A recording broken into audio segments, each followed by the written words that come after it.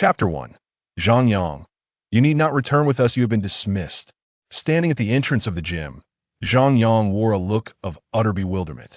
The team leader, Fang Yud, coldly uttered these words before turning on his heel and departing. Zhang Yang stood there, dazed as he watched his teammates board the team's bus with Fang Yud driving away. It took him a while to regain his senses. What the hell? Where am I? How have I become younger? Zhang Yang turned around, and in the glass reflection of the gym, he saw a youthful visage, his skin smooth and devoid of any wrinkles. Oh yeah. He clenched his fist and raised his arm in exhilaration, overwhelmed with excitement. He was certain, absolutely positive, that he had indeed been reborn, or perhaps time traveled back to his younger self. In his previous life, Zhang Yang was a basketball player with decent talent. Unfortunately, his foul temper and poor interpersonal skills meant he had not garnered significant attention from the team after several years of promotion from the youth squad to the first team. Then, during a training camp, he got into a fierce altercation with the team's star player. While he did manage to knock his opponent down with a powerful punch, this insignificant player was, of course, ruthlessly cast aside by the team. From that point on, although he briefly played a few games in lower leagues, an injury ultimately led to his abandonment. He then fell into despair, never managing to return to professional basketball. Subsequently, to make ends meet, he resorted to menial labor, such as carrying bricks on construction sites and delivering takeout, occasionally playing street basketball for a bit of extra cash. It wasn't until he fell gravely ill that he lay on a hospital bed, reluctantly taking his last breath. Who would have thought that right after he exhaled his final breath, he would inexplicably be reborn? Had he just been expelled from the team? Does that mean I am now 23 years old? As Zhang Yang reveled in his excitement, a clear voice suddenly echoed in his mind. Ding dong. The host has completed the initial KO mission. The Basketball King system has been activated.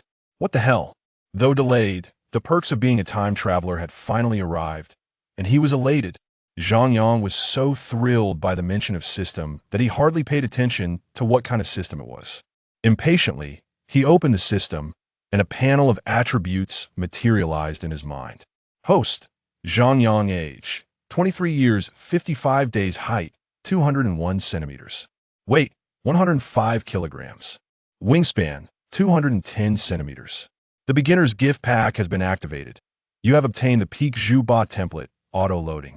Wait a moment, what the hell? Zhu Ba? Zhang Yang felt a rush of confusion. Wasn't Zhu Ba the very person he had just fought? Memories flooded back to him. Indeed, he was from the Dongguan basketball team, and it was Zhu Ba he had clashed with in his previous life. In 2004, Zhu Ba was already a cornerstone of the team, averaging over 20 points in the previous CBA season. With his remarkable three-point shooting skills, he had been selected for the national team, embarking on a journey that would last over a decade. It was precisely due to his outstanding performance that NBA teams took notice, sending scouts to observe him. This summer training camp was specifically organized by the team to showcase Zhu Ba to these scouts. As for Zhang Yang, due to his physical attributes being similar to Zhu Ba's, he had been brought in merely as a supporting player. Unexpectedly, Zhang Yang, who was 2 years older than Zhu Ba, had long harbored resentment towards the young prodigy.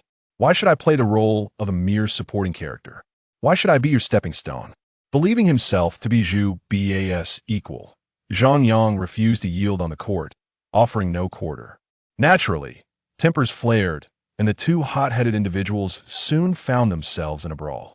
In a fit of rage, Zhang Yang landed a punch that knocked Zhu Ba to the ground, leaving him unable to rise. While Zhang Yang relished the satisfaction of that punch, he simultaneously obliterated his own future. The template has been fully loaded, and you have acquired Zhu Ba's skill. Beginner, three-point rain. The system's prompt jolted Zhang Yang back to reality. Am I destined to be at odds with Zhu Ba? Shaking his head, he recalled the immense shadow Zhu Ba had cast over him in his previous life. However, in this new life, he had unexpectedly turned misfortune into opportunity, acquiring Zhu Ba's abilities, and not just any abilities, but those of Zhu Ba at his peak. Zhang Yang delved deeper into the system, eager to discover the extent of Zhu Ba's prowess during his prime. Physical attributes. 1. Vertical jump static, 50. Note, average for NBA benchwarmers is 50, and the same applies below. 2. Vertical jump running, 55. 3. Straight line speed, 55. 4. Lateral movement speed, 55. 5. Upper body strength, 50. 6. Lower body strength, 50. 7. Stamina, 70. 8. Physical resilience, 70. What the hell? Is this the level of peak Zhu Ba? Isn't this just a glorified water cooler attendant? Are you kidding me? This system is utterly disappointing. After going through the trouble of being reborn, I start off with this? Zhang Yang pondered gloomily, realizing that indeed, Zhu Ba's capabilities were just about that. Otherwise, why hadn't he made it to the NBA in his previous life? It was simply because his hard skills were insufficient. In the CBA, he might reign supreme, but in the NBA, with this level, he would amount to nothing. Continuing his exploration, Zhang Yang moved on to his offensive attributes. 1. Ball handling, 50. 2. Passing skills, 50. 3. Passing vision, 50. 4. Drive to the rim, 55. 5. Layup, 55. 6. Dunk, 50. 7. Postup, 55. 8. Mid-range shooting, 70. 9. Jump shot, 70. 10. Open three-point shot, 85. 11. Off-dribble three-point shot, 70. 12. Free throw, 85. 13. Offensive rebound, 50. Zhang Yang sighed, faced with yet another slew of 50s. Fortunately, Zhu Ba's shooting ability was indeed commendable, particularly his open three-point shot. Otherwise, with all those 50s, NBA teams wouldn't even spare him a glance. Defensive attributes. 1. Defensive rebound, 50. 2. Block, 50. 3. Steal, 60. 4. Help defense, 65. 5. On-ball defense, 70. Having surveyed everything, Zhang Yang finally had a clear understanding. Even at his peak, Zhu Ba would only be considered an extremely ordinary 3-and-D player in the NBA. If luck favored him, he might secure a spot as a bench player on a weak team. If luck was against him, in a strong team, he would simply languish at the very end of the bench. Alas, a top player who could command respect in the CBA, when placed in the NBA, would merely exist at the most basic level. There was no denying that the level of basketball in China fell far short of that of the United States. I mean, seriously, why is your system so weak compared to others that allow them to dominate? Zhang Yang couldn't help but voice his frustrations. It's not that the system is weak, this is the king system, and it can become quite formidable with growth. It's just that you are currently too weak, your starting point is too low. A clear and melodious voice resonated in his mind. What the hell? Wait a minute, what king system? Zhang Yang was perplexed. Aren't I a basketball player? Why on earth are you giving me a boxing king system? Exactly. What's wrong with that? We are also a king-level system. It becomes quite impressive in the later stages. The system reiterated its own significance. Still, what the hell? Did you get the wrong person? You expect me to box on a basketball court? Zhang Yang was on the verge of a breakdown. Indeed, this is a growth-oriented system. Every time you KO an opponent, you can randomly acquire one of their skills. Are you saying that in order to grow, I must continuously KO my opponents? But we're playing basketball, not boxing. Yes, it is indeed basketball. For instance, in the recent match, you KO'd Zhu Ba, which granted you a skill, three-point range. This time, Zhang Yang was completely dumbfounded. Could this system be any more absurd? Are you telling me to box on the basketball court? Are the referees blind? Wouldn't the team management blacklist me? Ah, that part is up to you. You must find ways to stay on the basketball court. Good grief. Let alone the NBA or CBA, even in the lowest leagues, players aren't allowed to brawl recklessly. Zhang Yang slapped his forehead. He had finally managed to traverse time, only to encounter this utterly nonsensical system. Is there any other way for me to improve besides fighting? Of course. The system's response invigorated Zhang Yang. You could have mentioned that sooner. Quickly, tell me, what are the alternatives? Training, indeed. For instance, every 10,000 mid-range shots you take will grant you one mid-range attribute point. These attribute points may also be transferred to other attributes, though each transfer requires the expenditure of 1 point. For example, 2 mid-range attribute points can be converted into 1 strength attribute point. 10,000 mid-range shots just to gain a single attribute point? How many times must I shoot to max out my attributes? I say, system, could you not be a tad more generous? Just grant me a full set of attribute points, and let me create a fully leveled character to effortlessly face my opponents. Surely that would be delightful? I'm afraid not. This is not a tale of invincibility. I am here to aid your growth, not to make you a mere cheat. To have all your attribute points filled from the start would strip away the essence of your development. What meaning would such a life hold? I shall assist you in your journey, for the scenery along the path of growth is the most exquisite aspect of life. The system's words left Zhang Yang momentarily speechless. Well, you do have a point. I hadn't anticipated you to be such a morally upright system. Upon reflection, he thought, a bit of hardship is preferable to having no system assistance at all. Are there other methods to enhance my attributes? Relying solely on training would exhaust me, and the progress seems painfully slow. Certainly, participating in CBA-level official matches will grant you 0.2 attribute points for each victory. Competing in NBA regular season matches will yield 1 point per win. A victory in the NBA playoffs will bestow 2 points, while triumphing in international intercontinental competitions will also grant 2 points. Now that's promising. This troublesome system finally presents a reliable means of growth. However, the points awarded for domestic competitions are rather meager. Winning 5 matches only grants 1 point. It seems I'm being pushed towards the NBA, but how do I even enter the NBA, having lived a life of aimlessness in my past existence? What am I to do without connections? Zhang Yang stored away the system, prepared to hail a cab and return home to thoroughly examine it. Curse it! The team abandoned me without a second thought. It was merely a brawl, wasn't it? Zhu Ba engages in fights on the international stage with no one batting an eye. Why must my skirmish be treated as a grave offense? Ultimately, without backing or sufficient skill, being expelled is as simple as discarding a rag. With a sigh, Zhang Yang turned to leave. Hey, young man, please wait a moment. Suddenly, a voice called out in English from behind him. Zhang Yang halted, turning to see a middle-aged, chubby white man hurrying towards him. Is there something you need? Zhang Yang inquired, puzzled in English.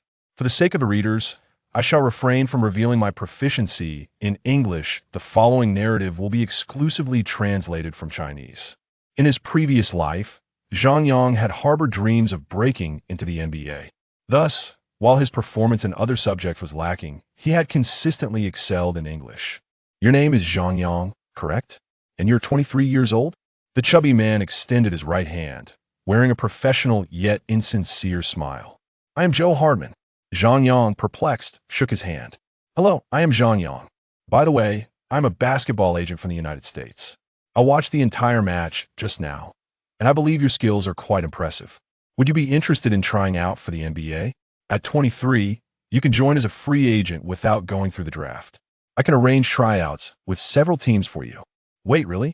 In my past life, after brawling, why was there no scout to invite me? An agent? You wish to sign me? Zhang Yang felt incredulous. Could this be an NPC sent by the system? Indeed, I observed your performance in the match. You did quite well. Your shooting was accurate, and your physical condition is decent. I believe that with a little more effort, you could establish yourself in the NBA. Wait, I was merely a supporting act for Zhu Ba. What did you see that was commendable? The more I look at you, the more you seem like a fraud. Even Zhu Ba, at his peak, might struggle to find his footing in the NBA. How could I, lacking the system's support, possibly succeed? Zhang Yang, while inwardly scoffing, inquired, Is that true?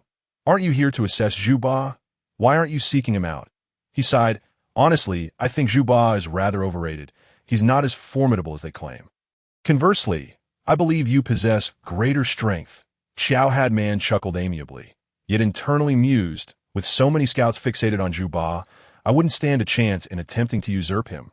Would I dare to divulge such blunt truths to you? He continued, By the way, I just had a scuffle. Aren't you worried I might be a troublemaker? Zhang Yang increasingly perceived his fellow as an NPC bestowed by the system. Haha, a mere fight is nothing. When has the NBA not seen a few brawls? Xiao Hadman laughed heartily, dismissing the matter entirely. All right, since you're unperturbed, I'll accompany you. Zhang Yang scrutinized the rotund individual before him, contemplated, and ultimately acquiesced. After all, he had no avenues leading to the NBA, so he might as well place his faith in this instance. Furthermore, with his physique and the combat prowess to potentially knock Zhu Ba out, he had little to fear about being duped into a predicament. Chow Hadman was overjoyed, exclaiming, "This is absolutely splendid." In truth, he was not a part of the basketball circuit and possessed merely the understanding of an average fan. Lacking any professional knowledge, he had observed how many Americans profited immensely following Yao Ming's entry into the NBA and, enviously, sought to try his luck in Longhua. Fortuitously, he knew an NBA scout and had shamelessly tagged along with them to Longhua. However, upon arrival, he discovered that several scouts were vying for Zhu Ba, leaving him utterly unable to even utter a word. Dejectedly exiting the arena, he spotted the very lad who had just tussled with Zhu Ba. Thinking, this guy dared to confront Zhu Ba and even managed to take him down. He must be a player of similar caliber. Since he had no prospects with Zhu Ba, he resolved to test his luck with this young and to his surprise, after only a brief exchange. The lad readily agreed. Delighted, Chow Hadman's chubby face broke into a myriad of smiles. "Let us exchange numbers. I'll draft a contract and meet you at your team shortly." "No need. I've been expelled from the team." Zhang Yang waved his hand nonchalantly. Having been reborn, the resentment from his previous abandonment by the team had mostly dissipated. "Expelled?" Chow Hadman exclaimed in astonishment. "So, you currently have no team?" "Indeed. That means you are without a contract." "Correct? That is one way to put it." In his past life, after being expelled from the Guangdong team, his records were swiftly sent back home, with a local sports bureau subsequently terminated his file. "So you are now a free agent, which simplifies matters for us?" "Yes, that is indeed the case." "Then let us head to sign a management contract. Once the visa is processed, we can fly directly to America." Chow Hadman was brimming with excitement. "Sure.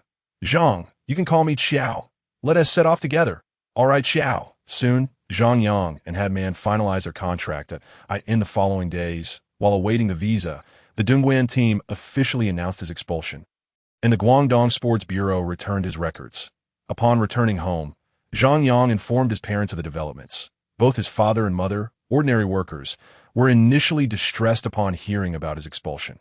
However, upon learning that an NBA scout had taken notice of him, their initial thrill quickly morphed into concern. "Mom and Dad, rest assured, my visa is almost through. It's definitely not a scam." Zhang Yang thumped his chest, projecting an air of confidence. "You haven't even made a name for yourself here. And suddenly you claim you're heading to the NBA. It's hard for us to believe." Zhang Yang's father frowned, incredulous. "Why not? This is our son's fortune. Who says that just because one has a team made a mark domestically, they can't play abroad?" Zhang Yang's mother ardently supported her son. "Mother, you are absolutely right. You are wise and perceptive." Zhang Yang seized the opportunity to flatter her. His mother beamed at her precious son, saying, "Son, as you venture to America alone, do take care of yourself. Don't worry, Mom. I'm no longer a child." Zhang Yang thought to himself, "With the combined age of my two lives nearing 60, would you believe it if I told you, regardless of how well I perform, I must prioritize my health and avoid injuries?" "Indeed. Rest assured." A few days later, the visa was successfully processed, and Zhang Yang boarded a plane to the other side of the globe alongside Hadman. "Chow, which team are we trying out for first?" "The Orlando Magic," Hadman replied, seated beside Zhang Yang on the plane. "Magic?" Zhang Yang began to sift through his memories from his previous life, contemplating who was on the team now. In 2004, that summer, the Magic had selected the Beast Dwight Howard with the first overall pick in the draft, initiating a reconstruction of the team around him. Additionally, during that summer's offseason, they had traded Tracy McGrady from the Rockets for Francis. Executing a 4-for-3 deal, the Magic sent McGrady, Tyronn Lue, Juwan Howard, and Reece Gaines to the Rockets in exchange for Francis, Cuttino Mobley, and Kevin Cato. Considering the current overall strength of the Magic, they were not particularly formidable within the NBA. However, the advantage of a weaker team is that bench players might have more opportunities to step onto the court. Hadman then shared some basic information about the Magic with Zhang Yang before dozing off. In truth, this novice agent had little understanding of the Magic and had only met their general manager, Otis Smith, a few times. With Hadman asleep, Zhang Yang, feeling idle, decided to engage with the system. There were still several hours to go on flight. Perfect for a thorough discussion with the system. Hey, system brother, I'm about to enter the NBA. Don't you have any rookie gift packs or system tasks for me? The system's voice soon echoed in his mind. Wasn't you provided with Zhu Ba's template at the outset? Isn't that the reward for knocking him out in one punch? Isn't that merely a reward? How can it count as a rookie gift pack? Well, does it not? Look, other systems typically grant a plethora of skills or various God-tier experience card upon initiation. Shouldn't you offer me something similar? That is simply not available. How can that be? I'm not greedy. Even 10 skills or 10 God-tier experience card would suffice. That truly does not exist. How can it not? Did you not claim to be a royal-level system? How can you lack even the most basic rookie gift pack? The system fell silent, seemingly malfunctioning. Don't just sit there in silence. How can you leave me hanging like this? How am I supposed to navigate the NBA and bring glory to you if you're so stingy? How will your readers perceive you? Zhang Yang unleashed a barrage of complaints, leaving the system utterly bewildered. Have the current host become this demanding? Hey, if you don't speak, I might just abandon you as my system. Reluctantly, Zhang Yang prepared to throw a tantrum. How about this? I have 4 God-tier cards. You can draw one. What 4 God-tier cards? Zhang Yang perked up immediately. Super 3-point shot, unbreakable mid-range shot, miraculous pass, and iron body. I comprehend the first 3. What is this last one? Iron body. Iron body grants you a physique of steel and iron, as long as you do not act recklessly on the court. You will not sustain injuries. Then I choose that one. Iron body, Zhang Yang exclaimed, nearly leaping from his seat. After suffering severe injuries in his previous life, he had permanently bid farewell to the basketball court. He understood all too well how vital a resilient body was for a professional athlete. It can be said that extraordinary 3-point shooting and elusive mid-range jumpers are achievable with diligent practice and the assistance of a robust system. Eventually, success is inevitable. However, without a resilient physique, even the most refined skills become futile if one cannot step onto the court due to injury. Well, fine. The system was at a loss for words. It intended for Zhang Yang to draw 1 card from 4 options, only to find that he immediately requested the iron body without a moment's hesitation. Ding dong, you have drawn the divine card for iron body. Would you like to use it immediately? With no other options. The system had no choice but to cheat and present the card directly. Use it immediately, Zhang Yang exclaimed eagerly. Ding dong, the divine card for iron body has been activated. You now possess the iron body. Zhang Yang felt a surge of electric energy coursing through him, and after a brief shudder, he was overwhelmed with strength. Upon checking the attributes panel, he was delighted to see that the resilience of his body was listed as maxed out. Fantastic! Upon closer inspection, both upper body strength and lower body strength had reached 100. This was understandable. Without extraordinary strength, how could one maintain an indomitable physique? Most injuries suffered by professional athletes ultimately stem from insufficient strength. Wow, incredible! Is this the only reward from the beginner's gift pack? Is there anything else? The system was left speechless. Are today's hosts so shameless, so insatiable? Come on, give me another 50 attribute points, will you? Zhang Yang chuckled, sensing an opportunity. 100 tribute points, 100 is too much. Only 50, or forget it, just 100 attribute points. If you grant me another 100, I promise not to bother you again, okay? Ding dong, you have received 100 free attribute points. The system sighed, considering it a small price to pay for a moment of peace. You are truly amazing, system. I adore you. After the excitement subsided, Zhang Yang began contemplating how to allocate these 100 attribute points. Whether in his previous life or as the peak Zhu Ba template, he was a quintessential 3D player, as the saying goes. A single skill can conquer the world. This holds true for basketball as well. Regardless of the setting, a top-tier 3D player is always highly sought after.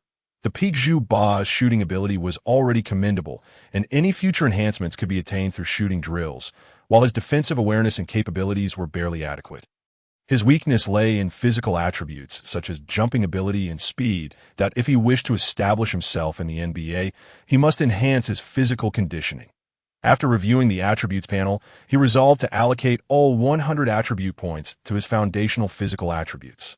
Both upper and lower body strength had already reached 100 due to the iron body enhancement. However, his stamina was only at 70, and to elevate his shooting attributes through training, he needed to boost his stamina. It is important to note that every 10,000 mid-range shots yields only one attribute point. Without stamina, how could he progress? With this in mind, Zhang Yang directly raised his stamina to 100 points. Haha, NBA, prepare to witness what a true training fanatic looks like. Damn, this speed is utterly lackluster. Wouldn't he be turned into a sieve on the court? He allocated the remaining 70 points to jumping ability and speed. The jumping ability also needed enhancement. If he were to be mocked for struggling to dunk in the NBA, that would be too embarrassing. After some contemplation, Zhang Yang made a firm decision, after diligently distributing the points. His vertical jump reached 70, his running jump hit 75, and both linear and lateral speed were set at 70. With the allocation of 100 attribute points complete, the attributes panel looked significantly more appealing. Haha, NBA, here I come. Zhang Yang was immediately filled with confidence about his future. The current general manager of the Magic is Westbrook, and the head coach is Johnny Davis, who has recently taken office. Once there, you shall heed my every command. Refrain from speaking out of turn. Sitting in the taxi, Hardiman continuously advised Zhang Yang. After disembarking from the plane, Hardiman called the general manager of the Magic. Following their arrangement, they headed straight to the Magic's training center. Throughout the journey, Hardiman, experiencing this for the first time, felt a wave of nervousness. Rest assured, I'm not a child. I know what to say and what not to say. Zhang Yang replied, overwhelmed by Hardiman's incessant chatter. Before long, a rookie player and a rookie agent arrived at the Magic's training center. Hello, Mr. Westbrook. This is the player I found in Dragon Country, named Zhang Yang. The rookie agent felt a twinge of nervousness. Hello, Mr. Westbrook. It is a great honor to have the opportunity to serve you. Zhang Yang politely smiled and extended his right hand. The young man is quite courteous and has a handsome appearance. Indeed, a good-looking player sells tickets. Westbrook's first impression of Zhang Yang was extremely favorable, and he reciprocated the handshake with a smile. Hello, Zhang Yang. I am very pleased to welcome you to our Magic team. He had long envied Houston's fortune, fantasizing about having a player from Dragon Country who could bring in substantial revenue for the team. After some casual exchanges, Westbrook inquired briefly about Zhang Yang's situation and then summoned someone. Introducing them to Zhang Yang, our head coach, Mr. Davis, is unavailable today due to personal matters. This is our assistant coach, Billy. Zhang Yang and Hardiman promptly greeted Billy, after which Westbrook said, Billy, please take Zhang Yang for some testing and arrange for him to participate in a scrimmage. Certainly, sir. Assistant coach Billy then led Zhang Yang to the testing facility. As it was the off-season and the team had few obligations, Westbrook decided to accompany them to observe the prowess of this young player from Dragon Country. Wingspan, 210 cm, vertical jump, 80 cm, running jump, 90 cm, 100-meter sprint, 11.2 seconds. These physical attributes, while not particularly outstanding in the NBA, were still commendable. As Billy conducted the tests, he murmured to himself, but when it came to the strength test, he was left utterly astonished. Oh my God, am I witnessing a monster? Gazing at Zhang Yang lying on the bench press, he gaped in disbelief. Zhang Yang's bench press strength reached an astonishing 200 kilograms, surpassing even the rookie LeBron James' strength stats. Westbrook was equally astounded. What had this young man from Dragon Country been consuming to achieve such strength? Meanwhile, Hardiman remained oblivious to the significance of this bench press result. Maintaining an expression of calm, Westbrook. This only reinforced his assumption that the agent was well informed about Zhang Yang's capabilities. Little did he know, Hardiman was entirely in the dark, feeling quite anxious after successfully bench pressing 5 times. Zhang Yang placed the barbell down and stood up effortlessly, patting his chest. Coach Billy, what shall we test next? Let's head to the court to evaluate your shooting. Billy, regaining his composure, led Zhang Yang toward the court. Westbrook, watching Zhang Yang's departing figure, couldn't help but mumble. His muscles don't seem particularly exaggerated. Could this be what they call innate talent? They soon arrived at the gym, where an assistant coach was energetically conducting an intra-squad scrimmage with a group of players. Zhang Yang understood that NBA teams consist of more than just the 15 players who compete in official games. There are also affiliated teams in the developmental league. Additionally, during the off-season, the team may recruit some newcomers to form temporary squads for summer leagues, potentially unearthing some talented players. The individuals currently engaged in the scrimmage were likely summer league participants. Billy paid them no mind and brought Zhang Yang to another court to begin testing his shooting skills. Following the instructions, Zhang Yang took a total of 50 mid-range shots from various positions, followed by 50 three-pointers. With no pressure during these shots, Zhang Yang, armed with 70 points in mid-range shooting and 85 points in spot-up shooting, achieved remarkable precision. Excellent. Your shooting ability is quite impressive. Billy's impression of the young man from the Dragon Kingdom continued to improve. The joy on Swibbert's face was becoming increasingly difficult to conceal. Fortune had smiled upon him, as this lad had opted out of this year's draft, leaving an unexpected opportunity for himself. Although Hardiman was not particularly versed in basketball, he had watched enough NBA games to recognize Zhang Yang's exceptional shooting skills, which brought him immense delight. Damn, those scouts must be blind. ISNT this player's shooting accuracy superior to that of someone named Zhu Ba. Thankfully, I didn't join you all in pursuing Zhu Ba. I've struck gold. How should I approach Swibbert about the contract negotiations? Ugh, what a headache. Thank you, coach. Should I get ready for a game now? Zhang Yang pointed to the other side of the court with a smile. Hey, Chris, this is Zhang Yang, a new trial player from the Dragon Kingdom. Please integrate him into the game. Billy called out to the assistant coach overseeing the session. Hello, Coach Chris. I am Zhang Yang, and it is an honor to have the opportunity to play for you. Zhang Yang quickly extended his right hand, his courteous demeanor instantly endearing him to Chris. Most of the players on the court were a rowdy bunch of muscular black athletes. This sudden appearance of a polite young man with yellow skin was indeed refreshing. Hello, Zhang Yang. What position do you play? Chris inquired with a smile as he shook Zhang Yang's hand. Small forward. Great. With that, Chris blew the whistle to halt the game. Mark Jones stepped down. Let Zhang Yang take your place. A disgruntled black forward, towering around 2 meters, reluctantly exited the court. Zhang Yang was slightly taken aback. Was the NBA trial this straightforward? The coach NT provided any instructions and simply tossed him into the fray? However, having been through life-esque trials before, his mental fortitude was far beyond that of his previous self at this age. Zhang Yang didn't even bother to change into a jersey. He flashed a smile at Chris and prepared to enter the game in his shorts and tank top. Hey, Levy, you got a kid from the Dragon Kingdom. This should be fun. Let me teach him a lesson and show him the prowess of our black players. I hope he doesn't end up crying on the court. Before Zhang Yang could step onto the court, the opposing team, consisting of 5 players, began to mock and jeer at him. Hardiman, still lost in thoughts of negotiating a lucrative contract with Swibbert, frowned and patted Zhang Yang on the back. Play well. Show them what you've got.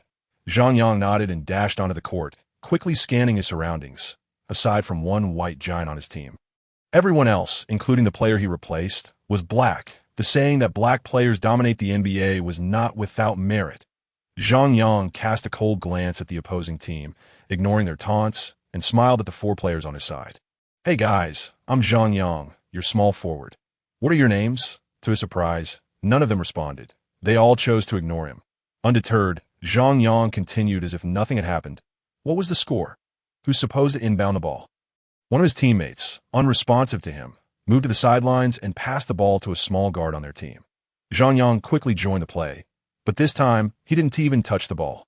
Following his team's center, who was the only white player, missing a shot, the opposing team secured the rebound. The game transitioned from offense to defense. The ball was passed to the small forward who was matched up against Zhang Yang. Hey, Dragon Kingdom kid, watch me obliterate you. Zhang Yang had been observing the game since the shooting drills and noted that most of these players were at best of the standard of ordinary CBA form players, likely only capable of playing in the NBA Development League, with perhaps 1 or 2 making it to the end of an NBA bench, merely serving as water boys.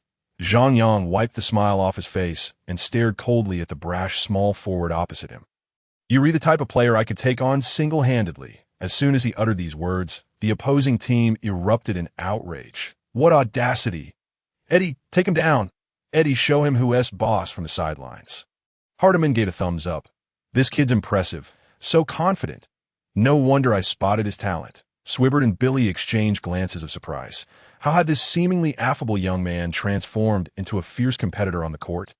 Eddie, the one who had been taunted, grew furious. "You've angered me, kid. Just wait and see how you fare. Stop talking nonsense. If I make you cry, don't blame me." Zhang Yang retorted defiantly. "Bullshit," Eddie shouted, feigning a drive to the basket. However, Zhang Yang stood firm, blocking his path with ease. Eddie pivoted, attempting to back him down. Bam! Bam!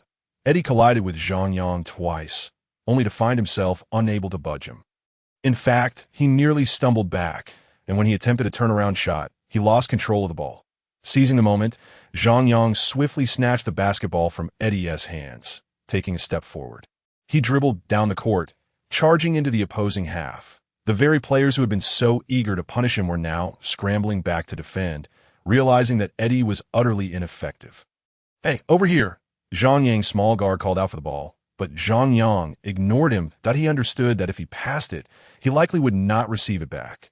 While his dribbling skills were only at a level suitable for an NBA waterboy, it was more than sufficient to handle this group of players who could barely compete in official NBA games in a flash. Zhang Yang dribbled past half court, glancing to assess the situation.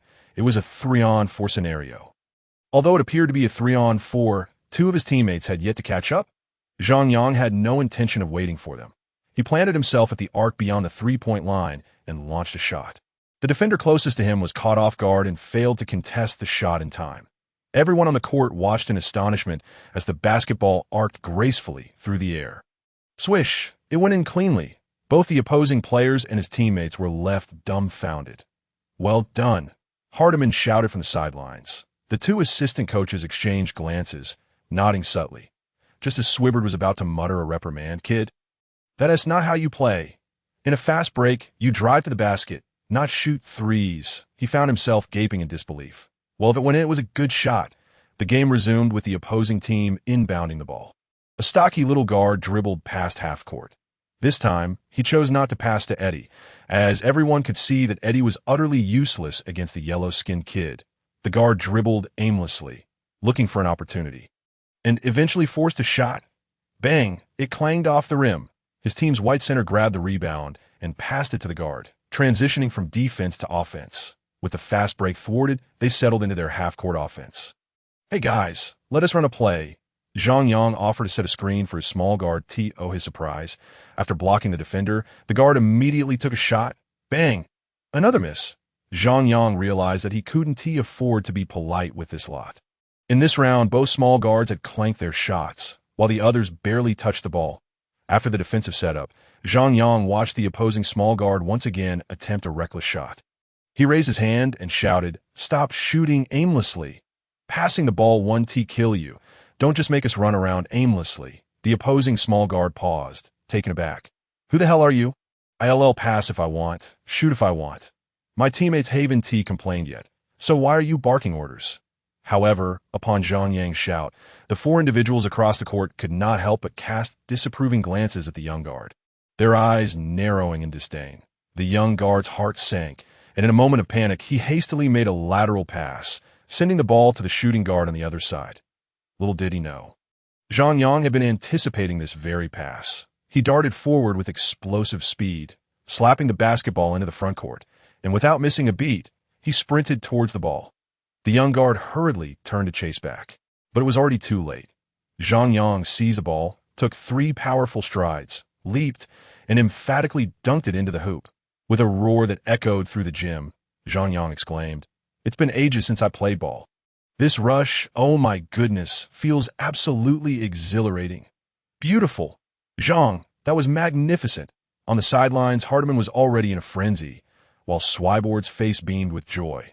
What a gem we've found.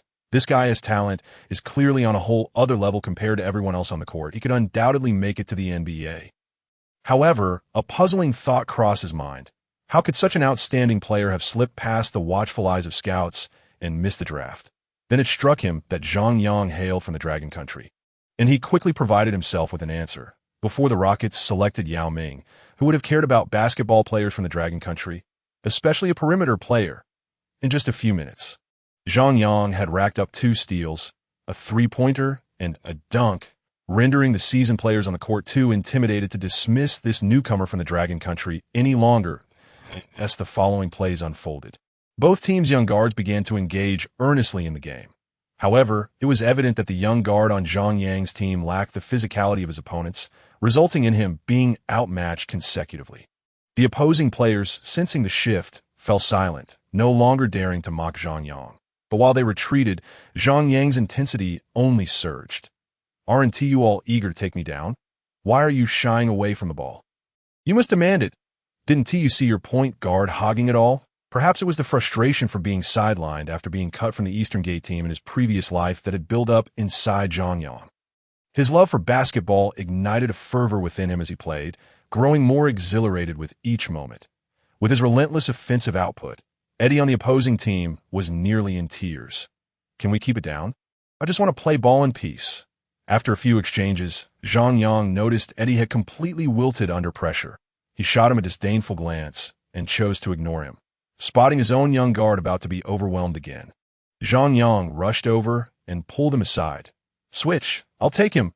The young guard hesitated for a moment, but quickly complied. Zhang Yang positioned himself in front of the opposing young guard and unleashed another barrage of taunts. "Hey, chubby boy, stop shooting recklessly. Show me what you've got by driving to the basket." The young guard seethed in anger. "Who the hell are you calling chubby? I'm Bill, all right? Just you wait. Today you'll learn what happens when the shoe gets angry." Enraged, the young guard executed a series of impressive crossovers, accelerating towards the hoop, that he chuckled inwardly. "Ha! All that bravado, yet I'll slip right past him." As he approached the basket, he spotted the imposing white center ready to block his shot. Just as he reached the free throw line, he halted abruptly, preparing for a jumper.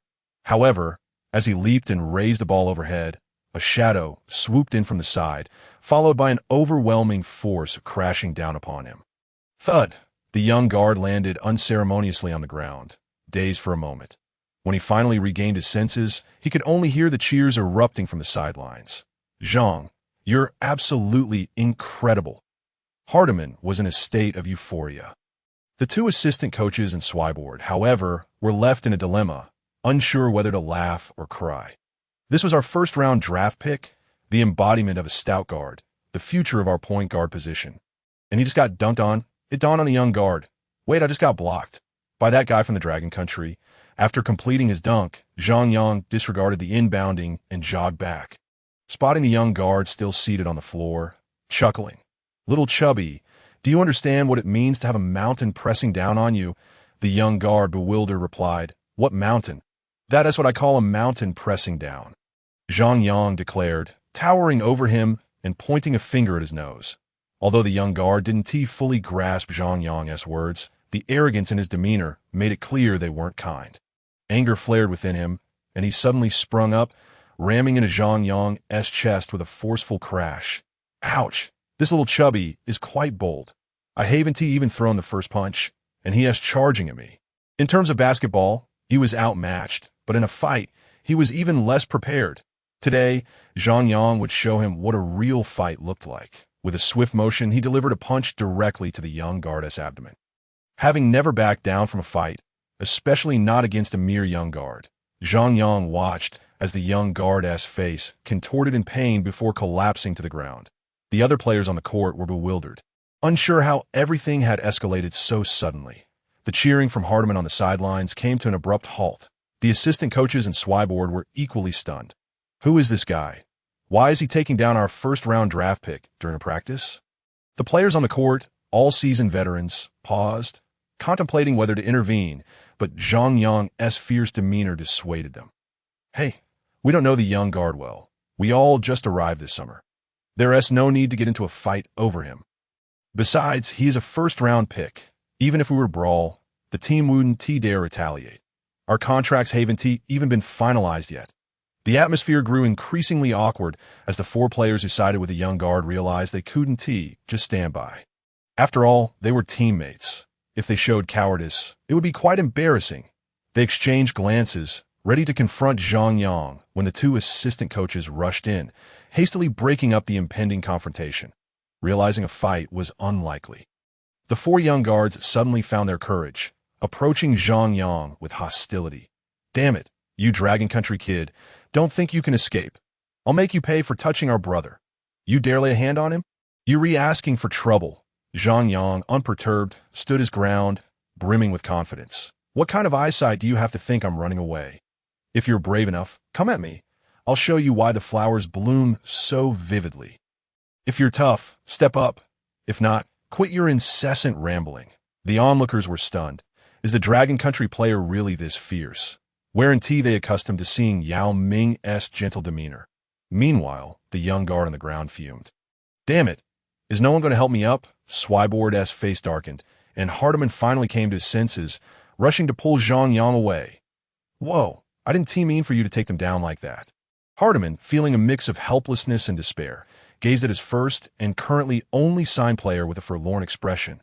Ding, you have KO'd Jameer Nelson and acquired his skill. Basic fadeaway jumper. Just as Zhang Yang was pulled from the court, the system's voice echoed in his mind. Jameer Nelson? Who is he? Isn't just an unknown player. How could he have a skill? Before Zhang Yang could ponder further, he noticed Swyboard's scowl darkening even more. Suddenly, he snapped back to reality. I'm sorry, my apologies. It's been a while since I played. I got a bit too excited. Realizing his mistake, Zhang Yang quickly offered his apologies to Swyboard. Come to my office, Swyboard said tersely, turning away. Hardiman swiftly guided Zhang Yang to catch up. Upon entering the office, Swyboard sat down heavily, his face etched with displeasure. Remaining silent for what felt like an eternity. Anxiously, Hardiman struggled to find the right words.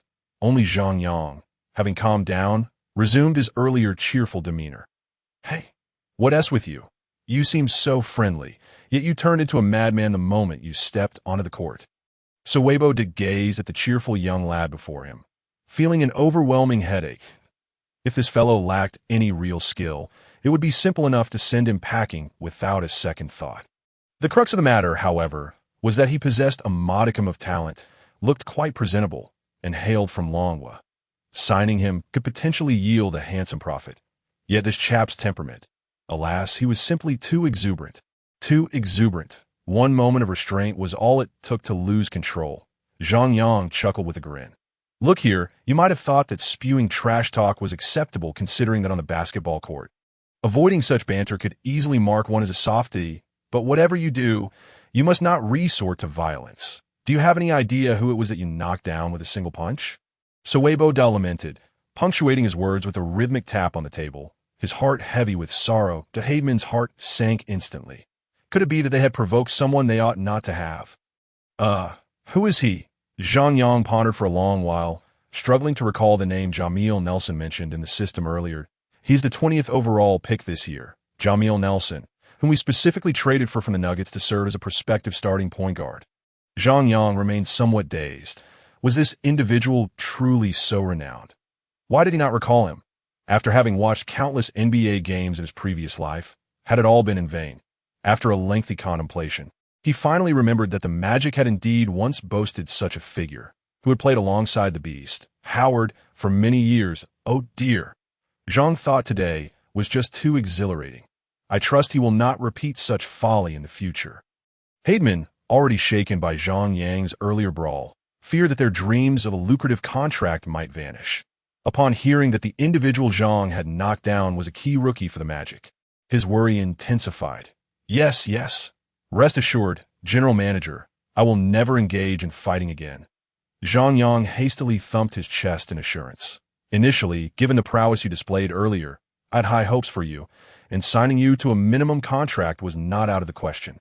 However, after witnessing that punch, it would be rather unreasonable for me to offer you a formal contract. You must understand that regardless of the team, fighting is treated with utmost seriousness. Today, you are merely here for a tryout. Had you been a regular player, you would certainly face several game suspensions, not to mention a deduction from your salary. Listening to Swyboard's grave tone, Haidman's shoulders drooped in defeat. Yet he heard Swyboard continue. Let us do this, Swyboard paused, then said, how about we sign a short-term contract? You will train with the team for a month and play 3 preseason games afterward. After that, we can assess the situation and decide accordingly. What do you think? Absolutely, of course. Haidman nearly leaped in excitement. He had initially feared that all hope was lost, but now Swyboard was willing to extend them another opportunity. Little did he know. Had Suebo did not intended to leverage Zhang Yang to tap into the longbow market, they would have been sent packing long ago. 3 games. Is that not a bit too few? Zhang Yang expressed his dissatisfaction. How much could be discerned from merely 3 games? Zhang. That is the way of the NBA. Many players with years of experience must also play 3 games upon joining a new team to be evaluated. Opportunities come gradually, so do not be impatient. Haidman quickly clarified, explaining that a player's skill must ultimately be assessed through gameplay, which was a relatively prudent method for NBA teams seeking talent. Generally, a player's capabilities could be gauged through 3 games. If a player's performance were subpar, the team would simply allow them to play 3 more games. Well, 3 it is. As long as I get the chance to play, I shall perform admirably. Zhang Yang, having regained his focus, promptly pledged, also encouraging himself in the process. Suebo nodded. Good. Though it is pre-season, excelling is no simple task. If you perform exceptionally well, we can discuss a formal contract thereafter. Excellent. Thank you, General Manager, for this opportunity. I shall strive to perform well and will not disappoint your expectations. Zhang Yang immediately rose, thumping his chest in affirmation. Very well. The preseason begins early next month. For this month, train diligently and refrain from any further altercations, Suebo stated with a serious expression. Rest assured, I shall not, Zhang Yang reiterated, thumping his chest once more in assurance. With the NBA having developed standardized contracts over the years, there was little left to discuss, and soon Zhang Yang affixed his signature to a short-term contract. Watching Zhang Yang sign, Haidman sighed in relief. Although it was not the grand contract they had hoped for, it marked a significant first step. If Zhang Yang could seize the opportunity in those 3 games and make a name for himself, a lucrative contract would not be far behind. Haidman's eyes seemed to gleam with visions of greenbacks. All right, come early tomorrow. You will train with those development league players from earlier. Do not be late, Suebo reiterated. Understood, Zhang Yang readily acknowledged, flashing a grin. By the way, General Manager, do regular players not come to train? Aside from the rookies, the regular players will not commence training until next week for the new season, Suebo replied with a smile. Why? Are you concerned about another brawl with those fellows today? Rest assured, as I promised, I will not engage in any fighting. Zhang Yang chuckled, but suddenly recalled someone. Isnt Dwight Howard, also a rookie this year. Why have I not seen him training? Suebo's lips twitched. He was this year's #1 overall pick? Oh. Zhang Yang closed his mouth in frustration, yet his heart simmered with discontent. What of it? Just because he was a #1 pick, did that make him special? Could a #1 pick avoid training? It was utterly infuriating to witness such disparities. Upon leaving the arena, Haidman found a nearby apartment with a suite, and the two settled in. This short contract amounted to a mere $30,000, with the first payment not arriving until mid-month. Thus, both rookies were currently rather cash-strapped, lacking the means to purchase a home right away. Typically, it was uncommon for players to reside with their agents. However, Haidman had no other players under his management and was solely tending to Zhang Yang. Worrying that the young lad might struggle to adjust alone in a foreign land, he decided to stay, as he had little else to occupy his time.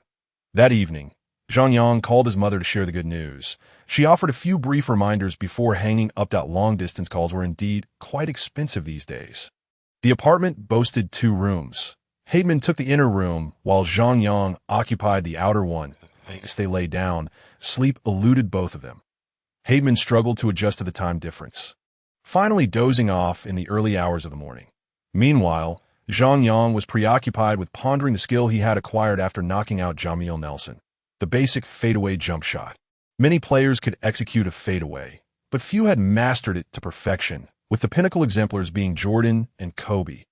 Zhang Yang contemplated how to enhance his skills, finding himself too excited to sleep. The following day, before dawn had even broken, Zhang Yang awoke after only a brief rest and could not return to slumber. "Joe, rise and shine," he declared, opting to get up and knock on the door of the inner room. Haidman, bleary-eyed, glanced at the clock. It was a mere 5 o'clock. "What on earth are you doing? We have barely slept 4 hours." Outside, Zhang Yang's voice grew louder. "It's the first day of training. I cannot afford to be late." Haidman was even more baffled. Training doesn't start until 9. The journey from the apartment to the arena is hardly long enough to worry about being late. Enough chatter, Get up. Zhang Yang resumed his vigorous knocking on the door. Haidman, speechless, reluctantly rose to be by the time they arrived at the arena. The security guard was still dozing at the entrance, roused only by their knocking. Upon seeing the newly arrived players, he was equally puzzled. Do all of you from Longwa train this diligently? Arriving so early for practice? Zhang Yang grinned widely. We have an old saying in Longwa. The early bird catches the worm. Quite reasonable. The security guard opened the door and gave a thumbs up. Once inside the gymnasium, he paid them no further heed and returned to his slumber. Zhang Yang had been unable to sleep the previous night, consumed by thoughts of training. He resolved that in addition to the daily team practices, he would undertake an extra 5,000 shooting exercises every day. With his physical attributes maxed out at 100, what was there to fear about fatigue? It was worth noting that his frustrating system only allowed for a single attribute point increase every 10,000 shots. The team's regular training lasted 6 hours, commencing at 9 in the morning and concluding at 3 in the afternoon, that he planned to supplement this with an additional 6 hours of practice. Alternating between mid-range, free throws, and 3 dash pointers that I in the gym, apart from himself and Hadman, there was an almost serene silence as Zhang Yang eagerly began his shooting drills. However, this proved to be a burden for Hadman. The white chubby fellow, who had not slept well the night before and now had to retrieve the balls for Zhang Yang. With his morning grumpiness still lingering, Hadman grumbled as he picked up the balls. This is my cash cow, my green cash tree. Damn it, if it weren't for that cash tree, who the hell would serve this esteemed gentleman? Zhang Yang shot and laughed, finding humor in the situation. As the clock approached 8, more people began to arrive, prompting Zhang Yang to send Hadman to fetch a few hamburgers. Hey Zhang, I'm Mario Kazan. You're here, quite early. A tall figure approached, greeting Zhang Yang in somewhat halting English.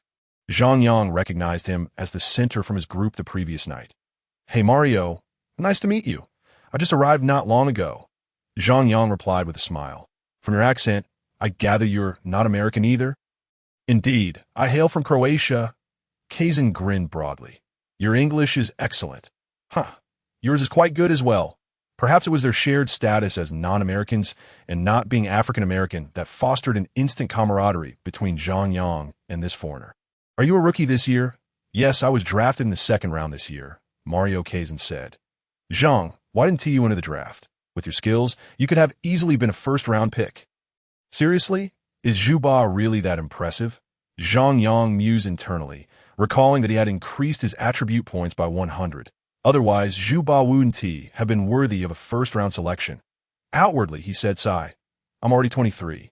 Past the age for the draft. Besides, whether or not I participated is irrelevant. That my focus is on honing my skills and establishing myself in the NBA. That's what truly matters. Kazan immediately gave him a thumbs up. You're absolutely right. I'll come early tomorrow to practice with you. Sounds good. Zhang Yang chuckled. After finishing the hamburgers Hadman had bought, most of the previous night's crew had arrived.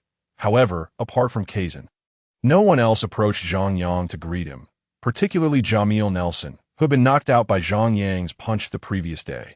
The chubby fellow glared at Zhang Yang with fire in his eyes.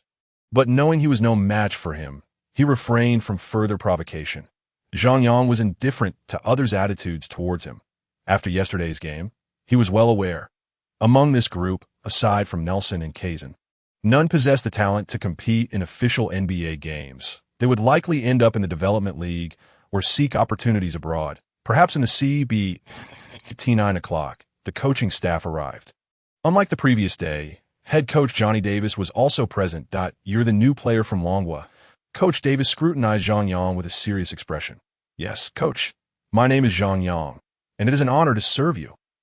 Zhang Yang beamed, hoping to leave a positive impression on the head coach. However, Coach Davis's demeanor darkened as he admonished. Remember, I won't tolerate any troublemakers on my team. If you dare to fight again, ULL go back to where you came from. Zhang Yang was taken aback. What did I do to provoke this old man? He turned around only to feel a surge of anger as he witnessed Coach Davis warmly inquiring of Jamil Nelson. Jamil, how are you feeling? Do you need a few days off?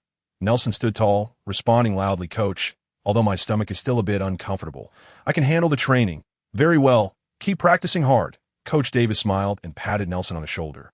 Upon noticing Zhang Yang looking his way, Nelson strutted with a smug expression. Damn, this dark-skinned old guy can't be this kid's godfather, can he? Zhang Yang cursed inwardly, realizing that his time in the team might not be easy. Yet, he was unperturbed. With his current skills, if he couldn't be a starter in the NBA, being a substitute was more than sufficient. Plus, with the expansive market from Longwa backing him, he had little to fear. If I'm not welcome here, there are other places that will embrace me. The morning training comprised basic drills focused on conditioning and shooting, and everything went smoothly. Coach Davis didn't linger for long.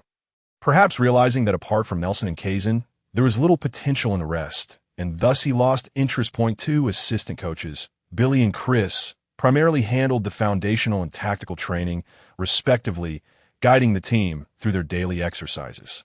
After a brief break at noon, the afternoon session focused on scrimmaging and tactical drills. Following Zhang Yang's display of prowess the previous day, no one dared to provoke him today.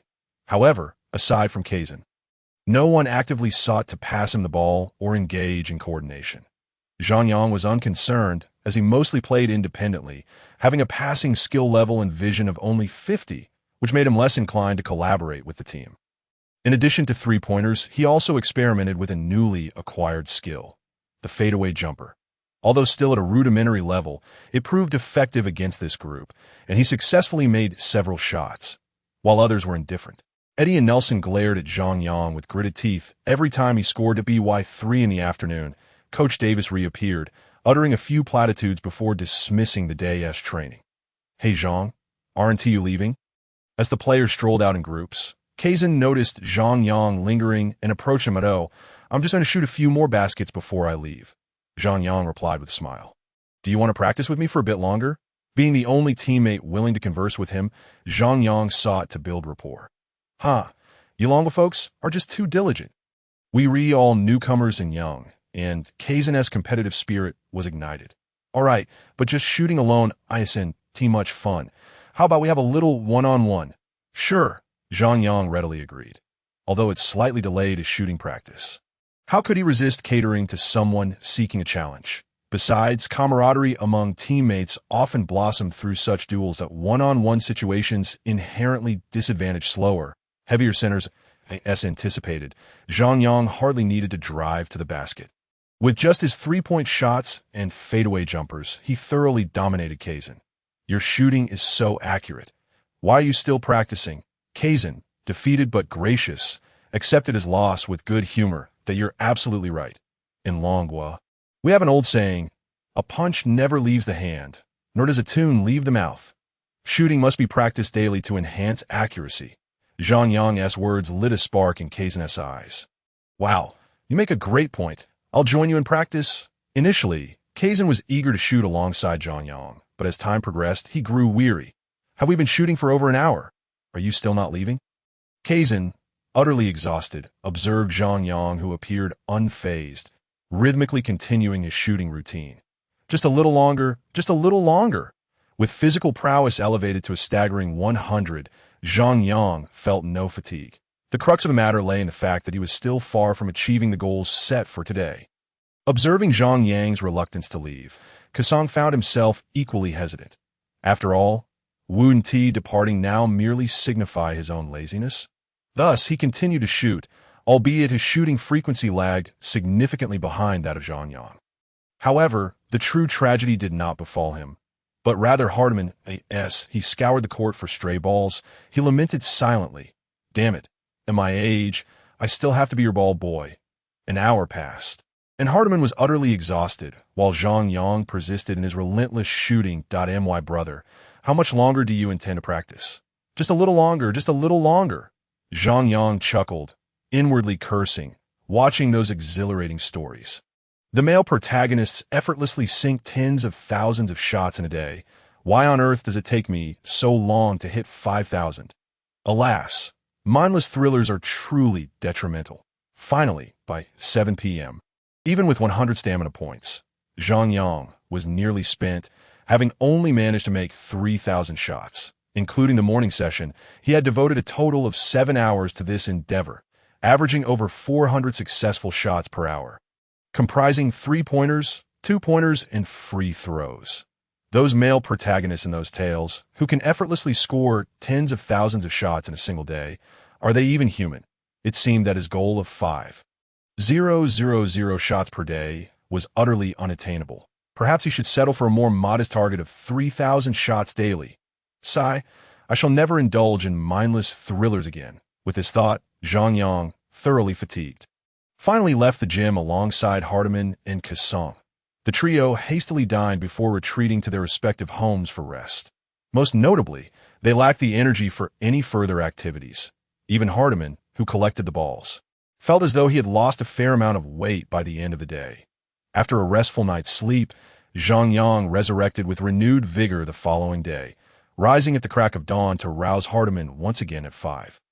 The gym security guard, startled to find the young lad from Dragon Country arriving so early, exclaimed, "Hey, waking up this early, does your sleep ensure your daytime vitality?" The guard, roused from his dreams, lamented, "We have an old saying in Dragon Country.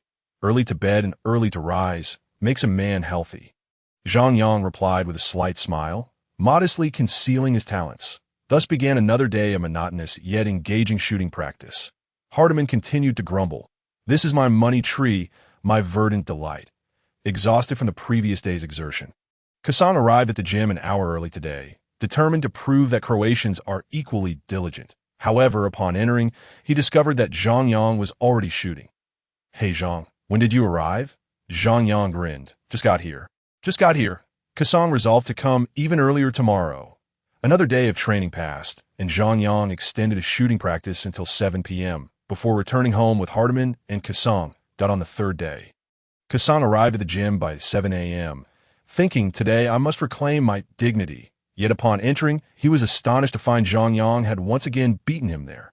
"Hey Zhang, when did you come?" Zhang Yang chuckled. Just got here. Kassan's frustration boiled over. "Tomorrow I'll arrive at 6 a.m. I refuse to be outdone." On the fourth day, Kassan was nearly in tears. "Hey Zhang, what time do you come to the gym?" Zhang Yang simply replied with a grin. Just got here. Kassan exclaimed, "Brother, do you not need sleep? I'll be here at 5 a.m. tomorrow. I won T let you win." He sighed, resigning himself to rest, concluding that he, being a normal person, could not compete with such a beast. Another day of routine training concluded, and Kassan, now devoid of the spirit to compete with Zhang Yang's diligence, shot hoops for an hour before voluntarily becoming Zhang Yang's ball boy. With 2 ball boys assisting him, Zhang Yang's shooting pace quickened, completing 3,000 shots by 6:30 p.m. Before long, a week had passed, and the official training for the new season was about to commence. On this day, Zhang Yang arrived at the gym as usual around 5 a.m. to begin his shooting practice, while Kassan showed up at 7:30. Other players began to trickle in. As Zhang Yang had anticipated, the group that had trained together in the preceding days, except for Jamil Nelson and Mario Kasang, had not returned. "Hey, Dragon Country kid, I heard you knocked Jamil down on your first day?" While shooting, Zhang Yang turned to see none other than the beast himself. "Yes, that's me." "What is your name?" Zhang Yang feigned ignorance. "Hey kid, remember this. I'm this year's draft pick, Dwight Howard." Howard boasted with an air of superiority. "What with that attitude? Is this how the first pick speaks?" Observing the pudgy Nelson following Howard, Zhang Yang quickly realized, this is merely a little brother seeking protection from his big brother. "Oh, so you are this year's top pick?" Zhang Yang smirked, cracking his knuckles that being a top pick that impressive. "Care to settle this with a fist fight and see whose punches are stronger?" Kasang stood dumbfounded, awestruck by Zhang Yang's audacity to challenge the first pick. Howard, too, was taken aback. "I came here just to assert my dominance and support my little brother, who knew it would lead to a brawl on the first day of training." "Are you a tiger? Are you a beast?" As Zhang Yang cracked his knuckles, eager for a challenge, Howard immediately backed down. "Are you sure you're here to play basketball? You must have wandered into the wrong gym. The boxing ring is next door." Just as Howard contemplated how to assert himself without appearing cowardly, a voice interrupted. "Hey, what are you 4 rookies doing? Hurry over here." Zhang Yang turned to see Francis approaching. Howard felt as if a weight had been lifted off his shoulders. "Hey, the boss is here. We're on our way." With that, he scurried off. Nelson, quick to follow suit, turned and fled without a word. Now it was Zhang Yang's turn to be bewildered. Is that really the first pick? He didn't even dare to let out a peep before bolting, And he dares to call himself the Beast? No wonder he gets beaten by Yao every day. Hey, you are the new Dragon Country kid. Yao's brother? As Kasong and Zhang Yang approached, Francis spoke up. Zhang Yang's eyes lit up, and he extended his right hand, smiling, "Hello, Francis." "Yes, I'm Zhang Yang, Yao's brother." In truth, he was merely an unknown player. Hardly acquainted with the illustrious Yao, but he merely echoed Francis's words, as it was commonly believed among foreigners that the few Chinese players in the NBA must know one another. Francis smiled and shook Zhang Yang's hand.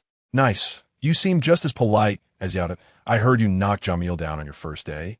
Nelson, with his pitiful eyes, feigned sorrow nearby. "Polite?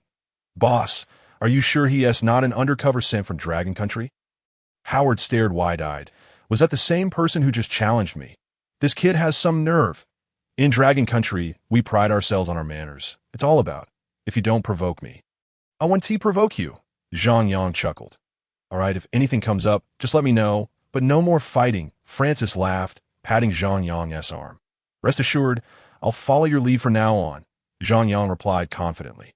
"Haha, come, let me introduce you to our teammates," Francis chuckled, leading Zhang Yang toward the veteran players. This summer, the Magic had executed a major trade, sending their former star, McGrady, to Houston in exchange for the Rockets' leader. Francis, along with this trade came old Cuttino Mobley and Kevin Cato. Old Mobley had been Francis's best backcourt partner throughout his career and had a good rapport with Yao during their time in Houston. Kevin Cato was also well known, having previously been the starting center for Yao's team in Houston. Particularly striking was the moment when the rookie Yao Ming was asked to tie his shoes. A scene that has left an indelible impression on many Chinese basketball fans. Furthermore, the Magic acquired power forward Tony Batty from the Cavaliers and signed the Turkish small forward Haidoti Arkeoğlu, who was a free agent. Tony Batty, the 5th overall pick in the 1997 draft, has not lived up to the expectations that accompany such a high selection, displaying rather mediocre performances across the board. As a fellow power forward, he is hardly worthy of serving as the shoe shiner for that year's #1 pick, Tim Duncan. Arkeoğlu would later become the soul of the Magic during their 1-star and 4-shooters era, epitomizing the role of a playmaking forward. The veterans remaining on the team include small forward Grant Hill and power forward Pat Garrity. Grant Hill, once dubbed the heir apparent to Michael Jordan, unfortunately transformed into a symbol of fragility upon joining the Magic. However, when healthy, he still possesses considerable talent. Pat Garrity, a white sharpshooter, stands tall as a power forward, yet in this era dominated by interior play. He is similarly overlooked. Alongside these players, the roster also includes the formidable Dwight Howard and Jameer Nelson, making up the core rotation of the Magic in 2004. Zhang Yang observed these players, developing a sense of their capabilities. They are neither overwhelmingly strong nor undeniably weak, that if they were all at their peak performance, their collective strength would indeed be commendable. Regrettably, the current versions of Howard and Nelson are still in their infancy. While Arkeoğlu has yet to reach his prime. As for Hill, even if he could muster 70 to 80% of his former prowess, it would be a significant boon for the Magic. Only Francis and Mobley can be considered in their prime, forming a backcourt duo that, while not dominating the Eastern Conference, is still a formidable combination. Given their current roster, they would undoubtedly struggle to reach the playoffs in the fiercely competitive Western Conference. But they still harbor a strong chance in the relatively weaker East. Nevertheless, Zhang Yang recalled that this year's Magic seemingly failed to qualify for the playoffs, leaving him puzzled. It wasn't until head coach Johnny Davis had led them through several days of practice that Zhang Yang began to comprehend the reason behind their struggles. From Francis, he learned that this rather unassuming coach had once won an NBA championship with the Trail Blazers during his playing days.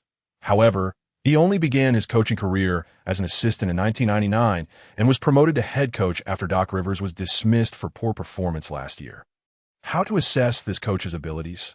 Zhang Yang felt that his mind was a jumbled mess, utterly lacking in substance, and he was even less effective than Rivers. At least Rivers was capable of delivering some motivational speeches, while Davis seemed to excel only in indulging his 2-star players Francis and Howard, his perceived okay combination. Yet, despite being at his peak, Francis's individual skills, while commendable, could hardly compare to the likes of Kobe Bryant or Tracy McGrady. Not to mention, the young Howard, despite his remarkable jumping ability, lacked any other significant skills, struggling even to capitalize on inside scoring opportunities. Moreover, Johnny Davis appeared incapable of developing young talent, teaching them neither tactical nor technical skills. Zhang Yang even speculated whether Howard's lack of technical prowess was a result of Davis's misguided coaching. Davis's strategies seemed devoid of any distinctiveness, merely revolving around allowing Francis and Mobley to engage in isolation plays while incorporating basic pick-and-roll tactics. At times, Zhang Yang questioned how Davis had managed to ascend to the role of head coach. Was it due to some unseen backing, or had general manager Otis Smith simply lost his sense of judgment? Training alongside this group had at least one advantage. Under the protection of Francis, the former star, Zhang Yang found himself less susceptible to bullying within the team. Of course, the classic NBA initiation rituals where veterans play pranks on rookies still persisted, such as asking Zhang Yang to fetch shoes or carry bags. As long as they weren't malicious, Zhang Yang didn't mind complying. Consequently, he managed to find his place among these players, earning opportunities to handle the ball during scrimmages. His three-point shooting and one-on-one defense garnered the respect of the veterans, while his rudimentary fadeaway jumper was merely average, serviceable, yet hardly exceptional on the NBA stage. One aspect Zhang Yang appreciated was the sheer laziness of these players. Beyond the 6 hours of daily team practice, few engaged in additional training. As a result, once practice concluded, the gym was virtually his alone. Well, there was also Mario Kasun, but he could only muster an extra 2 hours of practice each day before his stamina waned. Although it was nice to have uninterrupted shooting practice, relying on these lazy individuals cast out on the team's prospects for the upcoming season. Zhang Yang recalled the system, stating that each victory in a regular season NBA game would grant him 1 attribute point, while a playoff one would yield 2. Over the course of season, the disparity in attribute points between a strong team and a weak one could be as much as 20 to 30.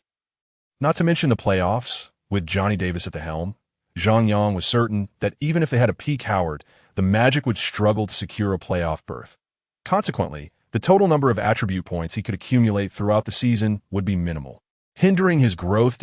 As he pondered these thoughts, Zhang Yang recognized that he might be overthinking things. His primary focus should be on performing well in the preseason to secure a formal contract. Time swiftly passed, and October arrived, heralding the commencement of the NBA preseason. On October 12, the eagerly awaited first preseason game for the Magic finally arrived.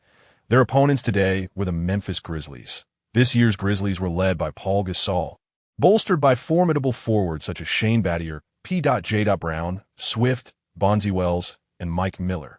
Notably, the renowned white chocolate Jason Williams was also part of the Grizzlies roster in the first quarter, clad in the number 38 jersey. Zhang Yang sat on the bench, watching as the Grizzlies dominated the Magic. His mood soured. He couldn't help but wonder if the team had intentionally assigned him such an unfortunate jersey number. As a rookie with no reputation or standing, he had virtually no rights. Merely donning a uniform felt like a privilege. Despite the Grizzlies' backcourt being outplayed by Francis and Mobley, Gasol was utterly overpowering the young Howard in the paint. Additionally, Battier, Posey, and Wells were effectively stifling TRKO Lue and Hill.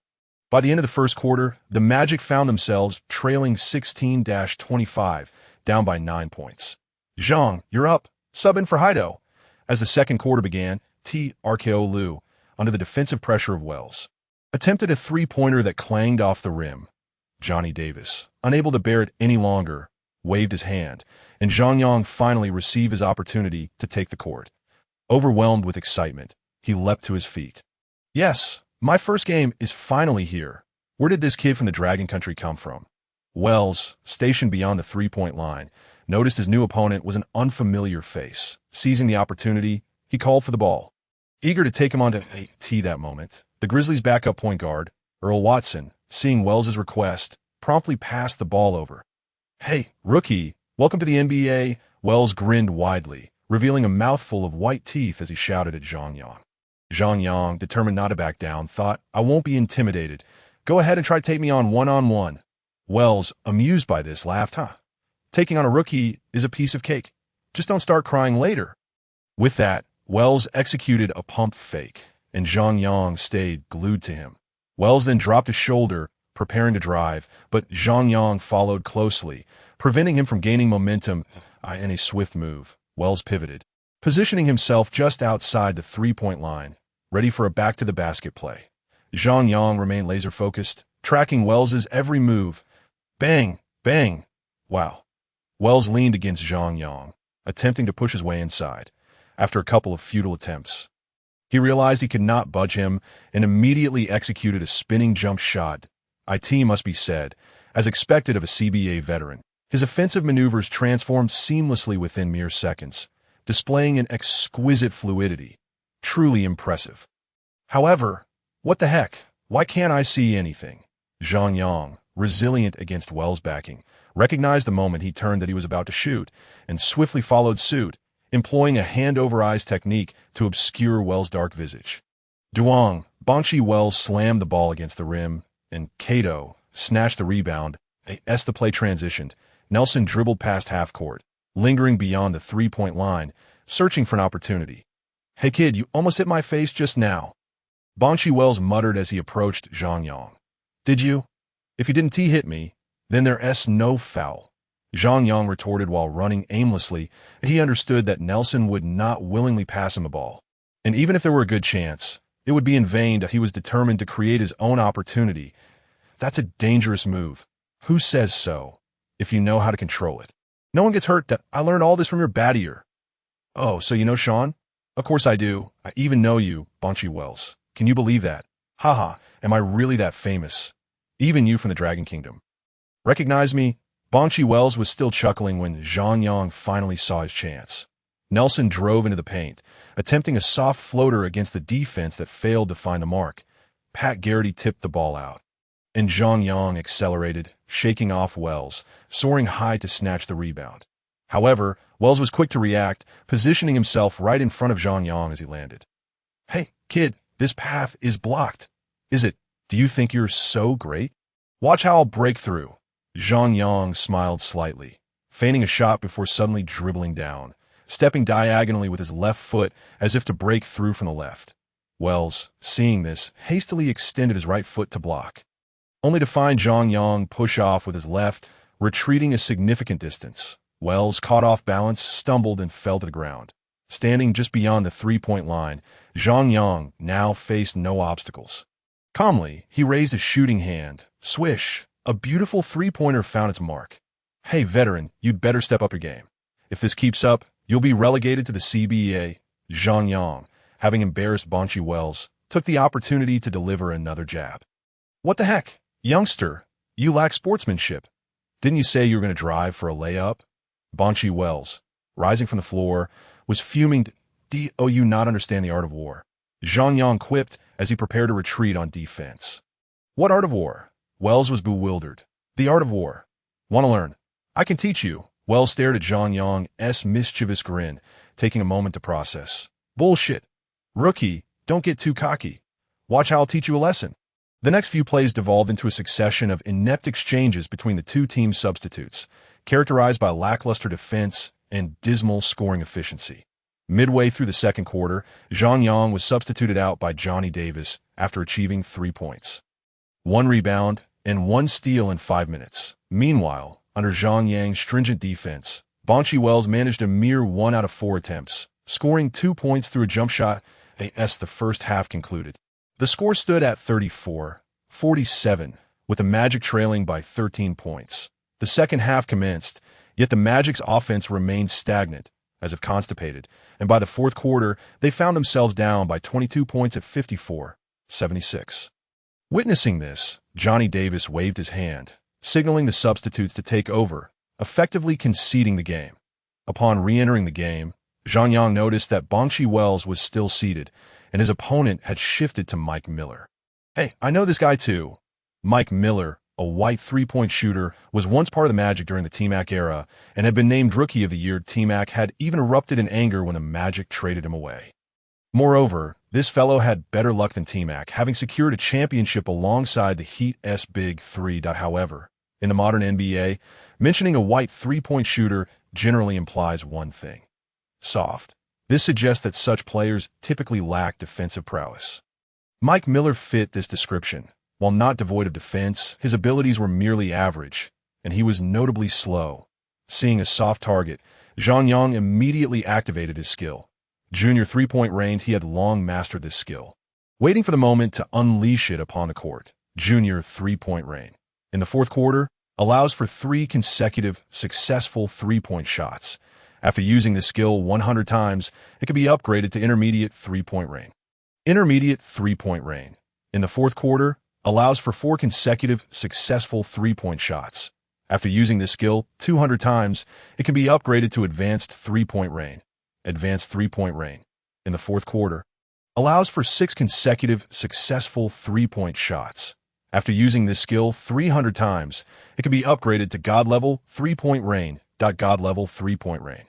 In the fourth quarter, allows for 9 consecutive successful three-point shots. Note, this skill can only be used once per game.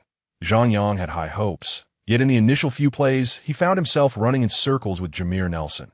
Under his defense, Mike Miller managed to hit 1 out of 2 attempts. Scoring a 3-pointer. It must be acknowledged that as an established NBA shooter, Mike Miller was tall, and although his release was not particularly quick, it was remarkably steady. This was not a viable strategy. Unable to secure the ball, Zhang Yang realized he needed to shift tactics, proactively moving to set a screen for Jameer Nelson. "Hey, Jameer, let me set a screen for you." Nelson, swaying left and right, deliberating on his direction of attack, saw Zhang Yang rush in, solidly blocking Earl Watson, the defender in front of him. "What the heck is this guy trying to help me?" Nelson had no time to ponder, quickly slipping past Zhang Yang and driving into the lane.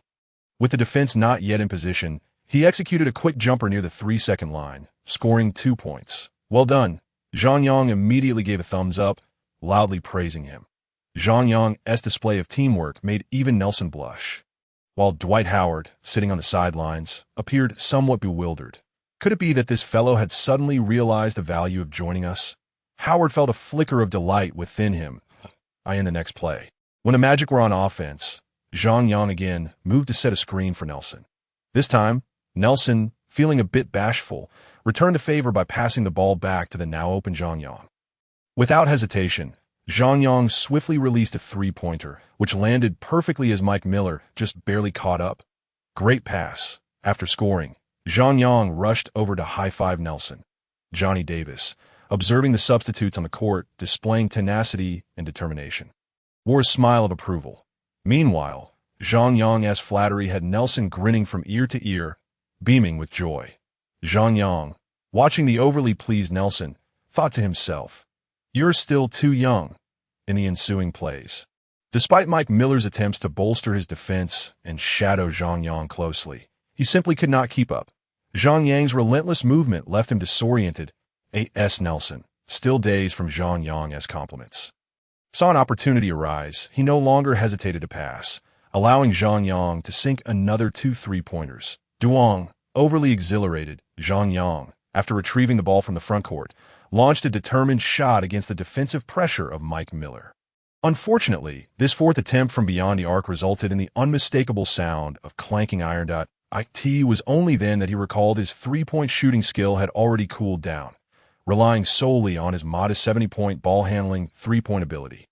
His shooting percentage under defensive duress was far from impressive. Soon, the fourth quarter concluded. Although the Magic ultimately succumbed to a score of 80-92, they managed to claw back 10 points, thanks to the relentless efforts of the bench players, rendering the defeat less humiliating. During the fourth quarter, Zhang Yang amassed 9 points, secured 1 rebound, and recorded 2 steals in total, within 17 minutes of play. He achieved an impressive 4 out of 5 from three-point range, accumulating 12 points, 2 rebounds, and 3 steals, marking him as the standout performer among the substitutes. Well played, Zhang. Upon exiting the court, Francis gave Zhang Yang an encouraging pat on the backside. Mediocre, third in the world, Zhang Yang chuckled. Hey, third in the world. Aren't you from Dragon Country supposed to be quite humble? Francis laughed in response, clearly oblivious to the nuances of Dragon Country humor, saying mediocre still isn't humble enough. Despite not achieving the astonishing performance he had envisioned, Zhang Yang's spirits remained high. He also discerned that among his teammates, no one seemed overly concerned about the outcome of this preseason game. Hey Mario, well done. Zhang Yang proactively approached Mario Kassan, offering a fist bump I end this match. Mario Kassan had limited playing time, only 10 minutes, during which he scored 4 points and grabbed 3 rebounds, showcasing commendable performance given the constraints. Hey brother, you performed even better. Your 3-point shooting was spot on. Kassan generously praised Zhang Yang. After the game, Johnny Davis made a few brief comments, and the players dispersed, each returning home. Zhang, your performance today was outstanding. You completely outplayed Mike Miller. Upon exiting the arena, Joe Hardiman approached Zhang Yang, showering him with praise that, in his view, Zhang Yang's display had undoubtedly impressed the Magic's management, if he could maintain such performance across 3 games. A lucrative contract would surely be on the horizon. Securing a major contract with the Magic could also lead to substantial endorsements from advertisers in Dragon Country. This is all green cash flow. Hardiman chuckled, seemingly envisioning his future success as an agent, basking in NBA fame and fortune. All right, stop grinning like a fool. This is just the beginning. Just wait and see. I'll score 20 points in the next game. Zhang Yang confidently slapped Hardiman on the shoulder. I have faith in you. Hardiman resumed his gleeful demeanor. The following day, the Orlando Magic continued their campaign, facing off against the formidable Indiana Pacers. The Pacers have been a powerhouse in the Eastern Conference in recent years, boasting several renowned players. Among them was the legendary clutch performer, Reggie Miller, famed for his Miller time, where he scored 8 points in 8.9 seconds, before Tracy McGrady's 13 points in 35 seconds. This was arguably the most electrifying clutch moment in basketball history. Additionally, there was Jermaine O'Neal in his prime, undoubtedly one of the finest power forwards in the East. Unlike the West, where elite forwards like Duncan, Garnett, Nowitzki, and Webber fiercely competed, O'Neal stood almost alone in the Eastern Conference. Furthermore, the Pacers featured the two-way small forward, the illustrious Ron Artest, who later had standout performances with the Lakers and Rockets, yet his career peak undoubtedly occurred during his years with the Pacers. Beyond these 3 core players, the Pacers also had the versatile Steven Jackson, known as Warrior Saint, the not be misled by his moniker. He was not merely a brawler, but possessed a well-rounded skill set, excelling in individual defense and proving to be a balanced, near all-star caliber player. Additionally, the Pacers' point guard, Jamal Tinsley, had been exceptionally formidable in recent years. Although his scoring prowess did not rival Francis, he was not lacking in any other aspect. On paper, the Magic appeared to be no match for the Pacers as the game commenced. Zhang Yang's predictions materialized as the Magic suffered an even worse defeat than the previous day. Sitting on the bench, he watched O'Neal showcase an array of footwork and skills against Howard, repeatedly dominating the Magic's interior. Even the young Superman Howard would find himself overwhelmed, let alone during his formative years, before the first quarter concluded. Howard, visibly flustered, was substituted by Johnny Davis. Observing Howard's disheveled appearance, Zhang Yang speculated whether O'Neal might have inflicted psychological trauma on him. Lacking interior support, the Magic relied solely on Francis and Mobley's sporadic efforts. Trailing by 13 points at 15-28 by the end of the first quarter, a dismal display. Though it was only the preseason, such a significant deficit was hardly a source of pride. Having performed well in the previous game, Johnny Davis brought Zhang Yang into the fray early this time. The Magic's lineup transformed to point guard Francis, shooting guard Mobley, small forward Zhang Yang, power forward Cato, and center Tony Batty point 3 former Houston teammates, complemented by Zhang Yang's 3-point shooting and Batty's rim protection capabilities. Opposing them, the Pacers fielded Artest alongside 4 reserves, point guard Eddie Gill, shooting guard Fred Jones, power forward Scott Pollard, and center David Harrison. Zhang Yang glanced at the court, noting, hey, aside from Artest, none of them can play. They were all nobodies, if not now. When should he pursue the score?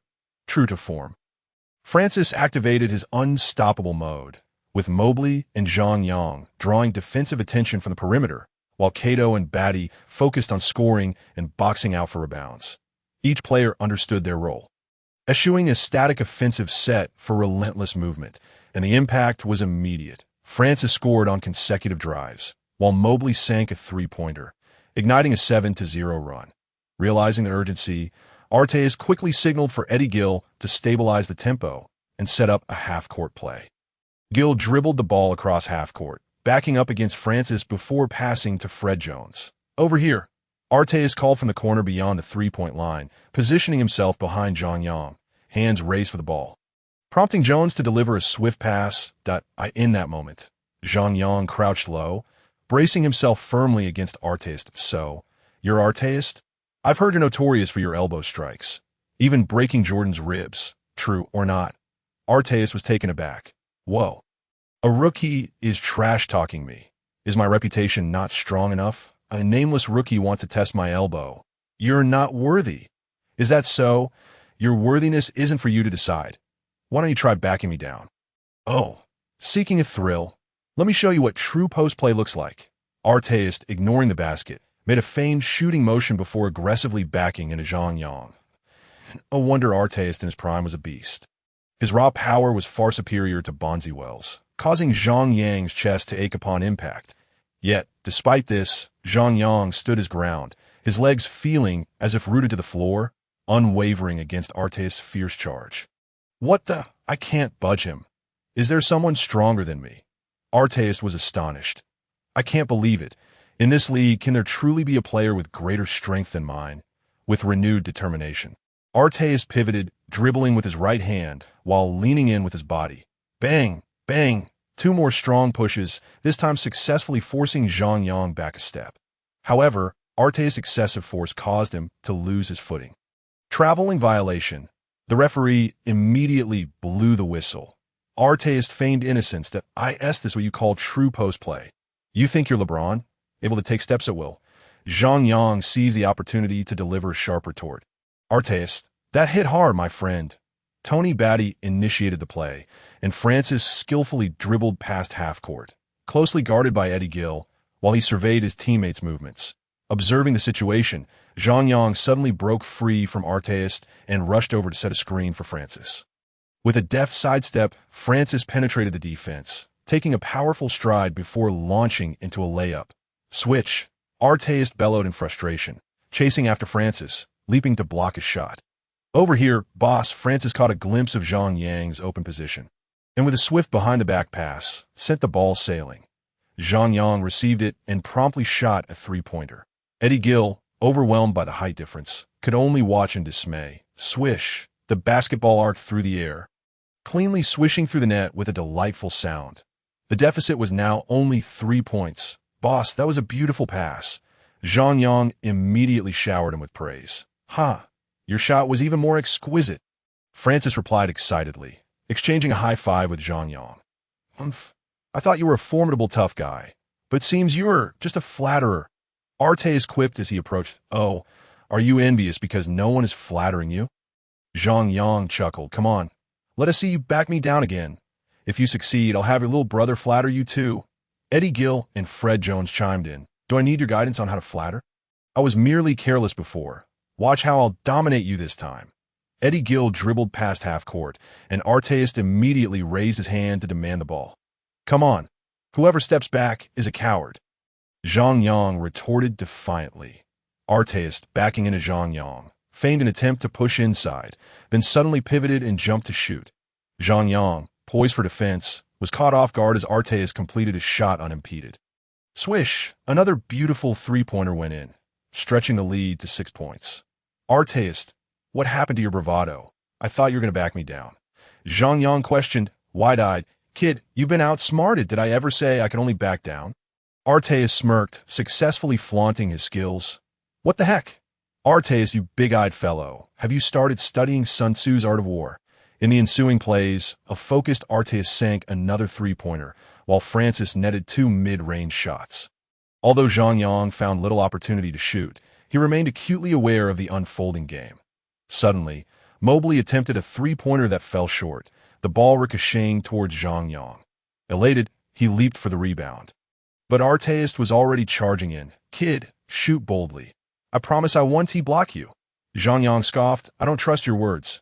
You crafty old man. As Zhang Yang clapped the ball, he turned to head out. Hey, kid, why are you backing down? Afraid to shoot. Arteist noticed Zhang Yang moving toward the three-point line and thought he was about to attempt another three-pointer, delighting in the prospect that in this era, which renowned superstar relies solely on three-pointers. Anyone hesitant to fight inside would surely earn the title of softie. Just look at Dirk Nowitzki before he won a championship. People dismissed him in comparisons to Duncan and Garnett as Artest advanced to pressure Zhang Yang. He's secretly delighted. Let me give you a taste of my fiery pot. Hey, where do you think you're going?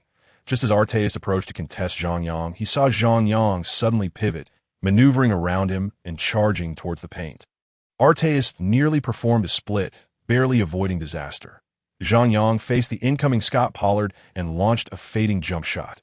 Though his skill in this area was rudimentary, with minimal defensive pressure, he maintained a decent shooting percentage. Before Scott Pollard could jump to effectively contest, he heard a swish behind him. Realizing he had been outplayed, did I say, "You're quite cunning."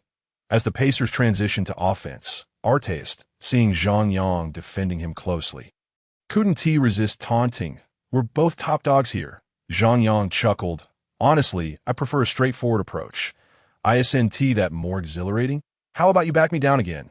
Artest again demanded the ball, protecting it while assessing positions. "You're right. What man doesn't enjoy a good, direct confrontation? Since you crave the challenge, I shall oblige." With that, Artest turned sharply, and Zhang Yang instinctively retreated half a step, bending his knees in preparation for Artest backing down. But to his surprise, Artest spun back and took a shot instead. Zhang Yang quickly turned to watch. Bang! "Huh, don't be timid." Before Zhang Yang could finish his thought, a gust of wind rushed past him as Artest zipped by, seizing the long rebound and launching the ball towards the rim.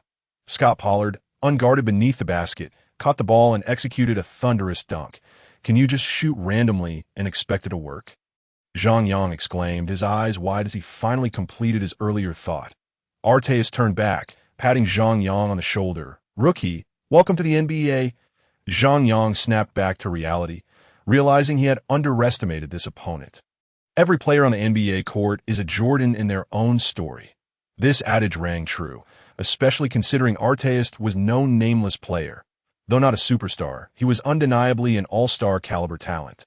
It became clear that despite the assistance of the system, one should never underestimate any player in the NBA. Yet, isn't this challenging NBA what makes it all the more enjoyable? Renewed with fighting spirit. Zhang Yang refocused on the battle by the end of the second quarter. He had prevented Artest from scoring again. However, the experienced Artest still managed to grab 3 rebounds and assist teammates in scoring twice. Zhang Yang, after setting a screen for Francis, received a pass and sank a 3-pointer. With Francis's aggressive play, the Magic closed the gap to 41-43, just 2 points behind. "Ron, why aren't you attacking the paint today? You can't just linger outside." During halftime, back in the locker room, Artest was met with a scolding from head coach Rick Carlisle. "Coach, it's not that I didn't want to go inside. I simply couldn't hold my ground against that Dragon Country kid." Acknowledging his poor performance, Artest spoke honestly. "What is going on? Is that Dragon Country kid really that strong? I didn't notice." Carlisle was intrigued. There is someone you can't overpower. You were not all night partying, were you?" Steven Jackson, his closest ally, burst into laughter at Artest's meek admission. "When you get the chance to face that Dragon Country kid, Dante, let him make you cry." Artest fumed. "Just wait.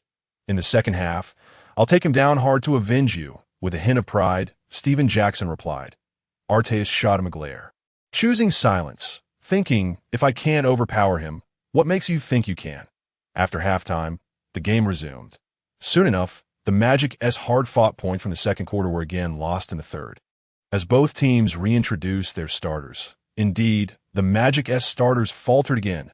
Francis had played for 4 minutes into the fourth quarter, and upon seeing the score at 60-75, he resigned himself to the reality of the game. He had hardly rested and was exhausted. Johnny Davis, noticing Francis's lack of spirit, waved his hand, substituting all the starters once more for the bench. Rick Carlisle, seeing the opposing team surrender, decided to call it a day as well. Thus, the team immediately switched to an entirely substitute lineup. This time, the Magic's roster featured point guard Jameer Nelson, shooting guard Deshaun Stevenson, small forward Zhang Yang, power forward Pat Garrity, and center Mario Kasun, with 2-season NBA veterans leading 3 rookies. This arrangement was well suited for enduring the garbage time.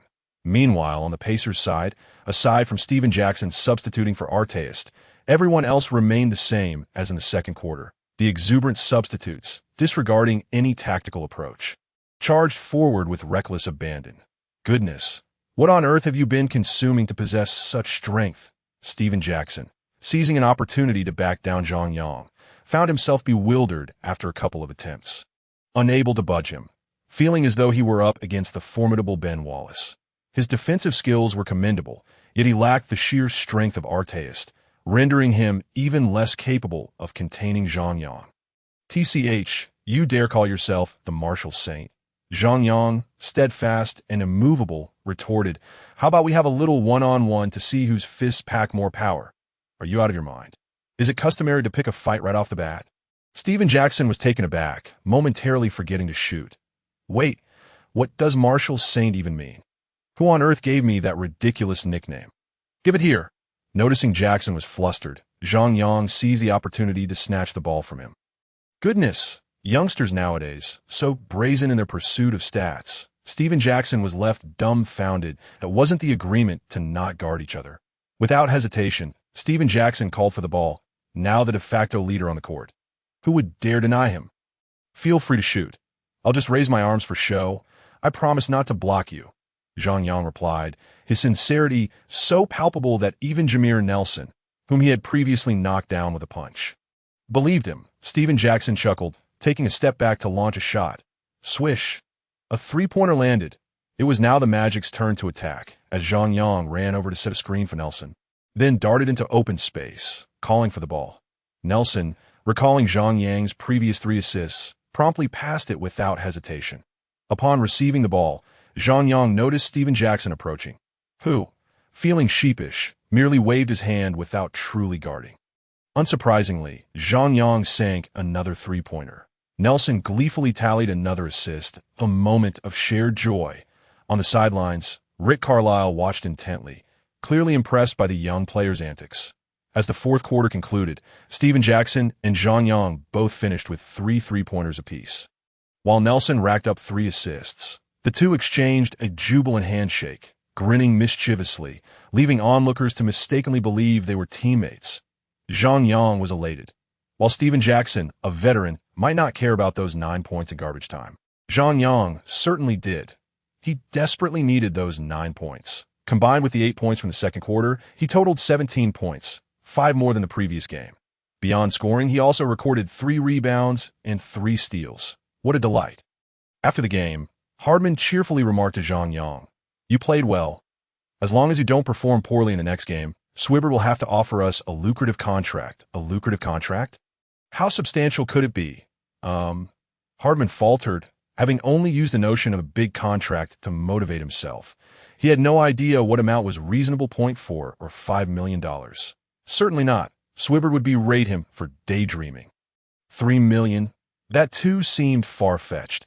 Who would grant such a sum to a player who had merely participated in a few preseason games? Insanity. 100,000.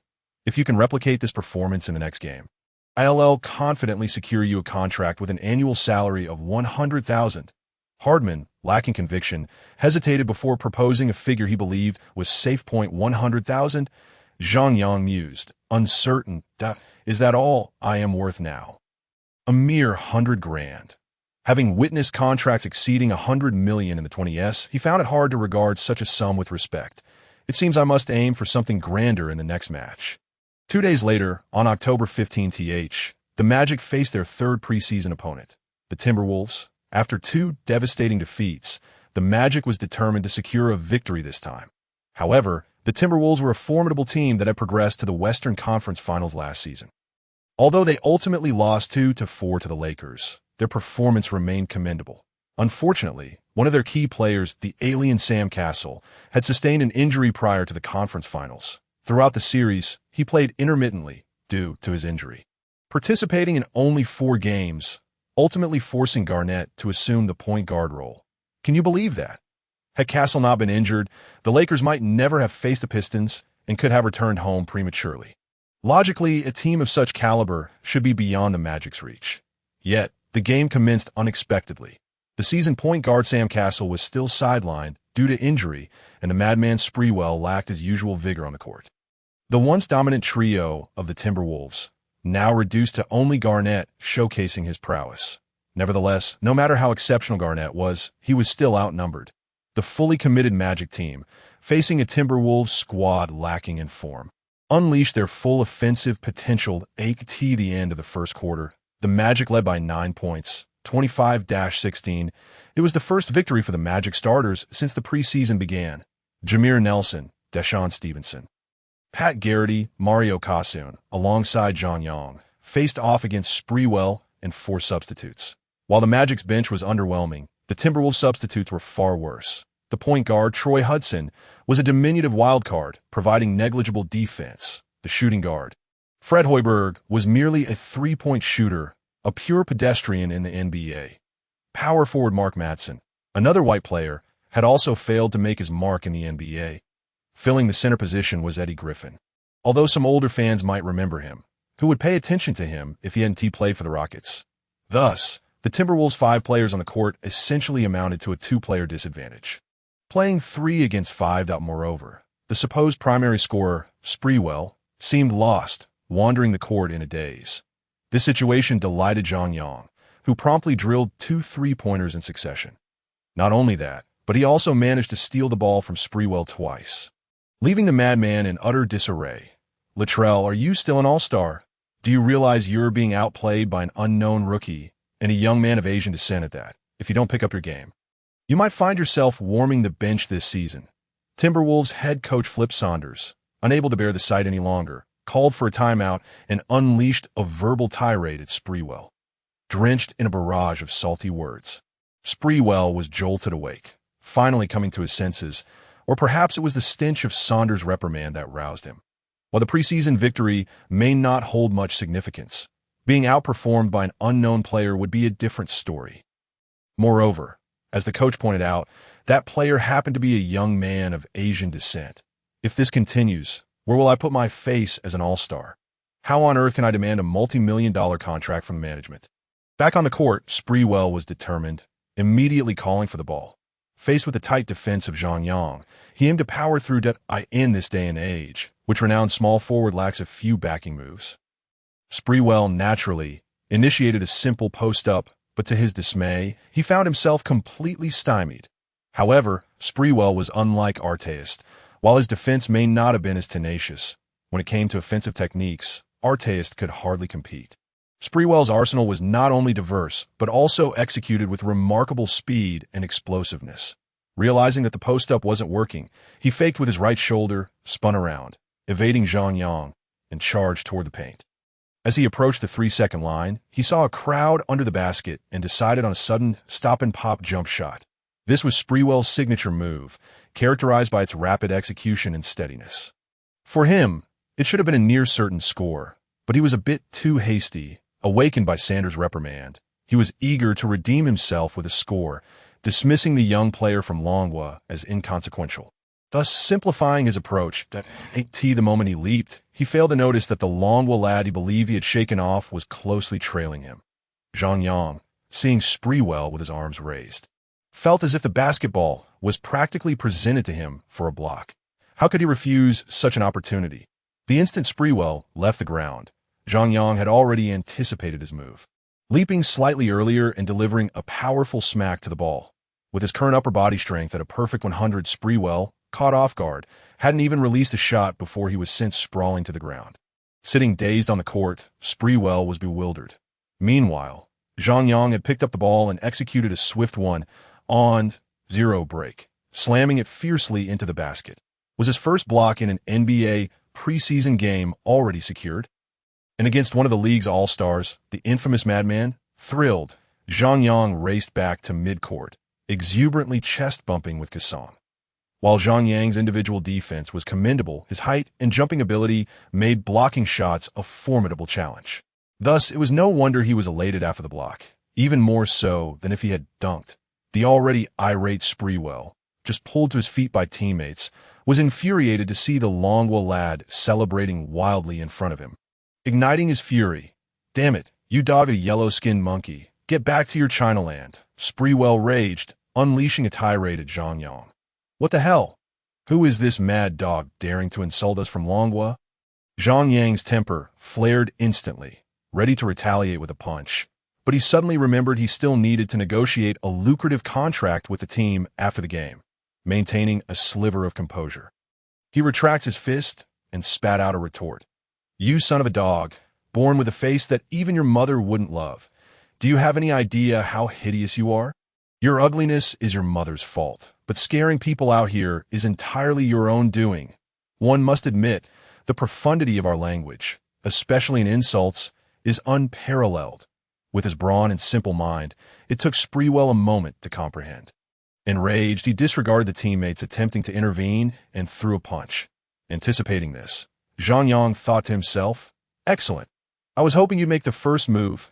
Anyone who dares to offend my China will face dire consequences."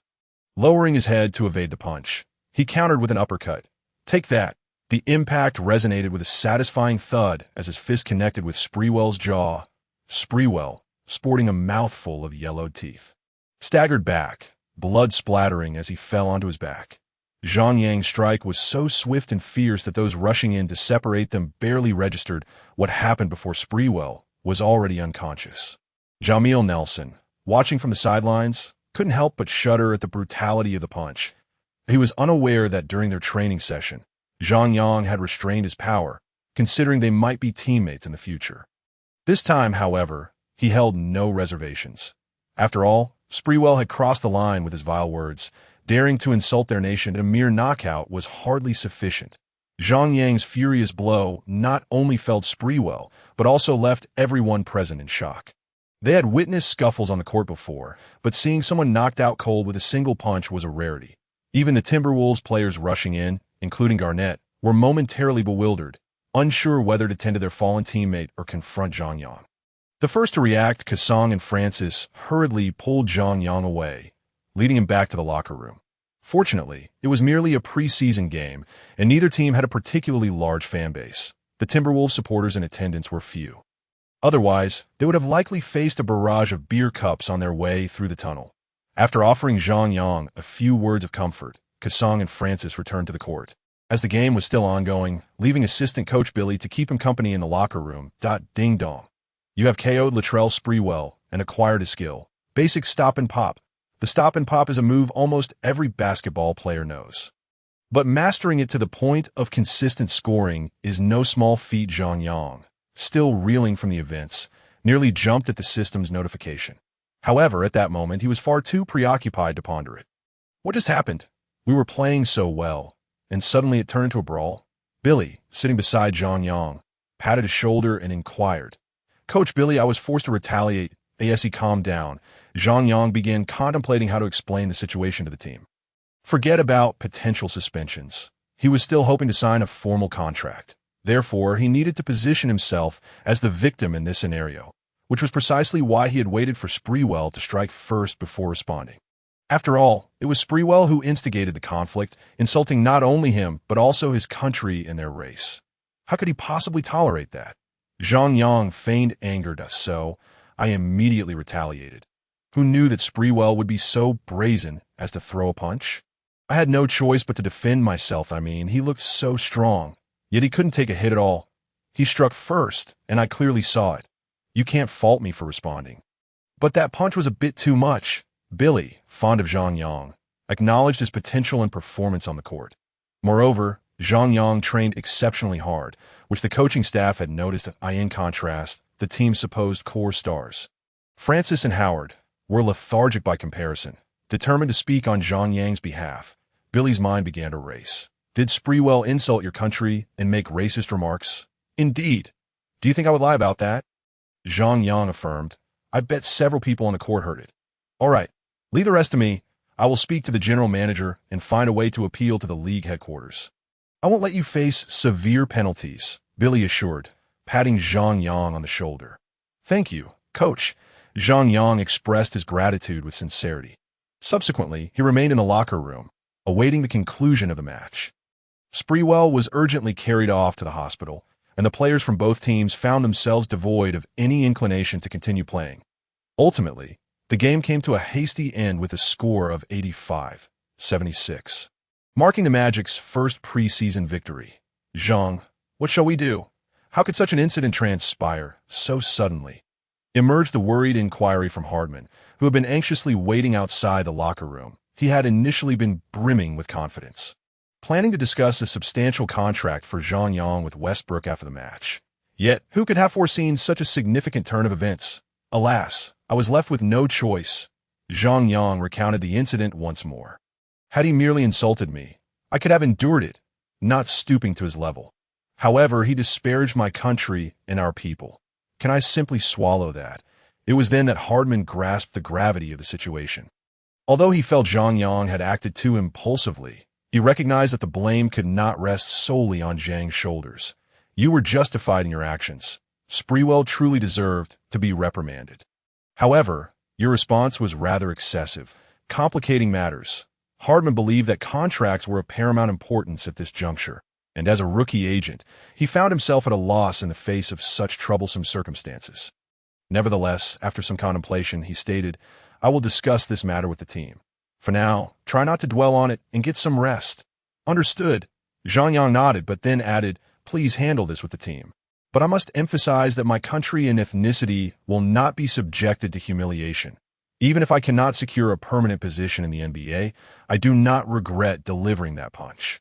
Upon hearing Zhang Yang's earnest declaration, Hardman felt a surge of emotion. Zhang, you are right. Please return for now. I will address this matter with Joe, and we will ensure that you are not wronged. Coach Billy chimed in appropriately. Yes, Coach Billy, I appreciate your assistance. Upon returning to his apartment, Zhang Yang felt a sense of unease. Although he had no regrets about striking, he was acutely aware that he had yet to establish himself in the NBA. He was, at best, a temporary player. Had he possessed the stature and influence of Yao Ming, the NBA would likely not impose a severe penalty. However, as an anonymous newcomer, his fate remained uncertain. Later that evening, Hardman returned home late. Weary as he informed Zhang Yang, Mr. Westbrook has submitted a complaint to the league headquarters, detailing Sprewell's insults and the entire sequence of events. Thank you so much, Joe. Zhang Yang expressed his heartfelt gratitude. You need not be so formal. As your agent, this is my responsibility, Hardman replied with a smile. However, you must sincerely thank Coach Billy. Without his support, you would have been in serious trouble. Mr. Westbrook was quite upset, and Johnny Davis was even more displeased. Had you not performed decently in the first 2 preseason games, he would have likely sought to dismiss you. Zhang Yang felt uncertain about Westbrook's attitude, as he considered himself merely a temporary player. Logically, after 3 preseason games, he was no longer truly a member of the Magic. Thus, he pondered whether the team's general manager would expend effort on his behalf. He had long anticipated Coach Johnny Davis's stance. I know how Davis treats Nelson as if he were his own son. If he were to speak favorably of me, it would be a miracle. Just wait. I suspect the league will announce a resolution by tomorrow at the latest. Hardman sighed in dejection. The 2 rookies exchanged glum expressions, unaware that the online world was already ablaze. The Maverick knocked out by the Dragon Country rookie with a single punch. Sprewell's fate hangs in the balance as the Dragon Country rookie faces potential criminal charges. A scandalous incident of violence erupts before the season even begins. The Maverick's alleged insults towards China lead to his swift defeat at the hands of the Dragon Country rookie. The Maverick's reckless words result in a humiliating defeat. Throughout history, media outlets have sensationalized news to attract attention. Consequently, within a few hours, numerous discussions about the incident emerged across major American sports websites. Even videos of their altercation began circulating. Although the Magic soon released a statement clarifying the reasons behind Zhang Yang's actions, many Americans remained indifferent. The arrogant old guard in America felt no shame in insulting China. However, the majority viewed the fight as mere entertainment. Not only in America, but the NBA's popularity surged domestically following Yao Ming's joining the Rockets. Despite the absence of official reports, various rumors about Zhang Yang's knockout of the Maverick began circulating on domestic forums. Who is this Zhang Yang? I've never heard of him. He hasn't even played a formal game and already dares to brawl on the court. This guy is bold, given that few had heard of Zhang Yang. Many regarded him as a mere joke. However, in stark contrast to the American response, once the Magic disclosed the reasons for the fight, domestic attitudes shifted dramatically. What a foolish Maverick. No wonder Zhang Yang took action. He deserved it. Zhang Yang's actions were commendable. Those who offend China shall be punished, no matter how far they are. What a pathetic maverick. He was knocked down by our Zhang Yang. Many began to take notice of this Zhang Yang character, albeit with very little information available, only knowing he was a temporary contract player with the Magic. The following day, having hardly slept, Zhang Yang, for the first time during his month in America, did not wake up early for training. As he sat there, drowsy and uncertain about whether to head to the gym, a phone call suddenly interrupted his thoughts. "Hello, are you Zhang Yang?" The voice on the other end spoke Mandarin. "Yes, that's me." "Who is this?" Zhang Yang, somewhat bewildered, could not recall any domestic friends in America. "This is Yao Ming." "Ah, Big Yao." Zhang Yang was momentarily taken aback before quickly regaining his composure to, Yao, hello.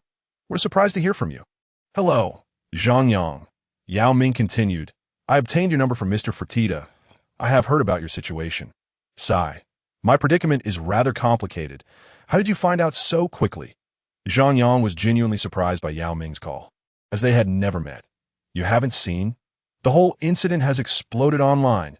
Upon hearing this, Zhang Yang realized that his altercation had gained significant attention.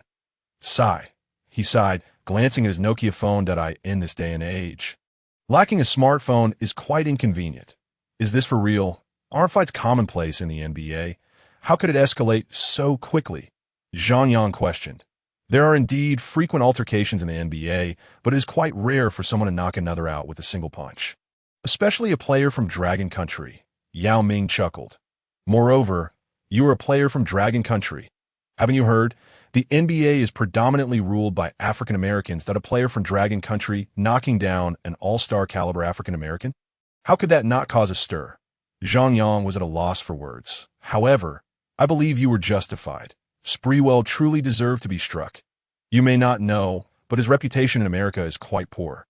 He is the quintessential troublemaker. This time, he picked a fight with you, only to encounter a formidable opponent. Zhang Yang, rest assured, I wholeheartedly support you in this matter, and I shall exert pressure on the league through the media. Anyone who dares to insult our Dragon Nation must face the consequences. Hearing these words from Yao, Zhang Yang felt a warmth in his heart. Thank you so much, Brother Yao. No need for such formalities. It is not easy for us to strive in America, so mutual support is only natural. Whenever you come to Houston for a game, I shall treat you to a grand feast, Yao proclaimed with great generosity. Zhang Yang was profoundly moved. A big man like him found it difficult to articulate his emotions, and 1,000 words condensed into a single phrase. Thank you, Brother Yao. In the future, please do not hesitate to call upon me. I shall never shy away from my responsibilities. No need to be so polite. Let's keep in touch more often. With that, Yao hung up the phone, leaving Zhang Yang holding his device, unable to regain his composure for quite some time. Was that a call from Yao just now? In another room, Hardiman, having overheard Zhang Yang ending the call, approached him with curiosity. Indeed, Zhang Yang replied, a smile escaping his lips as he recounted Yao's promise to apply pressure on the league through the media. That's splendid, Hardiman exclaimed, nearly jumping with joy. Yao's influence in America is considerable. With his support, the situation will undoubtedly become more manageable. Indeed, I never anticipated that Yao would take the initiative to assist me. Zhang Yang genuinely did not expect such kindness from Yao toward a mere unknown like himself. It was impossible not to feel touched. Come, let us head to the team and see if there are any updates. With newfound confidence, Hardiman waved his hand, reigniting their fighting spirit. Soon, the duo arrived at the Magic's training facility. Having just met with Swibbard and exchanged a few pleasantries, they were greeted by the sight of Yao holding a press conference on television. At the press event, Yao expressed his profound outrage regarding Sprewell's disparaging remarks towards China. My motherland shall not be insulted by anyone. I hereby demand a public apology from Sprewell for his actions and words. Furthermore, I believe the league must impose severe penalties for his racist comments. I am confident that America is a civilized nation where all races are equal, and we will not tolerate the likes of Sprewell and his erroneous statements. Yao made no mention of Zhang Yang's actions, focusing solely on condemning Sprewell's misdeeds. His words, broadcasted widely, sparked a significant uproar across the United States, regardless of the sordid dealings among America's elite. On the surface, they still appeared to care deeply about their image of equality and civility. Subsequently, the Magic also convened a press conference. During this meeting, General Manager Swibbard, representing the team, vehemently condemned Sprewell's behavior and remarks.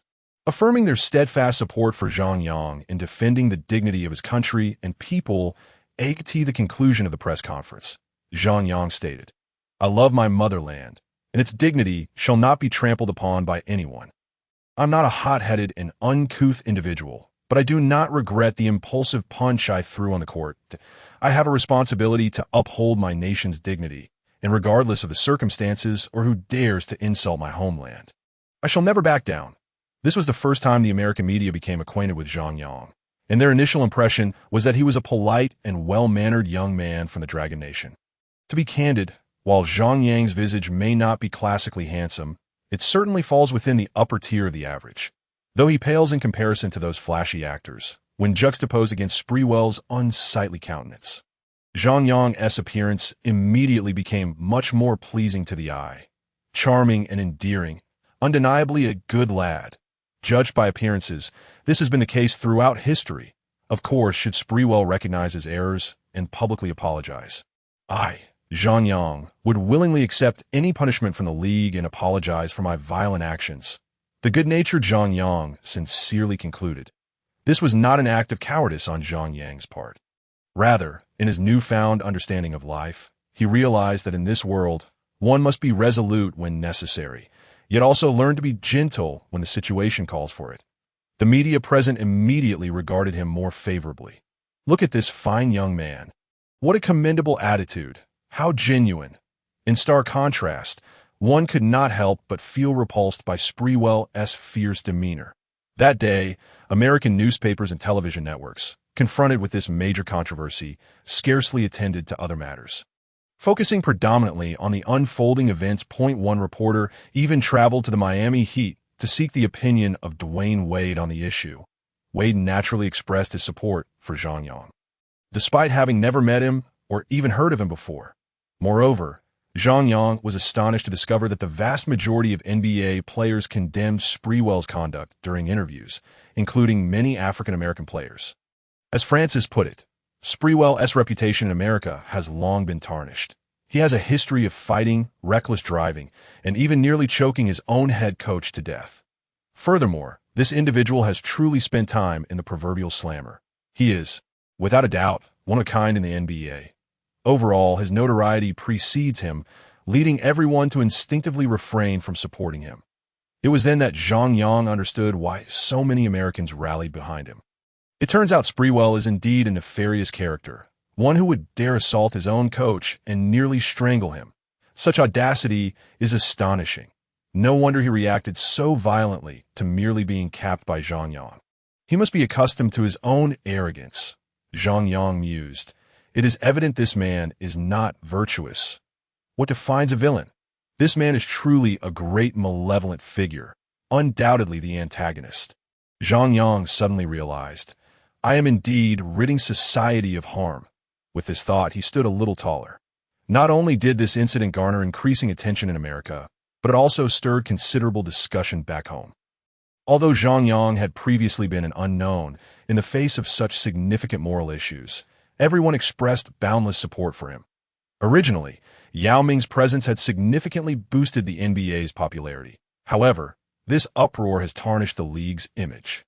Sitting in the headquarters office, David Stern furrowed his brow that he certainly did not anticipate that a brawl would escalate into such a major controversy.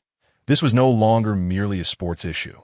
It was swiftly becoming a focal point of societal concern. He even worried that if the situation continued to develop unchecked, it might lead to an international dispute between China and the United States. As he pondered how to handle the situation, news arrived that the Timberwolves could no longer withstand the mounting pressure of public opinion. Faced with overwhelming scrutiny, the Timberwolves were compelled to announce. Sprewell's remarks were merely impulsive and did not reflect the team's stance. The Timberwolves' general manager, McHale, further stated that he would ensure Sprewell issued an apology for his conduct. Fortunately, Sprewell's injuries were not severe. He had lost 2 front teeth and sustained a mild concussion, but nothing serious. And with a few days of rest, he would recover. It was clear that, Under such circumstances, the Timberwolves aimed to swiftly mitigate the situation. The pressure quickly shifted to the NBA's management and David Stern. Thrust into the limelight, had to act decisively that on the morning of the third day following the brawl, the league's verdict was announced. Firstly, Sprewell was suspended for 10 games and fined $100,000 for his inappropriate remarks and provocations that led to the altercation. Secondly, upon his discharge from the hospital, he must publicly apologize. Failure to do so would result in further penalties from the League.AS for Zhang Yang, due to his use of violence on the court that caused injury to an opposing player. He should have faced a severe penalty. However, considering the context and that it was his first offense, he was suspended for 2 games and fined $10,000 lying in his hospital bed. Sprewell nearly choked on his own blood upon receiving the league's verdict. Feeling a deep sense of internal turmoil, his poor reputation had left him isolated. Having perpetually behaved poorly, he was naturally abandoned by all in his time of need, which could be deemed a consequence of his own actions. He brought this upon himself. Upon seeing the penalty notice, Zhang Yang breathed a sigh of relief. He first called Yao Ming to express his gratitude, and subsequently purchased some small gifts to personally thank Coach Sweeney and Sweeboard. Although this matter seemed to have settled for the time being, we were all caught off guard by the uproar before the season had even commenced, as there remained considerable dissent regarding you within the team. Observing the elegant tie in his hand and reflecting on the potential of the Dragon Kingdom market behind Zhang Yang, Sweeboard resolved to grant him another opportunity. Therefore, we are unable to offer you a formal guaranteed contract at this time. We can only sign you to a short-term contract for 3 additional games. Would you accept that? Yes, I'm willing to accept. Zhang Yang nodded eagerly, sincerely apologizing for the trouble he had caused. The fact that you are willing to give me another chance after such an incident fills me with immense gratitude. Very well, we shall proceed with a short-term contract, and I hope you perform admirably in the forthcoming games. Sweeboard smiled and patted Zhang Yang on the back before producing a contract. Following his 2-game suspension, Zhang Yang could only return for the last 2 matches of the preseason. During these days, he did not accompany the team for games, instead dedicating himself to training at the gym, commuting early and late. Meanwhile, Sprewell, who had spent several days recuperating in the hospital, was finally discharged. Reluctantly, he held a press conference under Mikhail's insistence, apologizing sincerely to Zhang Yang and all the people of Dragon Kingdom while sporting a gap-toothed grin. Thus, on the surface, the incident of the altercation appeared to have passed. On October 23, the Magic hosted their penultimate preseason game against the Rockets, led by Yao Ming and McGrady. During the pre-game warm-up, Zhang Yang approached Yao. "Hey, brother Yao." Meeting his idol from a previous life for the first time, the ordinarily boisterous Zhang Yang felt a twinge of nervousness. Moreover, Yao had provided him with substantial assistance, for which he felt immense gratitude. "Ha, young man, you look quite dapper. I thought you were a hulking brute, capable of knocking Sprewell out with a single punch." Yao Ming, noticing Zhang Yang's slight awkwardness, jested, "Today, you're on my turf, so you must treat me. Of course, I'll treat you to dinner tonight, along with Big Francis, that I'm immensely grateful for your support. Otherwise," Zhang Yang nodded repeatedly. Though his pockets were somewhat light, he insisted on treating them. "Let's not get too formal. From now on, we are brothers." Yao waved his hand grandly. "Indeed, brother Yao, I acknowledge you as my elder." The two clasped hands firmly. Pledging to play well together, as the game commenced. For reasons unknown, Van Gundy did not have McGrady start, leaving Yao with 4 substitutes on the court. Nonetheless, when the scoreboard displayed McGrady's name, the crowd erupted in boos. It seemed that Magic fans were still quite displeased with their former star who had left mid-season.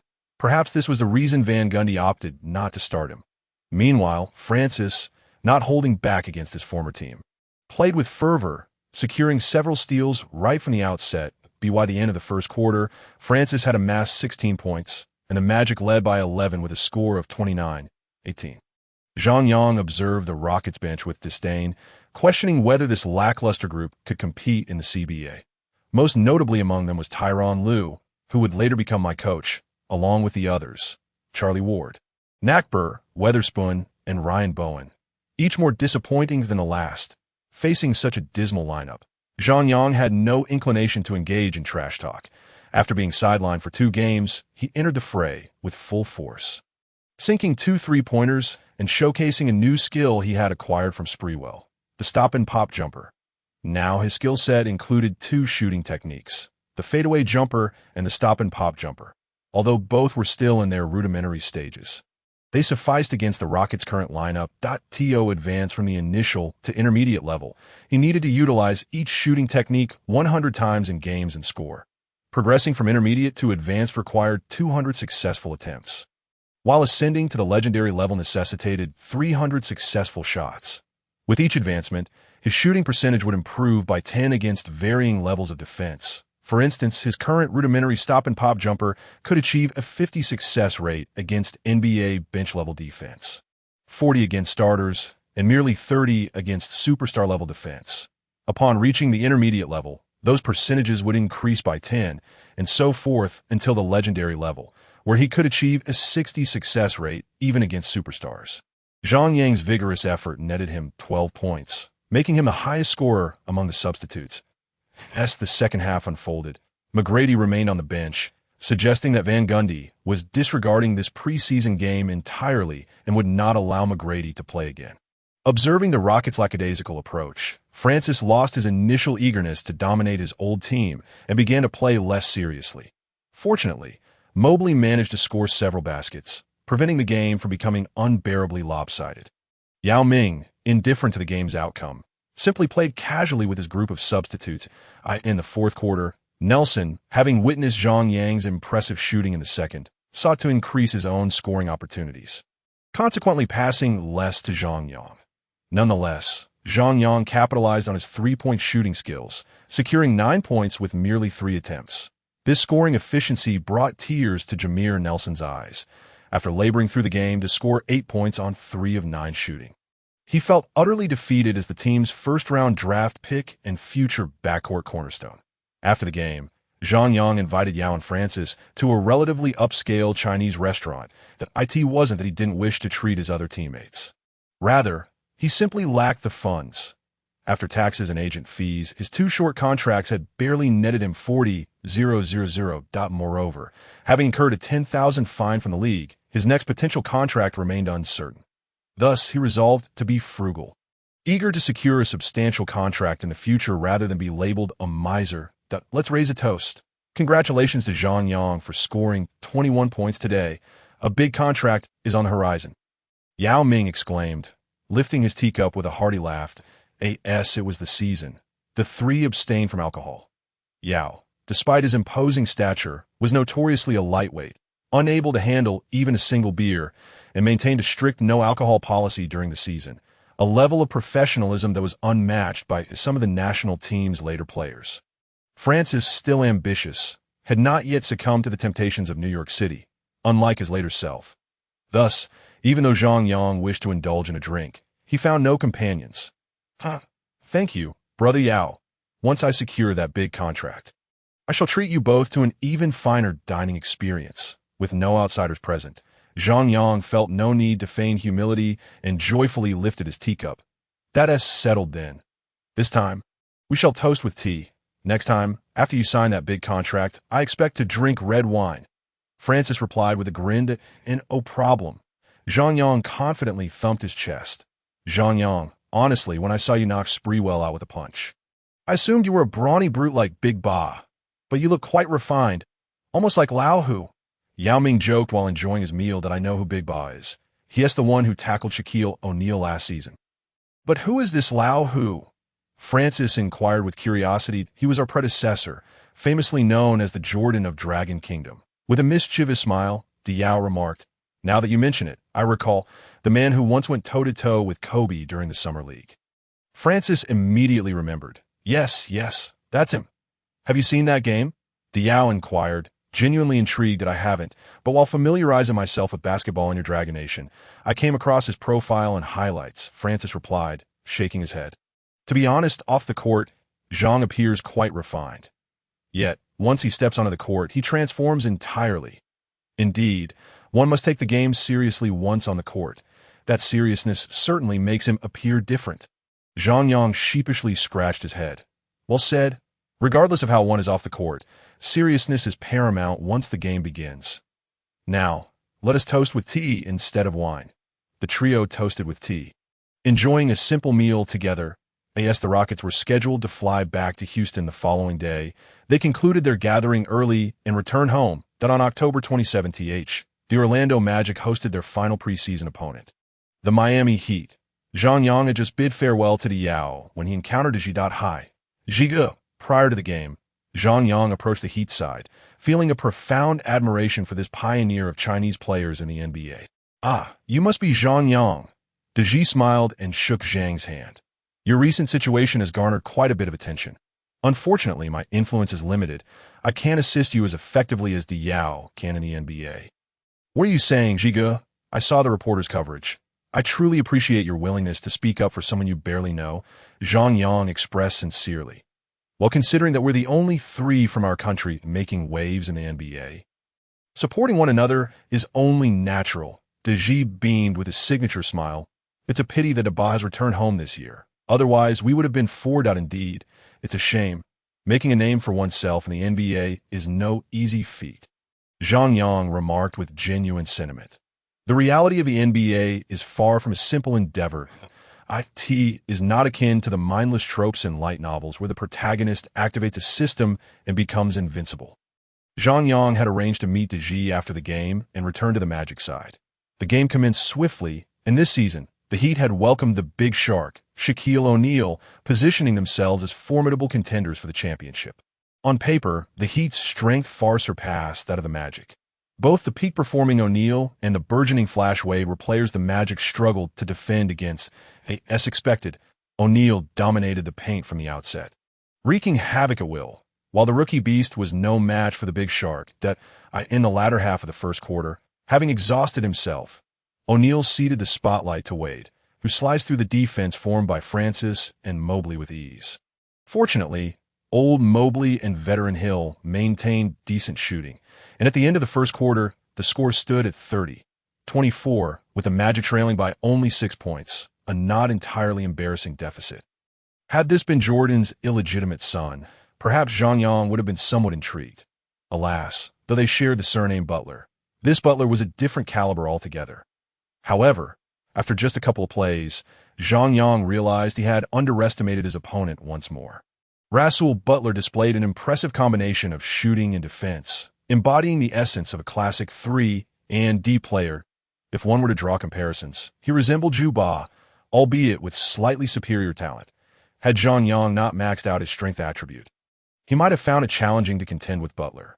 Moreover, Zhang Yang noticed that since the final quarter of the previous game, Jameer Nelson had ceased passing the ball to him. And no matter how accurate my shots may be, if the primary ball handler refuses to pass, what can I do? Especially when that primary handler is the coach's godson. By the end of the quarter, Zhang Yang had only attempted 3 shots, converting 1 three-pointer and 1 mid-range jumper, while Nelson had managed only 4 points on 2 of 6 shooting. This was unacceptable. It severely hindered his statistical output. The young beast, in terms of technique, paled in comparison to O'Neal and in physicality. He was utterly overmatched. Seated on the bench, Zhang Yang watched as Howard endured relentless punishment, feeling a pang of sympathy. Yet, Coach Johnny Davis refused to substitute Howard or implement double-teaming, having suffered a psychological blow from the recent game against the Pacers where O'Neal had dominated him. Zhang Yang feared Howard might develop a similar mental block against the Big Shark. Fortunately, O'Neal played only 8 minutes in the third quarter, likely finding little enjoyment in dominating such inferior competition. However, after being thoroughly humiliated, Howard insisted on playing in the fourth quarter, perhaps hoping to regain some confidence against the reserves. Just moments before, Zhang Yang had felt sympathy for Howard, but now he couldn't help but curse internally. "Isn't this garbage time? How dare you, a number 1 pick, compete with us reserved for playing time?" The situation was further complicated when both Howard and Nelson took the court simultaneously, jeopardizing Zhang Yang's opportunities for scoring. As expected, Coach Johnny Davis not only permitted Howard to play, but also specifically instructed the players to feed Dwight the ball and refrain from shooting from the perimeter. How convenient. Howard and Nelson are both your godsons.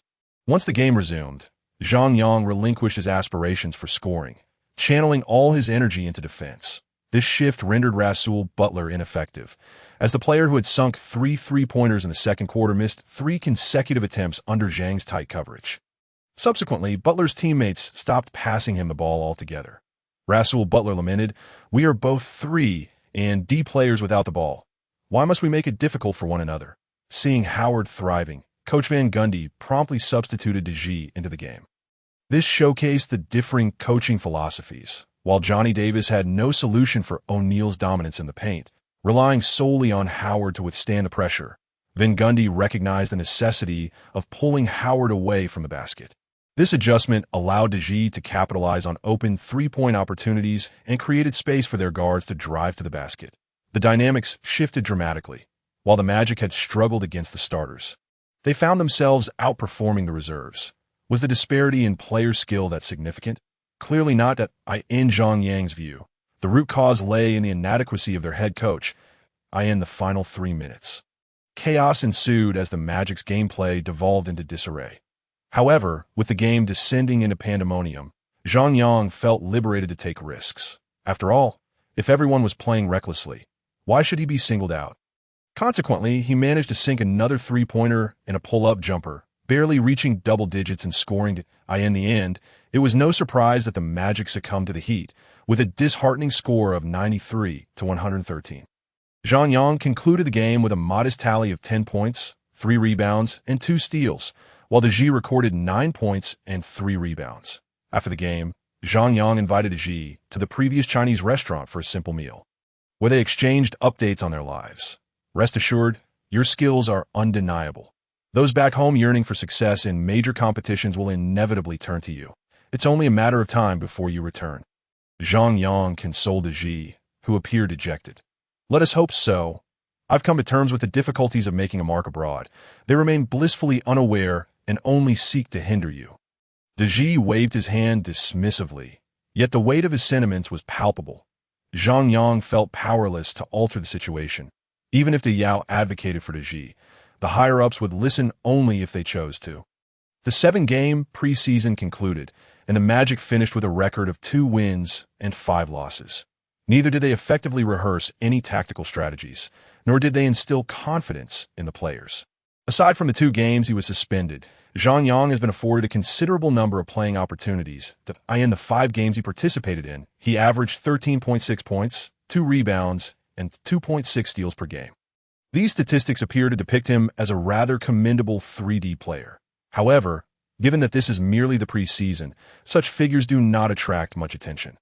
Thus, in the eyes of Johnny Davis, Zhang Yang's significance pales in comparison to that of Howard and Nelson. A 3D player is merely a role player. The future core of the team must be centered around center Howard and point guard Nelson. As the regular season draws near, the atmosphere within the Magic has finally tightened. Francis has been more diligent in training than usual, perhaps harboring some grievances towards the Rockets. He aspires to lead the team to better results than before, to prove that he is no less capable than McGrady. With the leader's seriousness, the others naturally follow suit.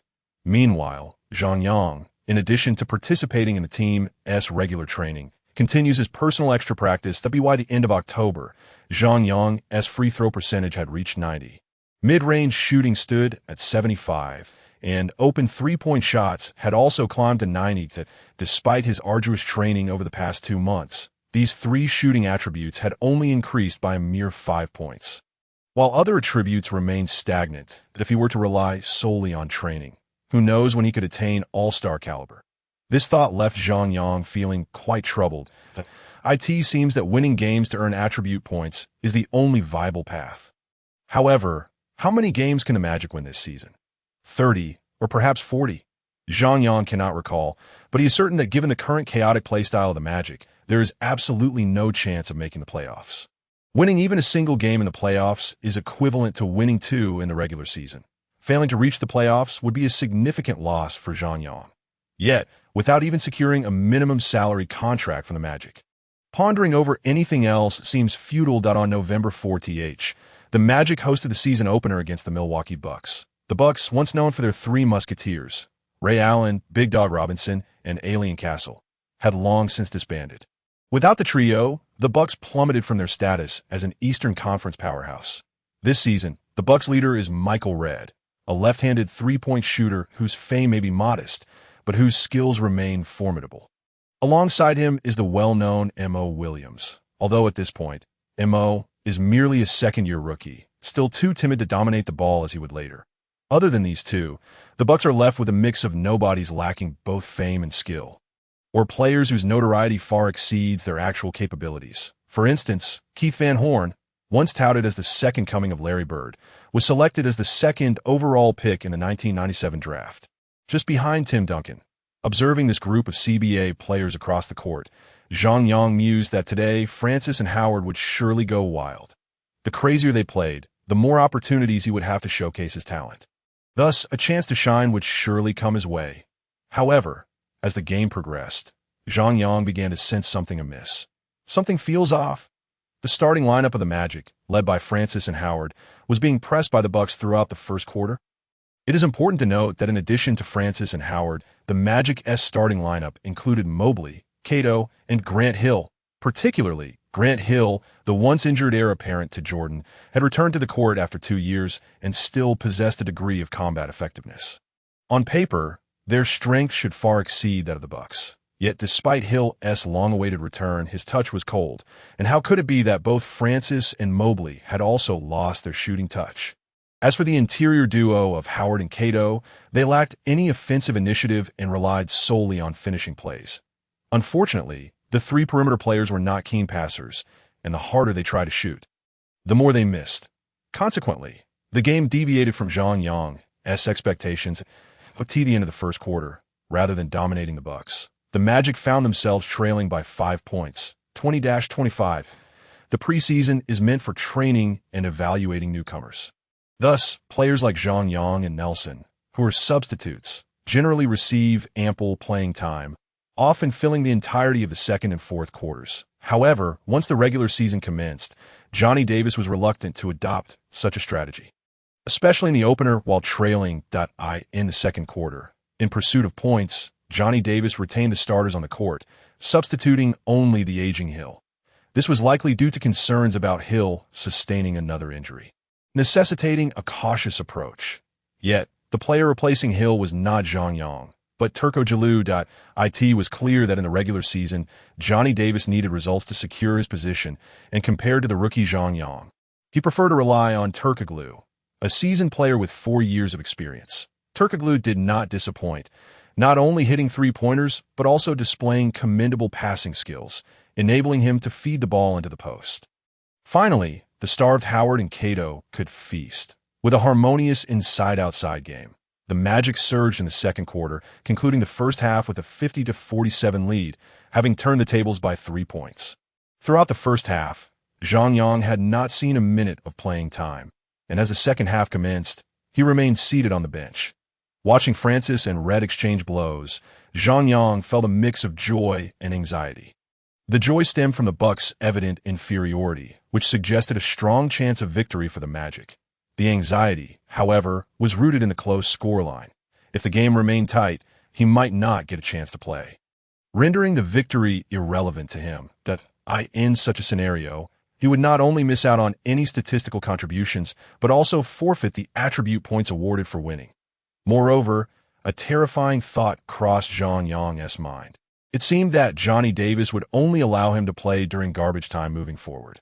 However, if he could only see action during garbage time, it would imply one of two outcomes. Either the Magic would achieve a resounding victory, or they would suffer a crushing defeat. Given the current strength of the Magic, there were not many opponents they could easily overpower, while the likelihood of a loss loomed much larger.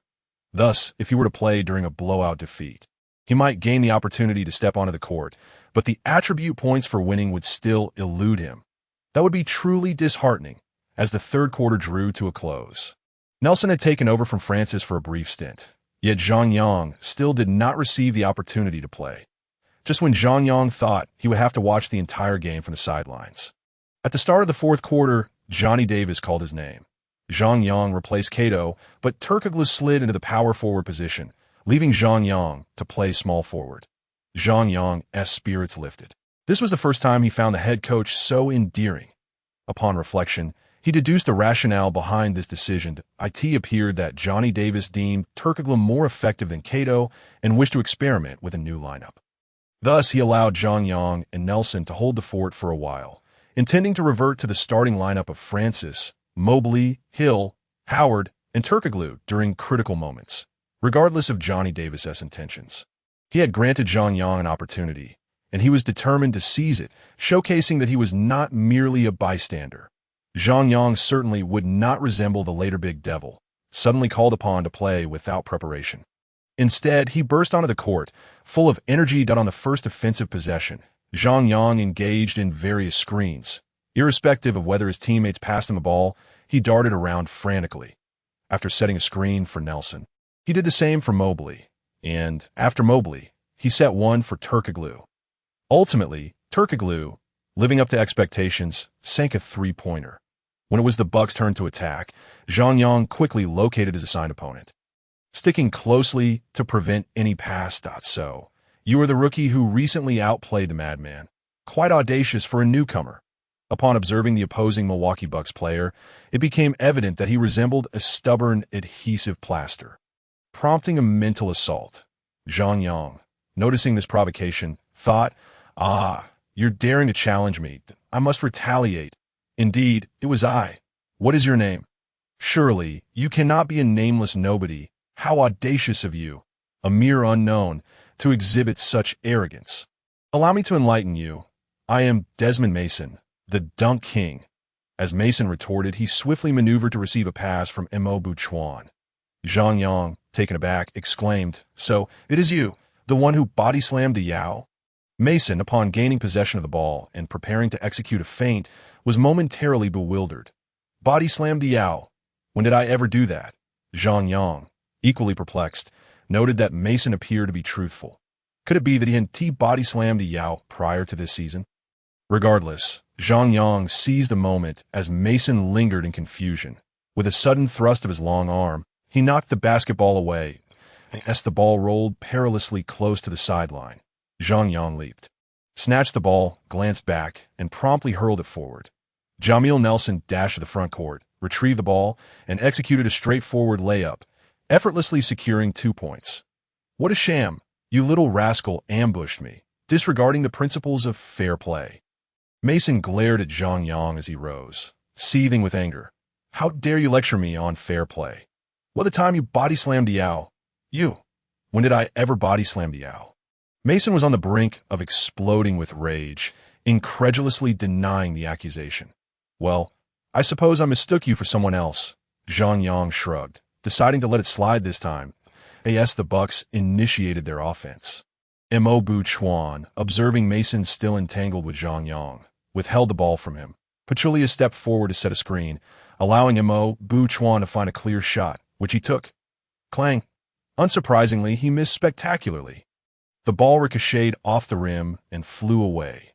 Zhang Yang, witnessing the ball coming his way, rejoiced, thinking he could grab another rebound. He leaped high, secured the rebound, but before he could regain his balance upon landing, he felt a powerful force collide with him. It was Mason, feigning a lack of control, intentionally crashing into Zhang Yang.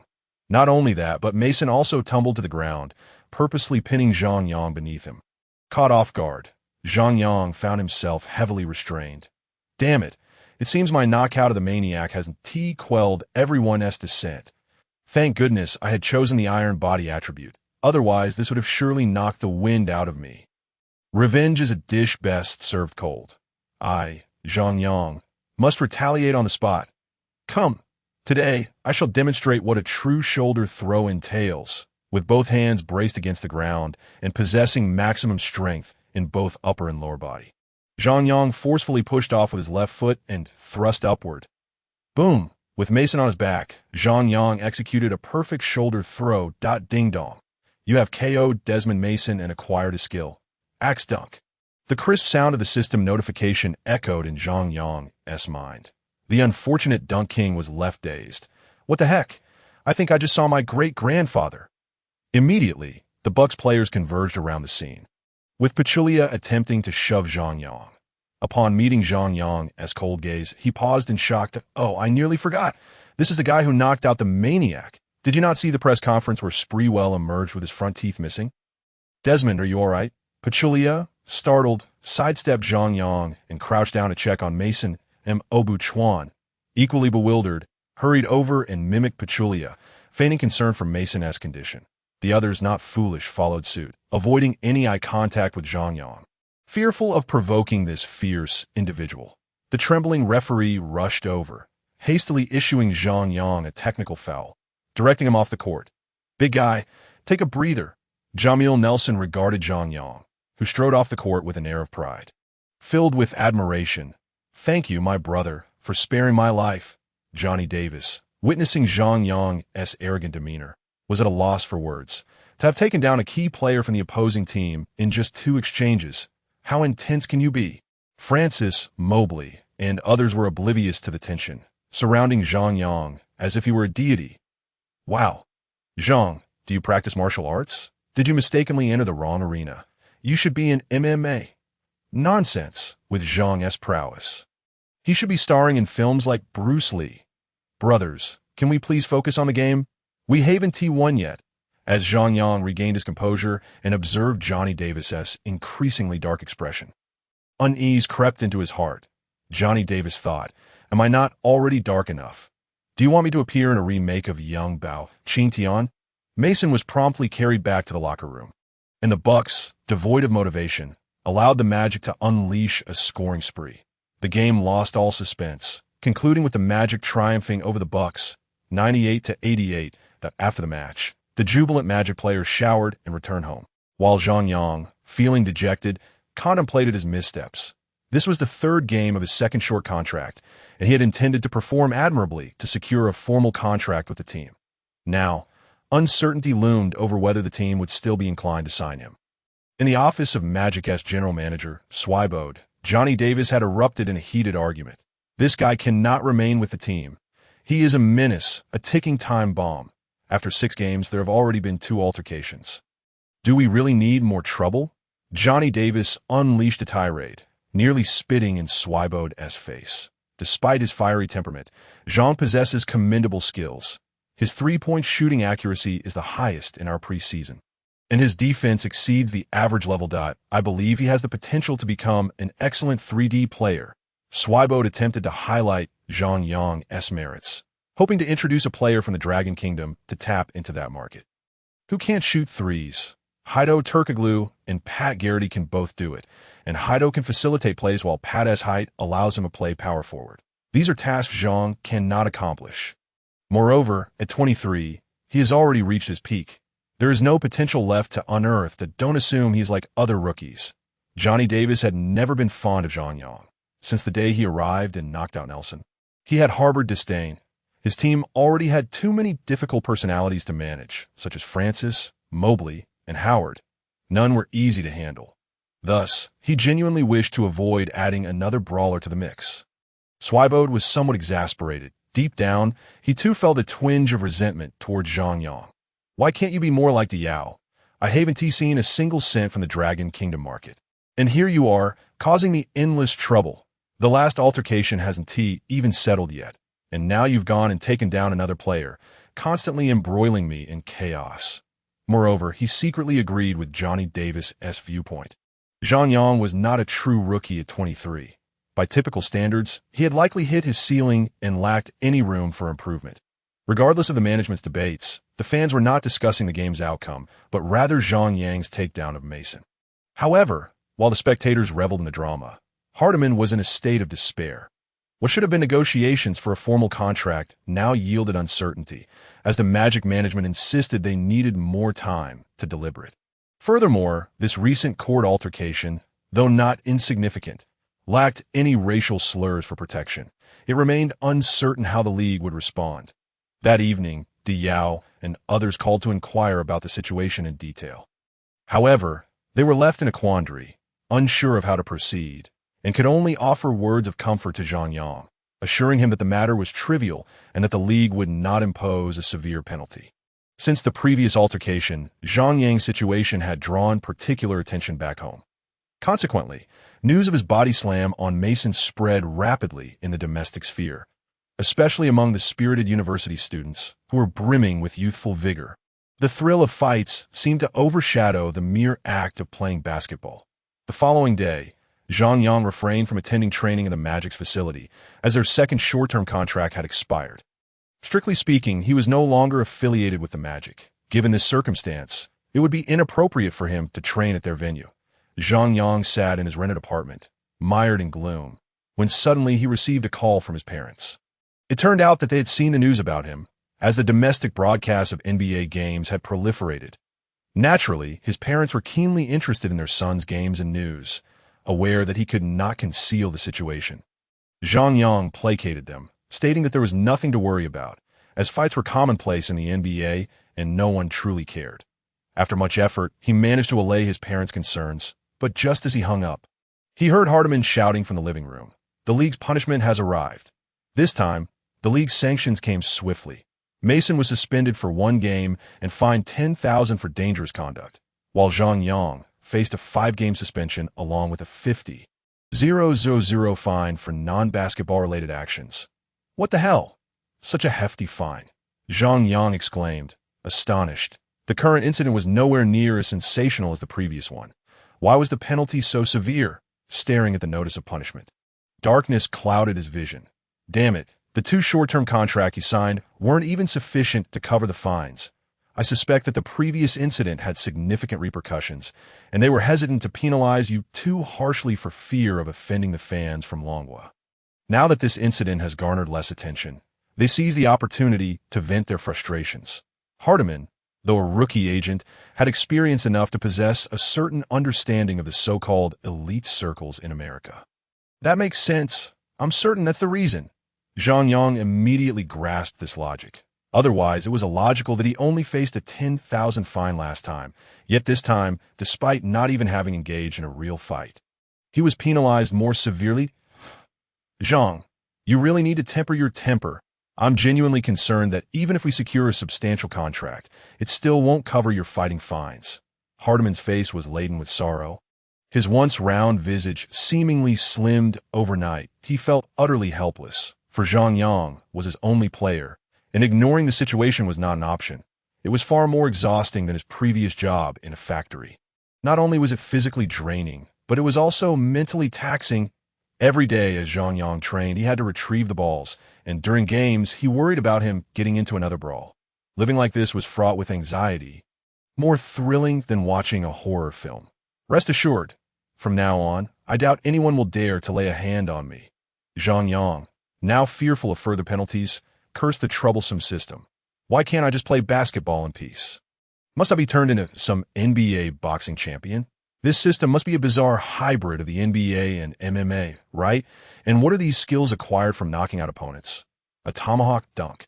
Is this skill meant for a 3D player? Besides, with only 75 points in running and jumping, where am I supposed to execute a tomahawk dunk?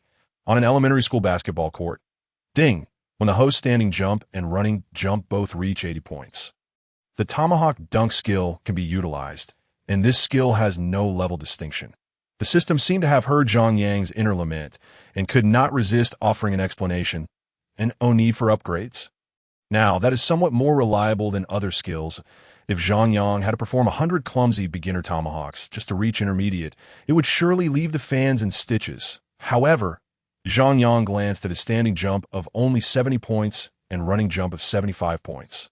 He needed a total of 15 more points, which would require winning 15 games. Far from practical. Aside from shooting, there were numerous areas needing improvement, and which aspect was more urgent than jumping? Forget it. Why am to be a dunker? Why not simply focus on being a solid 3D player and secure a lucrative contract?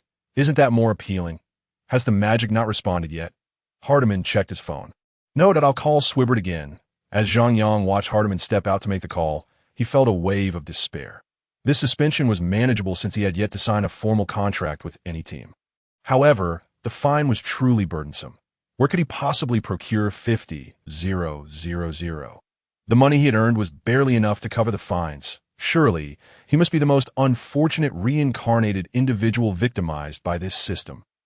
Zhang, good news, good news. Just as Zhang Yang was sinking deeper into despair, Hardiman burst in, his face alight with excitement. Zhang Yang perked up. Did the magic agree to sign me? No, not the magic, Hardiman exclaimed, his face flushed with exhilaration. Not the magic? Then why are you so thrilled? Zhang Yang was taken aback. It's the Pacers. Hardiman grasped Zhang Yang's arm, his excitement reminiscent of a newlywed's euphoria. Just now, the general manager of the Pacers, the legendary Larry Bird, called me. He said he could offer you a guaranteed minimum salary contract. Larry Bird? Is this for real? Zhang Yang was flabbergasted. This happiness had come so swiftly that he could hardly believe it. This can't be a joke. Hardiman's excitement made the flesh on his face jiggle. This was Larry Bird, the greatest white basketball player in history, bar none. In fact, among many white fans, Bird was even regarded as more legendary than the old rogue. Let us go. We must head to Indiana at once. Hardiman began packing his belongings without delay. Should we inform the Magic about this? Zhang Yang felt a bit dazed. Inform them about what? Our contract with them has expired, and you're no longer their player. With Bird's call, Hardiman spoke with newfound confidence. Besides, what caliber of team are the Magic compared to the Pacers? If they don't care about us, then we certainly don't need to care about them. Zhang Yang silently admired Hardiman's boldness. This guy is even more audacious than I am. Are we not going back? I haven't said goodbye to Big F and Mario yet. Just give them a call. We mustn't delay. We need to leave immediately. Hardiman's thoughts had already soared to Indiana, eager to depart. All right. Zhang Yang could only call Francis, Casson, and Coach Billy, briefly explaining that he was going to try out for the Pacers to see if they would take him. Francis, who held a certain admiration for him, congratulated him and wished him luck in securing a contract. Casson, who had trained alongside Zhang Yang most, felt a tinge of reluctance. Having such a diligent companion nearby was motivating. Assistant Coach Billy, while optimistic about Zhang Yang, knew he could not sway Johnny Davis and simply wished him success with the Pacers. Zhang Yang promised Casson to treat him to a grand meal next time, then hurriedly followed Hardiman to the airport, boarding a flight to Indianapolis. Hardiman led Zhang Yang to the Pacers' training facility in a flurry, heading straight to General Manager Larry Bird's office. The great Larry. What an honor it is to meet you. Hardiman was ecstatic to see his idol. Haha, Joe, the honor is mine. Larry Bird greeted Hardiman with a warm handshake, exuding no pretentiousness whatsoever. You must be Zhang Yang? Zhang Yang was genuinely surprised that this legendary NBA superstar, the iconic figure of yesteryears, could be so approachable. Yes, I am Zhang Yang, Mr. Bird. It is indeed a stroke of fortune to meet you. To be candid, you are the basketball deity in my eyes that I in my heart. You are the greatest star of the NBA. Zhang Yang showered Bird with sincere praise, aiming to be forthright and genuine Is that so? In your eyes, am I greater than Michael? Bird scrutinized Zhang Yang's eyes with a smile. Absolutely greater than Michael. He is merely endowed with slightly superior physical prowess when it comes to shooting technique, awareness, and tactical acumen. How could he possibly compare to you? Zhang Yang's eyes remained unwavering, his face unflushed, and his heart unfaltering. Ha! Well said. Bird laughed heartily, though he was unaware of Zhang Yang's true thoughts. He found the flattery rather pleasing. I hear you also play small forward? Yes, indeed. Zhang Yang, noticing the effectiveness of his flattery, promptly continued, It is your games that have inspired me to diligently practice my three-point shooting. Alas, I lack a master to guide me. Hence my shooting speed and accuracy pale in comparison to yours. Flattery is indeed an art, and Zhang Yang was well aware that Larry Bird was renowned for his three-point shooting, being a first-generation three-point king, having won the All-Star three-point contest 3 times. Your three-point shooting is already quite impressive. Perhaps in the future, I may have the opportunity to teach you. Bird was quite pleased with Zhang Yang's compliments. Come, let us head to the court. The team is currently training, and you shall engage in scrimmage with them, allowing me to witness your true skills. All right, Zhang Yang thought to himself, feeling elated, as the saying goes. Like 1,000 penetrations, flattery never fails. Indeed, the wisdom of the ancients holds true. Hardiman discreetly gave Zhang Yang a thumbs up. Impressive. Oh, isn't that the lad from the Dragon Kingdom? Upon arriving at the court, Zhang Yang was immediately recognized. Hey, Arteist, long time no see. Zhang Yang greeted Arteist with a smile, his demeanor vastly different from their previous fierce encounter during a game. Hey, it's truly you. Why do you only greet Ron and not me? Have you forgotten me? A displeased Steven Jackson interjected. Hey, Brother Wuxiang, it's been a while. Our last collaboration was so delightful. How could I possibly forget you?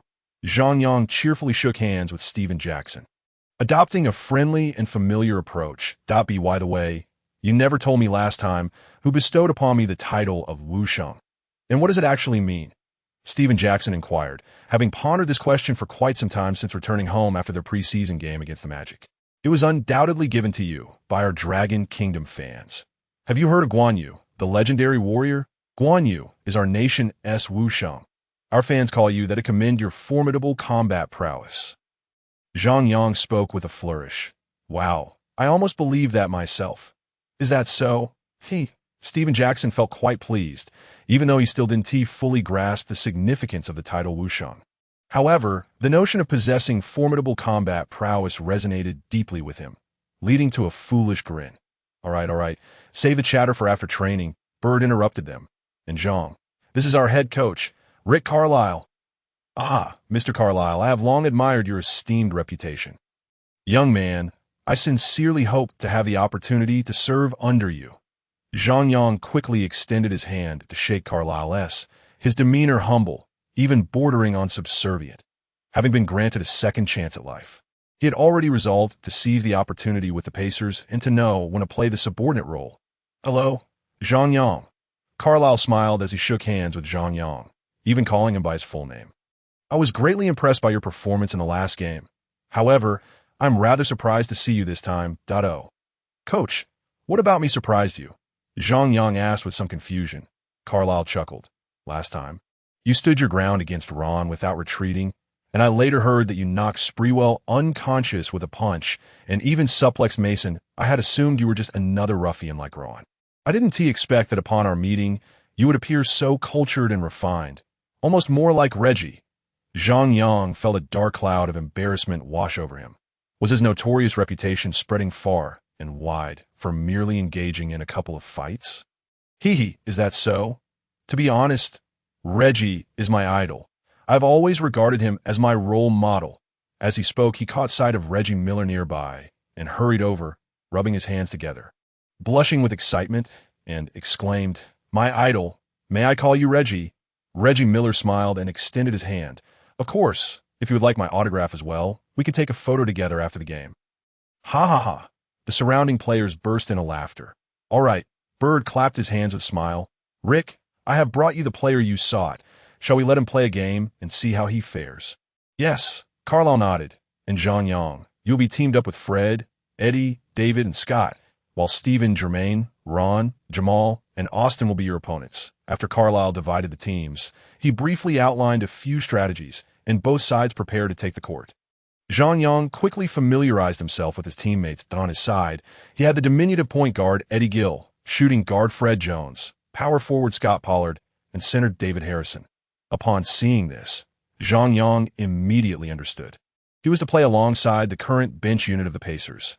Opposing them were point guard Jamal Tinsley, shooting guard Steven Jackson, small forward Ron Artest, white power forward Austin Croshier, and center Jermaine O'Neal. These 5 players essentially comprised the Pacers' main lineup this year. Reggie Miller, having aged, only participated in crucial games and generally refrained from playing, serving as more of a spiritual leader as the scrimmage commenced. Zhang Yang ran through a few plays and quickly discerned the situation. Head coach Carlisle was indeed providing himself with an opportunity to evaluate his backup core, compared to the formidable starting lineup. Zhang Yang's bench unit appeared woefully inadequate, especially in scoring capability. Point guard Eddie Gill, standing at just over 6 feet, possessed almost no scoring ability, primarily focused on facilitating rather than shooting. Shooting guard Fred Jones was a rather unimpressive player. Someone who couldn't even make a mark in the CBA. This fellow could only dunk and was utterly inept in shooting. As a scoring guard, he could not hit a shot and had mediocre driving abilities. How such a player made it into the NBA is a mystery, perhaps simply due to his dunking prowess. Power forward Scott Pollard treated scoring as an afterthought, seldom shooting, only concerning himself with rebounding and defensive duties. Center David Harrison, another CBA player. However, he had fared much better in the CBA than Fred Jones. His skills were quite comprehensive, possessing a few standout moves. Yet being a rookie this year and facing off against Jermaine O'Neal, his offensive capabilities appeared particularly lackluster. Thus, Zhang Yang realized that among his 4 teammates, 2 were from the CBA and the other 2 couldn't shoot a basket. What is this? This is what true CBA teammates look like. Thank you, Bird. Thank you, Rick Carlisle, for granting me the chance to shine like LeBron. Zhang Yang felt his heart blooming with joy. As for defense, Zhang Yang was still a notch below Arteist. However, his three-point and mid-range shooting skills were surely superior to Arteist's, especially since Zhang Yang had recently mastered the techniques of the stop-and-pop and fadeaway jump shots, albeit at a rudimentary level with a slightly lacking shooting percentage. But it didn't matter, as others were even less accurate. With ample shooting opportunities at his disposal, wouldn't he take full advantage of them? Having assessed the situation after a few plays, Zhang Yang decided not to hold back any longer. In the next play, he actively called for the ball. Since my individual offensive and driving abilities are lacking, I shall depend on positioning and shooting to carve out a role as a backup core. Eddie, let us run a pick and roll. As Zhang Yang ran over to set a screen for Eddie Gill against Tinsley, he whispered to him. Eddie Gill nodded, slipping past him. Seizing the moment before Arteis could catch up, he charged toward the paint. Eddie, over here. Zhang Yang broke free, positioning himself at the 45 angle beyond the three-point line, raising his hands and calling out. Having anticipated this, Eddie Gill immediately lifted the ball, sending it soaring over Arteist's head, landing perfectly in Zhang Yang's grasp. Tinsley lunged in response, but regrettably, he was a step too late. Zhang Yang seized the fleeting opportunity, elevating for a three-point shot. Swish! The ball swished through the net. The narrative has been exquisitely conveyed. Eddie. Zhang Yang immediately sought out Gill, celebrating with a high five, reminiscent of old teammates. Zhang, that was an impressive shot. Gill chuckled, displaying no desire for recognition. Look at that. Who says that African Americans lack emotional intelligence? They certainly know how to lift the palanquin together. Haha. Keep it up. Let's drive together. Zhang Yang responded with an even brighter smile. The primary team swiftly retaliated, with young O'Neal executing a splendid footwork, culminating in a powerful dunk. Subsequently, the bench unit launched their offense, with Arteist intensifying his defense against Zhang Yang. Fred, we all need to pick up the pace. Set screens for each other, and whoever has the opportunity should shoot decisively. Noticing the lack of opportunities, Zhang Yang began directing Fred Jones to position himself. David, don't just crowd the inside. You need to find ways to pull Jermaine into the play, or we won't have a chance. After addressing Jones, he turned his attention to Harrison. Fortunately, these 3 were all young talents. David Harrison, a rookie this year, Fred Jones, a sophomore, and Eddie Gill in his 3rd year in the NBA. With limited prowess and standing within the team, they welcomed Zhang Yang's guidance without complaint, immediately moving into action. Scott Pollard, known for his role as the enforcer, merely needed to fulfill his duties. And Zhang Yang hoped for nothing more. After all, he was a seasoned player. It would be quite awkward if he didn't heed his instructions. Once the 4 began to move, the primary team found themselves compelled to adjust, inevitably leading to defensive lapses. After several exchanges, Zhang Yang capitalized on screens, sinking a three-pointer followed by a mid-range jump shot. The primary team, unable to afford his own defense, resorted to man-to-man coverage in a moment. The bench unit was matching them shot for shot. Carlisle observed the unfolding dynamics and exchanged a glance with Bird. They shared a subtle smile, having reached a mutual understanding. This was the core of the bench unit they desired, competent, capable of making crucial shots, and possessing the leadership qualities to direct their teammates. Skillful enough to convert shots commands respect, while the courage to direct teammates demonstrates a readiness to bear responsibility and a formidable self-confidence. It is individuals like this who can lead their teammates forward, yet such individuals are all too rare. Zhang Yang's abilities may not yet be fully developed. For instance, his passing and penetration skills are mediocre. However, there is no denying he is a promising prospect. While he may not yet be ready to lead the entire team, he is more than capable of guiding the bench unit to AS for the propensity for brawling. Johnny Davis viewed a player's inclination to fight as a source of trouble. However, in the eyes of Carlisle and Bird, such tendencies are hardly concerning, even with headstrong players like Arteist or Steven Jackson. Carlisle and Bird have their methods to ensure compliance. Sometimes, instigating a scuffle can even serve as a reminder to adversaries that one is not to be trifled with. Moreover, throughout history, which championship team has not had its share of brawlers? Regarding Zhang Yang's age and perceived lack of potential, they deemed it inconsequential. As long as Zhang Yang possesses the capability and is effective, that suffices. A reliable asset is far more appealing than an untested rookie. Soon after a quarter of play, Carlisle deemed it sufficient and called for a halt to the game. Zhang Zhou, let us discuss matters in my office. Bird, already assured of his thoughts, smiled at the two and then glanced at Carlisle. Rick, you should join us as well. Sure, Mike, take them practice for a bit. Carlisle instructed his assistant coach. Zhang, you've secured a significant contract, so treat us tonight. Arteis shouted from behind. No problem. Everyone is welcome tonight. Zhang Yang laughed heartily, waving to the crowd as he followed Bird and the others off the court. Zhang, what jersey number do you wish to wear? Or will you stick with the same number you had with the Magic? Bird inquired upon their return to the office. Zhang Yang was momentarily taken aback. The contract hadn't even been discussed yet, and they were already asking about his jersey number. Nevertheless, the feeling of being valued was incredibly gratifying. Unlike the Magic, where he was casually handed a jersey just before preseason, one bearing the number 38, no, I certainly don't wish to wear that number again. Do you have any suggestions? That unfortunate 38. Whoever wants it can have it. I will never wear it again. Here is our current player roster, with their respective jersey numbers listed. Bird retrieved a sheet from his desk and handed it to Zhang Yang. We have 3 retired numbers, 30, 34, and 35, and aside from these, you're free to choose any other number. All right. Zhang Yang nodded, examining the list. The number 1 was already taken by the legendary player, Wu Sheng. What a pity, as I am indeed a fan of Yao Ming and McGrady. Young O'Neal wears number 7, Reggie Miller dons 31, and Tinsley has number 11. Lastly, Arteis' number is 91. Almost forgot, he is a diehard fan of the Worm. Rodman. Upon reaching this point, Zhang Yang's eyes lit up with inspiration. That I'll choose number 99, if that's all right. In Zhang Yang's mind, he either wanted the smallest or the largest number, as those are the easiest to remember. Unfortunately, number 1 was occupied by Wu Sheng. The next smallest would be 0, which he detested due to its negative connotation. Only someone as unrestrained as Arenas would dare wear 0. Thus, he opted for 99.99. Excellent choice. Just like George McGinnis.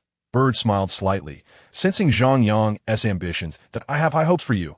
George McGinnis, the NBA's first true superstar, predating even Chamberlain and Russell. As a basketball enthusiast, Zhang Yang had certainly heard of this great figure, but he had never paid attention to the jersey number. He hadn't anticipated that by chance he would choose the same number as this legend. Oh, I have always looked up to the pioneers of the NBA, using them as motivation to continually improve. Zhang Yang responded, embellishing himself with Bird's words that in this new life, if nothing else, his confidence had grown considerably thicker. Well then, remember your words. Do not disappoint Rick and me. Bird chuckled. Let us agree that you are now a member of the Pacers. Rest assured, Mr. Bird, I will not let you or the coach down. Zhang Yang assured confidently, thumping his chest. Great. Now let us discuss your contract. What kind of contract are you aiming for? Bird inquired with a smile. Let Joe handle that. Zhang Yang deferred to his agent, as contract negotiations were his responsibility. The truth was, Zhang Yang felt somewhat uncertain, having grown accustomed to being overlooked in the Magic, which had left him lacking in confidence. Although he was now receiving unprecedented attention from the Pacers, he still felt a hint of insecurity. Oh, Joe, what are your thoughts? Bird smiled to Hardiman. Before we discuss the figures, I have 2 conditions I would like to propose, and I wonder if Mr. Bird and Mr. Carlisle would be amenable. Hardiman's words caught Zhang Yang off guard. He hadn't expected Hardiman to have any conditions, let alone 2-0. Go ahead, what are your conditions? Bird inquired with interest. The first condition is that if Zhang's performance proves beneficial to the team, I hope the team will exercise enough patience and shield him from some external pressures. Hardiman explained, I trust you are aware that in both brawl incidents, Zhang Yang was not solely to blame. Both times, it was the other party that instigated. Zhang Yang was merely responding to provocation, and due to his identity as a player from Longhua, the league's punishment has been excessively harsh. Carlisle exchanged glances with Bird, who nodded. Carlisle spoke, "You can rest assured about this. In their time with the Magic, they may have had players disliked due to fighting. However, within our Pacers team, as long as you do not intentionally cause trouble or provoke conflict, we shall undoubtedly support you." Bird then continued, "To speak candidly, my concern is not that you might play the villain, but rather that you may lack the toughness to stand up for yourself when challenged." This remark invigorated Zhang Yang and Hardiman, who marveled at the stark contrast in approach between a general manager and a head coach within the NBA. With the assurance from Mr. Bird and Mr. Carlisle, Hardiman felt a weight lifted off his shoulders and chuckled. "I trust Zhang Yang won't stir up trouble. He's just too young, and when bullied, he doesn't know how to retaliate effectively. He simply throws a punch. That's hardly an issue." Bird inquired further, "What is your second condition?" Hardiman hesitated, feeling somewhat bashful as he contemplated his response. Finally, he summoned his courage and spoke. "The second condition is, if Zhang Yang is not the instigator and another scuffle occurs, would the team be able to cover the fines?" This concern stemmed from Hardiman's fear of the league's penalties. Zhang Yang, as a rookie, certainly would command a high salary, and if he were to incur fines repeatedly, he worried that his earnings might not suffice to cover them. Upon hearing this, Bird exchanged a knowing smile with Carlisle. "I can agree to this, but I will only cover fines for up to 3 infractions. If Zhang finds himself in trouble too often, I must regretfully decline further assistance." Zhang Yang quickly reassured, "Rest assured, I am not one to cause unnecessary trouble. As long as others do not provoke me, I will not engage in fights." He wanted to assert that he would never exceed 3 altercations. But recalling the troublesome system and his own experience of having fought twice in just 6 games with the Magic, he hesitated to make such a bold claim. "All right, I accept your 2 conditions. Now, let us discuss the terms of your contract." Bird smiled, directing his gaze toward Hardiman. "Please share your desired figure." Hardiman did not respond immediately. Instead, he glanced at Zhang Yang, who nodded slightly. With newfound determination, Hardiman declared, "Mr. Bird, to be candid, Zhang and I discussed this matter on the plane. Initially, I aimed for a larger contract with a longer duration. However, Zhang insisted on a 1-year deal, and as long as it is fully guaranteed. The amount is of little consequence. On the flight, Zhang Yang and Hardiman had already agreed that what Zhang truly sought was a chance to play. Whether the salary was high or low was of little importance. Given the opportunity to showcase his talents, supported by the market in Dragon Country, he could easily secure lucrative endorsements that would far surpass his playing salary. Therefore, in his current situation, securing a formal contract with the Pacers was paramount. And the size of the contract was secondary. He would even accept a rookie minimum salary. Zhang, why do you only wish to sign for 1 year? Generally, players prefer longer contracts, don't they? Bird inquired. Perplexed, because I believe that with the opportunity, 1 season is sufficient for me to elevate my value. Zhang Yang replied with a confident smile. My goal is not merely to drift through a few years in the NBA. What is your goal then? Bird asked, intrigued that my objective is to win every game and ultimately achieve victory. That is to secure the championship. Zhang Yang proclaimed, standing tall with unwavering confidence. Such bravado from a young man. Aha! Bird chuckled. Do you think our Pacers can win the championship this year? Zhang Yang's heart skipped a beat. This was a perilous question. Would saying they could not win a championship displease the old man? The most critical factor was that this was the year 2004, the infamous season of the brawl at the Palace of Auburn Hills. Artest and Jackson's impulsiveness had dashed Reggie Miller's last hope of a championship. I firmly believe that we, the Pacers, are undoubtedly among the strongest contenders for the championship this year. That if all goes well, we still have the potential to reach the finals. Just reaching the finals? Who do you believe will be our greatest rivals? From Bird's inquiry, it was evident that the Pacers harbored significant ambitions this year. The Spurs and the Pistons. Zhang Yang answered without hesitation. These were indeed the 2 teams that had ultimately reached the finals that year in history. Oh, why not the Heat? Carlisle inquired. Zhang Yang paused, momentarily taken aback. Why had he instinctively overlooked the Heat? After all, the formidable Shaquille O'Neal had joined them, and during these years, he was still at the pinnacle of his career. No one dared to underestimate this historic powerhouse. Moreover, the Heat boasted Dwayne Wade, who despite being a sophomore was often perceived as inferior to his contemporaries, LeBron James and Carmelo Anthony. However, Zhang Yang understood just how formidable Wade was. If it weren't for the misfortunes caused by his peers, he would undoubtedly rank as one of the greatest shooting guards in history. Others might underestimate Wade, but Zhang Yang would not. Yet, why hadn't the Heat reached the finals this year? After pondering for a moment, he could not recall. His memories from his past life were somewhat hazy, only vaguely remembering that the Heat had likely lost to the Pistons. Although he could not clearly recall how. Although O'Neal is powerful, the Heat's roster lacks depth, and Wade is not Kobe. Thus, I did not foresee them making it to the finals, Zhang Yang conjectured.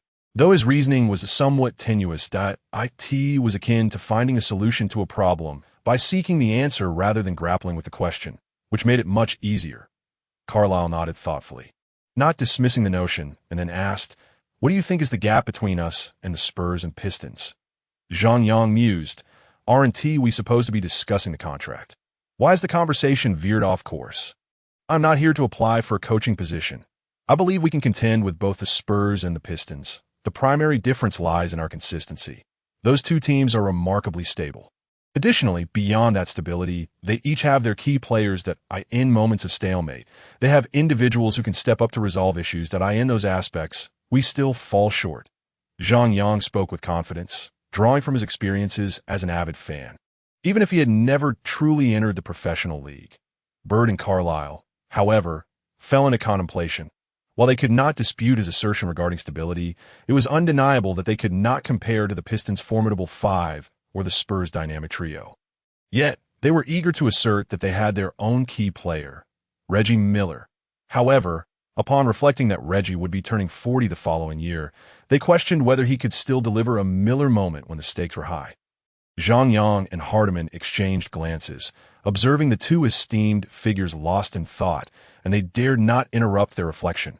After a considerable pause, Bird finally returned to the matter at hand. "Let us return to your contract. I can offer you two options. One is a standard 4-year rookie contract totaling $4.5 million, and the other is a 1-year short contract worth $1 million. Bird's proposal took Zhang Yang and Hardiman by surprise. They had anticipated that the Pacers would offer merely a rookie minimum salary of around $380,000. To their astonishment, Bird had proposed a sum exceeding $100,000. Hardiman was so thrilled he nearly jumped up, while Zhang Yang, having experienced life anew, maintained a steadier composure, gently patting Hardiman's arm to prevent him from showing any signs of weakness. "That much? I thought it would only be a minimum salary contract. You are an integral part of our bench. How could we possibly offer you merely a minimum salary?" Carlisle replied with a smile that Zhang Yang. Bird's offer was already far beyond what they had anticipated. In reality, Bird and Carlisle viewed signing a capable player for $1 million as a substantial bargain. As I mentioned earlier, I think I'd prefer to sign for just 1 year. Zhang Yang reiterated his desire for a 1-year contract, firmly believing he could prove himself worthy and that signing for 4 years would be too much of a risk. "All right, if that is your preference, let us proceed with the 1-year contract. I hope that by this time next year, you will have convinced me to prepare an exceptionally lucrative offer for you." Bird smiled as he shook hands with Zhang Yang and Hardiman. The contract was swiftly printed, and Zhang Yang signed his name, finally securing his place in the NBA, no longer relegated to the status of a temporary worker. $1 million sounded substantial. However, after deductions for various taxes and the agent's commission paid to Hardiman, he would be left with approximately half that sum. This remainder could not be disbursed in full. Rather, it would be divided into 10 installments, disbursed bi-weekly. Thus, Zhang Yang would receive a net amount of merely $50,000 each month, a sum that likely paled in comparison to what some star players might spend a night at a nightclub. Nonetheless, that $50,000 was just sufficient to cover the fine he owed. "Mr. Bird, may I request an advance on a month's salary? You are aware that I have just been penalized by the league, and I have yet to pay this fine." Bird agreed to cover 3 fines, but those would be applicable only after he joined the Pacers. The previous fines, incurred during his time with the Magic, would need to be settled by him. "And no problem. I will advance you 2 months' salary. After paying the fine, you will need living expenses, won't you?" Bird's consideration was commendable. "Come, Zhang Yang, let me share my vision for you. Just after signing, Carlisle eagerly pulled Zhang Yang along. You know why we had taken interest in you? As they walked toward the court, Carlisle inquired, I suppose it's because my three-point shooting is quite accurate. Zhang Yang hesitated, uncertain, given that they had only faced each other in a single preseason game. That is part of it, but not the entirety, Carlisle chuckled, waving his hand dismissively. Then I cannot guess, Zhang Yang thought to himself. Surely it cannot be because I can fight. Fortunately, Carlisle did not press him further, stating, it is because you can play and dare to fight. Zhang Yang was taken aback. What? Is it possible for a coach to appreciate a player who fights? This is not an MMA bout. On the court, those who dare to fight are not cowards, and those who can win are true warriors. Carlisle gestured towards the court. Ron, Steven, Jermaine, none of them are easy to contend with. Even this year's rookie, David Harrison, is no pushover. Zhang Yang could not help but give a thumbs up. You certainly have an eye for talent.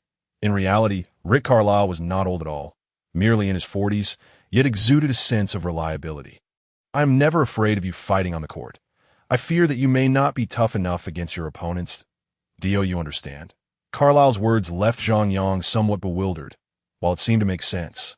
No head coach would encourage players to brawl, would they? Of course, I do not advocate for you to instigate trouble on the court or seek fights unnecessarily. This is a basketball court, not a boxing ring. Carlisle appeared to have heard his unspoken thoughts. Zhang Yang comprehended and quickly responded, Coach, rest assured, I will not provoke trouble. But if someone seeks to challenge me, I will not shy away. Now you understand why I recognized your potential after just one preseason game. Carlisle patted Zhang Yang's our M.IT is because you play with enough toughness. You embody the spirit of our team. Thank you, Coach. I will forever remember your words. Zhang Yang pledged, feeling a sense of loyalty. Having lived a previous life, he was far more mature than his younger self in this new existence. In his past life, he had been a reckless youth. Otherwise, he would not have knocked out the team's star player, Zhu Ba, with a single punch. Having said so much, what are your thoughts on your position within the team? Carlisle asked with a smile. Since I've just arrived, I'm still unfamiliar with the team's dynamics. My initial plan is to earn a spot in your primary rotation. I cannot dare to think beyond that. Zhang Yang scratched his head, his words expressing both humility and ambition in his previous life. He would never have been able to articulate such sentiments. Very well. Carlisle increasingly admired this young man, who displayed youthful vigor without being overly ostentatious or off-putting. I have brought you in to be my best sixth man. The core of my bench unit. You have the confidence to fulfill this role? Zhang Yang felt invigorated. This was a level of importance he had never received in either of his lives. I am immensely grateful for your trust, Coach. Please rest assured, I will double my efforts to repay your kindness and will not let you down. Seeing Zhang Yang's earnest demeanor, Carlisle nodded in satisfaction. Let us go. Your first training session with the Pacers awaits. We shall continue now. Yes, Coach. Filled with determination, Zhang Yang was brimming with enthusiasm. After training with the Pacers for a day, he felt a stark contrast to his time with the Magic. That afternoon, following the conclusion of practice, the team flew to Boston, preparing for an away game against the Celtics. However, due to his suspension, Zhang Yang did not accompany his new teammates. After bidding his teammates farewell, he returned to the gym alone to continue practicing. Hardiman had taken the 2-month salary he advanced and used it to settle his fine, as well as to find new accommodation by nightfall. When darkness enveloped the sky, Zhang Yang left the gym, accompanying Hardiman to their new residence. It was a modest 2-bedroom apartment, not overly spacious but well-equipped, and most importantly, in close proximity to the arena, allowing Zhang Yang to run to practice daily. The following day, the Pacers triumphed over the Celtics, led by Pierce, with a score of 100-94 on the third day. Back at home, the Pacers secured another victory against the visiting Bulls, winning 100-90. During this match, Zhang Yang observed the entire game from the bench. Before Rose was selected by the Bulls, this team had already been a formidable force. Their rookies, Ben Gordon and Luol Deng, were among this year's standout newcomers, exhibiting extraordinary talent within just a couple of games. Coupled with last year's rookie, Kirk Hinrich, they formed a youthful squad with considerable potential. Halftime, the Bulls trailed the Pacers by only 5 points. However, The seasoned Pacers, who had maintained a stable lineup for several years, ultimately showcased their experience, decisively taking control of the game in the third quarter. Zhang Yang noted that the current Pacers bench typically comprised Artest and Stephen Jackson, alternating as they led the second unit.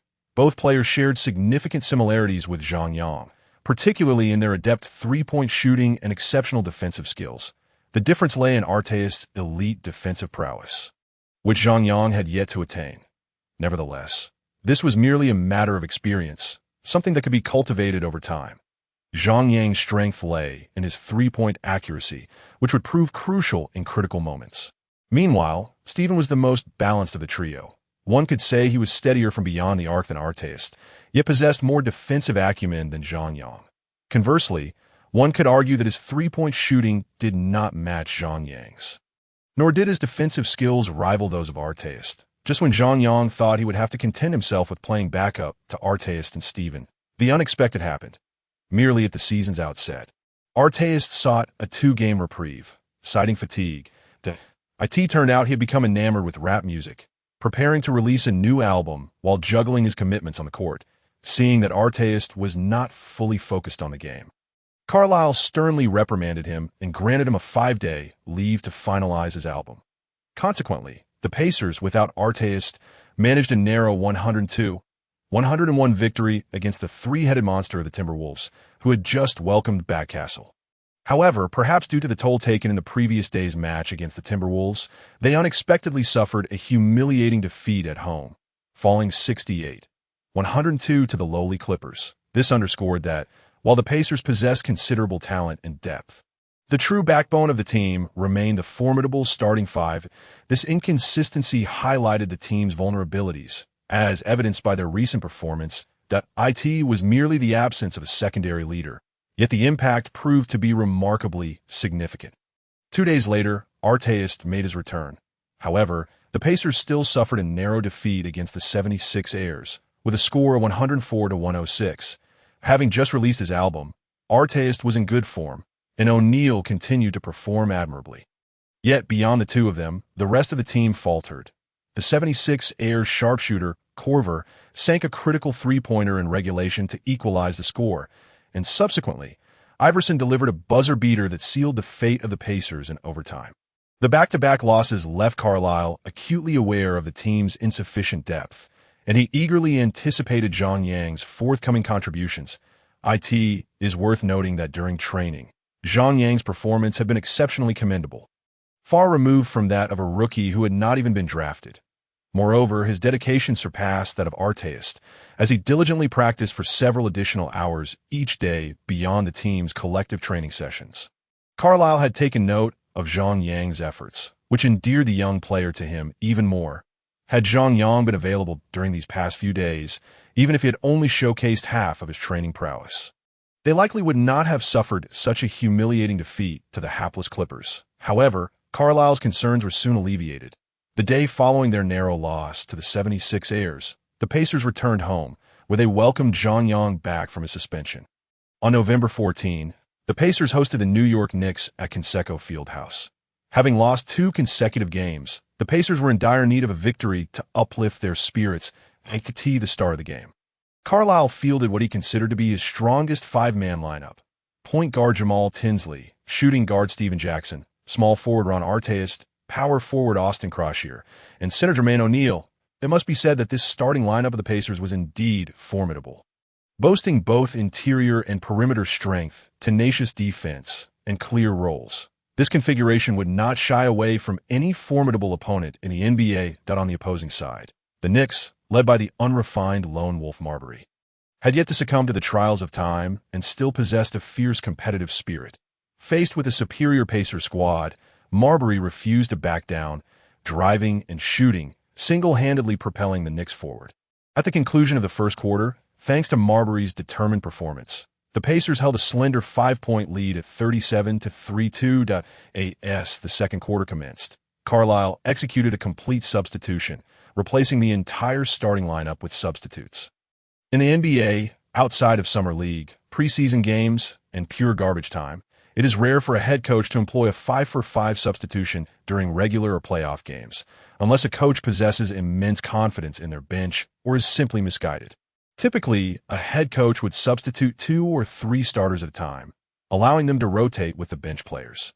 However, Carlisle's decision today was motivated by a desire to assess Zhang Yang's leadership capabilities and observe how he would perform with the bench unit. On the court for the Pacers, aside from Zhang Yang at small forward, were point guard Eddie Gill, shooting guard Fred Jones, power forward Scott Pollard, and center David Harrison. The Knicks, meanwhile, featured 2 starters, Marbury and Kurt Thomas. Alongside 3 substitutes, the aging Penny Hardaway, the youthful Ariza, and the garbage dog Jerome Williams. In this lineup, Kurt Thomas occupied the center position. Penny Hardaway played shooting guard, Ariza was at small forward, and Jerome Williams filled the power forward role. Kurt Thomas was an exemplary blue-collar player, possessing commendable low-post defense skills and a respectable mid-range shooting ability. Once a heralded prospect, Penny Hardaway was once touted as Jordan's successor. However, after suffering a significant knee injury, his prowess diminished, and his career has been plagued by injuries since leaving the Magic, now nearing its twilight with the Knicks.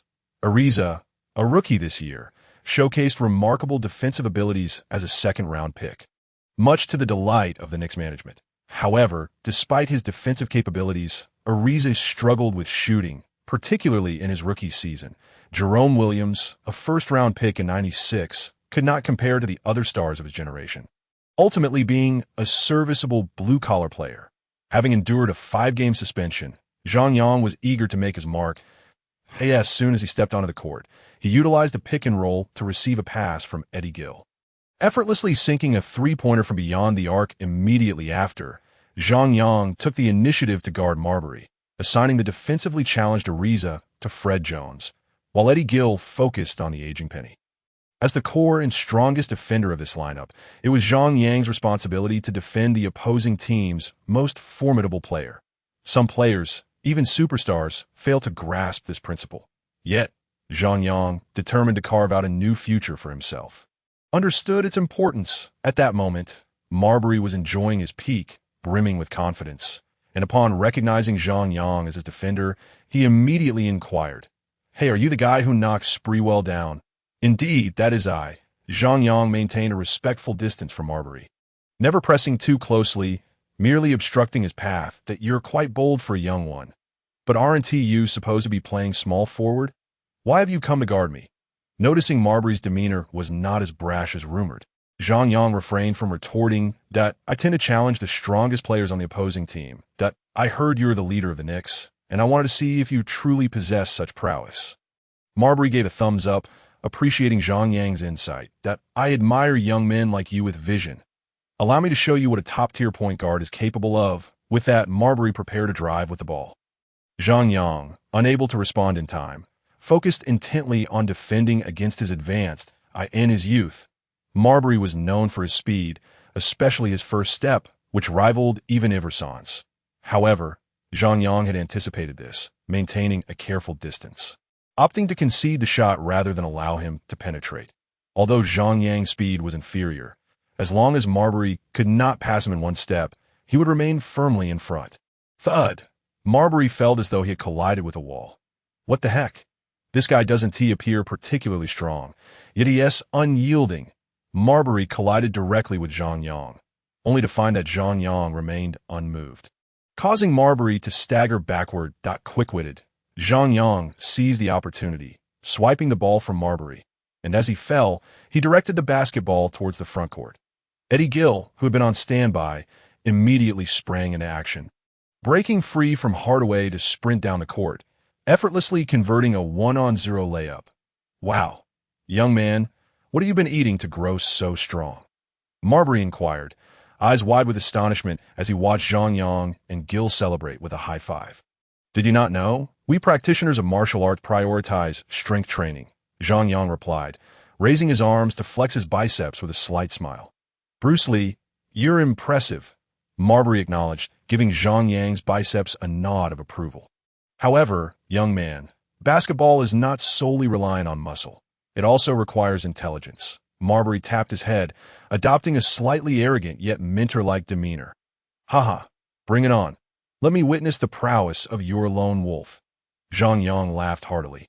Unafraid, Marbury received an inbound pass from a teammate and easily advanced past half-court. He observed Zhang Yang maintaining his distance and understood that a direct drive would not be easy. Consequently, Marbury resolved to showcase his signature crossover dribble, swiftly stepping left before abruptly pulling back to the right. Compared to Iverson's crossover, Marbury's maneuver was equally impressive, characterized by its amplitude and speed. However, as Marbury finished his sequence of moves and prepared to drive inside, he was taken aback to find Zhang Yang again standing in his path. Wang Defa. Even Yao Ming fell for that move. How is it that this kid remains unfazed, having failed to shake off Zhang Yang? Commissioner Ma was left with no choice but to make a desperate strong shot. Zhang Yang thought to himself, if I can still be fooled by you, wouldn't all those years of watching Yao Ming be in vain? Although Zhang Yang's current speed wasn't particularly swift, one would expect him to struggle against a speedster like Commissioner Ma. However, the moment Ma raised his hand, Zhang Yang knew he was about to employ that move. And he had already prepared himself mentally. How could he possibly fall for the feint? Duong. Indeed, although Commissioner Ma's shot was strong and he was blocked by Zhang Yang, he predictably missed the mark. Scott Pollard seized the rebound, and Eddie Gill quickly moved up to receive the ball. During the transition from defense to offense, Eddie Gill was slow to pass, and the Knicks swiftly returned to defend. Thwarting the Pacers' chance for a fast break, as both teams settled into position, Zhang Yang immediately signaled his teammates to reposition, stepping forward to screen for Eddie Gill against Commissioner Ma. Eddie Gill managed to slip past an opening, but opted not to take a three-pointer. Instead, he drove towards the basket. After setting the screen, Zhang Yang didn't just stand still. He sprinted towards Fred Jones, who understood the cue and promptly blocked Ariza, who was chasing Zhang Yang. Seeing Zhang Yang had created an opening, Gill's pass was swift, and Zhang Yang raised his hand for a three-pointer. Swish! A wide-open three-pointer from 90 degrees was indeed not a fluke. Zhang Yang confidently secured the 3 points. Kid, if you have the ability, take me one-on-one. What is so impressive about relying on screens? Commissioner Ma retorted, facing Zhang Yang. Zhang Yang looked at Commissioner Ma as if he were foolish. Am I on my mind to engage in one-on-one with you? If I can't outplay you in isolation, then depending on screens is just common sense. It's not like I'm the leader of our team. Once Jermaine comes on, you'll see what true isolation looks like. Zhang Yang knew he currently lacked the prowess for one-on-one plays, yet he spoke with an air of confidence. Isn't it true? Aside from the team leader or a select few with exceptional isolation skills, how many are permitted by the coach to freelance on the court? Little O'Neal. He relies on his height to dominate inside. Let him challenge me one-on-one, and I'll drive right past him. Commissioner Ma smirked, displaying a hint of arrogance. I'll make sure to relay your words to Jermaine. Let us see if you can drive past him. Zhang Yang understood that Commissioner Ma was merely putting on a brave front. Yet he held a favorable impression of him and refrained from exposing him directly. In the ensuing moments, while defending against Commissioner Ma, Zhang Yang remained focused, consistently maintaining his position. Sure, Commissioner Ma could shoot, but he would not allow him to drive. Consequently, Ma's efficiency plummeted, relying solely on difficult shots to scrape together points. Were it anyone else, they might have immediately adjusted their strategy, calling for teammates to set screens. However, the peak Commissioner Ma was not one to easily concede, especially in the face of a rookie. Thus, stubbornly, he refused assistance from his teammates, showcasing a variety of skills as long as the ball was in his hands, repeatedly challenging Zhang Yang head-on. Unfortunately, his breakthroughs still depended heavily on speed and the mastery of rhythm, leaving a considerable gap compared to Iverson. With half of the second quarter elapsed, Commissioner Ma had only managed 5 points through tough shots. Not only had he failed to close the gap with the Pacers, but the deficit had widened to 6 points. The Knicks head coach, the legendary Lenny Wilkins, witnessing Commissioner Ma's reckless play, helplessly waved his hand. Substituting in all the starters, Carlisle, seeing the opponent's starters re-enter the game, had no choice but to respond with a 5-for-5 substitution of his own. Kids, you're doing great, Carlisle praised the departing substitutes, especially Zhang Yang, who defended excellently and shot decisively. This was the way to play. Not only did Zhang Yang limit Commissioner Ma to a mere 5 points, but he also scored 2 3-pointers and one two-pointer, amassing a total of 8 points in half a quarter. Coach, thank you for the compliment. Rest assured, no matter which team we face, our bench will not falter. Zhang Yang beamed with pride, thumping his chest. On the court, with the starters back in, the Knicks still fell short against the Pacers. Whether in player capability or execution of tactics, the Knicks starting lineup was far inferior to that of the Pacers. Had it not been for Marbury's stellar performance in the first quarter, the game might have already descended into garbage time by halftime. By the fourth quarter, just 2 minutes in, Wilkins substituted out the starters. The game officially entered garbage time. Zhang Yang returned to the court with the bench unit, facing a Knicks lineup devoid of Marbury. The rookie Ariza, confronted by Zhang Yang, who had unleashed his three-point prowess, was thoroughly overwhelmed as the final whistle blew. The Pacers triumphed over the Knicks with a score of 109-87.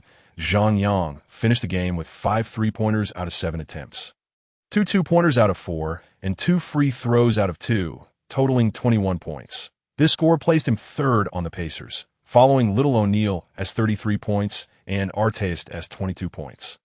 Additionally, Zhang Yang recorded 3 steals, 2 assists, and 1 rebound, effectively shouldering the offensive output of the bench unit.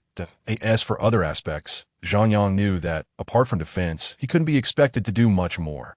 However, Carlisle had never demanded Zhang Yang to be overly comprehensive, considering he was still just a rookie.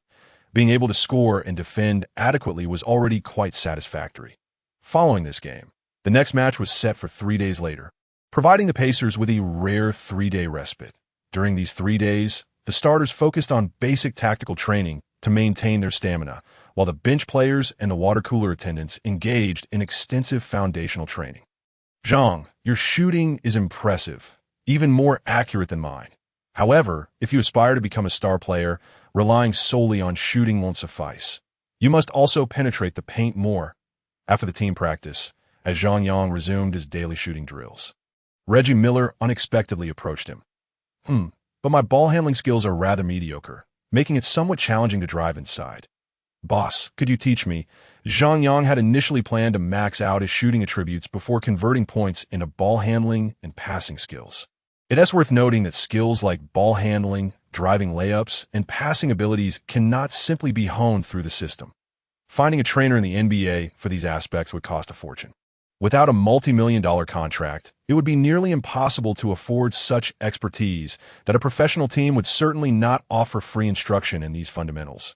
Typically, once in a professional setting, coaches focus solely on tactics, leaving technical skills to personal practice. Therefore, upon seeing a legendary player within the team willing to guide him, Zhang Yang could hardly resist the opportunity. Of course, to his surprise, Reggie Miller readily agreed.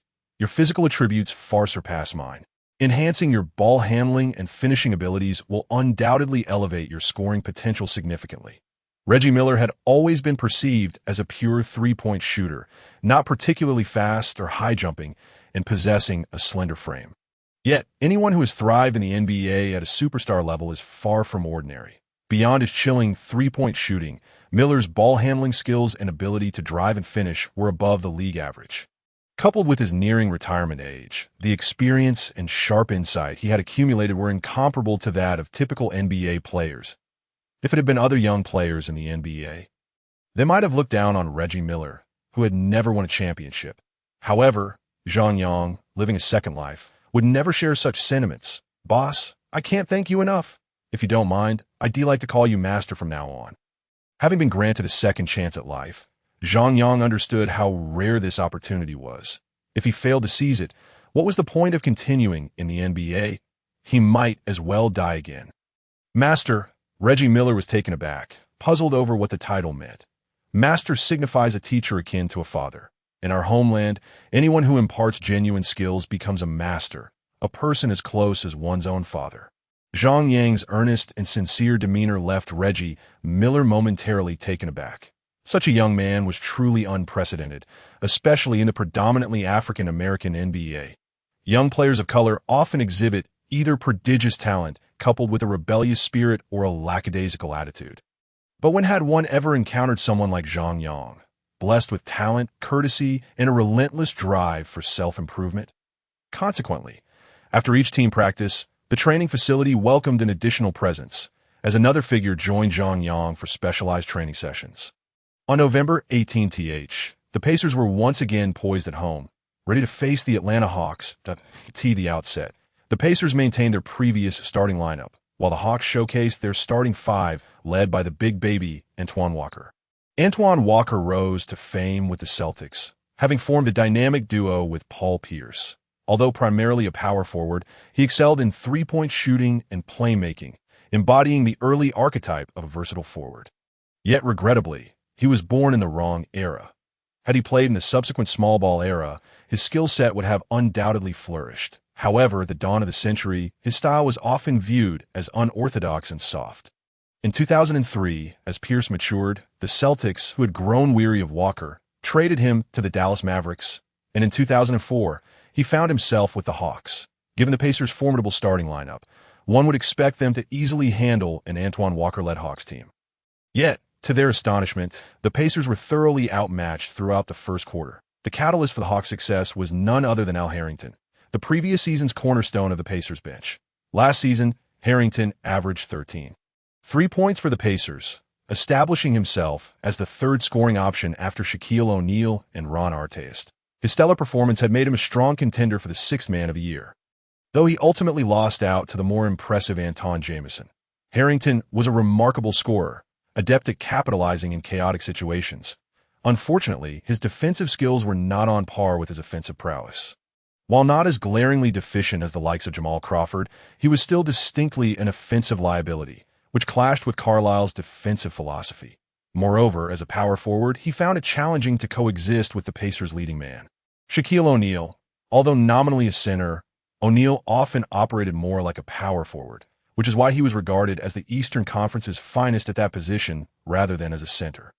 Consequently, this made it difficult for Harrington to further his career with the Pacers, and the team traded him to the Hawks over the summer in exchange for Steven Jackson. One could argue that Jackson was a more fitting complement to the current iteration of the Pacers, showcasing the keen vision of Bird and Carlisle. For Harrington, however, the Pacers represented a bitter betrayal by his former team. Thus, as he faced his old franchise today, he played with extraordinary vigor, brimming with determination to show his former employers just what they had lost. During the first quarter, Antoine Walker played a more perimeter-oriented role, embodying the essence of a small forward while seamlessly connecting inside and outside play. With Walker's support, Harrington thrived in the paint, effortlessly navigating Shaquille O'Neal's defense as if he were an all-star. Perhaps O'Neal, having taken a brief respite, found himself momentarily overwhelmed by Harrington's sudden eruption. This highlighted the most significant disparity between O'Neal and players like Kevin Garnett and Tim Duncan. Offensively, O'Neal held his own against any power forward in the league, showcasing exceptional low-post skills, elegant footwork, and a soft shooting touch that rendered his offense nearly flawless. However, in contrast to his offensive capabilities, his defense did not reach elite status. Although his defensive attitude and skills were commendable, they paled in comparison to the historically renowned defenders like Garnett and Duncan. After just 8 minutes into the first quarter, Carlisle was compelled to make adjustments in search of solutions. Zhang Yang, you re-up.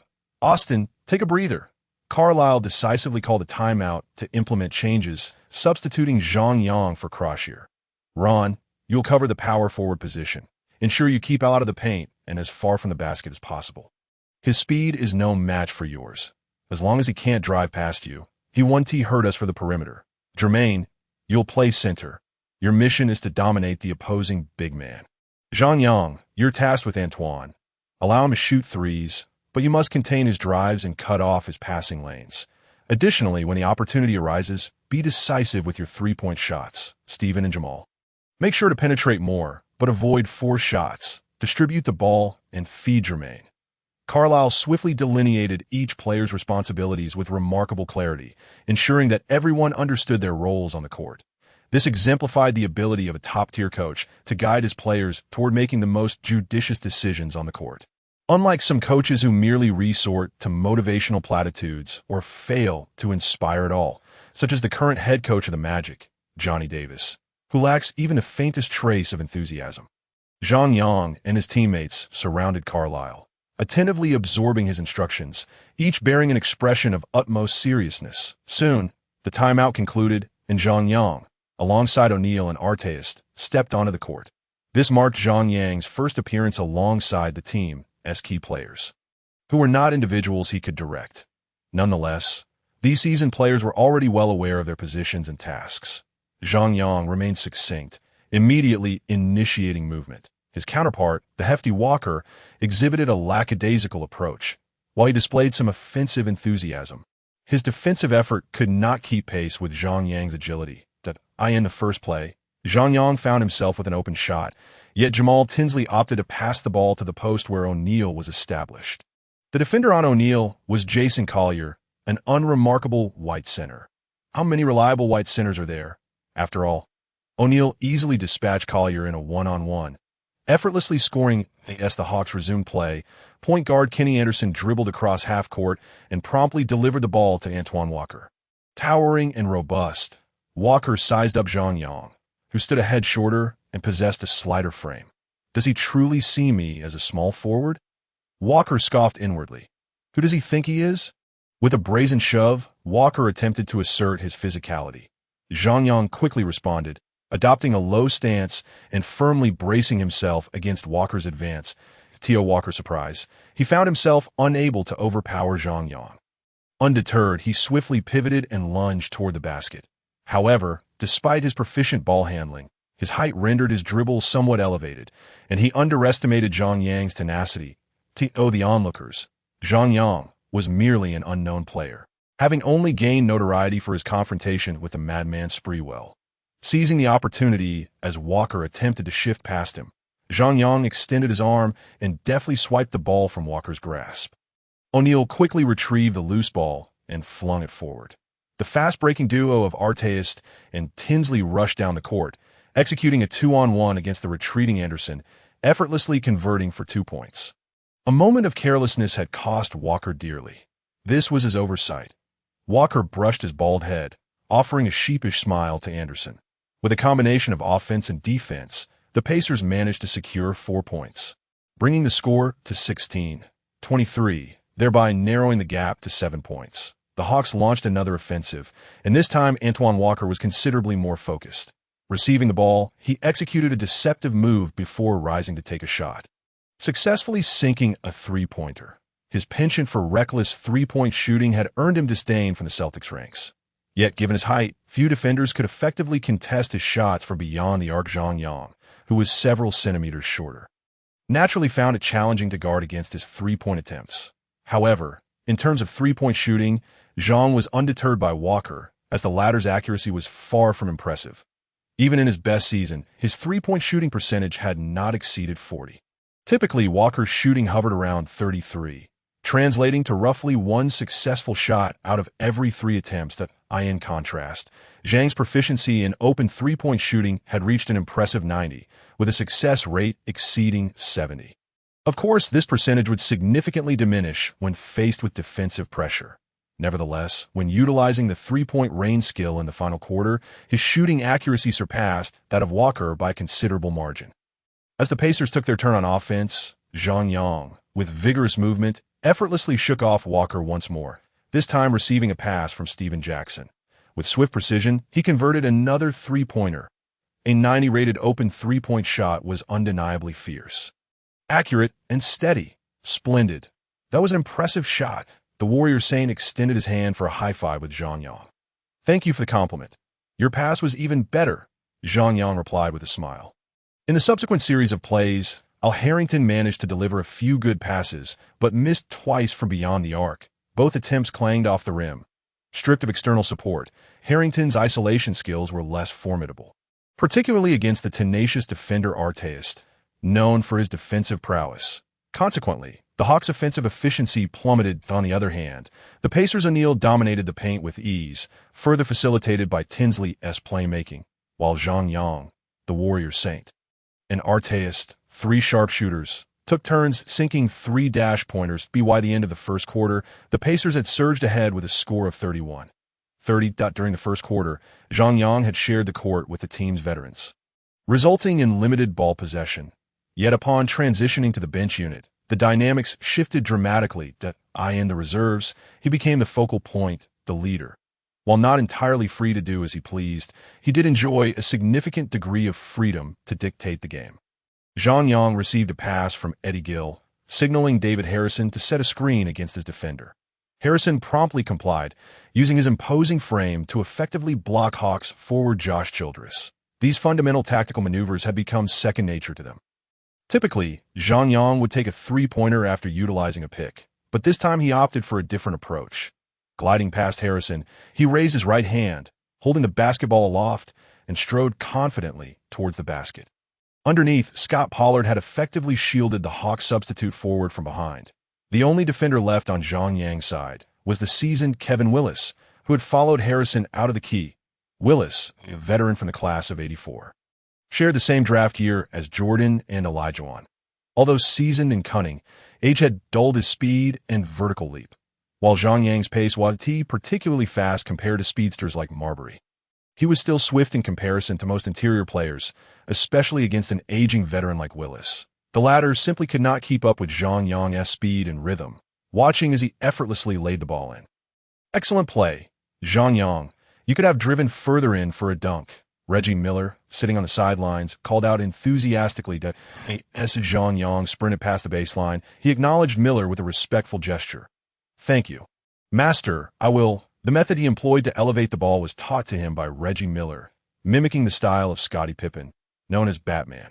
This technique, revered in their homeland as raising fire to the sky, minimized dribbling errors and allowed for a swift transition between shooting and layups, enhancing release speed. Miller chuckled and reciprocated Zhang Yang's gesture with a nod. That move looks quite impressive. Arteus, the warrior's saint. O'Neal and others immediately began imitating him. In the ensuing match, Zhang Yang shifted his focus away from three-point shooting, instead intensifying his drives towards the basket. Although he had only been training under Miller for a few days, a miraculous transformation was unrealistic, and he could not expect to score on every layup. Nevertheless, by integrating his signature stop-and-pop jump shot, he alternated between layups and jump shots. This combination resulted in a commendable shooting percentage.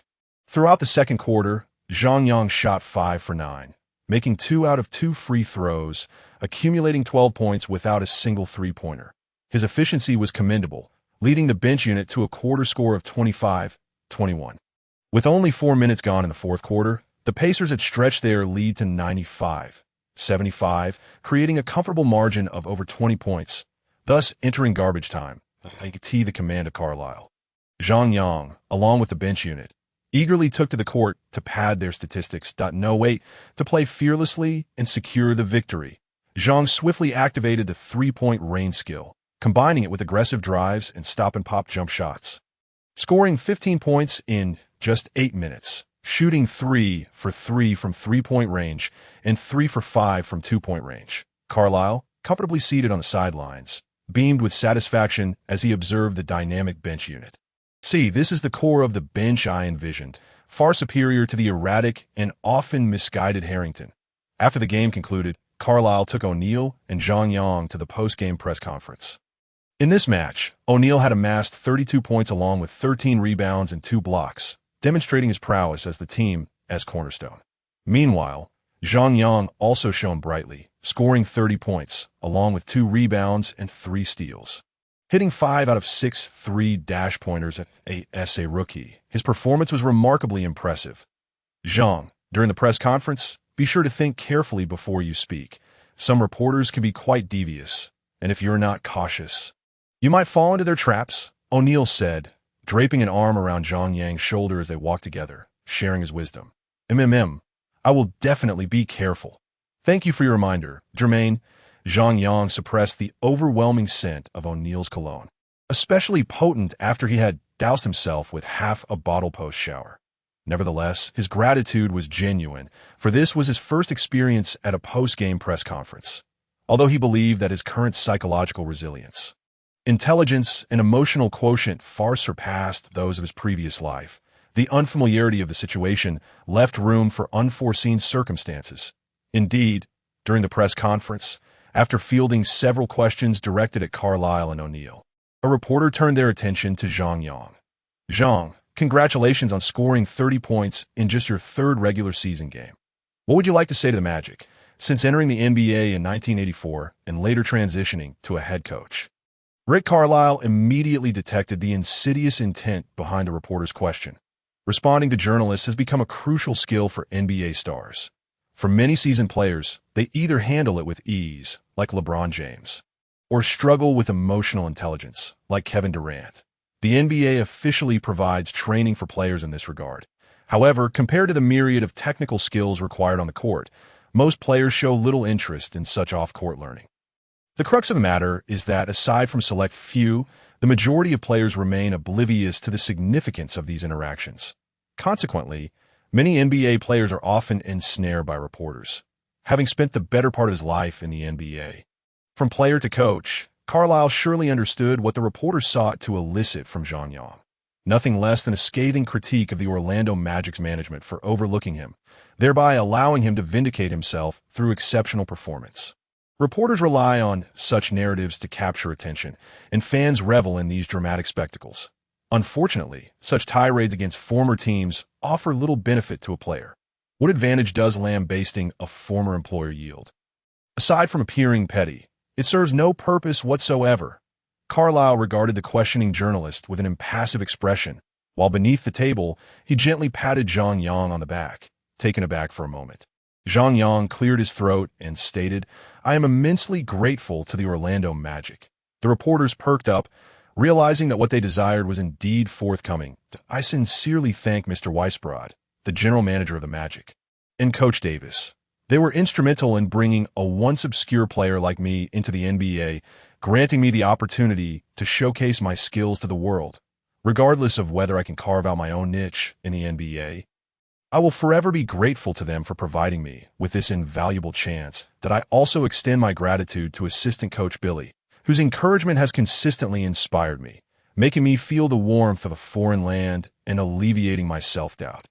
Additionally, I must thank Francis, Old Mobley, Hill, and others for sharing their wisdom with me, guiding me on how to thrive in the NBA.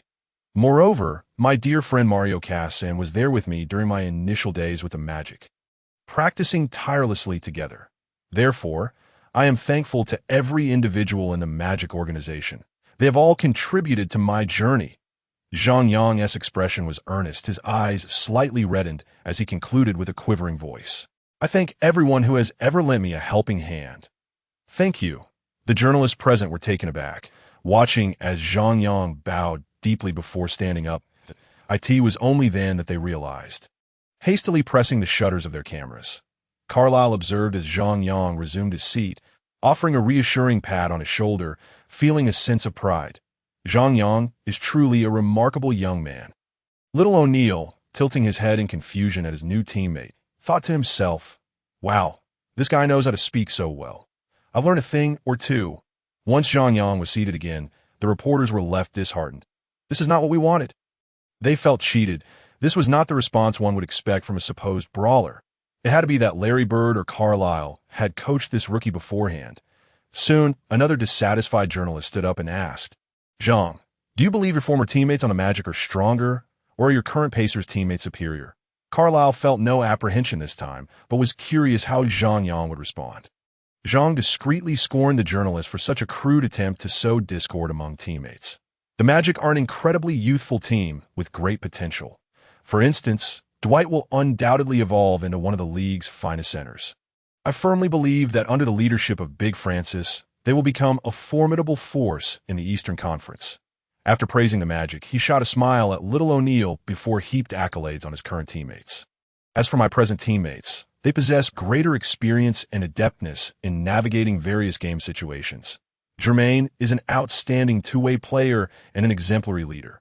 He is undoubtedly the strongest power forward in the East, bar none. Ron is also a highly versatile small forward, and his tenacious defense will haunt every player in his position. Steven is a resolute clutch player. No one shoots the three better than him while maintaining defensive prowess. Jamal has extraordinary ball handling skills, almost like a magician on the court.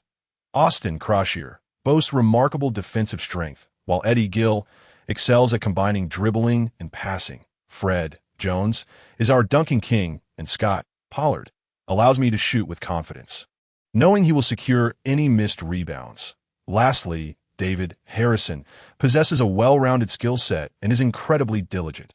His future is undoubtedly bright. Zhang Yang counted off his teammates with fervor, culminating in an enthusiastic slap of the table.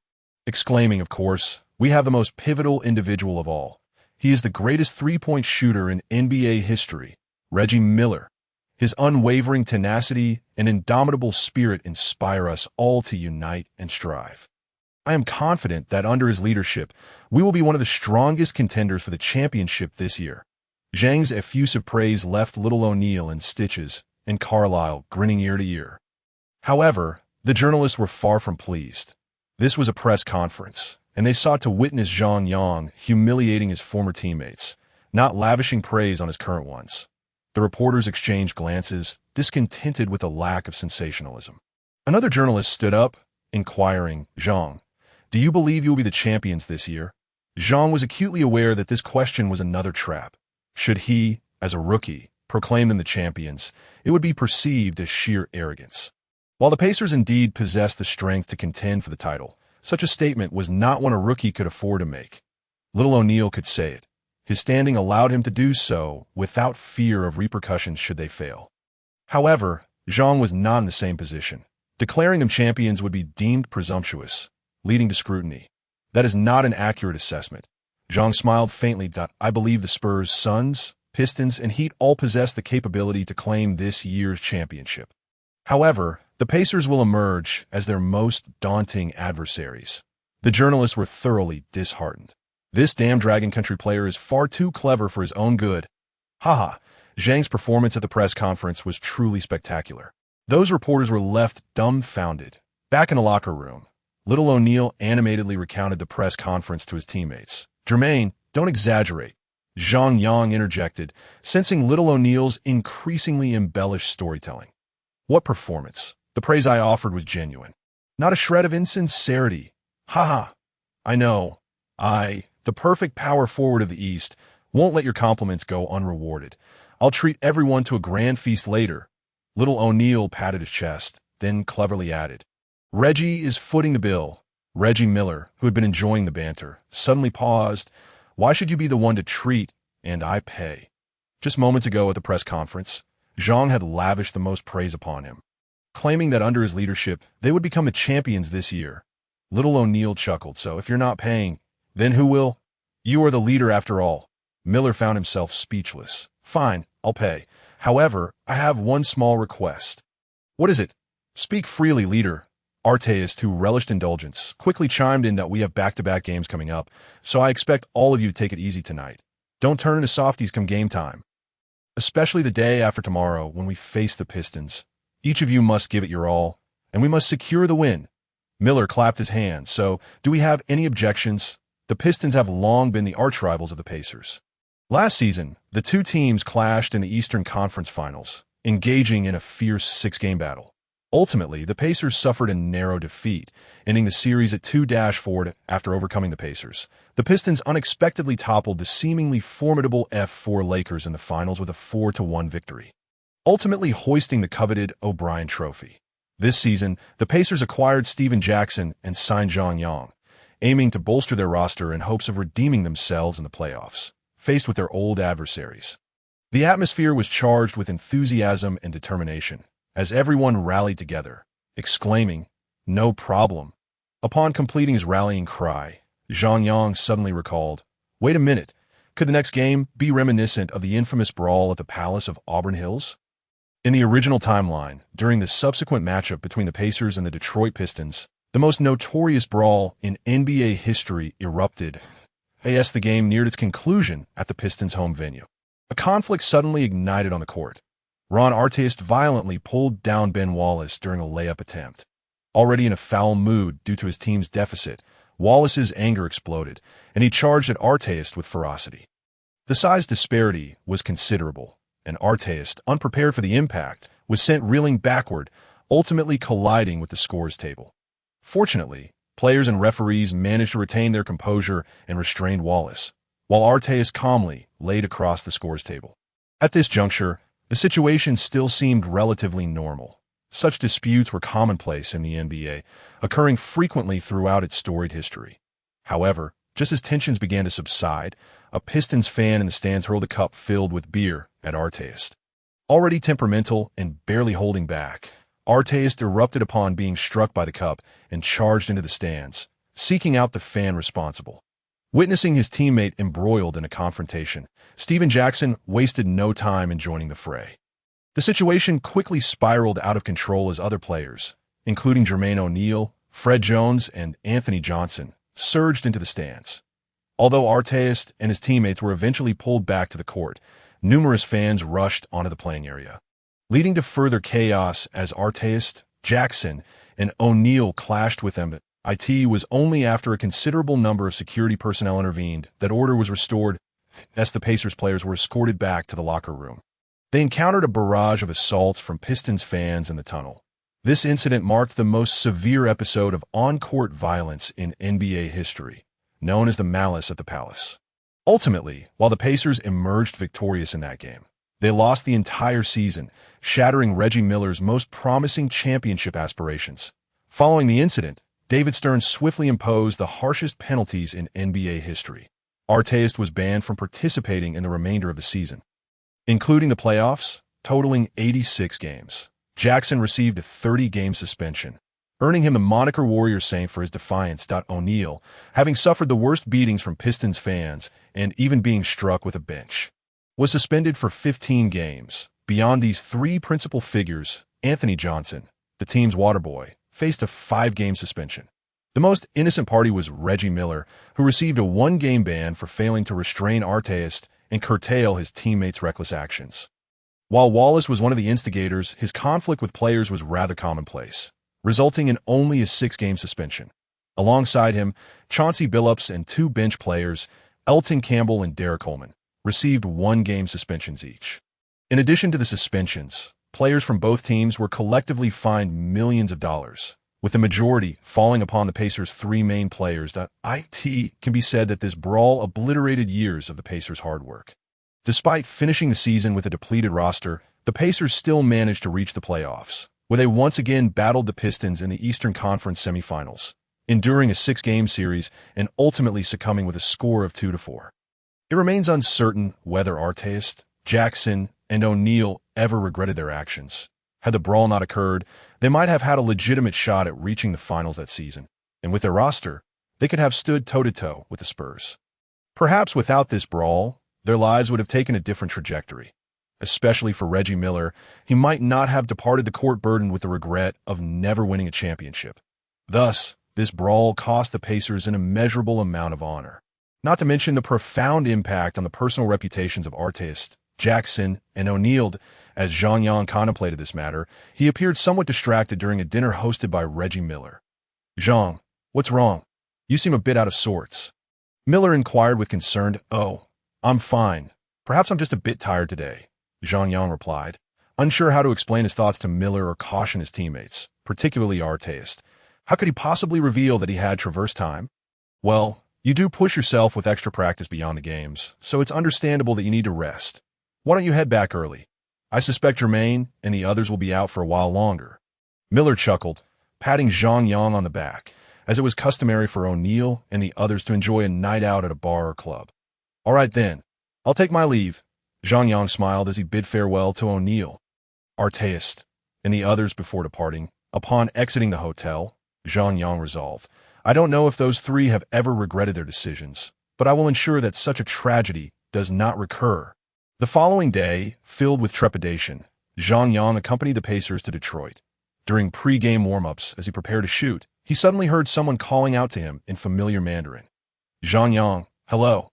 Turning around, he was pleasantly surprised to see Wei Ping Bryant. "Ah, Mr. Zhang, it is truly an honor to meet you at last. Your reputation precedes you." Encountering a fellow countryman in a foreign land, particularly one so beloved, filled Zhang Yang with excitement. "Ha! I have long admired you as well. Ever since your pre-season showdown against the Madman, I have wanted to interview you, but the opportunity never arose until now," Mr. Zhang said with a warm smile, exuding an approachable demeanor. "That was a last resort. I am truly a person who cherishes peace, but there are always those who seek trouble, forcing you to retaliate. Zhang Yang maintained an innocent expression for the cameras capturing the conversation. Mr. Zhang thought to himself. Cherishing peace. A person who cherishes peace wouldn't get expelled for fighting Zhu Ba, nor would they assault future teammates during tryouts. Nevertheless, Mr. Zhang kept his thoughts to himself, continuing to smile warmly that I understand how difficult it is for our country's players to establish themselves in the NBA. If you are overly accommodating, others might perceive you as weak and take advantage of you. Thus, when it's time to be tough, you must be tough. You are absolutely right. As a nameless rookie, if I let others bully me without standing up for myself, I would be at their mercy. Zhang Yang finally found someone with whom he could share his frustrations, sentiments he had long been unable to articulate. Even his constant companion, Joe Hadman, was not someone he could freely confide in. Yes, I completely understand. When action is warranted, one must take it. You cannot allow others to underestimate you. Mr. Zhang patted Zhang Yang on the back, adding, however, it is best to avoid physical confrontations whenever possible. Players must let their skills on the court speak for themselves. Every star has earned their status through sheer talent and hard work. Zhang Yang nodded, comprehending the underlying message. Relying solely on brawls will not elevate one to stardom. Ultimately, a basketball player's worth lies in their skill on the court. You should warm up now. We can chat after the match. Perform well in this game. Our Central Station 5 will be broadcasting live, allowing our nation's fans to witness your prowess. Teacher Zhang also refrained from disturbing him for too long, fearing it might disrupt his warm-up, and finally added with a smile. All right, Teacher Zhang, we shall converse after the game. Zhang Yang chuckled and returned to the court, only to suddenly realize, Central Station is broadcasting? Does that mean my parents are watching this match right now? Well, now there's yet another reason to prevent any altercations from occurring. What a tremendous pressure! Charles, which team do you favor in this match? Kenny Smith inquired, grinning, as he addressed Charles Barkley in the TNT studio. This match is not only being aired by Central Station 5, but also by TNT. After all, the teams involved, the Pistons and the Pacers, were both formidable competitors in last year's Eastern Conference Finals. The question of whether the Pistons can continue to triumph over the Pacers, or if the Pacers can exact their revenge, is certainly intriguing. Undoubtedly the Pacers, Barkley replied with an air of certainty. I knew you were still holding a grudge against the bad boys led by Thomas back in the day. Weren't you? Smith chuckled. Nonsense. What grudge do I hold against them? That bad boys team was never my match, whether in play or in brawls, Barkley retorted, his bravado as unwavering as a stubborn duck. All right, I'll let you off this time. Now, enlighten us on what leads you to believe this Pacers team can vanquish the current bad boys. Smith deftly sidestepped lingering on Barkley's past grievances with the Pistons, recognizing that audiences were likely weary of such discussions. Barkley, evidently well prepared, promptly responded, I believe this year's Pacers have significantly improved from last season, making them a formidable force. Last season, they only lost to the Pistons in the Eastern Conference Finals with a score of 2. For this season, players like O'Neal and Arteist have matured considerably. And their new addition, Steven Jackson, fits seamlessly into their lineup. With Steven's starting unit, their offense is fierce, defense robust, and they possess virtually no weaknesses. Their play style is exceptionally sound, that I even contend that their starting lineup is more ferocious than the Pistons' famed 5. Barkley's exuberant praise unveiled his true sentiments, claiming he bore no resentment toward the Pistons' bad boys. Clearly, he had merely transferred his animosity from that bygone era to the present incarnation of the bad boys. This Pistons team triumphed over the formidable Lakers F4 last season to become champions. Moreover, unlike many championship teams that disband after winning, this Pistons roster has remained virtually unchanged from last season. Their starting 5 has been entirely preserved, a rarity among championship teams throughout history. Even the stable Spurs experienced changes beyond their core trio of Duncan, Gin Billy, and Parker, with other role players frequently rotating. Smith swiftly countered, how could that be possible? I believe this year's Pistons 5 have a genuine shot at making the All-Star team. Their playing styles complement each other perfectly, forming a harmonious ensemble. In comparison to their 5, the Pacers' starting lineup still exhibits significant flaws. Tinsley lacks the steadiness of Billups, and while Jackson's shooting is accurate, it doesn't match Hamilton's reliability. Although Arteist is tougher than Prince, he is also more prone to losing his composure, unlike Prince, who remains consistently calm. While Jermaine is versatile, he struggles to gain an advantage against the seasoned Rashid that, in terms of center position, whether it's Austin Croshier or David Harrison, they appear like toddlers against Ben Wallace. Observing Smith's animated discourse, Barkley shook his head vigorously. No. Clearly, you haven't been watching the Pacers' recent 2 games closely. Had you done so, you wouldn't make such claims. Oh, I'm aware the Pacers have won their last 2 matches. But it's quite normal for a team in good form to win a couple of games in succession, isn't it? After all, they previously suffered 2 losses in a row, Smith chimed in, following Barkley's line of thought. Although he hadn't scrutinized the Pacers' recent games in detail, the sheer volume of daily NBA matches made it impossible for even professionals like them to catch every single game. However, he had watched the highlights and knew the Pacers were currently in good form. Barkley raised his right index finger and shook it. Kenny, it's evident you haven't been paying close attention to the games. The Pacers' prior 2 losses were due to Arteta's antics and the ineffectiveness of their bench. I've heard about that. Apparently, this guy is planning to release a rap album, which is downright hilarious. Smith laughed heartily at a player who neglects his game in favor of pursuing a music career. Truly misguided. Barkley frowned, utterly exasperated by Arteta's antics. If you had watched the recent 2 games, you would realize that while Ron can be a rascal, his presence significantly impacts the team. Noticing that Smith was eager to continue discussing this topic, Barkley decisively shifted gears. The Pacers' 2 consecutive victories were not solely attributed to Arteta. Another individual played a crucial role. Kenny Smith, intrigued, inquired, "Oh, who are you referring to?" "The individual I speak of is Zhang Yang."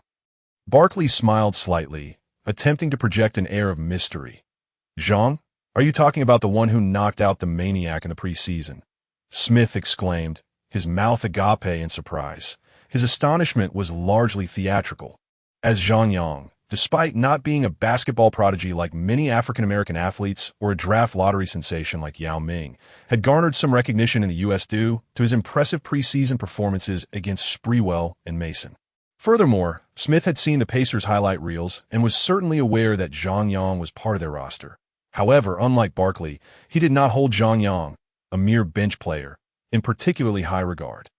After all, it was quite common in the NBA for unheralded bench players to suddenly erupt and deliver stellar performances for a game or 2. Yes, indeed, he has become the core of the Pacers bench and has displayed remarkable fighting spirit. Barkley pulled out a sheet of paper detailing Zhang Yang's statistics from the past 2 matches. He had amassed a total of 51 points across these games, with an impressive efficiency. His 3-point shooting was a staggering 9 for 12, boasting a 75% success rate, while his 2-point shooting stood at 10 for 18, achieving a 56% rate, and he was flawless at the free throw line, going 4 for 4 to Barkley recited the statistics. He couldn't help but feel elated, based solely on these 2 games. Zhang Yang's shooting percentage was indeed remarkable. His scoring efficiency was extraordinary, particularly his 3-point shooting, which was downright terrifying that if he could maintain such output and efficiency. Even a slight dip would still position him among the greatest 3-point shooters in NBA history. Smith, however, remained skeptical. That sounds overly optimistic, doesn't it? After all, he is merely a rookie. Many have overlooked him, and perhaps he has simply had a couple of lucky games. Once opponents intensify their defensive efforts, I suspect his shooting percentage will plummet drastically. While you make a fair point, if you had observed his games, you'd realize his shooting technique is truly exceptional. Barkley continued to extol. Moreover, don't forget that on their team, there sits the current NBA's greatest 3-point shooter, Reggie Miller. I've heard that Zhang Yang has taken Reggie as his mentor. I believe he will undoubtedly inherit and further develop Reggie's 3-point expertise. Smith, puzzled by Barkley's enthusiastic praise, wondered, wasn't he previously critical of everything related to China? He had disparaged Yao Ming quite a bit. However, an idea sparked in Smith's mind.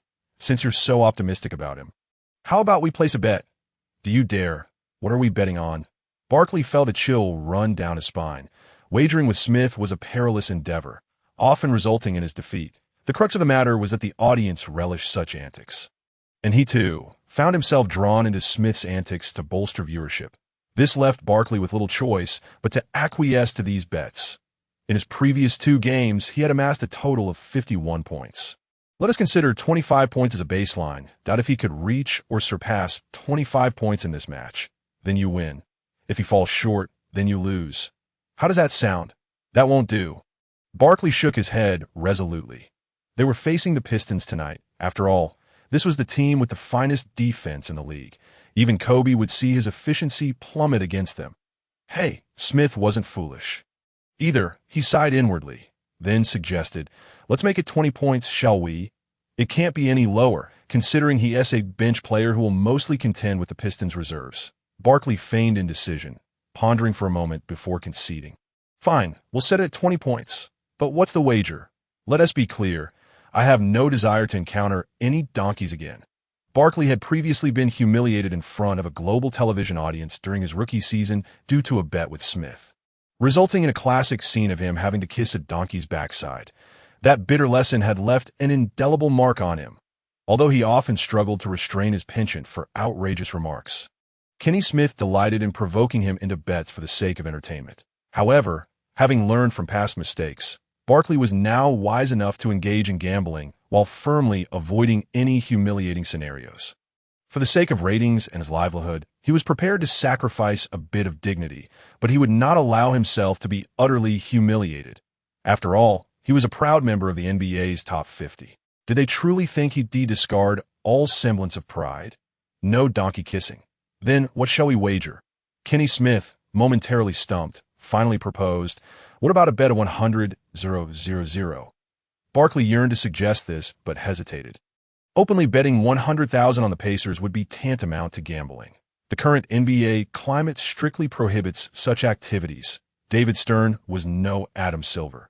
In today's NBA, any involvement in gambling was a serious matter.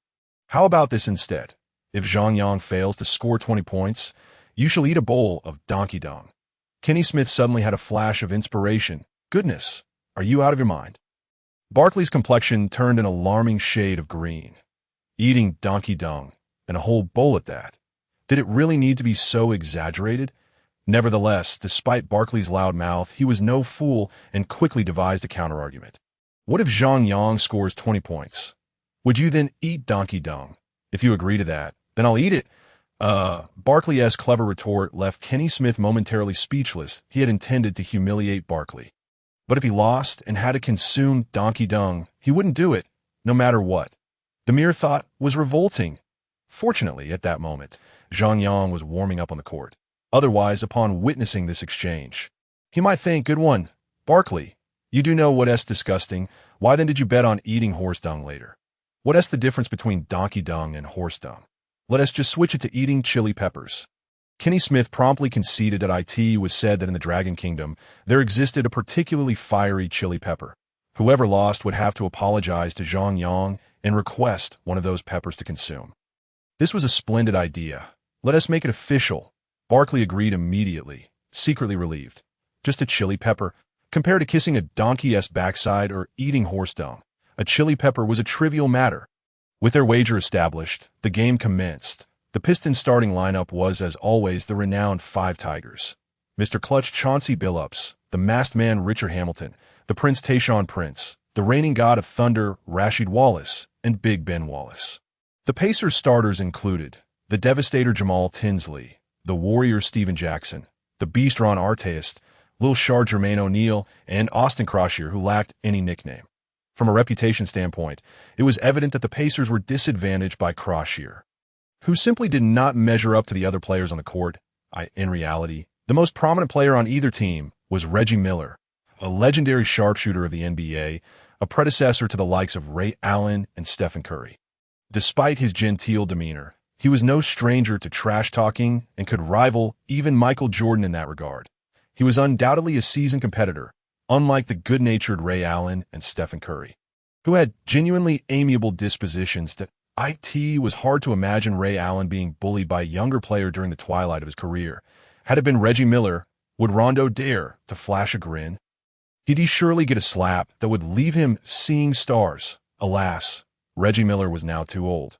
This marked his final season in Carlisle's strategy. Reggie was not expected to play much during the regular season. Only in the playoffs, during critical moments, would he be called upon to exert his remaining energy. Thus, Carlisle's starting lineup featured Croshier, a player of lesser caliber. Fortunately, Carlisle assigned him to defend against Big Ben. As is widely known, Big Ben's defensive prowess was exceptional, particularly in terms of help defense. Though offensively, he relied solely on putbacks, often struggling due to his height, which hindered his effectiveness. Consequently, Croshier's defensive burden was the lightest among the starting five. As the game began, Zhang Yang sat on the bench, intently observing the unfolding events, eager to see how this match might escalate into a brawl. During the first half of the first quarter, the Pistons appeared to still be riding the high of their championship victory from the previous season, playing with excessive fervor. While their cohesion remained intact, there was a palpable sense of disorder. In contrast, the Pacers, who had lost to them in the previous playoffs, seemed more prepared, with their players exhibiting greater composure and strategic play on the offensive end. Little O'Neal showcased his signature moves, agile, swift, and displaying exquisite footwork in the paint, along with precise mid-range shooting that kept Rasheed Wallace on his toes. Under his leadership, the perimeter players, including Arteist, the Warrior, and Tinsley, all found their rhythm, with even Croshier stepping beyond the arc to sink a couple of mid-range jumpers. As the first quarter wound down to about 3 minutes remaining, the Pistons trailed by 5 points, 20-25 during a timeout. Pistons coach Larry Brown substituted 4 starters, retaining only Hamilton to lead the bench players. Carlisle, more decisive, substituted all 5 starters at once, allowing Zhang Yang to take the court with the bench unit. Zhang Yang, a player who had just arrived in America and was still adjusting to the time difference, instantly perked up upon seeing the action. For the viewers at home, many might not be familiar with Zhang Yang, yet his skills were formidable. Not only was his defense tenacious, but his shooting was also remarkably accurate. Particularly from beyond the arc in the Pacers' first 2 games, he had scored 21 and 30 points respectively, demonstrating a red-hot form. Recently, it was reported that prior to the game, the commentators, former NBA star Barkley and Kenny Smith, had engaged in a bet regarding Zhang Yang's performance, wagering whether he could score 20 points. The loser would not only have to eat chili peppers, but also apologize to Zhang Yang in person. Thus, I am eagerly anticipating Zhang Yang's performance in this match. How many points will he score? Let's await the outcome together. The live commentary by Zhang's coach sparked immense interest among domestic fans watching from their televisions. Regrettably, most spectators were still reliant on television broadcasts, and even online viewing lacked the capability for live commentary. Otherwise, the comment section would surely be inundated with messages. Zhang Yang was no longer the anonymous player he had been before the season began. Having already engaged in 2 notable confrontations, he had become a household name in the country. The disparity between the Pistons bench players and the 5 Tigers was staggering throughout the NBA, though it may not be regarded as the absolute bottom. It certainly places them among the weakest contenders. Larry Brown harbors no hopes that this group will close the gap. He merely wishes to avoid further widening the score differential by the Pacers bench. Thus, he must deploy a reliable individual to lead this team. Whether it be Billups or Hamilton, it is the renowned masked man, Richard Hamilton, known for his extraordinary stamina and relentless energy, who is now tasked with guiding the substitutes. His mid-range shooting is exceptionally precise, earning him the title of textbook mid-range shooter, ensuring that the offensive capabilities of this lineup remain competent. However, Zhang Yang does not immediately take on the defensive assignment against him. Instead, he finds himself matched up with Fred Jones. Although Zhang Yang possesses superior defensive abilities compared to Jones and has no issues with stamina, the challenge of defending against an athlete of Hamilton's caliber is considerable. Fred Jones, with his remarkable agility and leaping prowess, is indeed well suited to guard Hamilton, ensuring he does not lose track of him. The Pistons' strategy hinges on Hamilton's perimeter play, while their interior strength relies on Antonio McDyess. This veteran former second overall pick was once a formidable presence in the paint, but injuries have significantly diminished his athleticism. Coupled with his advancing age, his intimidation factor on the defensive end has notably waned. Nonetheless, this experienced player still possesses a reliable mid-range shot, and his height and long arms make him a challenging defender. Upon observing the Pistons' interior defense, which appears almost non-existent, Zhang Yang resolves to penetrate aggressively. Why bother with 3-point attempts when this presents an excellent opportunity to practice driving to the basket? Within 3 minutes, Zhang Yang refrains from attempting a single three-pointer, instead driving to the hoop 6 times, resulting in 2 successful layups, an assist to Fred Jones for a three-pointer, and a dunk by David Harrison. One turnover occurred when he tried to pass to Scott Pollard, which was disrupted by McDyess. On the Pistons side, Hamilton successfully converted 2 of 4 mid-range attempts, while McDyess managed 1 out of 2. Consequently, by the end of the first quarter, the score shifted to 26-34, widening the gap to 8 points. However, after 4 minutes, Larry Brown was astonished to find that their score not only failed to catch up, but also fell further behind at 44-34. During these 4 minutes, Zhang Yang continued his relentless assault on the interior, scoring 2 points solely through layups.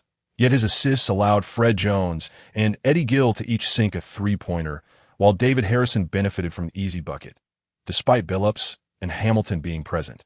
The Pistons struggled defensively against the aggressive and relentless Pacers bench. The shortcomings of the Pistons bench defense were glaring. Had either Rashid or Ben been on the court, they would have surely stifled Zhang Yang's efforts. Zhang Yang, leading the Pacers reserve unit, surprisingly matched the Pistons bench, led by Billups and Hamilton, in a competitive exchange, even gaining a slight advantage, leaving Kenny Smith astounded. Currently, the Pistons can only rely on their starting 5. None of the other players are contributing effectively. For Larry Brown to secure a victory, he must heavily depend on his starting 5. Watching the Pistons' lead diminish, Barkley felt a surge of joy in truth. His prior praise for Zhang Yang was not due to any particular fondness for the player, but rather his intense disdain for the Pistons' notorious bad boys era.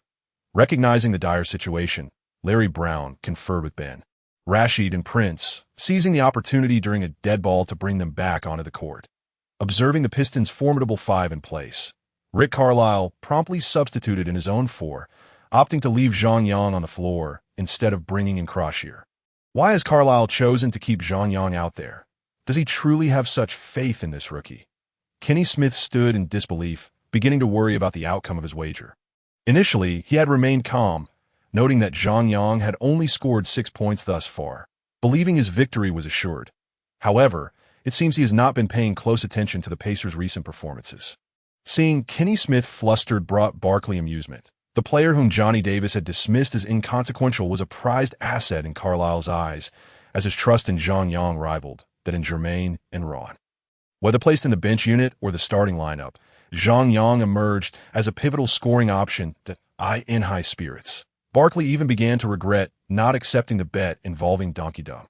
Just picturing Kenny Smith in that predicament nearly sent him into fits of laughter. So, old friend, are you starting to feel the pressure?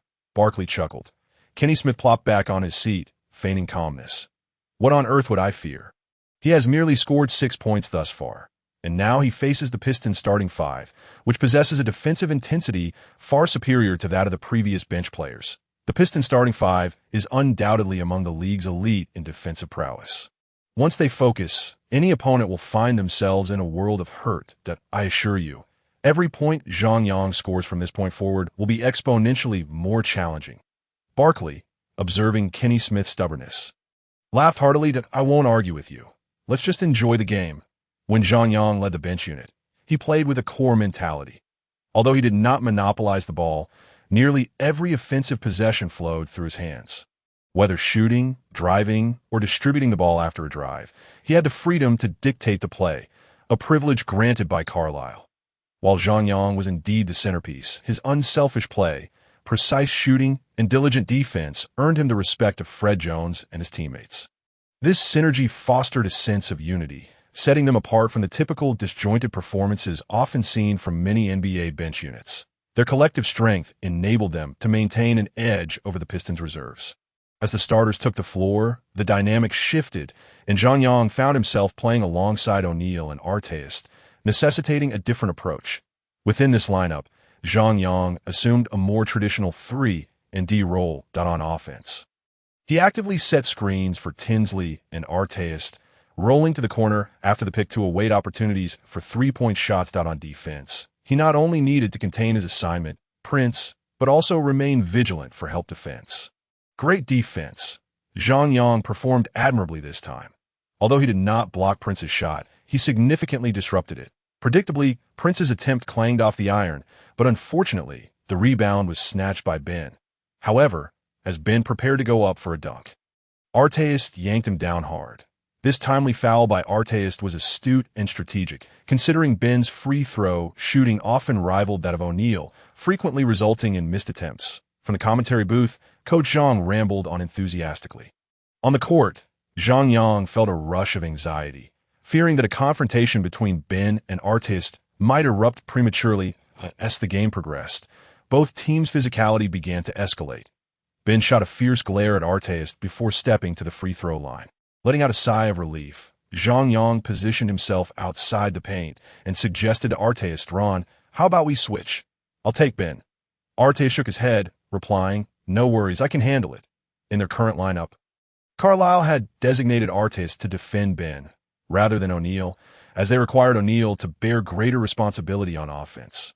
Moreover, compared to Ben, Rasheed Wallace actually possessed a height advantage. Crucially, Rasheed also had a unique straight-arm shot technique, making it difficult for shorter defenders to contest his shots effectively. Therefore, O'Neal was tasked with guarding Rasheed Wallace, while Zhang Yang focused on Prince.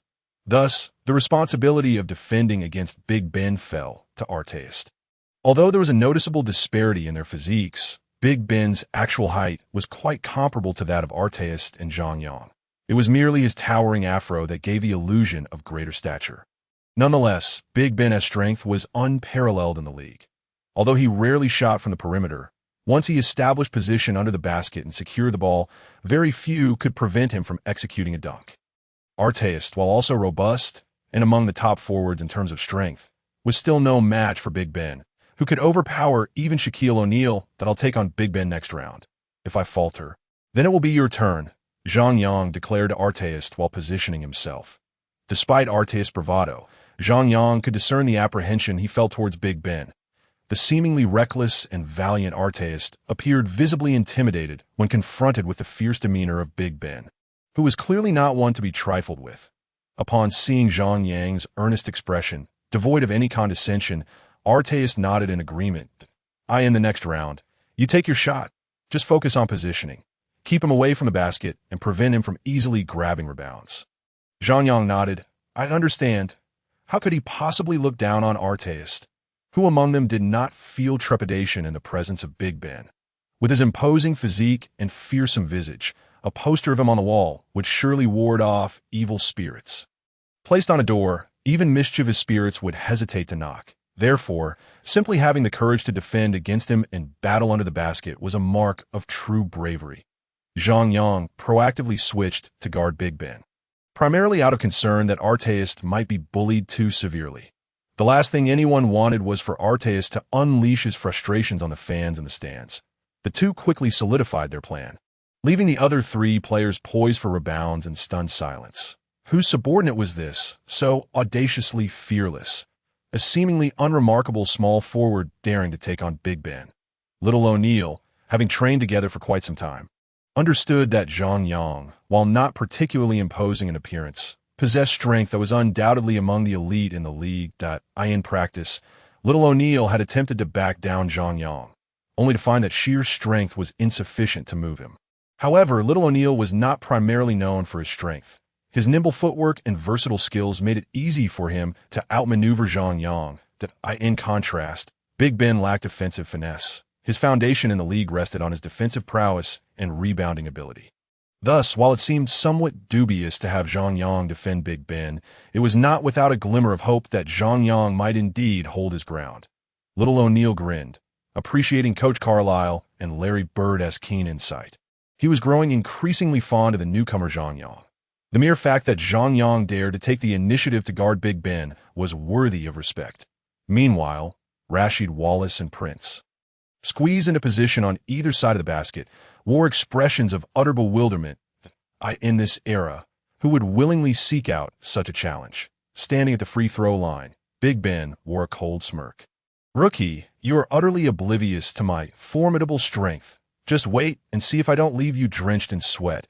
As Rasheed and Prince regarded Zhang Yang with derision, Big Ben predictably missed one of his free throws. Arteist's foul was deemed worthwhile. Little O'Neal successfully secured the rebound, and Tinsley advanced the ball past half-court, with players quickly setting up in their positions. Both defenses were well organized, seldom allowing for fast breaks.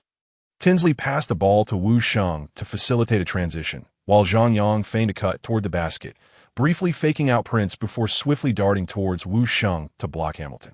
Seizing the opportunity, Wu Sheng surged towards the basket, and after Zhang Yang set the screen, he dashed back, colliding with Prince. However, the referee rarely called fouls for such off-ball contact, as it was hardly the most aggressive form of confrontation.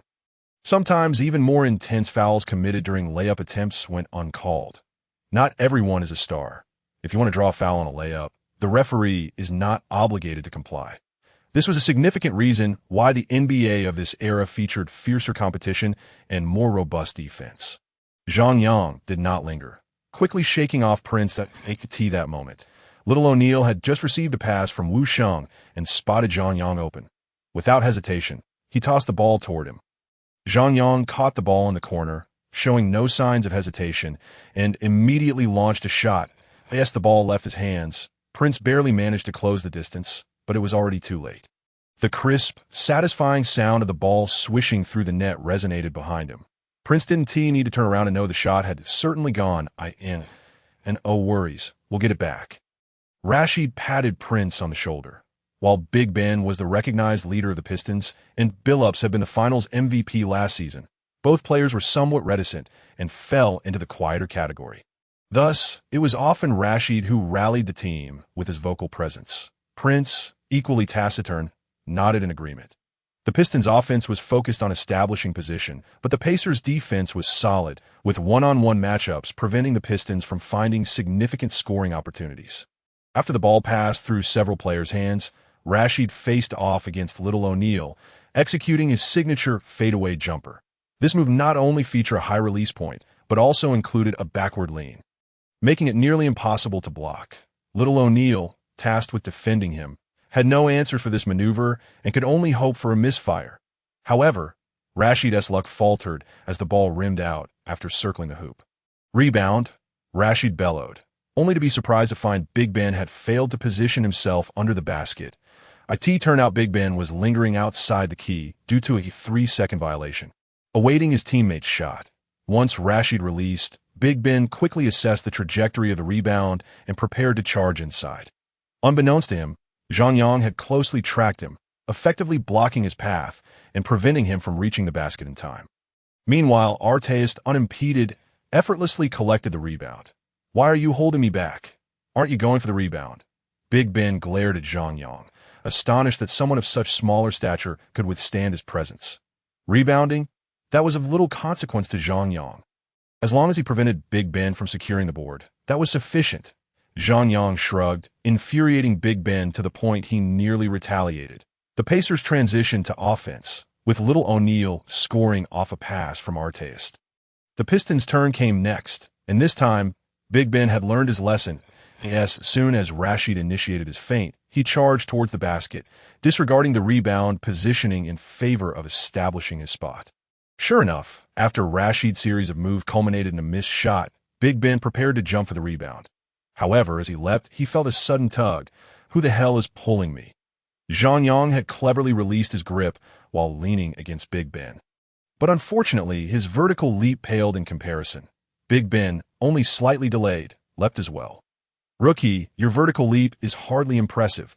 Just as Big Ben confidently reached for the ball, Zhang Yang deftly flicked it away with his right hand, causing the ball to graze past Big Ben's fingertips. The redirected ball was swiftly claimed by Artest, who was charging in.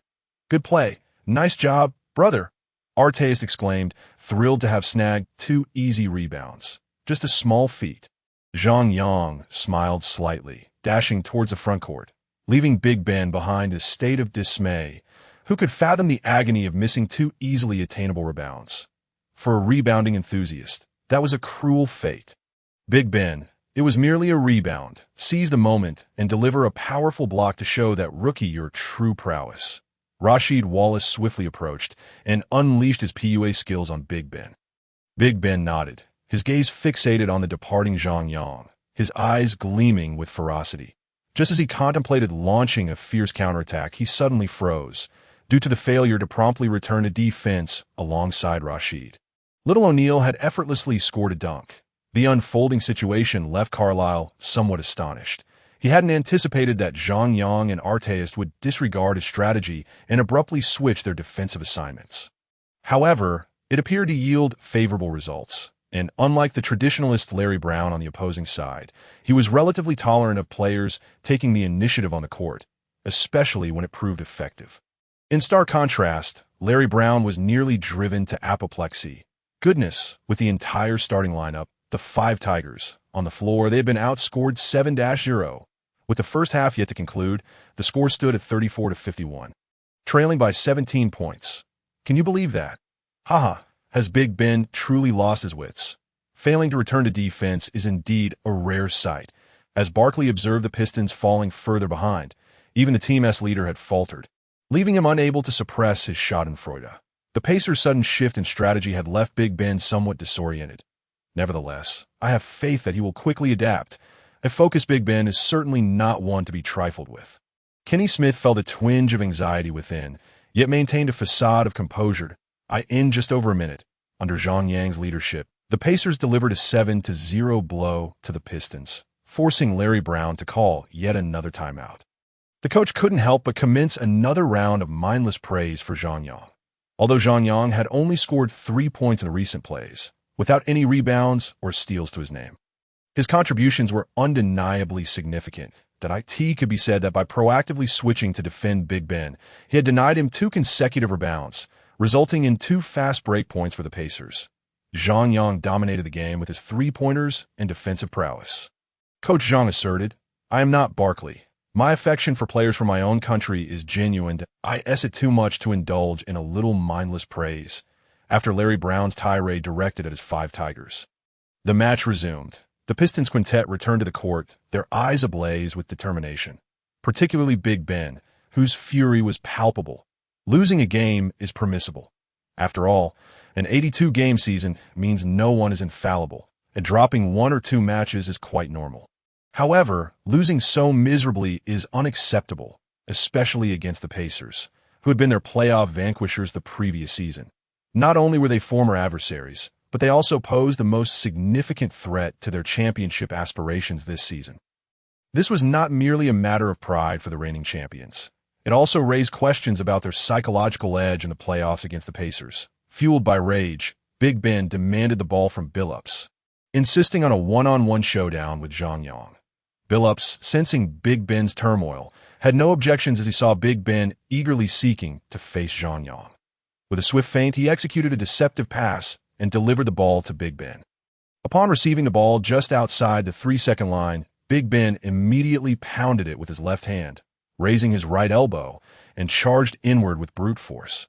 Lacking finesse and offensive techniques, he relied on sheer strength to overpower Zhang Yang. Fortunately, Zhang Yang had raised his arms high, preventing Big Ben's elbow from striking his face, though his arms still ached from the impact. Had it not been for the iron body attribute bestowed upon him by the system, he might have feared a broken arm. Big Ben forcefully squeezed past Zhang Yang, taking a giant step toward the basket, ready for a powerful dunk. Although Zhang Yang had not completely lost his position, he leaped with all his might, swatting Big Ben's arm. While he did not touch the basketball, Big Ben was unable to take off smoothly for the dunk, coupled with his poor hand coordination. The ball barely left his grasp, hitting the bottom edge of the rim. The referee's whistle sounded promptly, signaling a defensive foul against Zhang Yang. Zhang had no objections, although Big Ben had swung his elbow. It was not uncommon for referees to overlook such actions unless they resulted in injury to the defender. However, Big Ben was exceedingly displeased with his inability to complete the dunk, his inner turmoil simmering. Big Ben bellowed in frustration, startling Zhang Yang. For a moment, Zhang Yang feared an altercation was imminent, only to realize that Rasheed Wallace had restrained Big Ben. "Ben, calm down. This guy is not to be trifled with. Have you forgotten about the maniac in Mason?" Rasheed whispered into Big Ben's ear, prompting him to regain his composure. Reflecting on it, he acknowledged that his own actions had been excessive, while Zhang Yang's foul was merely a routine one. It seemed a bit unjustifiable to retaliate against him. "Zhang, are you all right? Should I switch and guard Big Ben instead?" Artest, having witnessed Big Ben's elbow swing, knew it had been quite aggressive. If luck had not been on Zhang Yang's side, he could have been seriously injured. Though apprehensive, he mustered the courage to suggest a defensive switch to Zhang Yang. And oh worries. No need to switch. I can hold my ground for a few more plays. He definitely won't make the free throw, so be ready to grab the rebound. Zhang Yang waved his hand dismissively and positioned himself near the 3-second line, preparing to secure the rebound.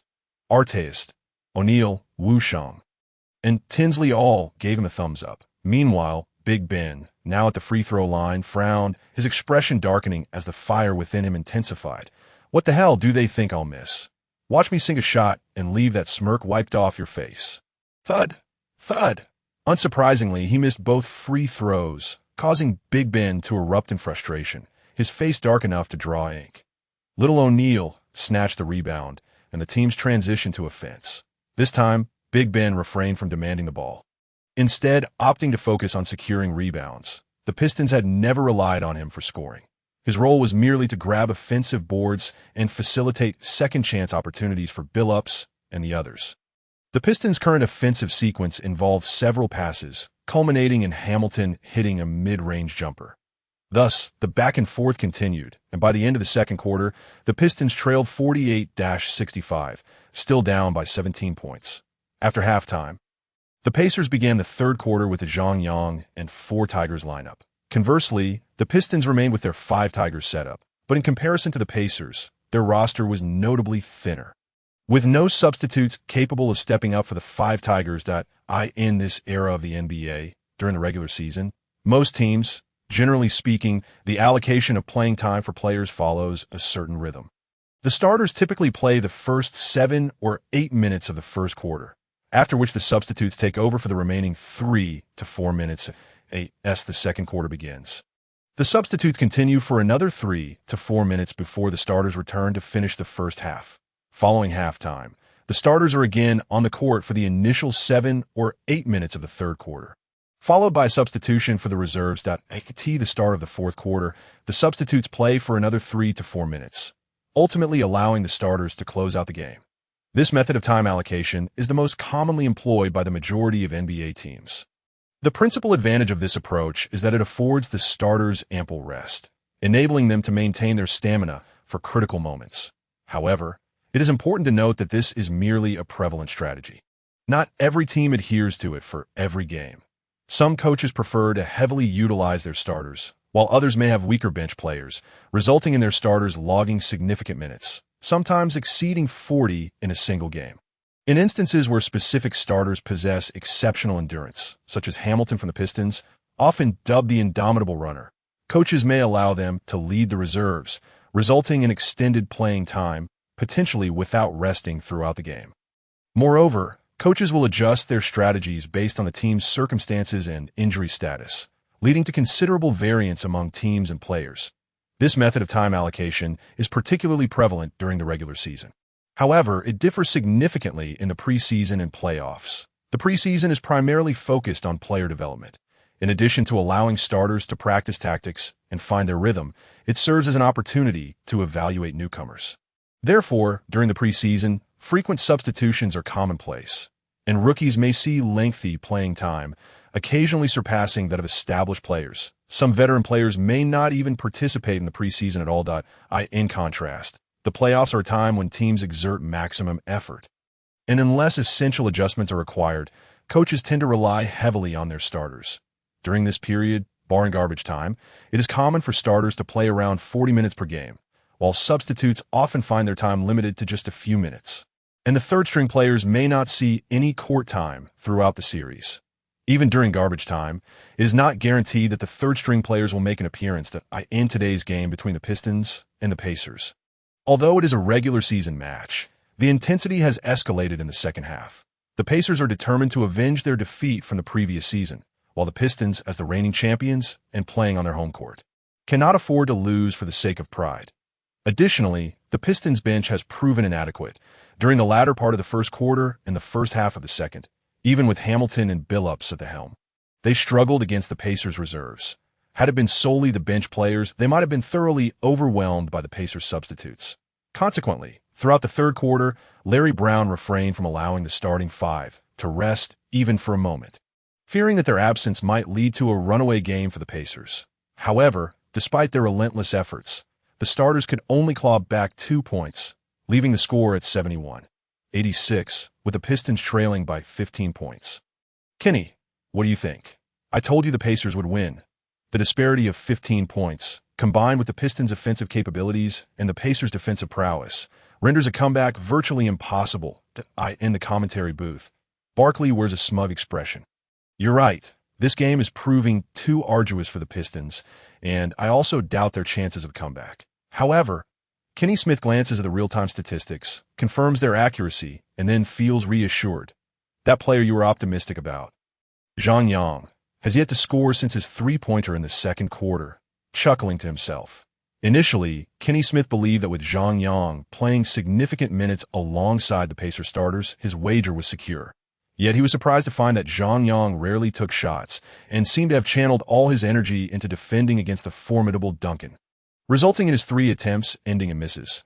The thought of triumphing over Barkley brings a grin to Kenny Smith's face. What is the big deal? He only needs to score 11 points. Is that so difficult? It's uncertain what Barkley truly feels, but his bravado remains unshaken. For you, scoring 11 points in a quarter may seem effortless. Yet for Zhang Yang, a role player, achieving that seems nearly impossible. Kenny Smith chuckles, likening Zhang Yang's chances of a comeback to the Pistons' own, virtually non-existent. In contrast to the banter in the commentary booth, Coach Zhang continues to laud Zhang Yang's performance throughout the third quarter. Despite his lack of scoring, Zhang Yang has dedicated his efforts to defense, consistently matching up against Duncan. His defensive prowess has been commendable, as evidenced by Duncan's failure to score and his mere 3 rebounds in the quarter, an unimpressive tally by his standards. While one might argue that preventing Duncan from scoring isn't particularly praiseworthy, limiting him to just 3 rebounds, especially without any offensive boards, is indeed worthy of commendation. Unfortunately, Zhang Yang remains oblivious to Coach Zhang's accolades. Even if he were aware, he likely wouldn't be concerned. His sole focus is to navigate the remainder of the game smoothly, avoiding any unforeseen incidents or altercations. As the fourth quarter begins, Larry Brown notices the fatigue evident in his starters and contemplates granting them a brief respite. However, within a minute, Zhang Yang scores 5 points through a combination of drives and shots, swiftly extending the lead to 20 points. Larry Brown, startled, calls for a timeout. Zhang Yang aims to widen the gap further, transforming the contest into garbage time, thus ensuring that Duncan and Arteist remain sidelined. In such a scenario, altercations would be even less likely, as the absence of both players would render such incidents improbable. Regrettably, Larry Brown's timing for the timeout is impeccable. ITS down to 14 points now, just 6 points shy of 20. Barkley beams with delight. Kenny Smith, drenched in sweat, exclaims, "What the heck? Does the Pistons bench really allow opponents to score so easily?" Following the entrance of the Pistons starting 5, Carlisle, recognizing the substantial score disparity, refrains from immediately deploying his starters. Instead, he allows Zhang Yang to continue leading the 4 substitutes on the court. As a result, although Zhang Yang and his cohort display tenacity, they are ultimately overmatched by the Pistons' formidable starters. 3 minutes later, Zhang Yang, utilizing his 3-point rain ability, sinks another 3-pointer. Meanwhile, aside from Zhang Yang's contribution, the other 4 substitutes failed to score. Conversely, on the Pistons' side, Rasheed Wallace, Hamilton, and Billups each contribute, igniting a 9-3 run. The score narrows to 80-94, and the Pistons appear to glimpse a glimmer of hope for victory. Unfortunately, Rick Carlisle is not Doug Rivers. He will not grant the Pistons an opportunity for a comeback. Following the timeout, Carlisle decisively substitutes in all of his starters. Kenny Smith trembles at the revelation that Zhang Yang remains on the court, now just 3 points away from the 20-point mark. For a sharpshooter like Zhang Yang, scoring another 3 points is a mere formality. Zhang Yang's adept defense against Duncan has bolstered his offensive capabilities, allowing him to create space for O'Neal's isolation plays, while facilitating easier drives for Arteist, Tinsley, and others. Thus, throughout this match, Carlisle has effectively treated Zhang Yang as a starter. Indeed, he has proven to be more effective than Croshier against the Pistons' elite. As the game nears its conclusion, Zhang Yang continues to remain on the court, underscoring that he has completely earned the trust of coach Rick Carlisle. I am convinced that Zhang Yang is not far from securing a starting position. Coach Zhang remains passionately and justifiably effusive in his praise for Zhang Yang. However, it is undeniable that Zhang Yang's performance merits such commendation. Unlike some individuals who, despite lacking merit, boast with fervor, leaving listeners with goosebumps. The intensity of the competition escalated as the clock ticked down to the end of the match. Every moment on the court became increasingly fraught with tension, with Zhang Yang's heart racing. Whether it was Arteist colliding with Prince in one round or Rashid unintentionally slapping Shaquille O'Neal in the next, the aggression was palpable. Even the usually composed Hamilton resorted to sneaking in an elbow to whooshing. Among the 10 players on the court, only Zhang Yang and Billups displayed a modicum of restraint, avoiding any significant altercations. Despite Zhang Yang's constant defense against Big Ben, which appeared arduous, his movements were relatively restrained, relying mostly on strength and occasionally employing harmless tactics like tugging at a jersey. Overall, his approach was quite clean. Consequently, although Big Ben was simmering with frustration, he found himself unable to unleash his anger on Zhang Yang. Billups, being seasoned, held his own against Tinsley without resorting to any underhanded tactics. As both sides grew increasingly aggressive, scoring became a daunting challenge, often resulting in several scoreless possessions in succession, particularly within the paint. Finding a basket became exceedingly difficult. As a result, the point differential lingered around 15. The Pacers struggled to widen their lead, while the Pistons found it impossible to close the gap, with players and coaches on both sides gritting their teeth in determination. However, on the Pacers' side, Zhang Yang's rudimentary three-point range skill had allowed him to sink 3 shots by the fourth quarter, and thus far, he had only managed 2. Finally, with less than 2 minutes remaining, Zhang Yang received a pass from whooshing in the corner after a breakthrough, and with Prince charging at him, he released the ball. Swish. Indeed, the ball found its mark. The three-point range skill was remarkably effective. The gap widened to 18 points, and the Pistons players wore expressions as grim as stone, fully aware that victory was now beyond reach. "Haha, Kenny, you've lost," Barkley proclaimed triumphantly. Kenny Smith, momentarily grimacing, quickly composed himself. "Well, I concede. But I must admit, Zhang is rather impressive." Those watching and commentating appeared relaxed, yet the players on the court continued to battle fiercely, surrendering easily. That would be uncharacteristic of the Pistons' 5 warriors. In the next play, Billups decisively took on Tinsley, forcing a challenging 2-point shot that surprisingly went in. When it was the Pacers' turn to attack, Arteist received the ball on the baseline, and as Big Ben approached from the free throw line to contest the shot, he inadvertently collided with him. The impact sent Arteist crashing into the basketball hoop, momentarily dazing him, and he rose, glaring at Big Ben. Observing this, Zhang Yang rushed in to position himself between the two. "Everyone stay calm. There's less than 2 minutes left. If you want to fight, do it after the game. This is a basketball court, not a battleground." Big Ben remained unfazed, while Arteist nearly laughed aloud. "Who knocked out the Mad Manspreewell with a single punch? And who body-slammed dunking champion Mason? And now you're telling me this is a basketball court, not a place for fighting? What a ridiculous notion." Rashid Wallace also approached, patting Big Ben on the back. But Big Ben merely shook his head and walked away. The two sides dispersed, and the recently arrived referee breathed a sigh of relief, calling a standard defensive foul on Big Ben, leading to 2 free throws for Arteist. Unlike Big Ben, Arteist had a reliable shooting touch, and he made both attempts, maintaining the 18-point deficit. Zhang Yang glanced at the 2 head coaches on the sidelines. Larry Brown remained silent, frowning as he observed the court, unwilling to make substitutions. Replacing the 5 warriors would be akin to admitting defeat, and he simply couldn't bring himself to swallow that bitter pill. Meanwhile, Carlisle sat firmly on the bench, unmoving, since Larry Brown wouldn't substitute. Neither would he. The enemy hasn't surrendered. Why should I lower my guard? Both coaches were now locked in a stubborn standoff, each more obstinate than the other. Zhang Yang felt exasperated, pondering whether Carlisle would regret not substituting the starters if he knew what was about to unfold. What was the point of engaging in this contest of pride with Larry Brown? However, Zhang Yang couldn't voice his thoughts to Carlisle, as he was merely a rookie, having played only 3 games. Far from being in a position to offer advice to the coach, Moreover, how could he explain that a conflict was imminent? Even if a confrontation occurred, wasn't it a common occurrence in the NBA? Indeed, brawls were frequent in the league, and everyone had grown accustomed to them. Yet, who could have predicted that this particular altercation would escalate dramatically, ultimately involving players and fans? Following a chaotic melee, the Pacers faced severe penalties, enduring a catastrophic blow in what was their most promising season for a championship. Reggie Miller, regrettably, concluded his illustrious career without a title, joining the ranks of other greats like Barkley and Malone as emblematic figures of unfulfilled potential. Lamenting for life, with less than a minute remaining, the Pistons launched an offensive.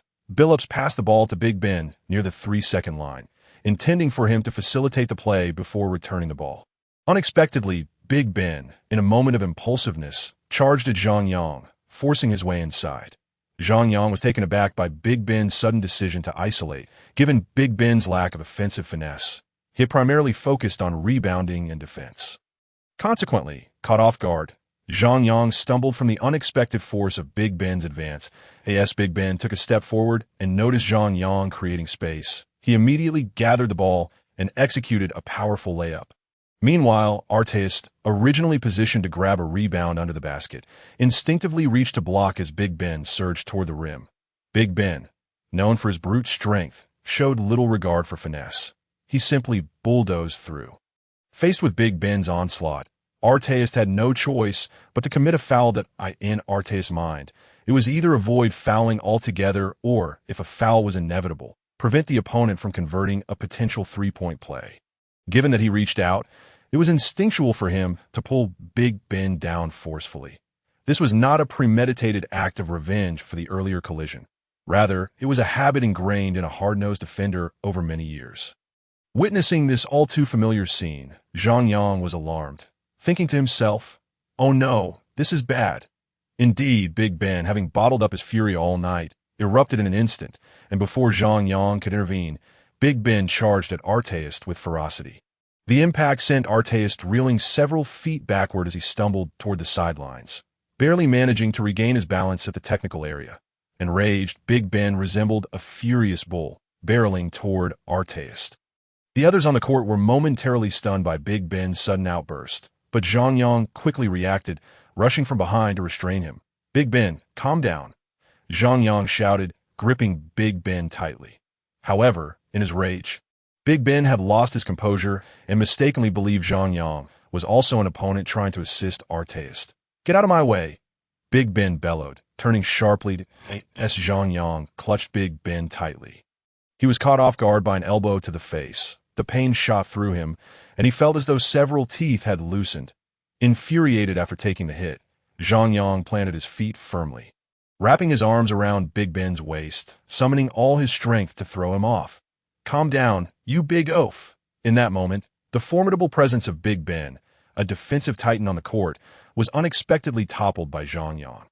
Fortunately, Zhang Yang retained a shred of rationality. From the outset, he had no intention of fighting, but aimed to prevent one. Thus, although it appeared forceful when he toppled Big Ben, he did not exert excessive force during the fall and even cushioned Big Ben's descent with his foot. Big Ben felt himself suddenly airborne, and as he braced for impact, he was surprised to find himself landing softly. However, a cold sweat had thoroughly soaked the back of his shirt without him even realizing it. "Ding dong, you have successfully knocked out Wallace and acquired his skill. Beginner rebound anticipation." The system's voice suddenly resonated in Zhang Yang's mind, leaving him momentarily stunned. "Is this truly considered a knockout?" While Zhang Yang was lost in thought, everyone else on the court had already reacted. Rasheed Wallace surged forward, reaching out to grab Zhang Yang. As he pulled him, he activated the roaring, celestial mode. "Damn it, you're asking for death, daring to cause a ruckus in our palace of Auburn Hills." Rasheed extended his long arm, pointing accusatorily at Zhang Yang's nose, and sprayed him with a mouthful of roaring celestial brand soda. "You two, lie down and calm down." Zhang Yang's face darkened as he yanked Rasheed's arm, causing him to stumble. Leaning against him, he forcefully lifted and tossed Rasheed to the ground.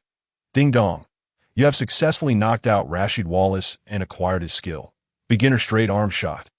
The system's voice echoed, once more within a mere 3 seconds, that, if knocking down Ben was a sudden occurrence that left everyone bewildered, then Zhang Yang's takedown of Rashid ignited an explosion of excitement among the spectators. Wang Defa, Zhang Yang single-handedly toppled two hefty men, Ben and Rashid. Wang Defa. In the live broadcast studio, Barkley leaped 3 feet into the air, unleashing a stream of expletives, nearly overturning the table in front of him. Kenny Smith was left in awe, staring wide-eyed, mouth agape, at a loss for words. Meanwhile, at the commentary table of CCTV5, Coach Zhang was drenched in sweat. The game was proceeding smoothly, seemingly on the verge of victory. And then suddenly it erupted into chaos without any warning. How was he to explain this to Zhang Yang? Well, Ben was too impulsive, and Rashid Wallace was equally rash.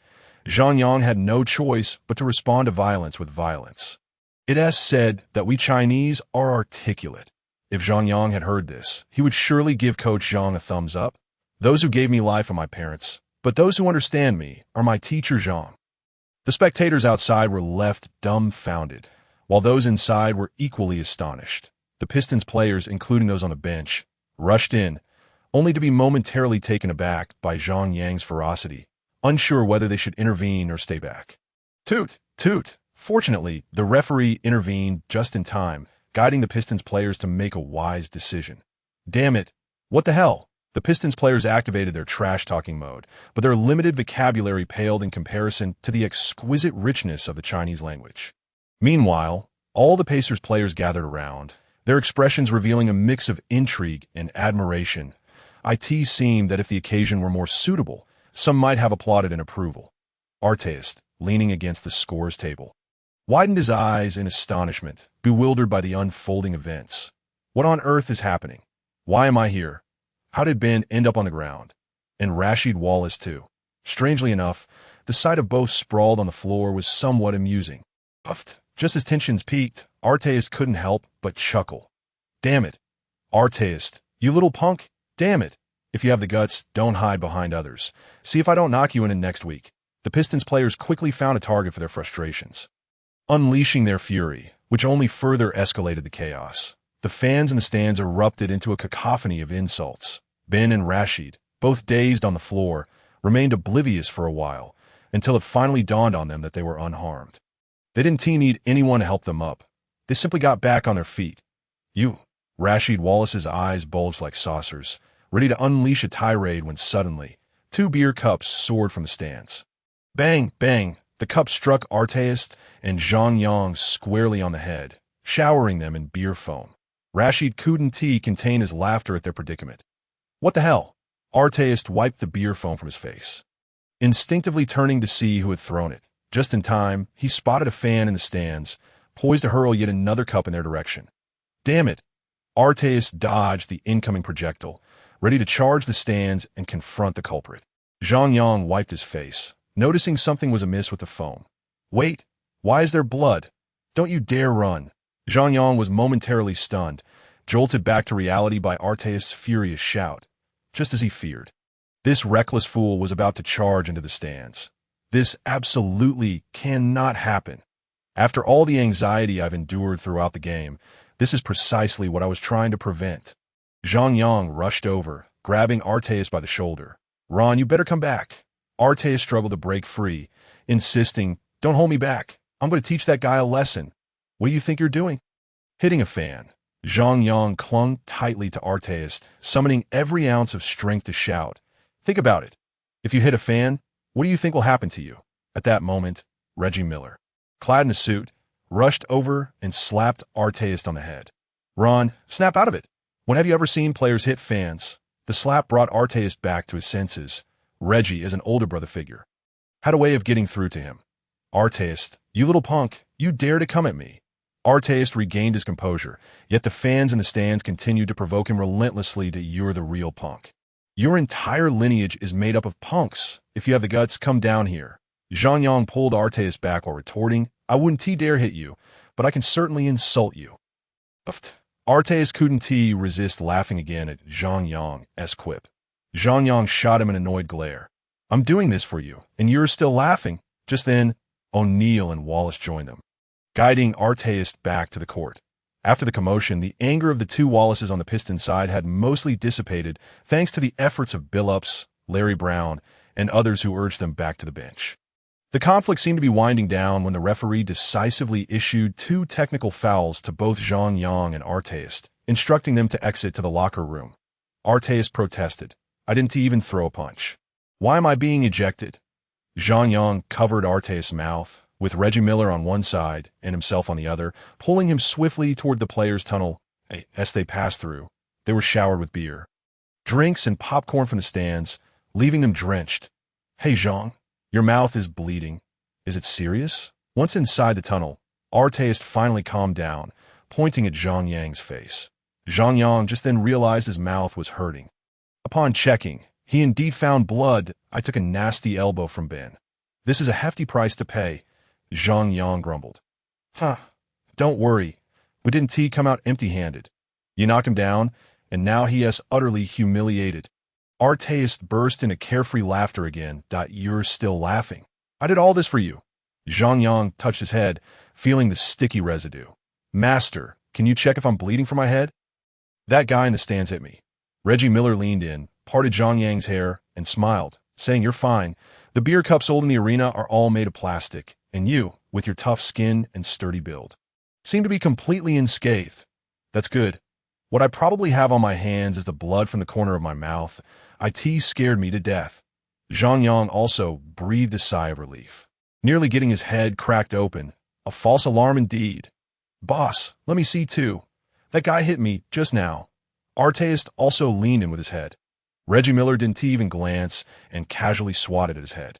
You, my friend, have even thicker skin. You're fine. Arteist immediately became dissatisfied, exclaiming, Hey boss, why are you brushing me off like this? You're being biased. You actually realize that. Do you know why I'm biased? Reggie Miller's smile vanished, and his expression became stern in an instant. You have any idea how close you came to making a grave mistake today? If Zhang Yang hadn't stopped you, and you had charged into the stands and attacked a fan, do you know how the league would punish you? As he spoke, Reggie Miller vaguely felt that Zhang Yang had perhaps saved his career. What if they suspend me for a few more games? Arteist still seemed somewhat unconcerned. Suspend you a few more games? Do you think it's that simple? Reggie Miller couldn't help but raise his voice that, you think attacking a fan is the same as fighting with a player? Fights between players happen almost every year. When have you ever seen a player attack a fan? Can you explain why no player has ever attacked a fan? Arteist was momentarily at a loss for words, asking, Why? Do you think we players earn so much money for no reason? Whose money are we making? Is it from the team owners? And whose money do the team owners make? In the end, ISNT had all the money from thousands of fans? Without them spending money to watch the games, where would the NBA come from? Without the NBA, what money would we be making? Reggie Miller's passionate outburst made Zhang Yang regard him with newfound respect. ISNT had said that black players are all brainless illiterates. It seems that is not entirely true. At the very least, Reggie Miller is not. Now do you understand? Which team, which player, doesn't expend effort to please the fans? Yet you, without a second thought, dared to rush into the stands to hit a fan. If you truly offend the fans like that, do you think the league would let you off lightly? Reggie Miller's words completely awakened Arteist. Boss, I understand my mistake now. I won act foolishly again. Arteist hung his head, looking dejected. All right, master, calm down. Regardless, we won this game, proving we are stronger than the defending champions. Just wait for the championship this season. Seeing the atmosphere grow overly serious, Zhang Yang quickly smiled and changed the subject. Indeed, upon hearing championship, Reggie Miller immediately brightened. Winning the championship isn't that easy. This is just one game. It doesn't signify much. Win the championship. We all must put in the effort. Yes, boss, rest assured, I will work hard. Arteist immediately thumped his chest, pledging his loyalty. Yes, you must always remember your words.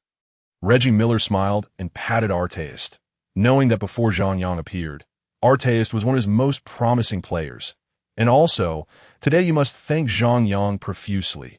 He not only stopped you from attacking a fan, but also knocked down Big Ben and Rashid, even taking an elbow from Big Ben for it. Moreover, after the game, The league will undoubtedly come down with a decision on punishment. Zhang Yang will definitely be suspended for several games. And besides the suspension, there will definitely be a fine. You must understand, Zhang Yang only signed a small contract with the team, and that fine is not a trivial amount for him. Boss, don't worry. I'll cover Zhang Yang's fine.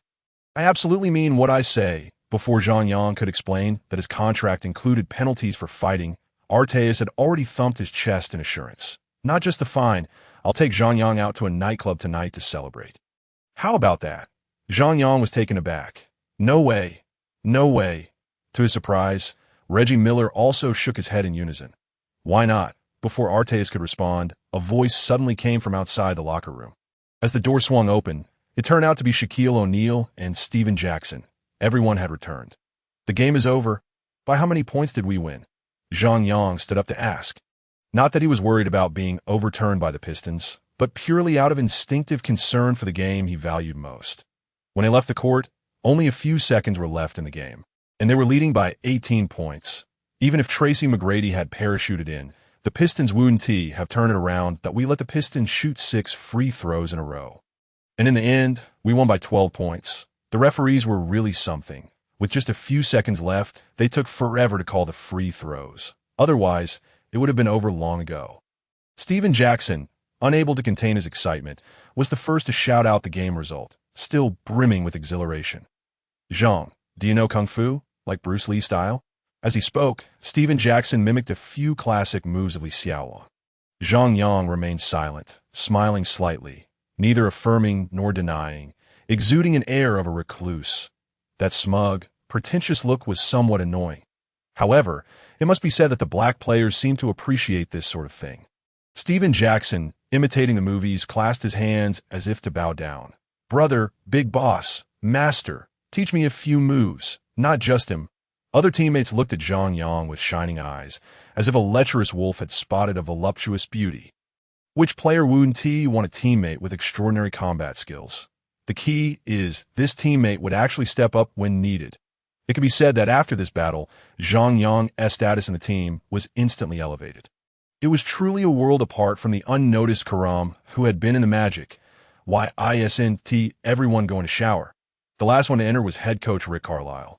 And upon entering, he saw everyone surrounding Zhang Yang. Coach, coach.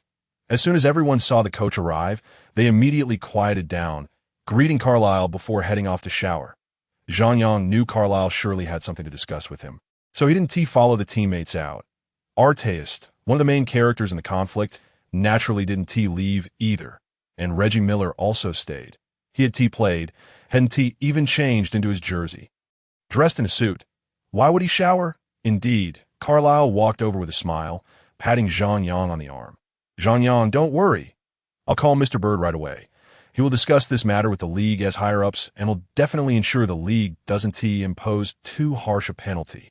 Thank you, coach. Zhang Yang smiled in response, feeling immensely grateful. The difference between head coaches is enormous. Back then, the Magic, head coach Johnny Davis wouldn't have offered comforting words upon seeing him fight. He would have been eager to kick him out immediately. No need to thank me. This is what I should do. You did well, both in playing and in fighting, especially since you restrained Ron and prevented a more serious conflict. Carlisle smiled, clearly not thinking Zhang Yang's fighting was a problem.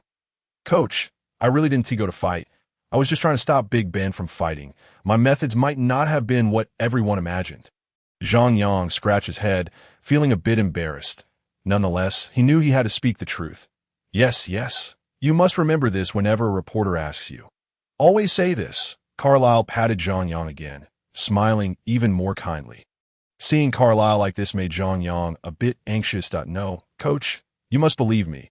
I really was trying to prevent a fight. I swear. Yes, yes, yes. What Zhang Yang said is right. I believe you. Arteis chimed in, winking at Zhang Yang. Brother, I understand. What the hell? What do you understand? Zhang Yang gazed at the grimacing Arteis, momentarily at a loss for words. All right, both of you. Hurry and take a shower. You've had enough of that beer and drinks splattered all over you. Reggie Miller patted them both on the back, for he was the only one who genuinely believed Zhang Yang's words. He had observed closely from the sidelines. Zhang Yang had received an elbow from Ben Wallace, yet remained composed enough to protect himself with his foot while toppling Ben.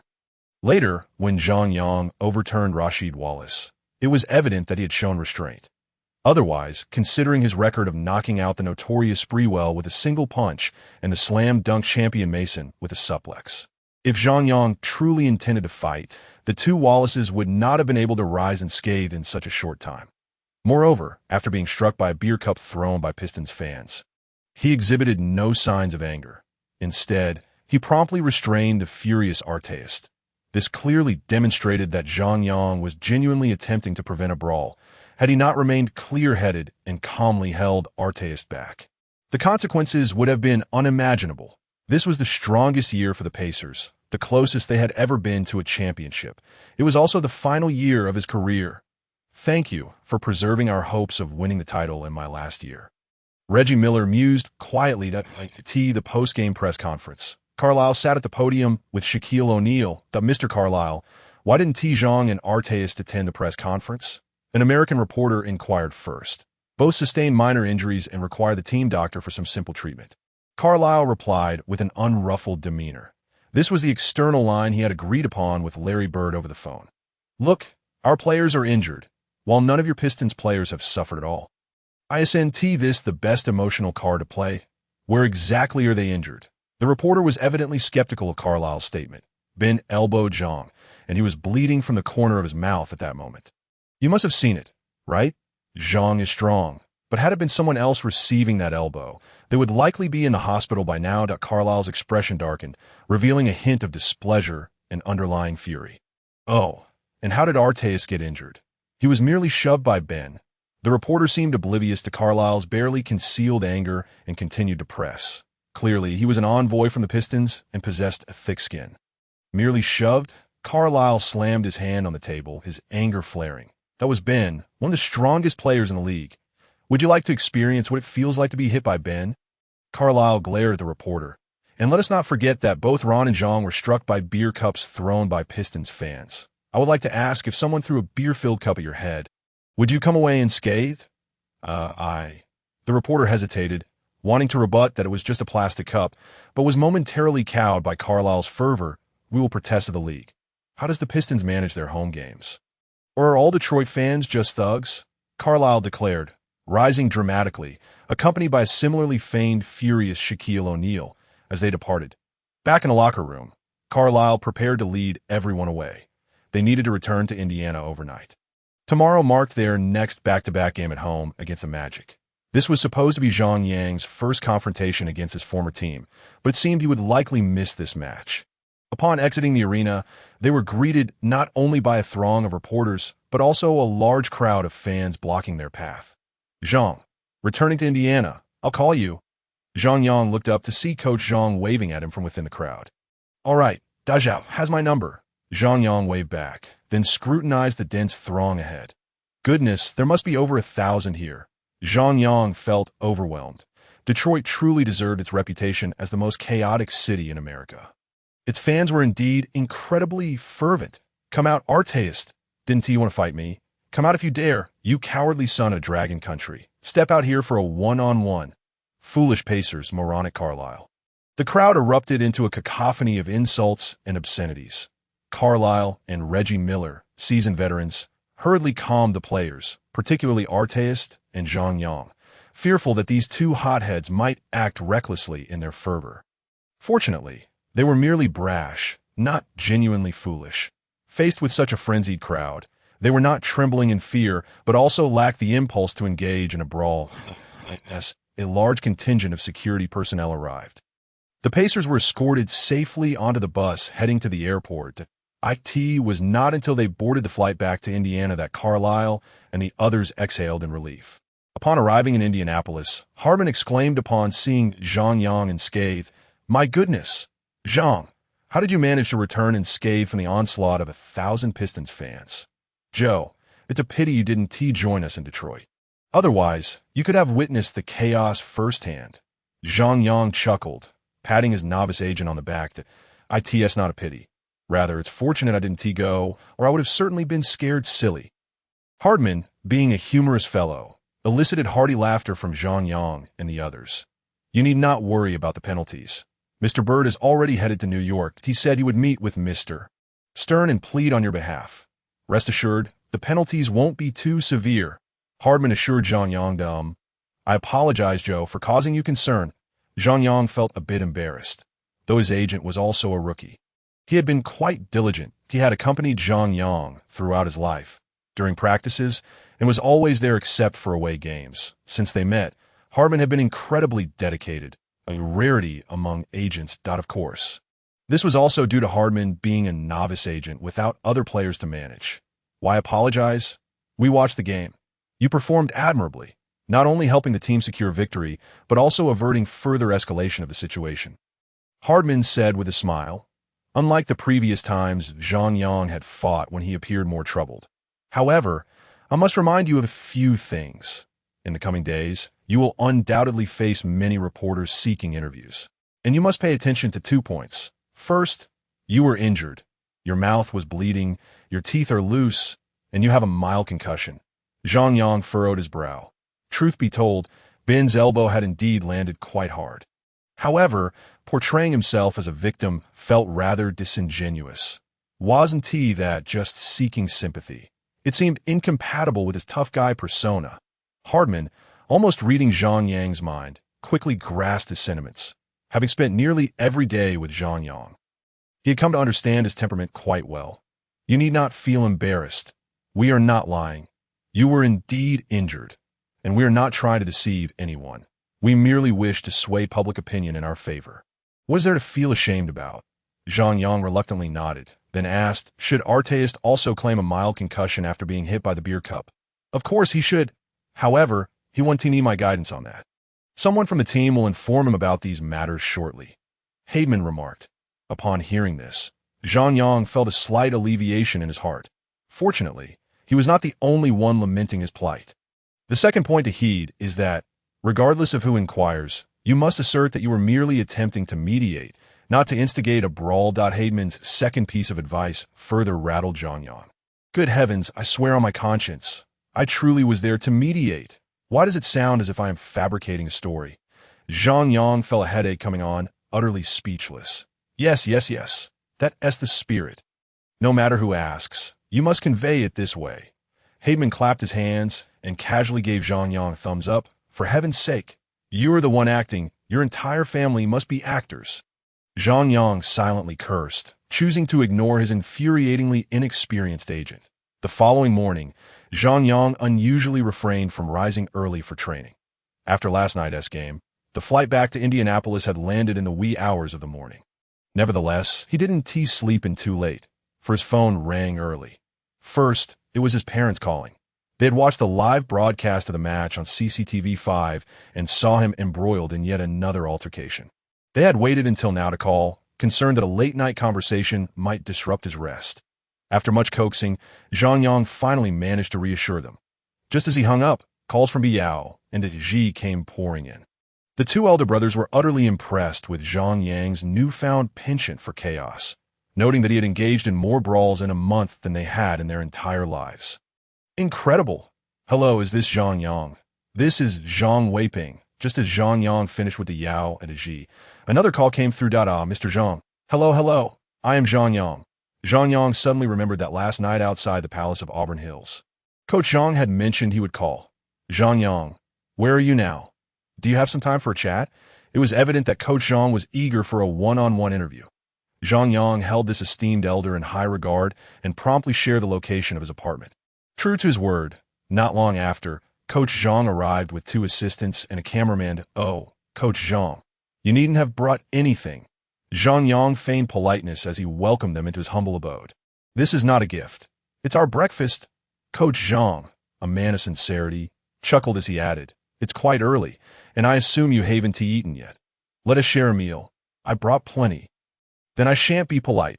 Zhang Yang felt a sense of familiarity and warmth with Coach Zhang, a fellow compatriot in a foreign land, a rarity indeed. By the way, this must be your agent. Mr. Hadaman. It's a pleasure to finally meet you. Coach Zhang had done his homework. Despite Zhang Yang's previous obscurity, he was well aware of his circumstances and recognized Heyman immediately. Hello, Coach Zhang. I've heard Zhang mention you several times. It is a pleasure to finally meet you. I am Joe Haidman.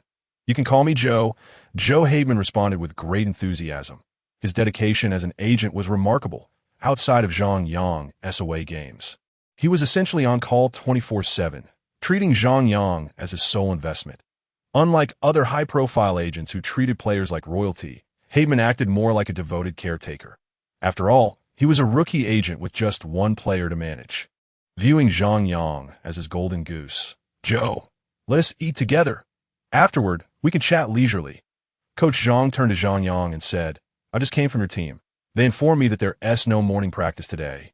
Only an afternoon session, correct? Yes, today is the second game of a back-to-back, and with 2 consecutive nights of play. The toll is considerable, hence no morning practice. As Zhang Yang spoke, he gestured for Coach Zhang's assistants and the cameraman to take a seat. And the 5 of them gathered around a small table to enjoy their meal together. Perfect. This morning, we'll conduct a special interview with you. Once it airs on CCTV 5, it will give fans across the nation a chance to learn more about you. Coach Zhang said with enthusiasm. Sounds great. Thank you very much, Zhang Yang readily agreed. Who would refuse such a splendid opportunity to showcase himself? Thank you. You should be thanking me for the interview. Coach Zhang laughed heartily. Zhang Yang seized his first formal interview opportunity. After their meal, the group wasted no time and immediately began recording. Coach Zhang started without any preamble, first inquiring about the events of the previous match. Zhang Yang, during your game against the Pistons, an incident occurred in the final minute. Could you elaborate on what transpired? Zhang Yang had prepared for this moment and cleared his throat before responding. Well, it was merely an ordinary conflict. The game was nearing its end, and the Pistons were trailing significantly, which likely heightened their anxiety. Zhang Yang aimed to set the tone, hoping to frame the incident as a mundane occurrence. Arteas committed a foul while defending against Ben Wallace. To be honest, the foul was slightly excessive, but one must recognize that Ben's strength is among the elite in the NBA. If the defense is too gentle, it would be futile. It would be better not to defend at all. Hence, Arteas merely executed a correct defensive maneuver, and it was clean. There was no intention of harm. However, Ben, perhaps too impatient, became enraged, since I was primarily tasked with guarding Ben. Arteas' foul was effectively a safety net for me, so I felt compelled to intervene. Yet, as I mentioned earlier, Ben's strength is formidable. Stopping him was no easy feat, and I resorted to wrestling him to the ground. I had no intention of injuring him. When I brought him down, it was a gentle fall, and I even cushioned him with my foot to protect him. However, Rasheed Wallace failed to notice these details. He presumed I was bullying his teammate and charged at me. I had no choice but to bring him down as well, hoping to calm him down. Everything I did was to prevent a fight and avoid injuries. Zhang Yang recounted the situation calmly, without embellishment. Coach Zhang, what I said is the truth. Do you believe me? Worried that his sincerity might be doubted, he emphasized his point. However, to others, it might sound somewhat boastful. To prevent a brawl, he took down Ben. To cool Rasheed down, he had to take him down too. I believe what you say. Coach Zhang nodded without hesitation. Many might find it hard to believe, but I know you acted correctly in that moment. Often, extraordinary situations require extraordinary measures. To quell a brawl instigated by someone like Ben, one must be prepared to take him down. Rasheed Wallace, known as the Roaring Thunder, is no easy opponent either. To stop them, one must meet force with force. Zhang Yang was taken aback and immediately grasped Coach Zhang's hand. Coach, you understand me. Just as you said, meeting violence with violence. When I conveyed this to those foreigners, they wouldn't believe me. They think I was merely trying to instigate. They may not believe you, but I do. Coach Zhang affirmed with conviction, especially when you and Arteas were hit by beer cups thrown by Pistons fans, and you managed to prevent Arteas from retaliating against them. This clearly shows that you remained calm and consistently aimed to defuse the situation. Indeed, throughout the entire match, I maintained my composure. Big Ben delivered a sharp elbow to me, loosening several of my teeth, yet I remained unperturbed. The Pistons fans hurled beer cups at me and Arteas. I wiped my face, only to find it smeared with beer foam mixed with blood. Despite this, I harbored no thoughts of retaliating against that fans on me. Fans are the lifeblood of all players. Regardless of their misbehavior, we players must never lay hands on them. Zhang Yang continued in agreement with Coach Zhang, eloquently elaborating. You articulated this perfectly and indeed acted appropriately. Suddenly, Coach Zhang shifted his tone. However, many fans harbor misunderstandings about you, believing you to be a player prone to fighting. I ask there anything you wish to clarify for the fans. In truth, I have no affinity for fighting. I'm a basketball player, a passionate devotee of the sport. How could I relish in brawls? Yet, sometimes circumstances compel you to act, leaving no alternative. Take that preseason game. For instance, the maniac Spreewell, after I blocked a shot, erupted in anger, hurling insults at our nation and our people. Could I possibly tolerate that? Insulting me is one thing, but disparaging my homeland is entirely unacceptable. Zhang Yang's expression turned serious, his words resonating with conviction. Your sentiments are commendable. When confronted by a scoundrel like Spreewell, one must retaliate to make it clear that we are not to be trifled with. Our nation must not be dishonored, and our people must not be oppressed, Coach Zhang exclaimed, giving Zhang Yang a thumbs up, visibly excited. Moreover, there was that incident during the opening game with Desmond Mason, when he could not match my skill. He resorted to foul play, deliberately colliding with me, and then pinning me down. Could I simply endure that? If I let it slide this time, he would surely escalate his tactics in the future. Zhang Yang shrugged, embodying a sense of helplessness. You are absolutely correct. One cannot afford to be passive in such situations. The more you endure, the more the opponent will perceive you as easy prey, leading to harsher attacks in the future. Clearly, Coach Zhang was not merely being polite. He genuinely believed in this sentiment. Having been a player himself, with countless games under his belt and a plethora of adversaries encountered, he possessed an intimate understanding of the myriad challenges in a game. Subsequently, Coach Zhang posed various inquiries regarding Zhang Yang's training and life, fully showcasing the essence of a young man striving diligently in a foreign land. Overall, this interview served as a redemption opportunity for Zhang Yang, shedding the negative reputation of a brawler and establishing him as a resilient, upwardly striving basketball athlete. Life is difficult, and living alone in a foreign land is even more challenging. Establishing oneself in the NBA, surrounded by a plethora of formidable players, is an arduous endeavor indeed. In conclusion, Coach Zhang's heartfelt reflections almost brought Zhang Yang to tears. Once this interview airs, I will at least be vindicated domestically. No one will be able to label me as a troublemaker. After the interview, Coach Zhang prepared to head to Houston, planning to return home afterward. In truth, the initial purpose was to interview Yao Ming. The detour to interview Zhang Yang was merely incidental. Before leaving, Zhang Yang insisted on treating them to lunch, for they had provided him with such significant assistance. It was simply a matter of basic courtesy. Although Zhang Yang was unlikely to participate in that evening's game, he still needed to attend the afternoon practice, leaving them little time for a lavish meal. Ultimately, Hardiman led them to a modest local restaurant, where they shared a simple meal before bidding farewell. After seeing Coach Zhang off, Zhang Yang and Hardiman made their way directly to the arena. Upon arrival, they were taken aback to find the entrance swarmed by a throng of reporters. It was evident that, with the game scheduled for the evening, their early arrival was undoubtedly due to the previous night's events. Zhang Yang realized that attempting to slip into the arena unnoticed was futile, as he was the only player of Asian descent on the team. Standing at 2 meters tall, his presence was simply too conspicuous. "Zhang, could we have a word?" One reporter inquired. "Can you explain why you clashed with Ben and Rashid yesterday? Many fans are curious if you truly practice Chinese martial arts. Is it true that you were injured?" As soon as Zhang Yang appeared, the reporters surrounded him, chattering incessantly. "Everyone, please be patient. I need to attend team practice now. I promise to chat with you all later when I have time." Zhang Yang responded with a smile, while maneuvering through the crowd.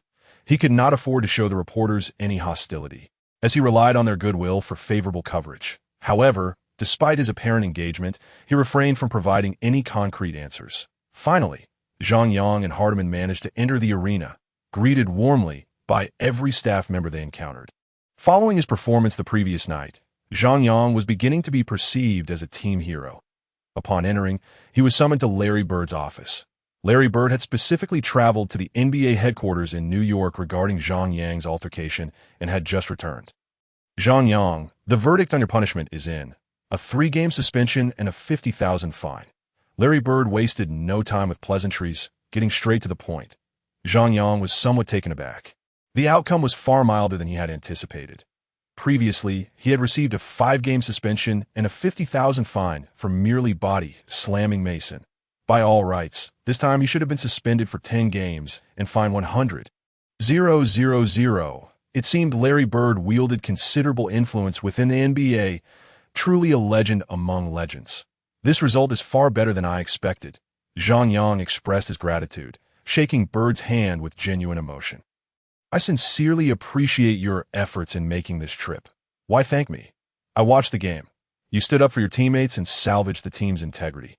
You performed admirably on the court, and it is my duty to alleviate your concerns. Larry Bird regarded the formidable player he had recruited with growing admiration. He had anticipated that Zhang Yang would inevitably find himself in more on-court skirmishes. However, he had not expected Zhang Yang to get into a tussle so soon, in only the 3rd game of the season. Nonetheless, Zhang Yang's actions, whether in defending Arteis from Big Ben or restraining Arteis from escalating the situation, had significantly benefited the team while providing little advantage to himself. Zhang Yang had selflessly charged into conflict for the sake of the team's welfare, without regard for his own well-being. What does this exemplify? It is the spirit of self-sacrifice for the greater good. How could a general manager not grow increasingly fond of such a player? Don't worry about the fine. The team will cover it. However, there's one thing you must keep in mind. What should I pay attention to? Please do tell. Zhang Yang became serious upon hearing Larry Bird's solemn tone. Previously, we agreed that I would assist you in covering the fines for 3 fighting incidents. However, I never anticipated that you would exhaust one so quickly.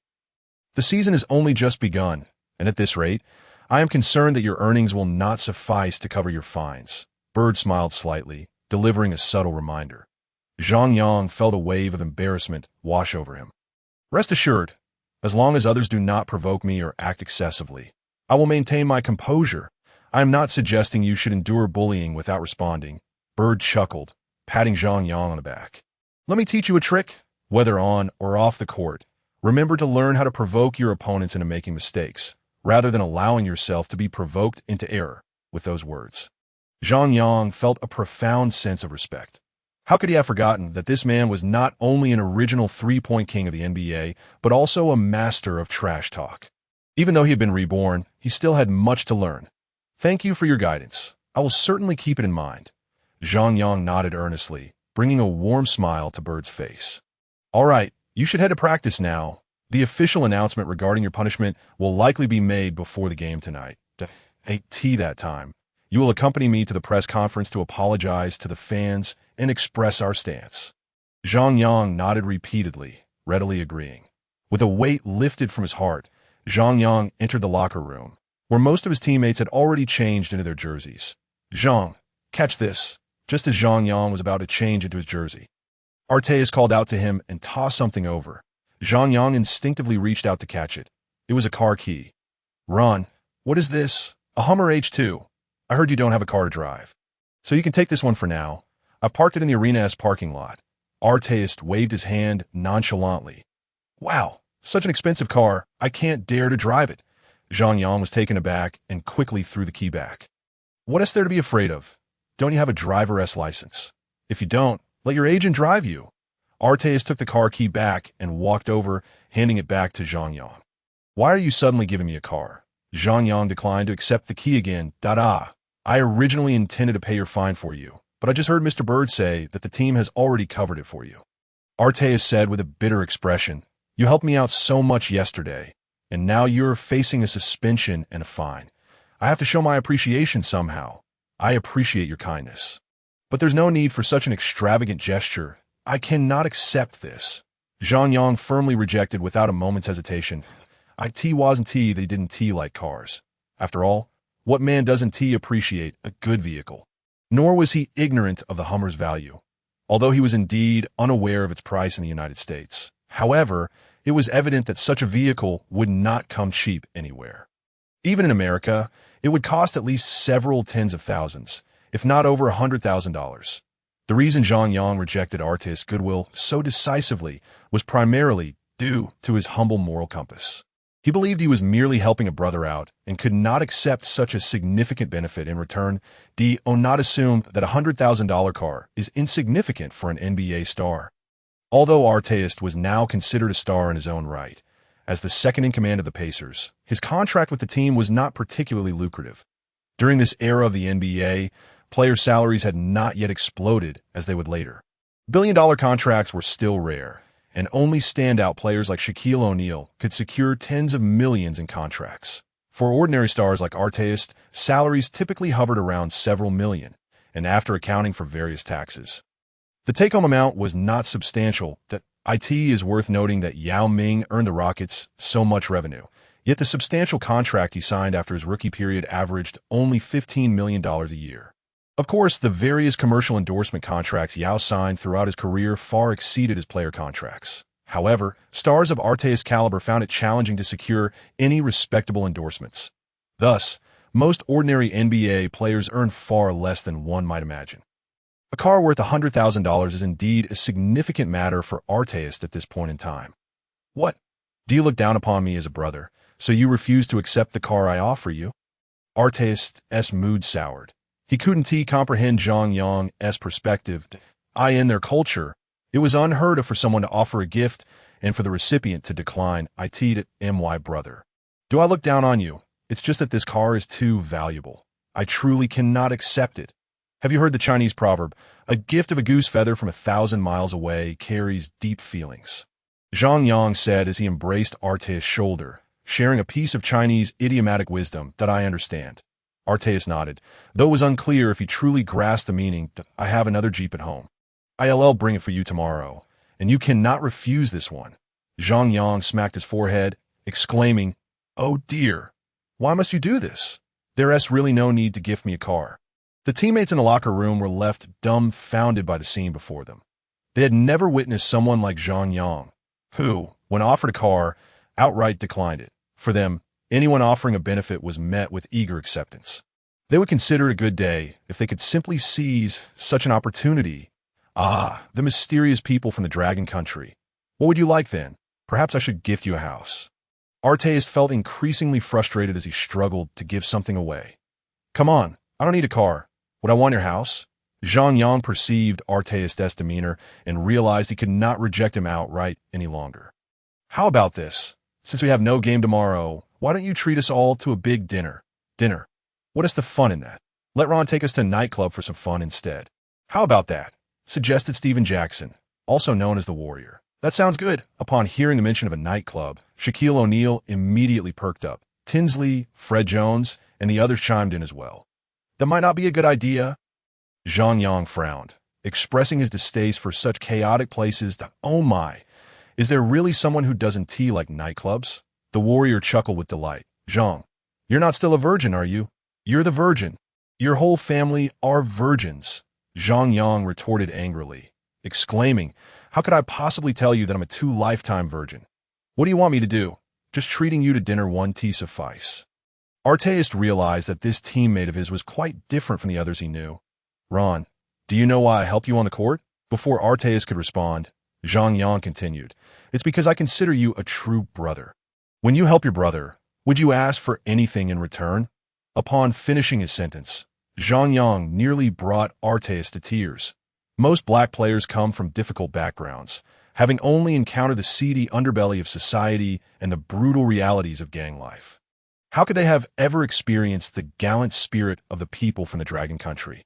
Among the people of the Dragon Country, true brothers would willingly risk their lives for one another without seeking any reward. Zhang Yang smiled as he patted the slightly red-eyed Artest. If you consider me a brother, then just take back the car keys and treat me to a meal. Zhang, from now on, we are brothers. Closer than blood, Artest moved to the core, pulled Zhang Yang into an embrace, and planted a kiss on his cheek. If I were a woman, I would surely offer myself to you today. Zhang Yang felt a shiver run down his spine and quickly wiped the saliva off his face. Get lost. If a woman looked like you, she would scare all the men away. Oh my. The teammates watching the scene couldn't contain their laughter. The Warrior and Shaquille O'Neal were the loudest, stomping their feet and shouting with glee. Artest barely managed to suppress the tears that were about to spill from his eyes. waving to everyone and proclaiming loudly, "From now on, Zhang Yang is my real brother. If anyone dares to bully him, they'll have to contend with me, Arteist, and I won't hold back." Just moments ago, Shaquille O'Neal and the Warrior had been making a ruckus. Now their eyes were red with envy and admiration. With Zhang Yang's fighting spirit, who would dare to bully him? The Warrior said sourly, "Ron, I think if you get bullied in the future, just call on Zhang Yang. That would be much better." Arteist wasn't upset at all. He scratched his head, realizing that indeed, it might be as they said. "Ha!" Seeing Arteist as comical expression, everyone burst into laughter once more.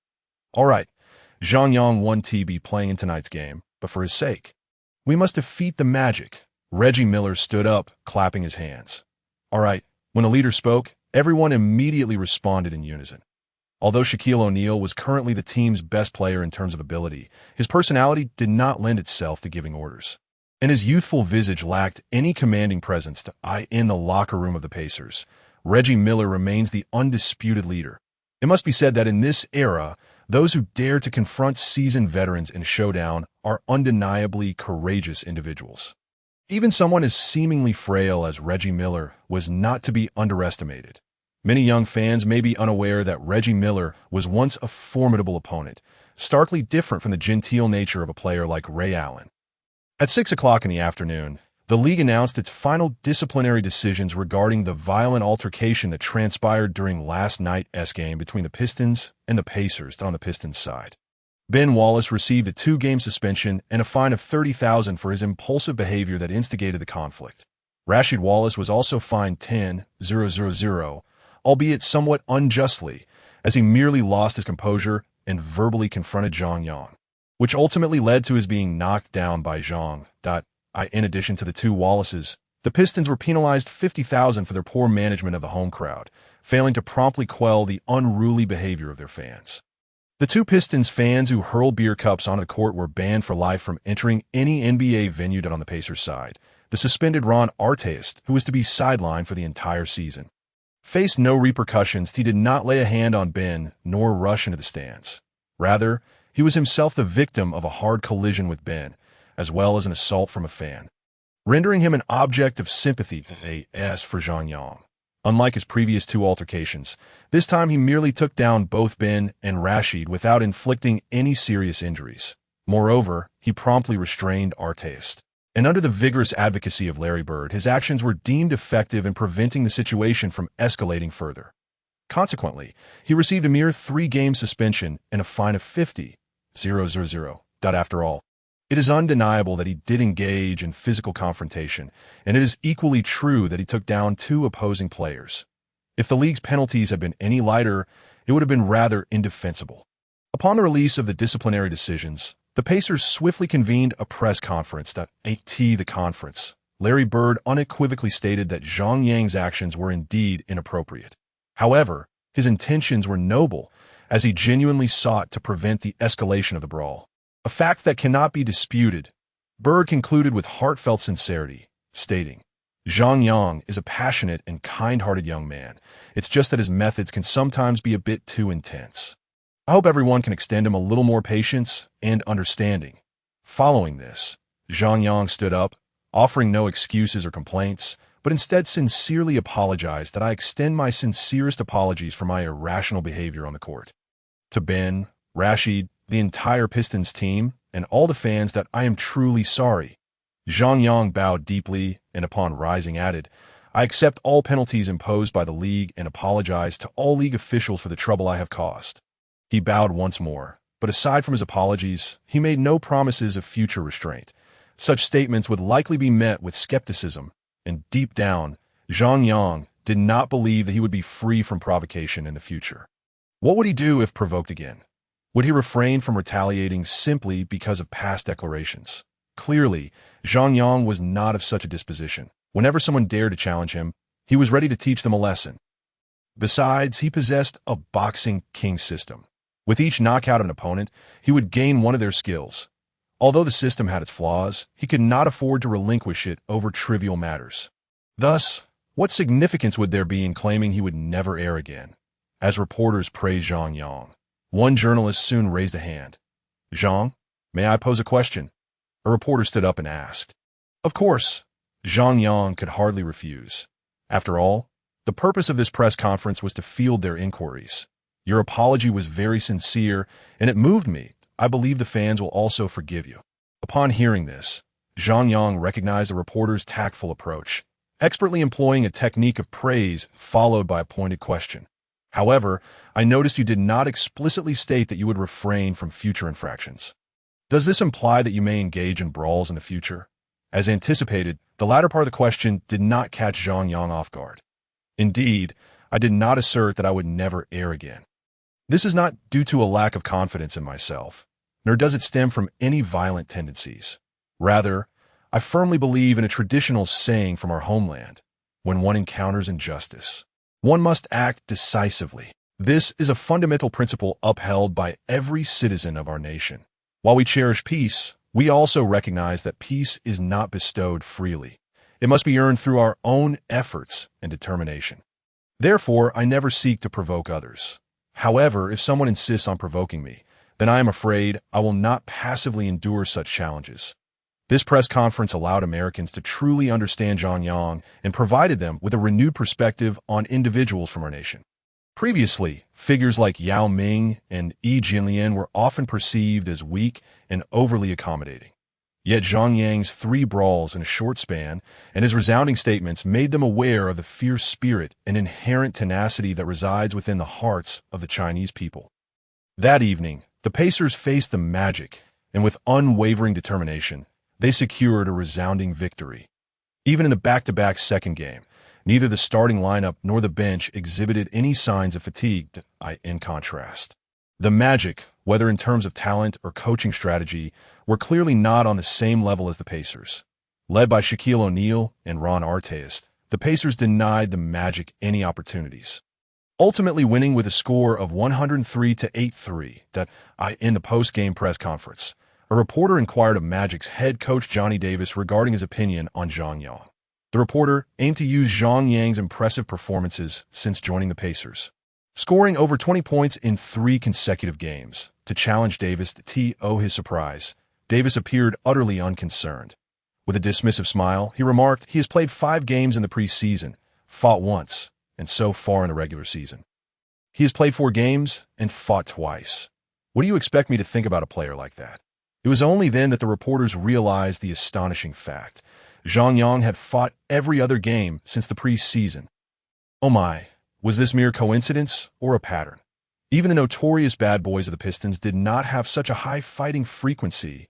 Surely, the infamous bad boy Bill Laimbeer and the worm Dennis Rodman would have to concede to this. After the interview, discussions began among the reporters about what nickname to bestow upon Zhang Yang. After all, every notorious figure has a memorable moniker. Clearly, some are eager to associate Zhang Yang with the infamous antagonist in NBA history, the Dragon King of boxing. Soon, the consensus among the reporters emerged, and a new villain in the basketball arena was born. The Dragon King of boxing dominates the NBA's villain rankings. The Dragon King of boxing takes on 2 opponents, leaving Ben and Rashid pleading for mercy. In 9 games, the Dragon King of boxing has fought 3 times and scored 4 knockouts, earning the title of the NBA's all-time most notorious villain. At that moment, Zhang Yang remained blissfully unaware of this newfound notoriety.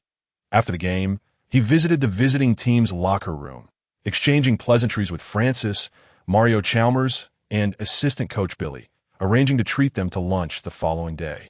With the Magic's next game 4 days away, they had ample time and were eager to join Zhang Yang for a meal.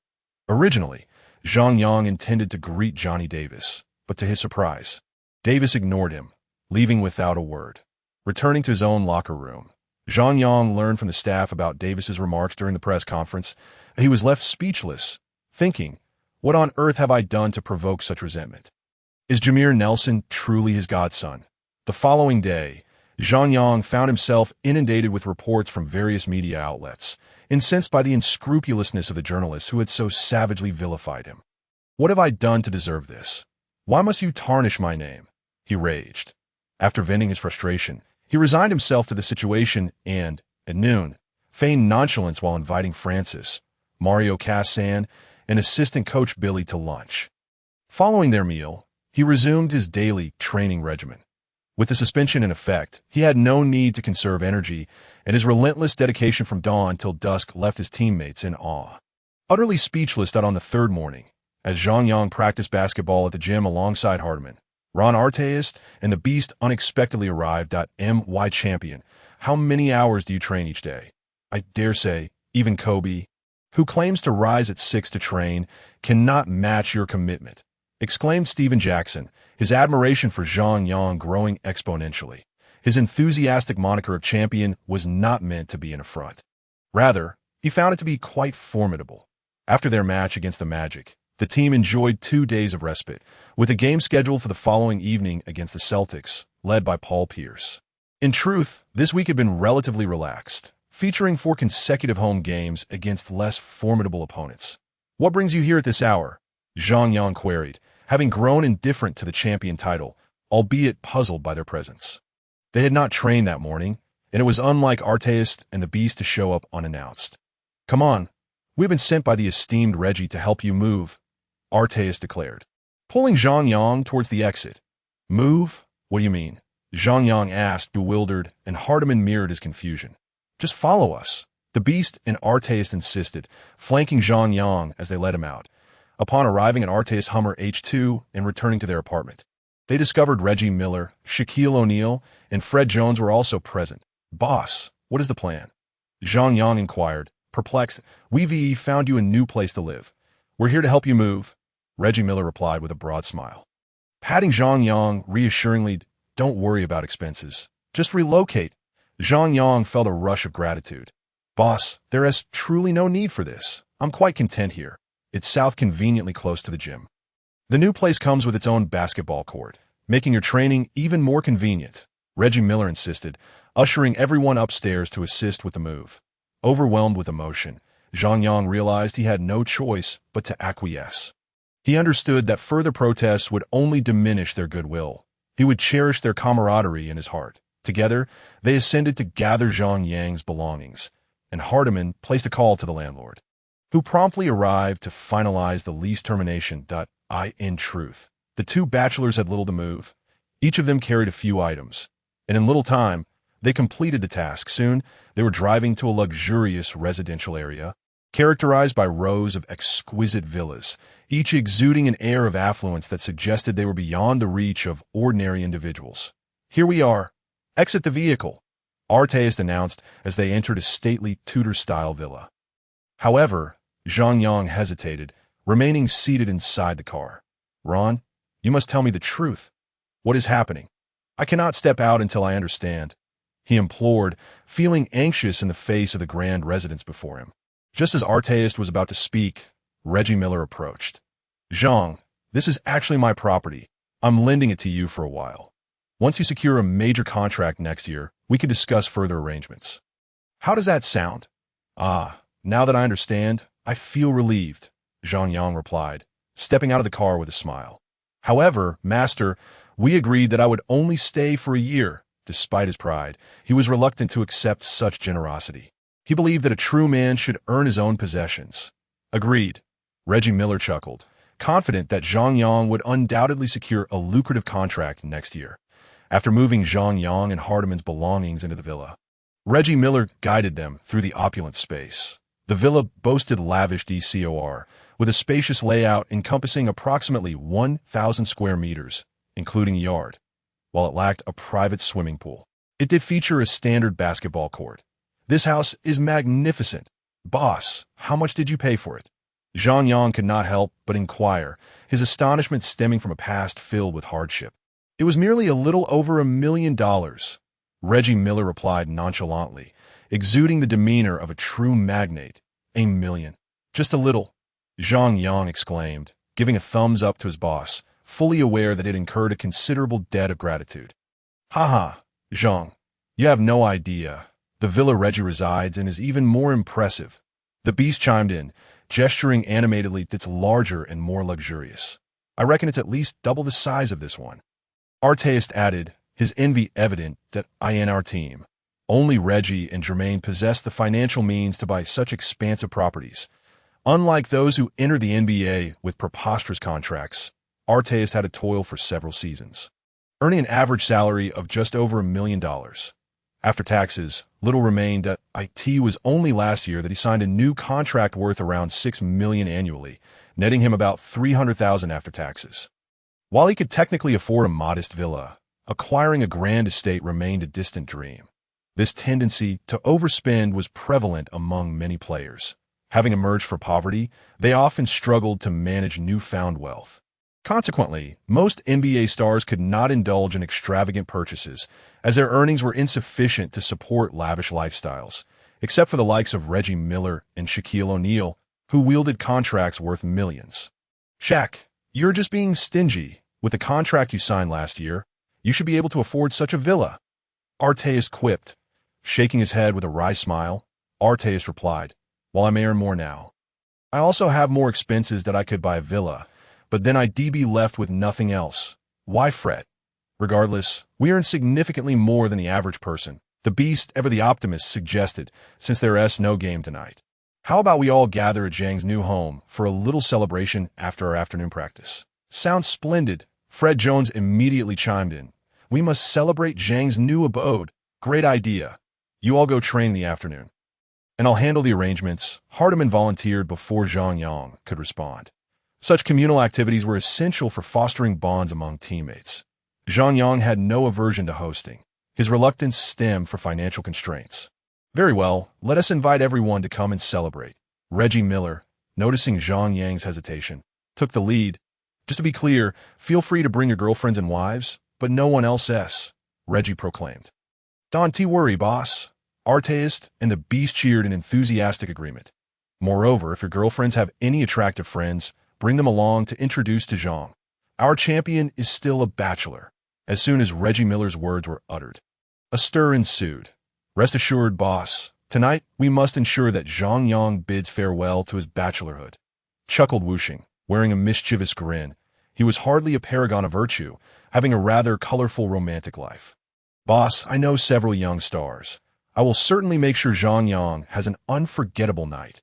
Arteist chimed in enthusiastically, being someone who had at least released a record and genuinely knew a few young celebrities from the American entertainment scene.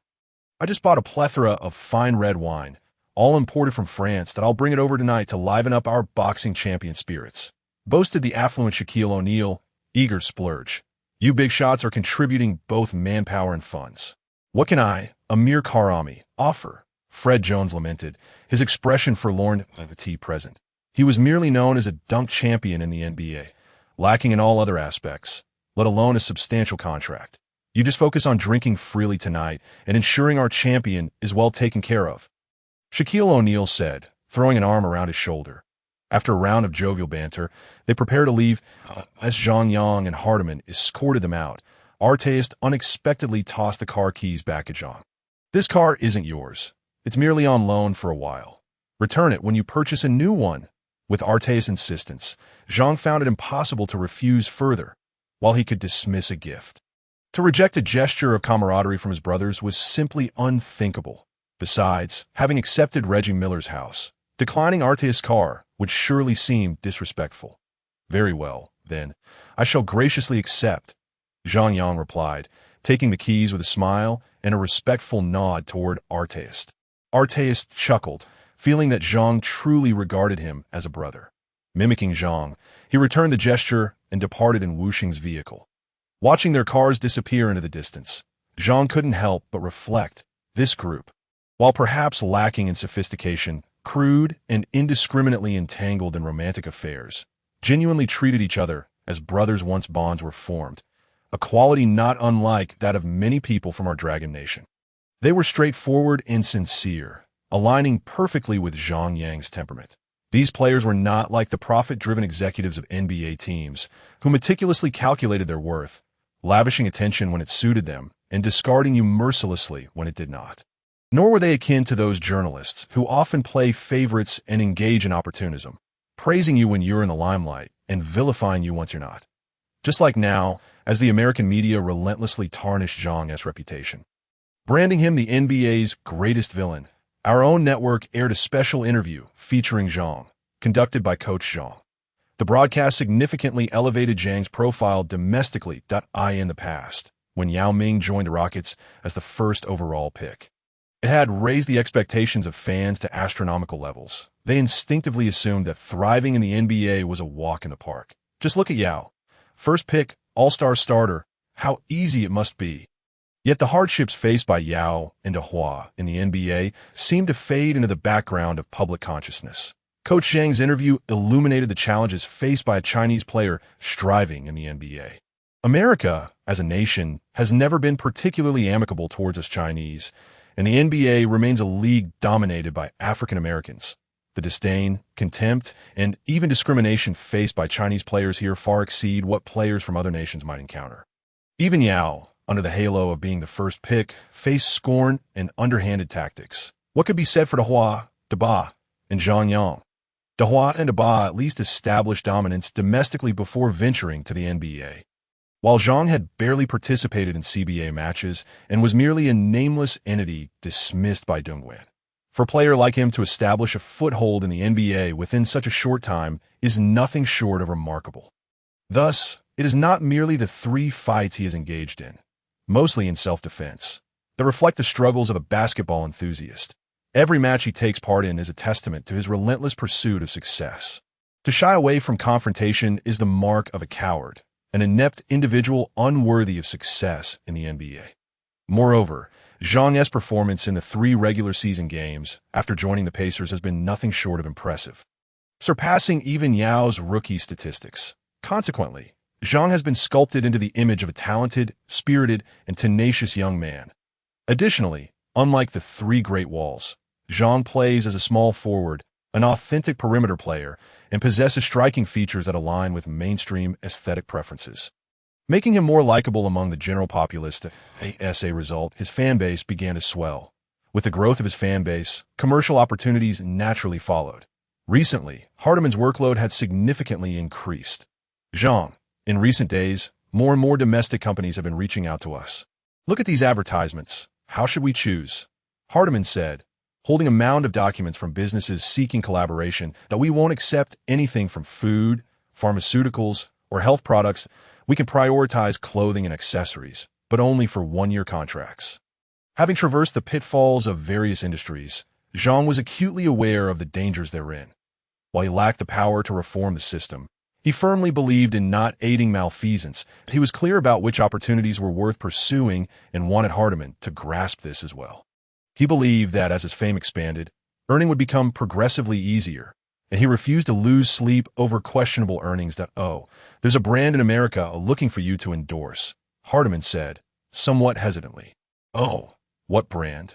Zhang immediately perked up, realizing that while his image in America might not be stellar, it was surprising to be approached for an endorsement, but it's Everlast, Hardiman replied, a peculiar smile on his face. Everlast? Never heard of it.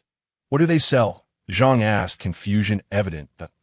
Simply put, they primarily sell boxing gloves, Hardiman replied, touching his increasingly thinning hair. Boxing gloves? Zhang nearly choked on his disbelief. What the hell? Do they really think I'm a boxing champion? I'm a basketball player. Zhang covered his forehead, feeling as if the system was conspiring against him. So, should we accept or decline? Hardiman inquired, oblivious to Zhang's frustration. Decline. Zhang, flustered, replied vehemently. Tell them to get lost. Oh, then I'll inform them of our refusal, Hardiman said, though a hint of reluctance lingered in his tone. What a pity, that's $3 million a year. How much? Zhang paused, taken aback. $3 million. They even mentioned that if you become an all-star, the renewal could rise to $10 million a year. Upon hearing Hardiman's words, Zhang felt his heart bleed. Was boxing such a lucrative sport? So, what do you think, Zhang? Should we sign? This is far more than all those domestic advertisements combined. Hardiman's eyes sparkled with anticipation, clearly unwilling to let go of this golden opportunity.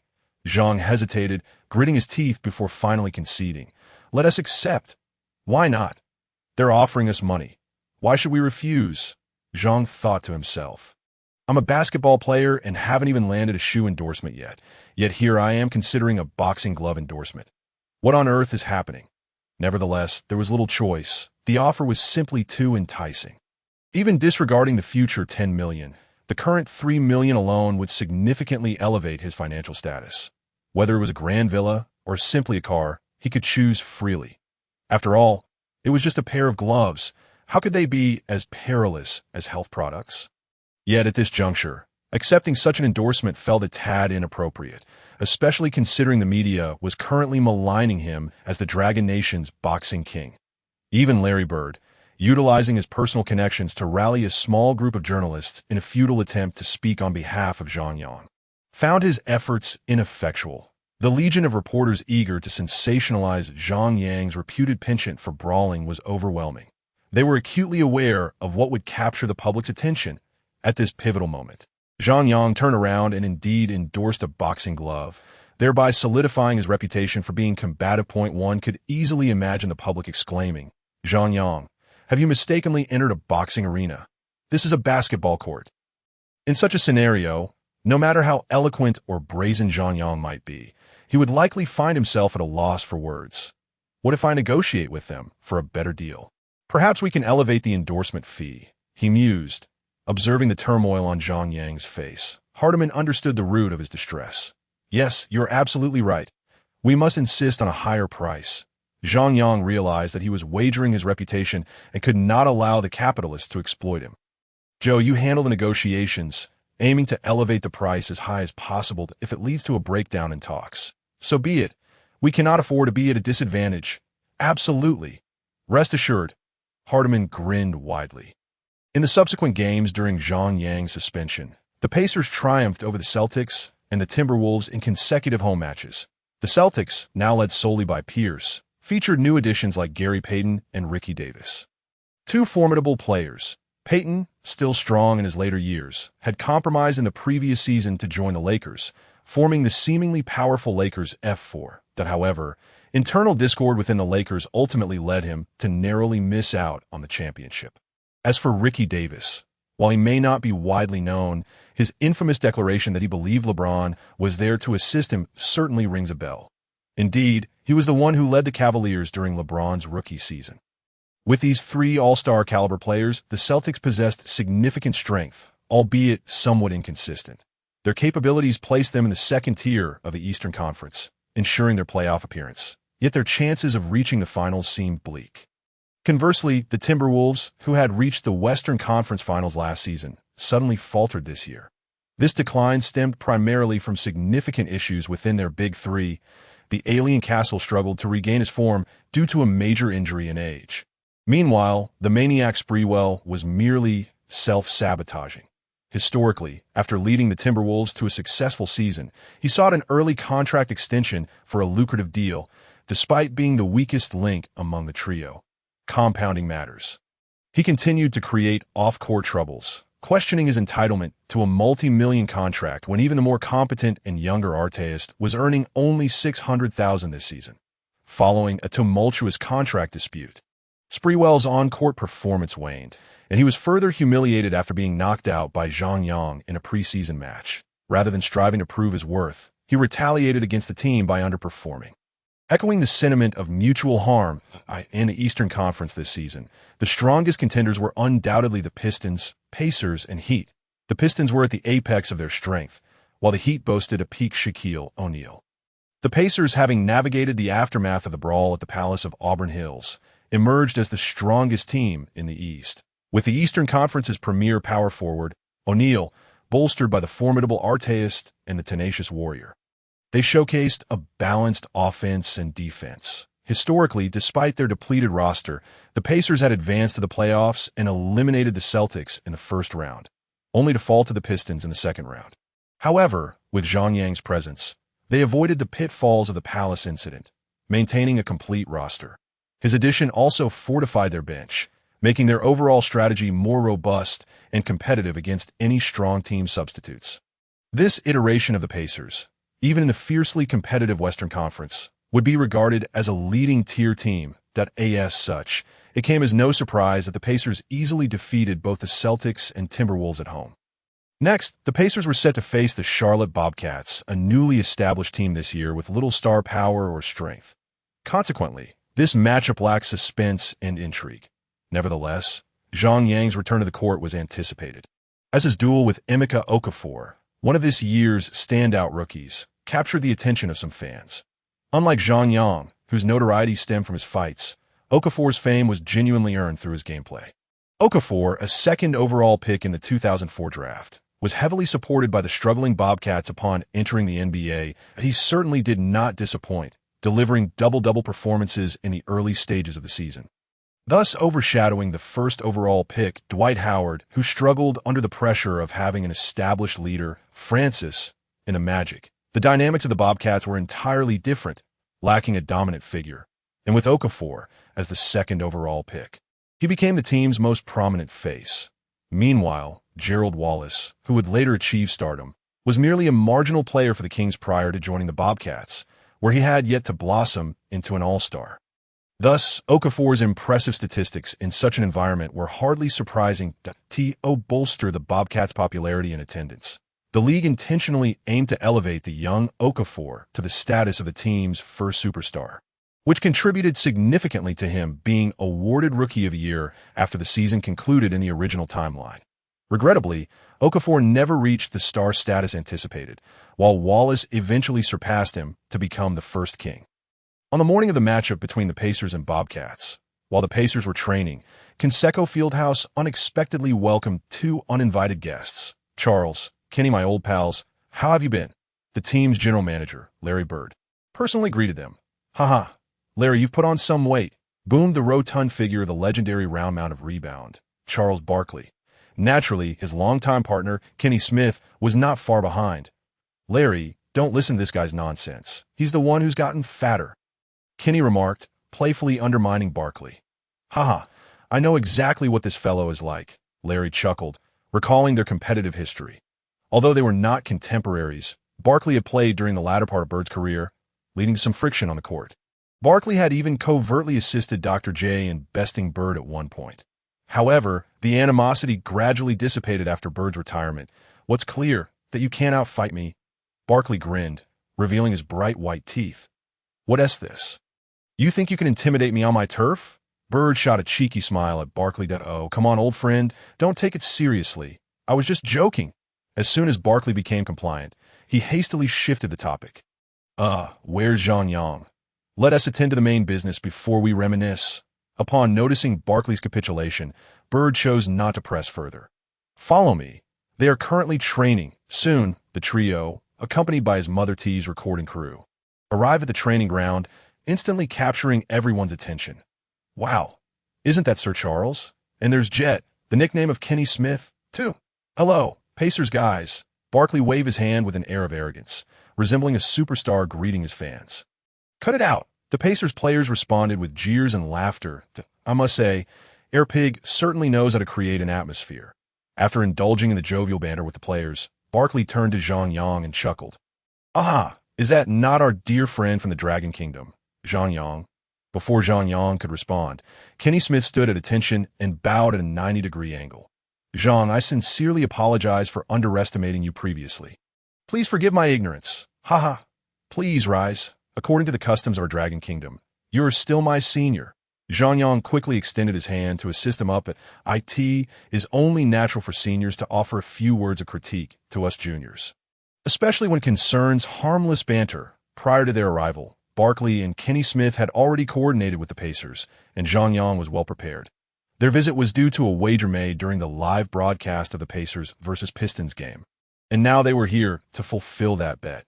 Zhang, not only do you play remarkably well, but you're also incredibly handsome and articulate. Truly 100 times better than that fellow Charles, Kenny Smith exclaimed, pulling Zhang Yang in with his signature smile, showing no sign of displeasure at apologizing to a younger individual. Haha, you are quite handsome yourself, and I greatly admire your three-point shooting skills, Zhang Yang. Having lived two lives, was well aware of the saying that a flower-laden sedan chair is carried by many. Haha, Zhang, have you prepared the chili? Barkley interjected, feeling a twinge of jealousy, interrupting their mutual flattery. Rest assured, Sir Charles, I have been prepared for quite some time. Zhang Yang replied with a smile. Just wait a moment. I will fetch it from the locker room. He jogged back and soon returned with a bag in hand. Zhang, what is that? Barkley inquired curiously as he saw Zhang Yang produce a small glass bottle. This is our Dragon Kingdom's beloved chili sauce. Zhang Yang handed Barkley a bottle of Lao Gan Ma, explaining it is a condiment made from chili, perfect for enjoying with bread or rice, both fragrant and spicy, absolutely delightful. Barkley skeptically twisted the cap off, and an aromatic, spicy scent wafted towards him. Oh my goodness! So fragrant, it truly is superb. Barkley's fingers tingled with excitement as his appetite awakened. Oh, you have a spoon. I want to taste it right now. Is this not for me? Why are you trying to snatch it from me? Kenny Smith chimed in joyfully, clearly pleased with the enticing sight. That cannot be counted. This is hardly a punishment. It is clearly a reward. Barkley replied, dissatisfied, as he eagerly took a small spoon from Zhang Yang and hastily scooped a hefty spoonful of Lao Gan Ma into his mouth. Initially, it was fragrant, but soon a fiery sensation surged through his throat, sending a rush of exhilaration through him. Wang Defa. This is absolutely fantastic. Barkley's face, usually dark, began to flush with a hint of red. Barkley's reaction piqued Kenny Smith's curiosity, prompting him to grab a spoon of his own and dip it into the jar, though he was more cunning, opting for a modest scoop unlike Barkley's generous helping. Oh my goodness, this is amazing. I could really go for a big bowl of rice right now. Kenny Smith was evidently captivated by this culinary masterpiece. Bird, Carlisle, and the other Pacers players looked on in astonishment at the two men's reactions. Was the content of that small jar truly that delectable? Zhang, do you have more of this? Is it really that good? Artes could not help but inquired. Of course, it's delicious. Zhang Yang replied without hesitation. Don't be ridiculous. This condiment has even been used as currency in American prisons. But do not rush. Each of you will receive a bottle to take home and savor after tonight's game. Zhang Yang, noting the eager expressions on their faces, quickly added he was well aware of Lao Gan Ma's allure, having stocked up on it from Chinatown. While it was available in the U.S. at this time, it had yet to garner widespread acclaim, mainly consumed by the Chinese diaspora. Zhang, you truly are a good person. From now on, you shall be my idol. If anyone dares to speak ill of you, I will confront them. Kenny Smith exclaimed, shaking Zhang Yang's hand warmly. Having received the Lao Gan M, as Zhang Yang was labeled a good person, he could not help but inwardly scoff. Why does that sound so awkward? Haha, you are my idol. I hope to acquire 2 championship rings in my career, just like you. Zhang Yang's flattery brought immense joy to Kenny Smith, while simultaneously irking another individual. Hey Zhang, if you don't mention the championship, can we still be friends? Barkley shook his head disapprovingly. Kenny Smith and Larry Bird burst into laughter. Barkley, once dubbed the uncrowned king, fancied himself the best basketball player on earth. As for Jordan, in his eyes, he was not merely human, but an extraterrestrial being. Unfortunately, Barkley's career path coincided almost entirely with Jordan's, who overshadowed him entirely. Finally, in 1994, when Jordan transitioned to baseball, Barkley found himself outmatched by the Dream, Olajuwon, and his Rockets team. The starting point guard for that Rockets team was none other than his current broadcasting partner, Kenny Smith, as the primary point guard for the Rockets. Kenny Smith captured consecutive championships in '94 and '95. Thus, despite Barkley's career being infinitely more illustrious than Kenny Smith's, whenever Kenny extended his championship rings towards him, Barkley could only glare in envy. On November 27, 2004, the Pacers hosted the Charlotte Bobcats. Triumphing easily with a score of 102-82 due to the Bobcats' weakness, key players such as O'Neal and Artes did not play extensively, and the game was effortlessly dominated. Consequently, the returning Zhang Yang led the bench unit to a jubilant performance, even allowing players like Britton Johnson and Marcus Hayslip, who typically sat at the end of the bench, to showcase their skills in this game. Zhang Yang scored 23 points, grabbed 5 rebounds, dished out 4 assists, and stole the ball 3 times. Conversely, Emeka Okafor from the Bobcats achieved 19 points, 11 rebounds, 1 assist, and 1 steal. Zhang Yang not only outperformed in statistics, but also in the game itself, overshadowing the leading rookie contender.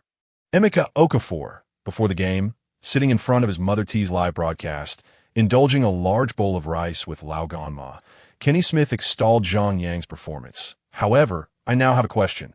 Do you think Zhang Yang will win Rookie of the Year? Barkley smoothly introduced a new topic. To answer this question, we must first clarify whether Zhang Yang qualifies as a rookie. Kenny Smith gestured animatedly with his hands as he elaborated. Though Zhang entered the NBA this year, he did not participate in the draft and joined as a free agent. Moreover, he is considerably older than your average rookie. Frankly, I'm not certain whether he can be classified as a rookie this year. Barkley nodded, asserting that Zhang Yang should indeed be considered a rookie, yet he acknowledged that your point does raise a valid concern. The age at which one enters the NBA is not, in my opinion, a significant issue. After all, Sabonis made his entrance into the league at the age of 31, considerably older than Zhang Yang is now. Kenny Smith shook his head, countering that Sabonis had indeed participated in the draft. He was selected by the Hawks in 1985 as the 77th pick, but due to not being yet 21, that selection was deemed invalid. Subsequently, in 1986, the Trail Blazers chose him again with the 24th pick. However, Zhang Yang did not take part in the draft, which sets his situation apart from that of Sabonis. Barkley spread his hands, arguing that he merely did not participate in the draft. Did that not mean he was entering the NBA for the first time? In my view, whether one has participated in the draft or not, anyone entering the NBA for the first time should be classified as a rookie. Kenny Smith shrugged, conceding that he could not provide an answer, and was uncertain if the NBA had any official clarification on the matter. As their debate unfolded, discussion surrounding Zhang Yang's eligibility for the Rookie of the Year award became the latest focal point for major sports media outlets. This was also a new strategy devised by Barkley and Kenny Smith to draw attention away from the controversies surrounding Zhang Yang's reputation as the Dragon Kingdom's boxing king. This shift in focus directed public attention to his on-court performance. Ultimately, a player must let their abilities speak for themselves on the court. The ongoing discourse led people to recognize that this indeed posed a dilemma. According to the criteria for the NBA Rookie of the Year award, one must be a rookie in their first year in the NBA to qualify. For instance, Admiral David Robinson was selected by the Spurs in 1987. But due to his mandatory 2-year service in the U.S. Navy before entering the NBA, his rookie season began in 1989-90, during which he was awarded the Rookie of the Year title. Notably, David Robinson is not alone in this regard. Unbeknownst to the public at the time, the future White Beast Blake Griffin experienced a similar circumstance. Griffin, having suffered an injury during his draft year in 2009, missed the entire season and only made his return in 2010, ultimately earning the Rookie of the Year accolade for the 2010-11 season. Thus, the requirements for the NBA Rookie of the Year award are twofold. One must be a rookie, and it must be their first season. Zhang Yang's situation, however, is slightly distinct, as he must first resolve the issue of whether he qualifies as a rookie. Players like Zhang Yang, who enter the NBA without participating in the draft, may be rare. But they do exist. For instance, our own Big Ba, who also did not partake in the draft, managed to secure a position in the NBA through outstanding performances on the international stage. Such players, however, are often overlooked by teams. The NBA is a highly developed professional basketball league, and exceptional talent from around the world is typically scouted early on. Players under the age of 22 must register for the draft to enter the NBA. If they go undrafted, they automatically become undrafted free agents. Only players over 22 can enter the NBA as free agents. Big Ba did not enter the draft. Instead, he signed with the Denver Nuggets as a free agent in 2001 at the age of 26. Players like Big Ba and Zhang Yang, who enter the NBA as free agents, are generally older and seen as lacking further development potential, but possess some level of immediate impact. Consequently, teams are unlikely to invest heavily in their development, opting instead to utilize them as role players during their peak years, only to cast them aside once their prime is past. Thus far, the NBA has not encountered discussions regarding the eligibility of such players for the Rookie of the Year award. Before long, Zhang Yang's critics began to emerge that a brawler who has played only 4 games is already in the conversation for Rookie of the Year. He should focus on staying on the court first. Having played 4 games and facing an 8-game suspension, the king of suspensions aspires to be the Rookie of the Year. Have the Flying Pigs and Jets been bribed by Zhang Yang with a can of hot sauce? That would be far too easy. Not only media outlets, but also fans from various teams, apart from the Pacers supporters, have subjected Zhang Yang to ridicule. In stark contrast, the majority of domestic fans continue to support Zhang Yang fervently. Particularly the basketball commentators led by Coach Zhang. In his 4 games with the Pacers, Zhang Yang has consistently scored over 20 points, averaging 23.5 points per game. even when considering his first game with the Magic. He maintains an average of 18.8 points over 5 games, making him the only rookie to surpass 16 points. Moreover, one must not forget that during his debut with the Magic, he played merely 1 minute due to Desmond Mason's foul play and did not score. Excluding that game, his 23.5 points would make him the only rookie to exceed 20 points, leading the pack significantly. While Coach Zhang praises Zhang Yang, he does not hesitate to diminish the prowess of his competitors. Take for instance his previous opponent, Emeka Okafor, who was nurtured as a core player with unlimited shooting privileges. Even so, he could only muster 19 points against Zhang Yang.as for the first overall pick. Zhang Yang's former teammate, Dwight Howard, he pales in comparison. Howard is merely an athletic jumper, lacking any substantial skills. At times, even when presented with easy scoring opportunities, he can fail to capitalize, following their match against the Mountains. The Pacers faced a challenging stretch with 4 consecutive away games against Western teams. Their first away game resulted in a 103-95 victory over the Seattle Supersonics, marking a successful start to their road trip. The Supersonics, later known as the Thunder, were still based in Seattle at that time. In 2008, new owner Clay Bennett relocated the team to Oklahoma City and rebranded it as the Thunder. Nevertheless, according to an agreement between Bennett and the city of Seattle, the Supersonics name remains in Seattle, with locals still hoping for the team's revival. Setting aside future prospects, the current Supersonics are a formidable team, boasting scoring talents like Ray Allen and Rashard Lewis, making them a significant threat. At this time, Ray Allen was not merely a three-point shooter. As the leader of the Supersonics, he was exceptionally well-rounded, excelling in scoring, assisting, and defending. One might liken him to a slightly less formidable Kobe Bryant. Rashard Lewis, a versatile forward known for his prolific and accurate three-point shooting, had not only signed the largest contract in Magic history, but also won a championship with the Heat, epitomizing a successful career.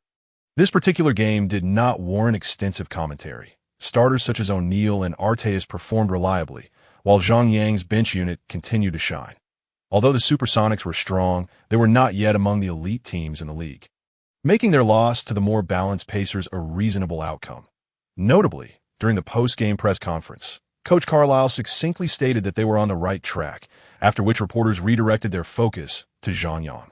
In this game, Zhang Yang again scored over 20 points, tallying 24, and this continued display of scoring prowess undoubtedly positioned him as the standout rookie of the season. Strictly speaking, while the quality of this year's rookies may not compare to the illustrious 2003 class featuring LeBron James and Carmelo Anthony, the overall rate of success remains commendable. The first pick, Dwight Howard, regardless of his character, possesses undeniable skill on the court, once touted as a player who could be traded for LeBron. The second pick, Emeka Okafor, has not emerged as a superstar, but is capable of delivering consistent performances of 15 points and 10 rebounds, marking him as a near all-star caliber player. The third pick, Ben Gordon, has yet to attain the level of excellence achieved by his predecessors. However, the fact that he was awarded the Rookie of the Year as the best sixth man of the season speaks volumes about his prowess. In his peak season, he also achieved over 20 points, showcasing his near all-star caliber. Beyond the top 3, the first round also featured formidable talents such as Devin Harris, Josh Childress, Raul Dandridge, Andre Iguodala, Al Jefferson, Josh Smith, J.R. Smith, and Tony Allen, among others. Even in the second round, notable defensive stalwarts like Anderson Varejao and Trevor Ariza emerged. Among these players are true all-stars and some who, despite their potential, face misfortunes. Although the brilliance of this class may not shine as brightly as that of LeBron James and Carmelo Anthony from the 2003 draft, it undeniably represents a high-quality cohort in the annals of the NBA. Yet, many of these individuals either excel in defense but lack scoring ability, like Iguodala, Josh Smith, and Tony Allen, or solid all-around players but struggle with offensive independence, such as Dwight Howard, Emeka Okafor, and Al Jefferson. Scorers like Ben Gordon, Devin Harris, and J.R. Smith often exhibit glaring weaknesses or defensively vulnerable, risking being targeted and lacking star appeal. Ben Gordon, who had the most impressive scoring debut among rookies, displayed inconsistency, capable of scoring over 30 points in one game, yet failing to score in the next. This stark contrast accentuated Zhang Yang's remarkable consistency with his consecutive 20-point games. Zhang Yang shrugged his shoulders and spread his hands. Internally reflecting, it's not that I played exceptionally well. It's merely that my peers have set the bar lower. Had Zhang Yang been part of the previous year's draft class with LeBron, Anthony, and Wade, consecutive 20-point games would have been unremarkable. However, in the 2004 draft, his scoring ability stood out distinctly. Zhang, some say you will be awarded this year's Rookie of the Year. Do you believe you can achieve that? A white reporter inquired. First and foremost, I am immensely grateful to all who support me. Your encouragement fuels my continuous progress. Zhang Yang began with a well-rehearsed response. Then, grasping the microphone with one hand and forming a fist with the other, he continued, whether I receive the Rookie of the Year award is of little concern to me. I am merely a previously anonymous player who struggled to even make the court. What matters to me now is solely helping my team secure every victory we rightfully deserve. Zhang Yang's response sparked a stir. The reporters recognized his emotional intelligence. They realized that he was not an ordinary rookie, but a remarkably mature player, both in skill and temperament. Zhang Yang mused to himself, do they truly believe I am reckless? After all, having been given a second chance at life, how could I afford to remain as impulsive as in my past existence? My former naivety led to significant losses, ultimately resulting in a life of despair.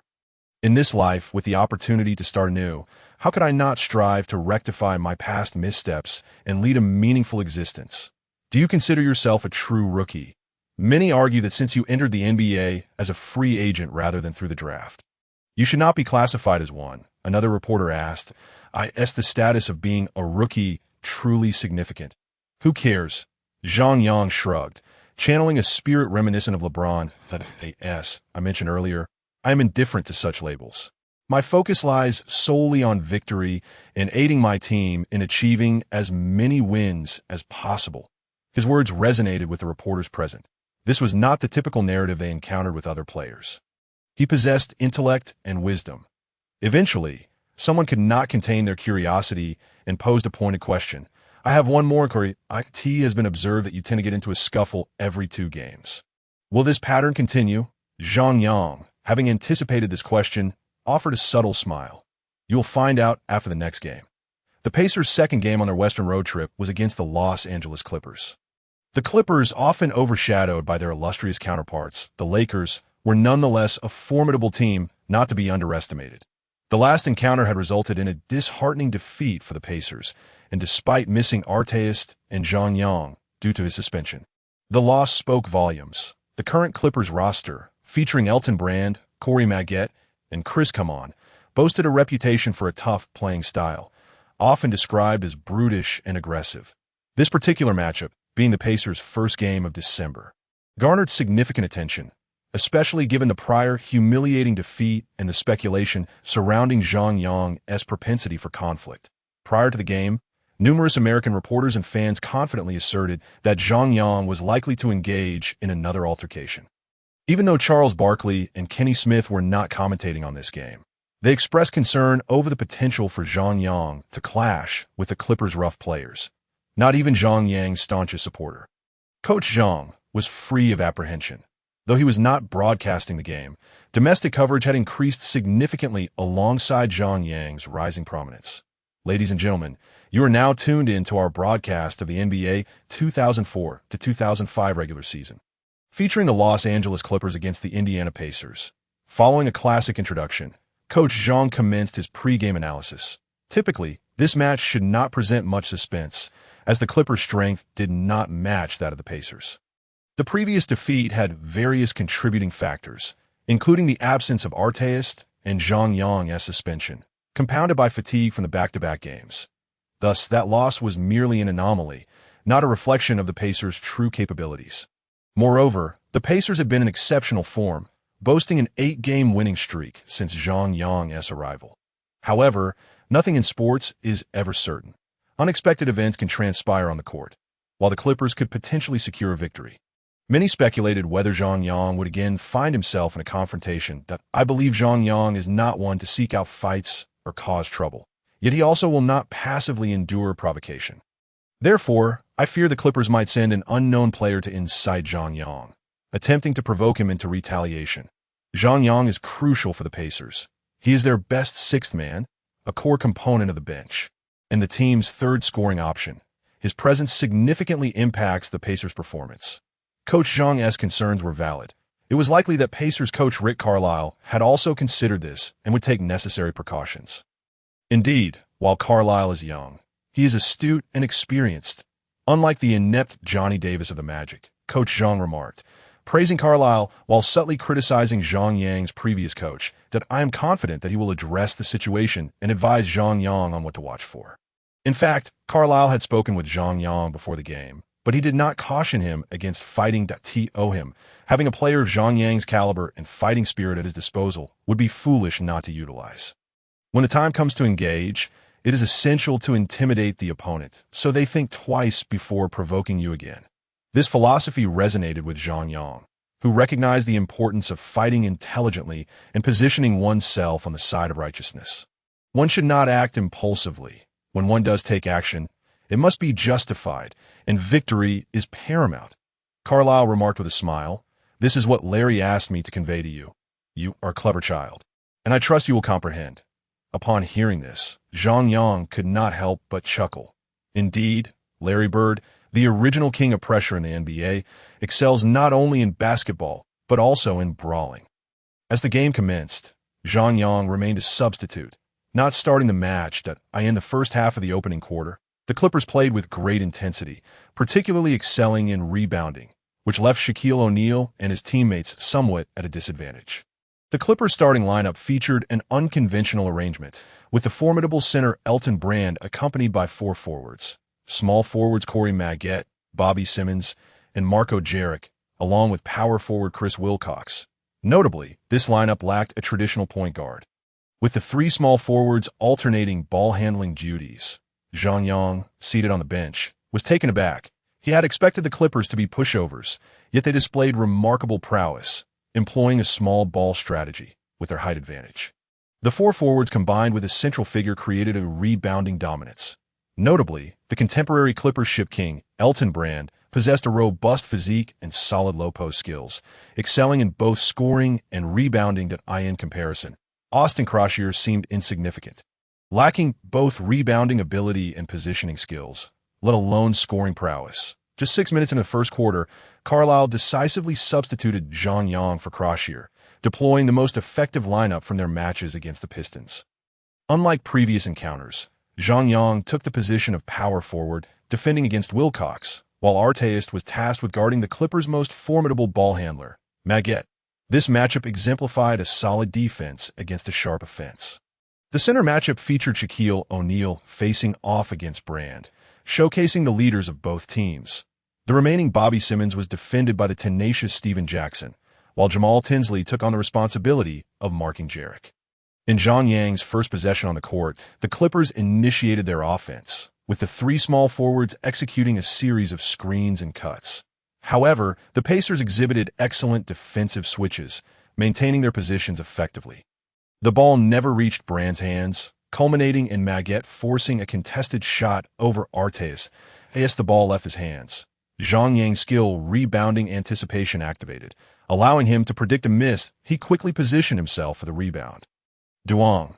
The shot indeed clanked off the rim, and Zhang Yang seized the opportunity to leap for the rebound, skillfully maneuvering past Wilcox. However, Brand had similarly positioned himself behind O'Neal, both leaping for the ball. Zhang Yang, slightly shorter and lacking the wingspan of the long-arm monster, realized his jump could not rival Brand's.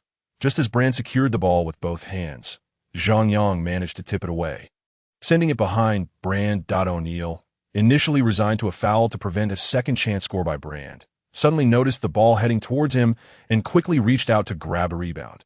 "Fast break," shouted Zhang Yang. O'Neal, grinning as he secured the rebound, saw Jackson and Tinsley sprinting ahead and promptly sent a pass downcourt. Tinsley, catching the ball, executed a seamless 2-on-1 with Jackson, effortlessly converting for 2 points. Scoring, particularly in fast breaks, proved to be the easiest route. In pursuit of points, fast breaks were undeniably the most effective. The Clippers resumed their offense, this time with Brand receiving the ball, just outside the 3-second line, prepared for a one-on-one against O'Neal. Unfortunately, Brand lacked the versatility of O'Neal.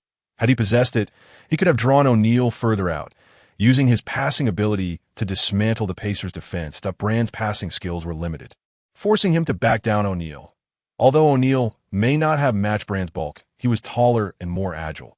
Brand attempted a quick turnaround hook shot, but O'Neal's long reach influenced the shot, causing it to fall short, hitting the front of the rim and bouncing out. Zhang Yang, positioned behind Wilcox, anticipated the rebound, initially believing that without Brand's interference, it would be an easy grab. However, just as he was about to reach his peak jump, Maggette darted into the lane, leaping higher and faster than Zhang Yang. Realizing he might miss the rebound, Zhang Yang had a moment of inspiration, tipping the ball outward. "Thanks, brother!" exclaimed Arteist, who then secured the rebound.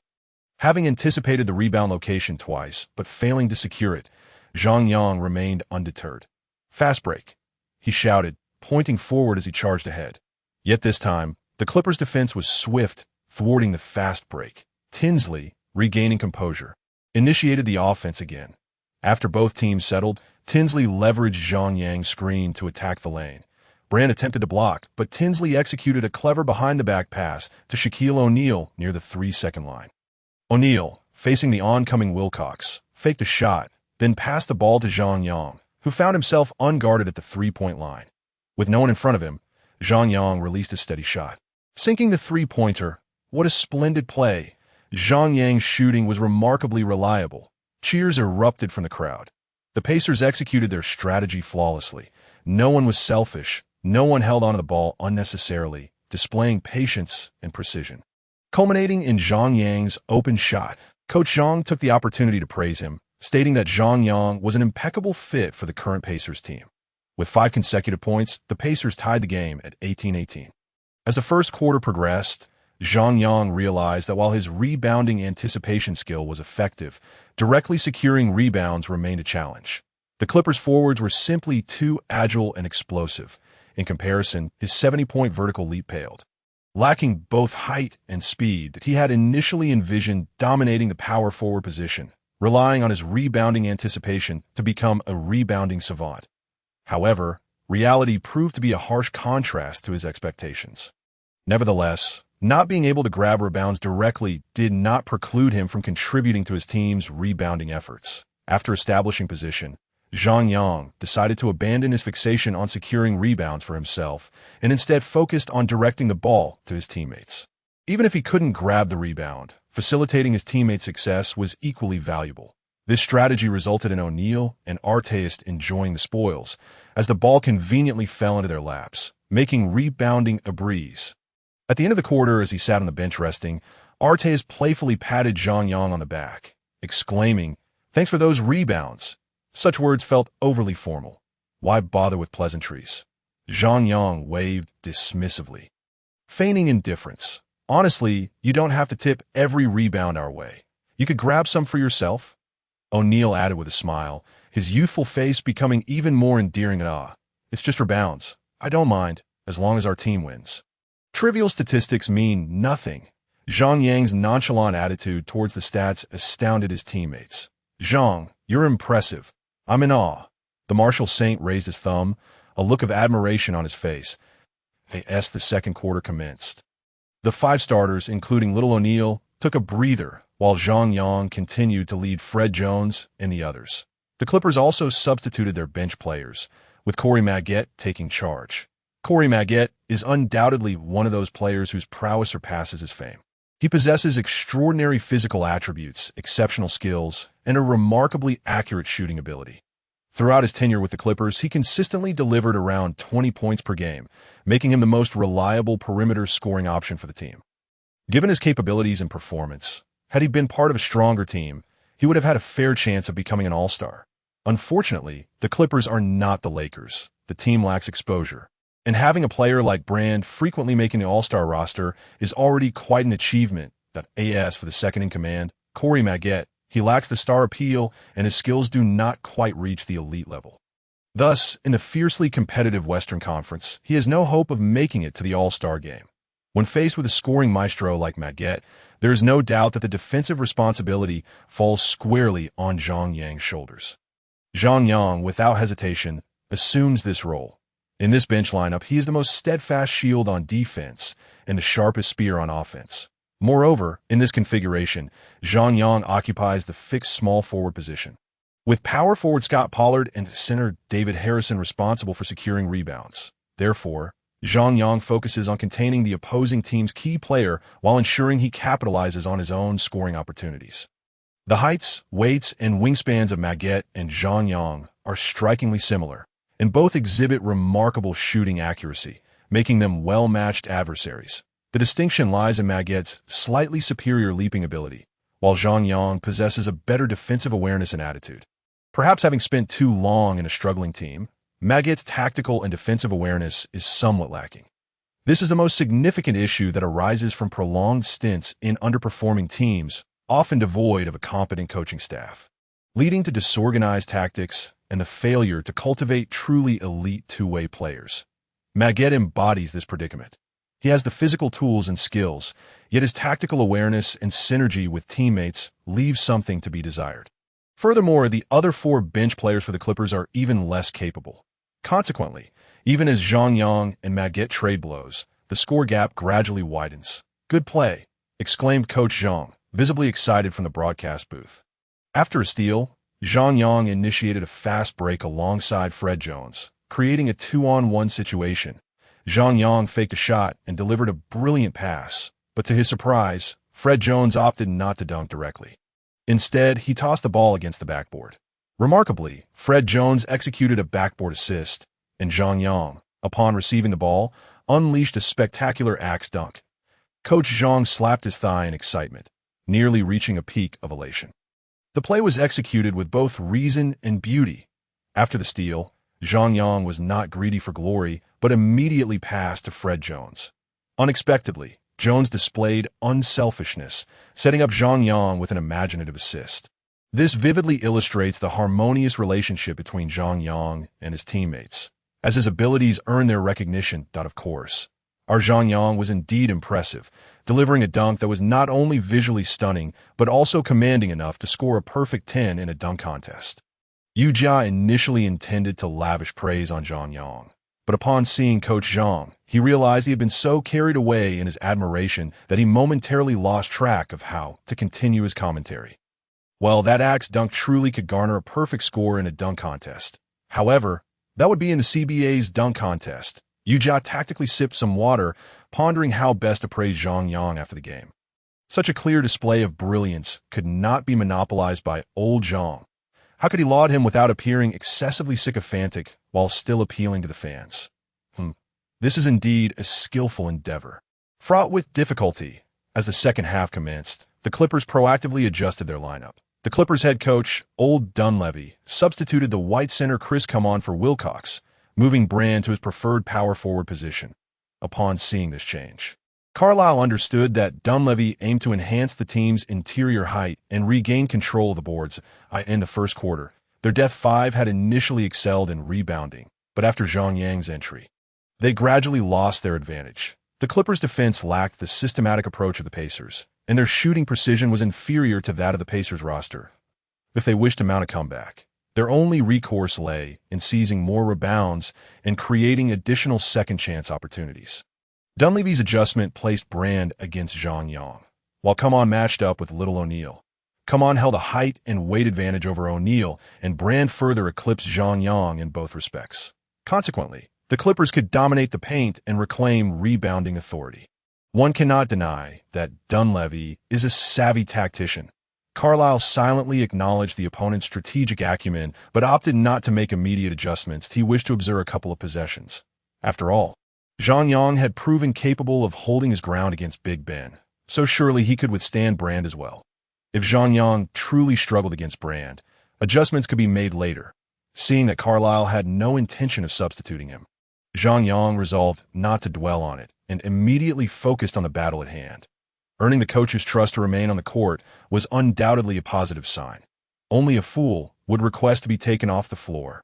Elton Brand was not one to engage in trash talk. He was rather brooding. Even though he had long harbored disdain for Zhang Yang, He kept it to himself. However, it soon became apparent to him that Zhang Yang's strength was indeed formidable. He truly was a man capable of going toe-to-toe with Big Ben. As a result, when Brand attempted to back down with the ball and found it difficult to push Zhang Yang under the basket, he unconsciously resorted to a few sneaky tactics. It is worth noting that Brand stands at only 2.06 meters tall. In a competitive landscape of Western power forwards, making a name for oneself is no easy feat. Besides possessing a decent repertoire of back-to-the-basket moves, he needed to employ subtle tricks and maneuvers to contend with heavyweights like Duncan and Garnett. Brand backed into Zhang Yang and attempted to pivot.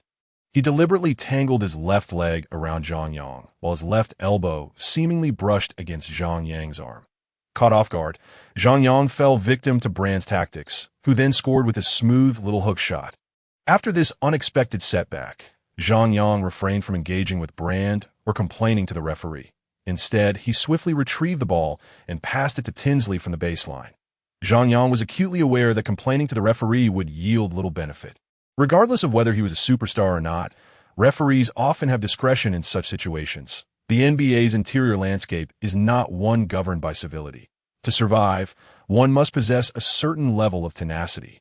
The subsequent struggles of Allen in the NBA can be attributed not only to his frequent injuries, but also to his lack of a ruthless edge as the Pacers embarked on their offensive possession.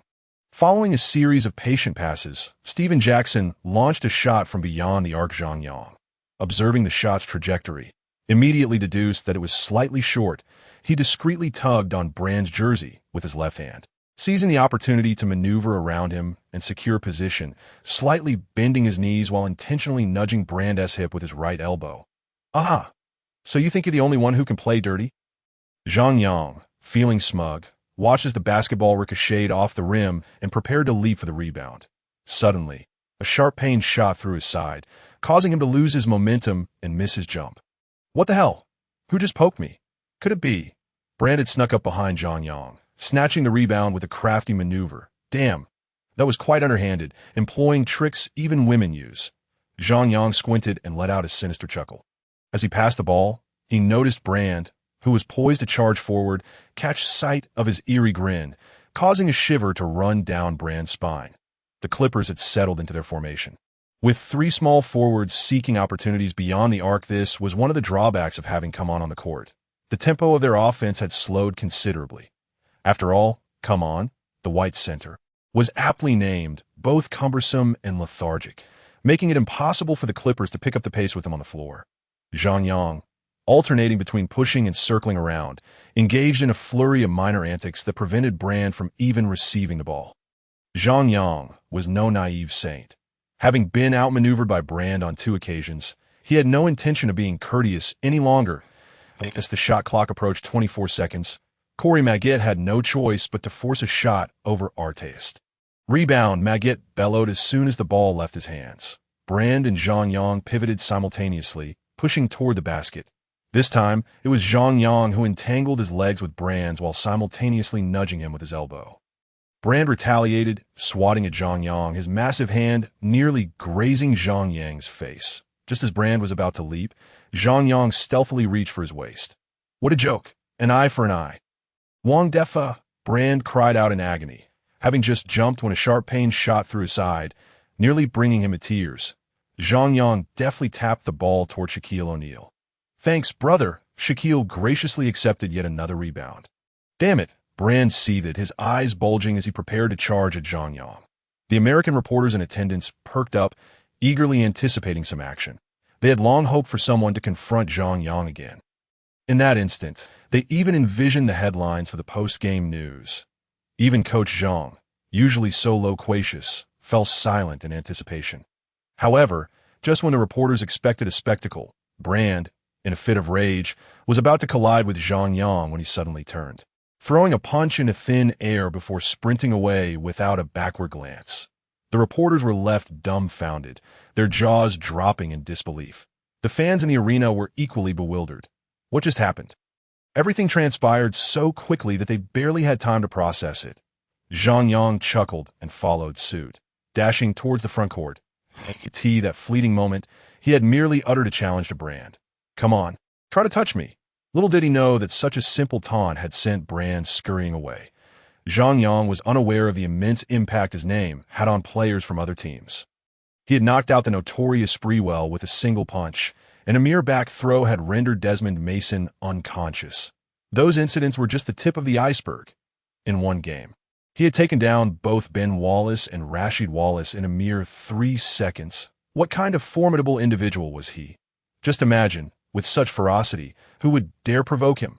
Brand, now coming to his senses, was drenched in cold sweat, feeling an overwhelming sense of relief at having escaped a potential disaster. In the subsequent game, although Brand occasionally engaged in minor antics, they were nothing too outrageous. For an interior player at this juncture, they hardly constituted a significant issue. Zhang Yang, of course, reciprocated with his own subtle provocations. The Clippers, however, failed to establish the rebounding advantage that Coach Dunleavy had anticipated against the more cohesive and strategically sound Pacers. They found themselves increasingly outmatched, leading to a widening score gap. Defeated and demoralized, the Clippers players no longer had the spirit to confront the Pacers. After all, if their leader was being pushed around, what could the rest of them hope to accomplish? Midway through the fourth quarter, Zhang Yang enjoyed the same treatment as the starters and was substituted for a breather. He settled onto the bench. He grimaced in pain. "Zhang, what's wrong?" Reggie Miller quickly inquired, genuinely concerned that Zhang Yang might have sustained an injury for Brand's underhanded tactics. "I'm fine," Zhang Yang replied with a smile. "Just a few pinches from that guy. He probably left a bruise on my waist. Damn. Did he hit you that hard? Why didn't TU retaliate?" The ever-animated Steven Jackson chimed in. "Humph." Zhang Yang scoffed. "In China, we have an old saying, return the favor in kind. That guy must have a bruised waist by now." His teammates paused for a moment before bursting into laughter. In the ensuing moments, Carlisle Sin and the Waterboy, Britton Johnson, along with Marcus Hayslip, led by Fred Jones, to finish the game.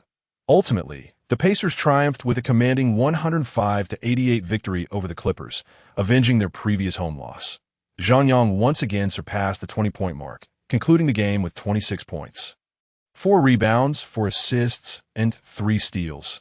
Most notably, he managed to avoid any altercations, shattering the so-called pattern that suggested he would engage in a fight every 3 games.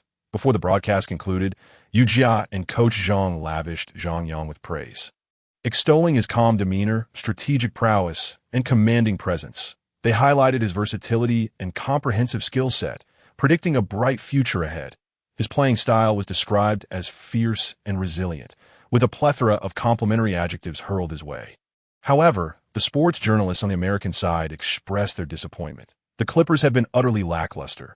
Not only did they fail to compete, but they also lacked the courage to engage in a brawl. What a pathetic display. And as for Brand, he had let them down the most. What a farce of a ship king, too timid to even challenge Zhang Yang. What right did he have to be called a leader? Having witnessed the anticipated drama unfold, the reporters shifted their focus to the Pacers' upcoming matches. Their third game in a 4-game road trip would be against the Kings, followed by a matchup with the Warriors. The current head coach of the Sacramento Kings was Adelman, and their star player was Chris Webber. Just by looking at them, it was evident that the Kings were now an offensively dazzling team. While their fierce offense might pose a threat to the Pacers, the prospect of them engaging in a brawl with Zhang Yang was laughable, although they did have a notorious enforcer in Brad Miller. Known for his underhanded tactics against Shaquille O'Neal, he wouldn't be matched up against Zhang Yang and was not worth the effort of a defensive switch. The likelihood of a confrontation between the two was even lower than that of Webber and Shaquille O'Neal squaring off. Webber was a gentlemanly power forward, softer than Nowitzki, while Shaquille was a baby-faced player with minimal intimidation factor. If they were to get into a scuffle, it would likely be less entertaining than watching them dance.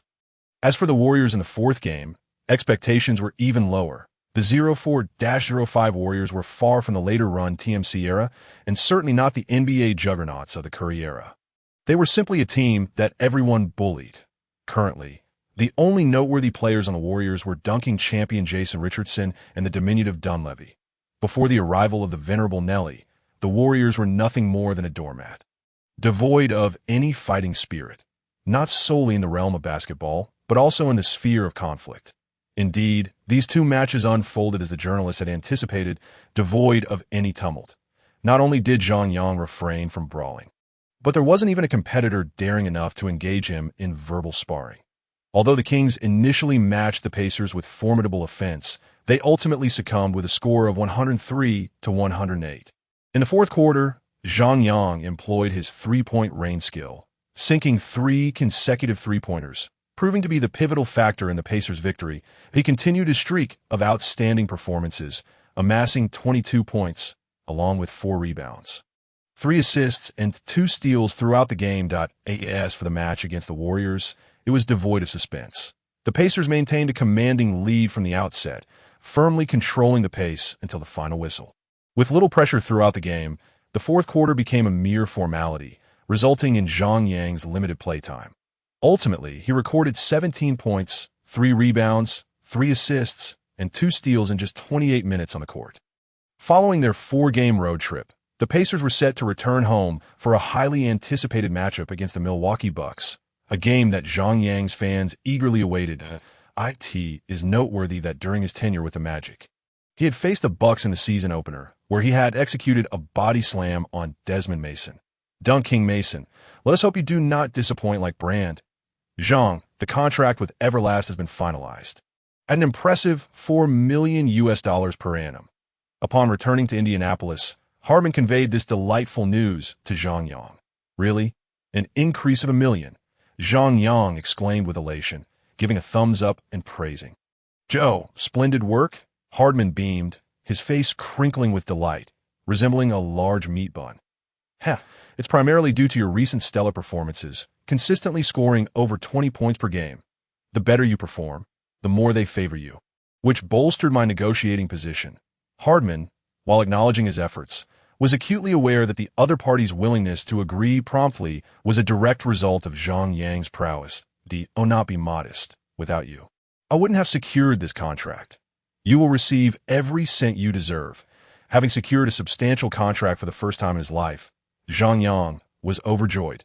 According to NBA conventions, agents typically receive a 4 commission for players' contracts, with endorsement deals yielding even higher percentages, potentially reaching 20. Therefore, this commercial contract would undoubtedly bring Hardman considerable profit, far surpassing his previous earnings from factory work. Hardman reveled in his foresight, feeling vindicated for having chosen to represent Zhang Yang instead of following the crowd to pursue Zhu Ba. My judgment is impeccable. I almost feel like giving myself a bow. As Hardman basked in his success, he suddenly recalled an additional stipulation in the Everlast contract. For every fight Zhang Yang engages in on the court, they would pay him an extra $500,000, with no annual limit. After sharing this information, Hardman envisioned an exuberant Zhang Yang, only to be met with a stunned silence. What the hell? Are they truly considering me a boxing champion? Zhang Yang exclaimed in exasperation that I am a basketball player, for heaven's sake. Do you understand? Hardman, chuckling, interjected, why the rush? Look, in the past, we worried about how to handle fines when you got into fights. Now, not only is the team covering those fines, but someone is also offering you money on top of that. What's not to like? Zhang Yang paused, contemplating the allure. What do you mean what's not to like? If I were to fight for that $500,000 every day, how would the team view me? How will my teammates perceive me? What would the fans think? What about the higher-ups? Wouldn't I become the king of suspensions? Do I want to lose face? Hardman smacked his thigh, exclaiming, whether or not to fight is purely a matter of your mood. If you want to fight, go ahead. No one can force you. They aren't insisting you fight every day.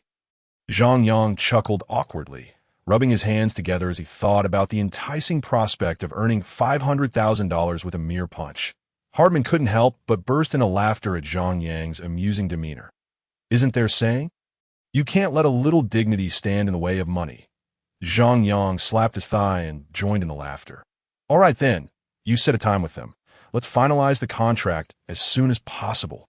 Despite the jest, Zhang Yang genuinely contemplated the possibility of frequently engaging in fights for that $500,000. Soon after, a senior executive from Everlast arrived to meet with Zhang Yang and reach a consensus on all contract details. Following this, Everlast publicly announced the news, stating that they would soon sign a formal endorsement contract with Zhang Yang. This announcement propelled Zhang Yang back into the spotlight of American sports media. igniting yet another wave of discussion surrounding him. That a basketball player signing an endorsement deal with a boxing brand was undeniably explosive news. Fans of Zhang Yang welcomed this development, while his detractors seized the opportunity to mock him. Some made snide remarks, questioning whether Zhang Yang truly believed he was a boxing champion. Did Tyson or Ali agree to this? Others provocatively challenged him. If you're so brave, why not step into a boxing ring? And then there were those who outright doubted his courage, suggesting that if he did enter the boxing arena, Tyson would have him knocked out in no time. Zhang Yang, unfazed by both the praise and the criticism, chose to ignore the chatter, as he had anticipated such reactions, that he focused on his training, meals, and rest. Everything remained as usual. Before long, the next game arrived, with the Pacers facing off against the Bucks at home. Anticipation among American reporters soared, particularly regarding the prospect of Zhang Yang clashing with Mason once more, especially after learning about the contract details with Everlast. The prospect of landing a punch on Mason for an easy $500,000 was undoubtedly tempting for Zhang Yang. This allure was not limited to him. Anyone would find it hard to resist. In fact, rumors circulated that gambling houses in Las Vegas had already opened bets on this very scenario. Zhang, do you have any thoughts for this game? Carlisle couldn't help but ask Zhang Yang before the match. As the head coach, he genuinely felt uncertain about whether Zhang Yang would engage in a fight during this game. It was crucial to note that Zhang Yang's player contract with the Pacers was only worth $1 million a year, whereas a single punch could earn him half a year's salary. Carlisle pondered if he could have resisted such temptation. He knew he couldn't eat it. What thoughts? Zhang Yang was momentarily taken aback by Carlisle's sudden inquiry. It's about Mason, Carlisle clarified, sensing Zhang Yang's confusion. That matter. Zhang Yang finally understood. Coach, you can't possibly think I'm someone who enjoys fighting, right? You know that every time I fought, it was never out of malice. I was always compelled. Zhang Yang's sincere and innocent expression made Carlisle wish he could slap himself. How have I lived this long and still act like a child? Zhang. Stephen Jackson, who had overheard their conversation, couldn't resist giving Zhang Yang a thumbs up, exclaiming, Zhang, you're incredible. I truly admire you now. Haha, so does that mean you weren't impressed before? Artes chimed in, draping an arm around Wu Sheng's shoulder with a grin. I was impressed before, but now I'm thoroughly convinced, Wu Sheng chuckled, adding, if Everlast signed me, I'd make sure to leave Mason unrecognizable. Then you'd better make Zhang Yang your master first, and learn some kung fu. Lil O'Neal interjected as well. As night fell, fans began to trickle into the arena. The players from both the Pacers and the Bucks stood on the court, commencing their warm-ups. Zhang Yang was diligently shooting hoops when suddenly, someone approached him. Upon closer inspection, it was none other than Desmond Mason, the Bucks' dunk king. Hey Zhang! Desmond Mason greeted Zhang Yang with a broad smile, his expression tinged with a hint of flattery. Last game, we had a bit of a misunderstanding. I accidentally bumped into you when my mind was elsewhere. I sincerely apologize for that. Zhang Yang was taken aback, observing Mason's beaming smile, wondering what was going on. What was this guy up to? Had his head been stuck in a door? Or had he been possessed by someone else? Why was he suddenly apologizing to me? Artist, Stephen Jackson, Little O'Neal, and others who had gathered around were equally puzzled. Wasn't he supposed to be provoking Zhang Yang? Why was he now apologizing? Zhang Yang, momentarily stunned, quickly regained his composure and replied with a smile. I was also a bit impulsive last time. I should be the one apologizing. Though Zhang Yang was unsure why Mason had suddenly chosen to apologize, he believed in the adage that one should not strike a smiling face. Seeing this, Mason sighed in relief and chuckled. We're all professional basketball players. It's just a trivial matter. Now that it's cleared up, let's move on. Zhang Yang extended his hand, smiling as he shook Mason's hand. You're right. It's all good now. It was never a big deal. Oh, Zhang, you truly are a great person. Mason beamed, showcasing his dazzling white teeth, his smile radiant as he held onto Zhang Yang's hand tightly, reluctant to let go. You read quite something yourself. Zhang Yang discreetly withdrew his hand, suggesting that the past should remain in the past. From now on, let us just focus on playing well and avoid any unnecessary conflicts. Absolutely. I promise I won't throw a punch again. You can rest easy. Mason nodded vigorously. How about I treat you to dinner after tonight's game? It's my way of making amends. Zhang Yang frowned slightly, replying, What are you talking about? On my turf, how could I let you treat me? After the game, I'll take you to Chinatown for a grand feast. That can't be right. I should be the one treating. Mason insisted, but Zhang Yang decisively countered. In a couple of days, we'll be in Milwaukee, and then you can treat me. This time, you must listen to me. I'm treating. Their next match would indeed be against the Bucks. But it would take place in Milwaukee. Mason expressed his gratitude repeatedly, showering Zhang Yang with compliments, praising his generosity and loyalty, which left the nearby Pacers players feeling quite overwhelmed. Satisfied, he returned to his half of the court. What did Zhang say? The Bucks players have been observing Mason's actions intently, and M.O. Williams immediately inquired upon his return. All settled, smoothed over, Mason replied, a hint of pride in his demeanor. After the game, he is even treating me to dinner. Really? No way, little M.O. was incredulous. How could that be? Mason chuckled. Why not join me? Zhang is quite the loyal guy. He's a good person. Would you like to meet him?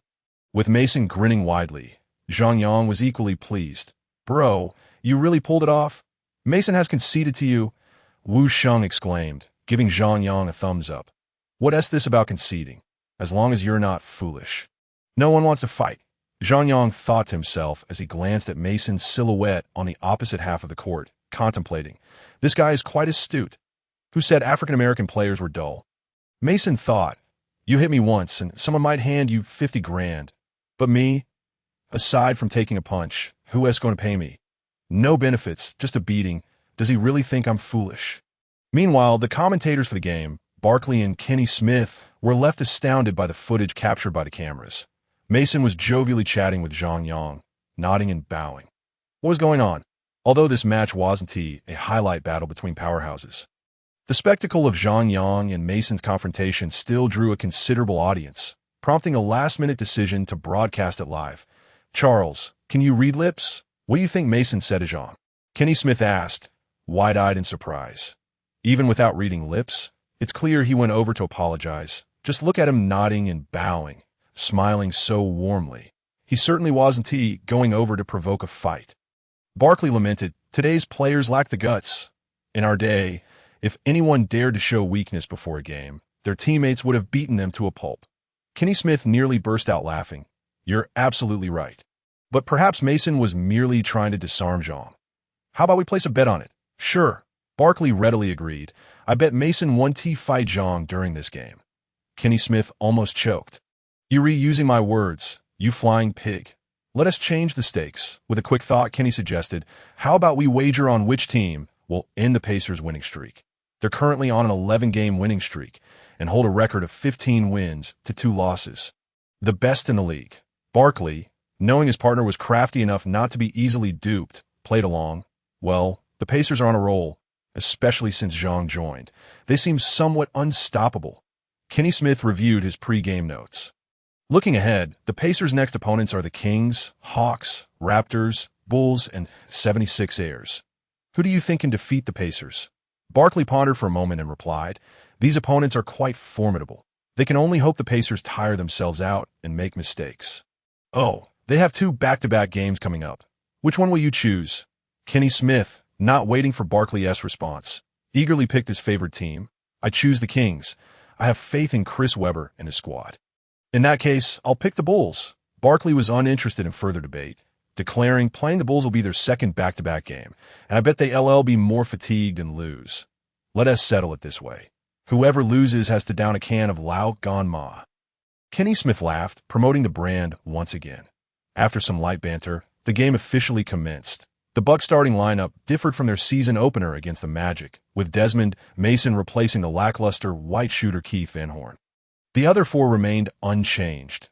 M.O. Williams as point guard, the left-handed General Michael Redd as shooting guard, Joe Smith as power forward, and Gad Zurich as center.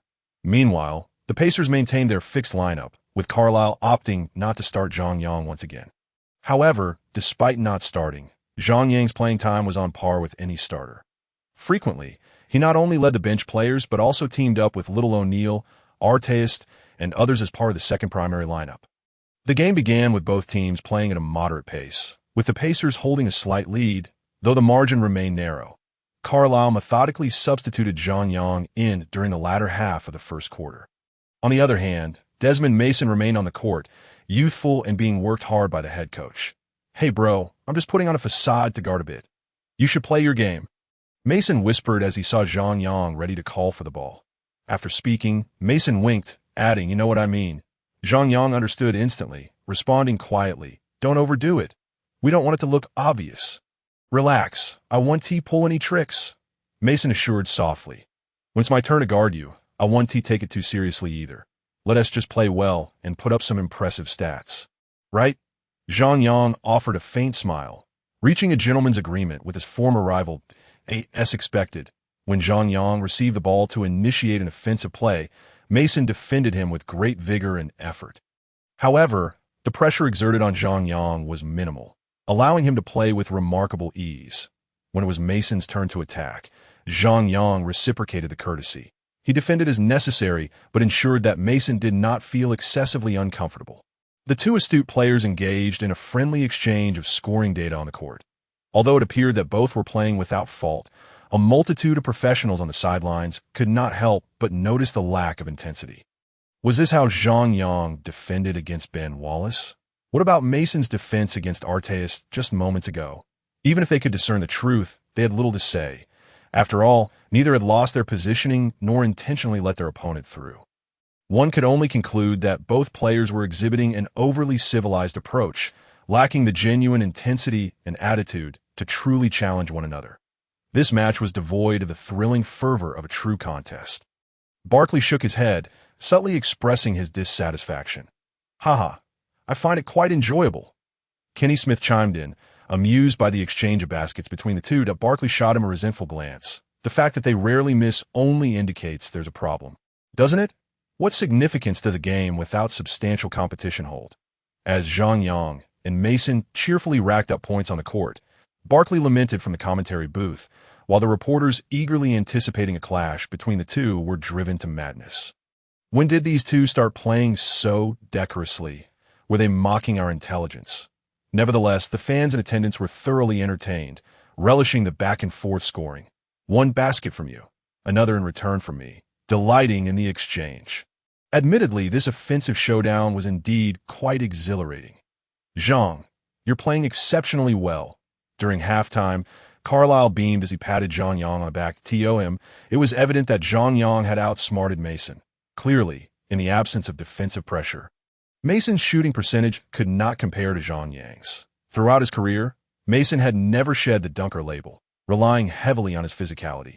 His mid-range shooting was passable, while his long-range accuracy was likely on par with Ben Wallace. As long as we secure the win, how you play matters little. The coach only cares about the end result. He chuckled, thinking that pleasing the home crowd with offensive displays wasn't such a bad thing. Zhang Yang chose not to clarify Carlisle's misunderstanding, conveniently finding a rationale for himself. In the second half, perhaps influenced by Zhang Yang and Mason, the other players on both teams seemed to neglect defense, resulting in a barrage of scoring. "1 basket from you, 1 dunk from me, 1 drive from you, 1 alley-oop from me," almost turning the match into an all-star game. What was initially expected to be a fiercely contested battle transformed into a rare scoring extravaganza of the era. Ultimately, the Pacers triumphed with a commendable score of 125-114. Zhang Yang notably achieved a personal best of 35 points, shooting 7 of 10 from three-point range, along with 3 rebounds, 6 assists, and 1 steal. Mason also reached a season high of 26 points, in addition to 5 rebounds and 3 assists. After the game, the two players who had both posted impressive statistics shook hands, grinning like old friends reunited after many years. With the game concluded, both teams were satisfied, the fans were ecstatic, and even the Bucks head coach Terry Porter was pleased. After all, he was well aware of the shortcomings of his own team. They would never win against the Pacers. It could be said that everyone was happy, except for the journalists from various American media outlets who were left utterly frustrated. They had anticipated a brawl between Zhang Yang and Mason, even preparing drafts for post-game news. Instead, they were left feeling cheated, nearly on the verge of a fit. The reporters, during the press conference, hastily wrapped up their inquiries, eager to return and vent their frustrations at Zhang Yang in their articles. While they toiled through the night on their stories, our protagonist was already seated in a Sichuan restaurant in Chinatown, enjoying hot pot and singing merrily with Mason and others. Zhang, this hot pot is simply addictive. The more I eat, the more I crave it, Fred Jones exclaimed, relishing the spicy meal with a can of cola in hand, embodying a blend of pain and pleasure. Eat sparingly, be mindful, or you'll regret it tomorrow. Zhang Yang chuckled, steadily dipping meat into the pot. What does eating hot pot have to do with regretting tomorrow? Questioned the curious M.O. Williams, who had tagged along with Mason not out of desire to befriend Zhang Yang, but simply out of curiosity about this player from the Dragon Kingdom, that a player from the Dragon Kingdom has quickly made a significant name for himself in the NBA, even earning the nickname the Punch King, which is quite impressive. Haha, eat your fill, and you'll understand tomorrow morning. Wu Sheng replied with a grin, clearly having experienced it himself, since the last time Zhang Yang introduced Old Godmother sauce to Barkley and Kenny Smith. The Pacers players had developed a fondness for this intensely stimulating cuisine, becoming utterly hooked. Zhang Yang contemplated whether he should prepare some Meng Long for everyone, when Mason approached him with a drink for a toast. Zhang, you're a remarkable person. Not only can you play, but you also value loyalty. From now on, in my eyes, you are Bruce Lee, my eternal idol. Mason, who appeared somewhat brash, was actually quite thoughtful and meticulous. Haha, you're not so bad yourself. I used to think from your playing style that you were a hot-headed brute like Ben Wallace, but upon getting to know you, I found you to be quite amiable. Moreover, when you wear a suit, you look quite refined that if I didn't know you were a player, I might think you were a university professor. Zhang Yang reciprocated the compliment. He had this temperament. Respect me an inch, and I'll respect you a mile. Zhang, you might not know, but Desmond is not like us. We're just basketball players, while he is a great artist. Mo chimed in with a hearty laugh. This revelation made Zhang Yang regard Mason with newfound admiration. After the Pacers' home game against the Bucks, they were set to travel to Milwaukee for a rematch in 3 days. During this time, Everlast officially signed Zhang Yang to an endorsement contract worth $4 million per year. After finalizing the contract, Zhang Yang spent the better part of the day filming a commercial, and soon the payment of $4 million was deposited into his account. However, after deductions for various taxes and commissions for Hardiman, Zhang Yang was left with less than $2 million. While grumbling about the heartlessness of the U.S. government, he asked Reggie Miller to recommend an accountant, knowing that as his earnings increased, having a professional accountant would be essential. The convoluted tax system in America was not something an ordinary person could navigate easily. Americans often say, in America, there are 2 things you can never escape in your lifetime: death and taxes. In this land, the FBI and CIA are not the most frightening entities. The most formidable is the IRS. This saying is not to be taken lightly, as Zhang Yang was now painfully aware. Moreover, he intended to invest this money to generate further wealth. Thus, having an accountant was indispensable. Many NBA players earned substantial contracts during their careers, only to find themselves bankrupt soon after retirement. Why is that?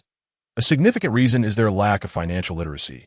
They squander their wealth on extravagant living without foresight, and by the time they retire, their fortunes have evaporated.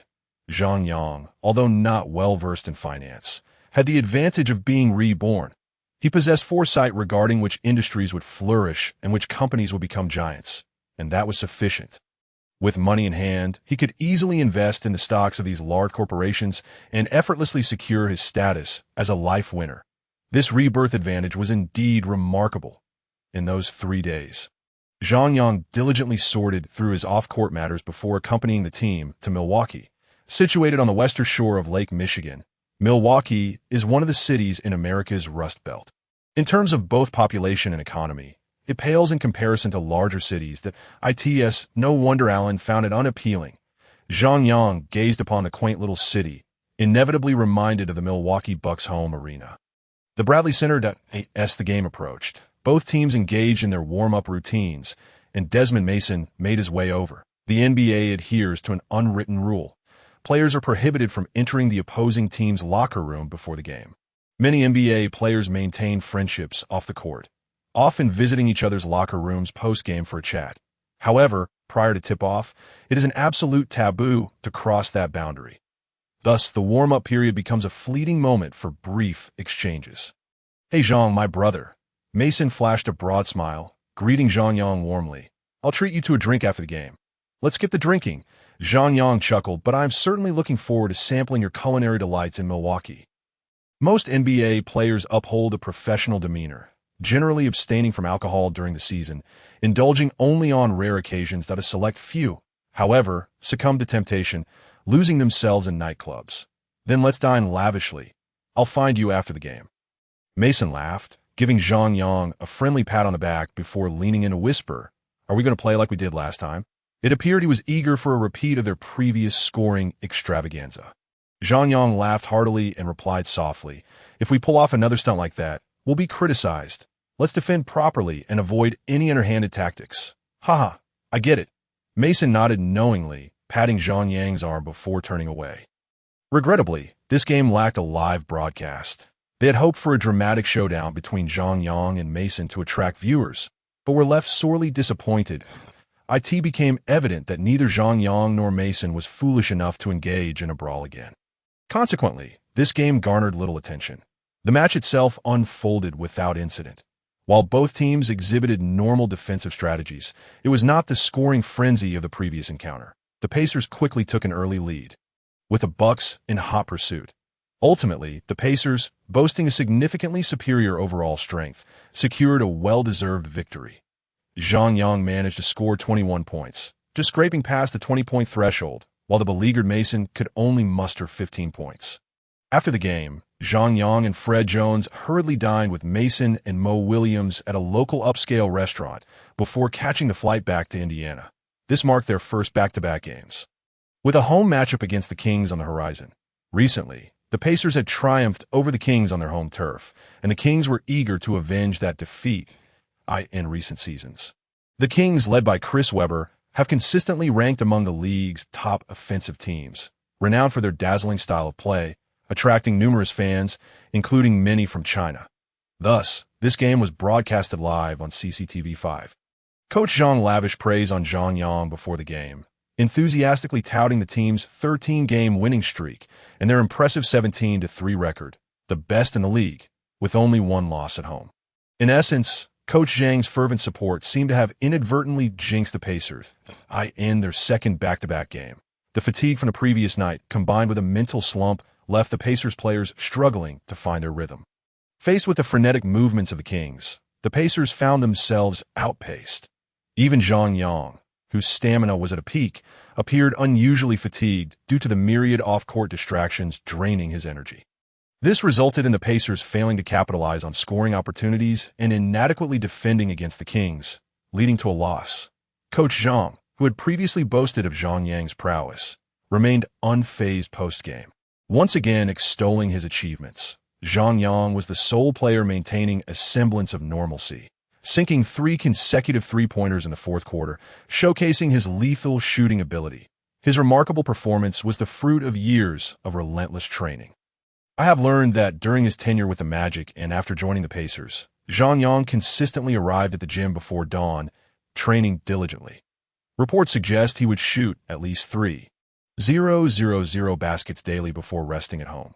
Such a talented player, coupled with his tireless work ethic, serves as an exemplary model for us all. Following their defeat to the Kings, the Pacers ended their 13-game winning streak. Yet the players bore no signs of disappointment. Instead, they experienced a sense of relief, as if a taut string had finally relaxed. An inexperienced head coach often aims to prevent a team from enduring excessively long winning streaks during the regular season. A prolonged streak tends to attract scrutiny from rival teams, increasing the risk of player injuries. Furthermore, peaking too early is rarely advantageous, often leading to fatigue during the playoffs.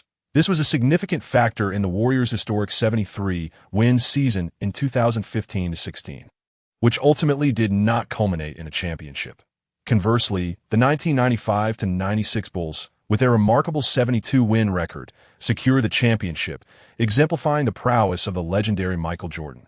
Thus, truly elite teams are often managed in such a way as to maintain a balance in their regular season performance, reserving their full strength for the playoffs. This insight was not lost on Carlisle, nor could the wily Larry Bird be oblivious to it. Therefore, the Pacers displayed no signs of sorrow following their defeat to the Kings, with Carlisle and Bird secretly exhaling a sigh of relief. However, one individual was not particularly pleased. The round amount of rebound, Charles Barkley, he had lost a bet with Kenny Smith.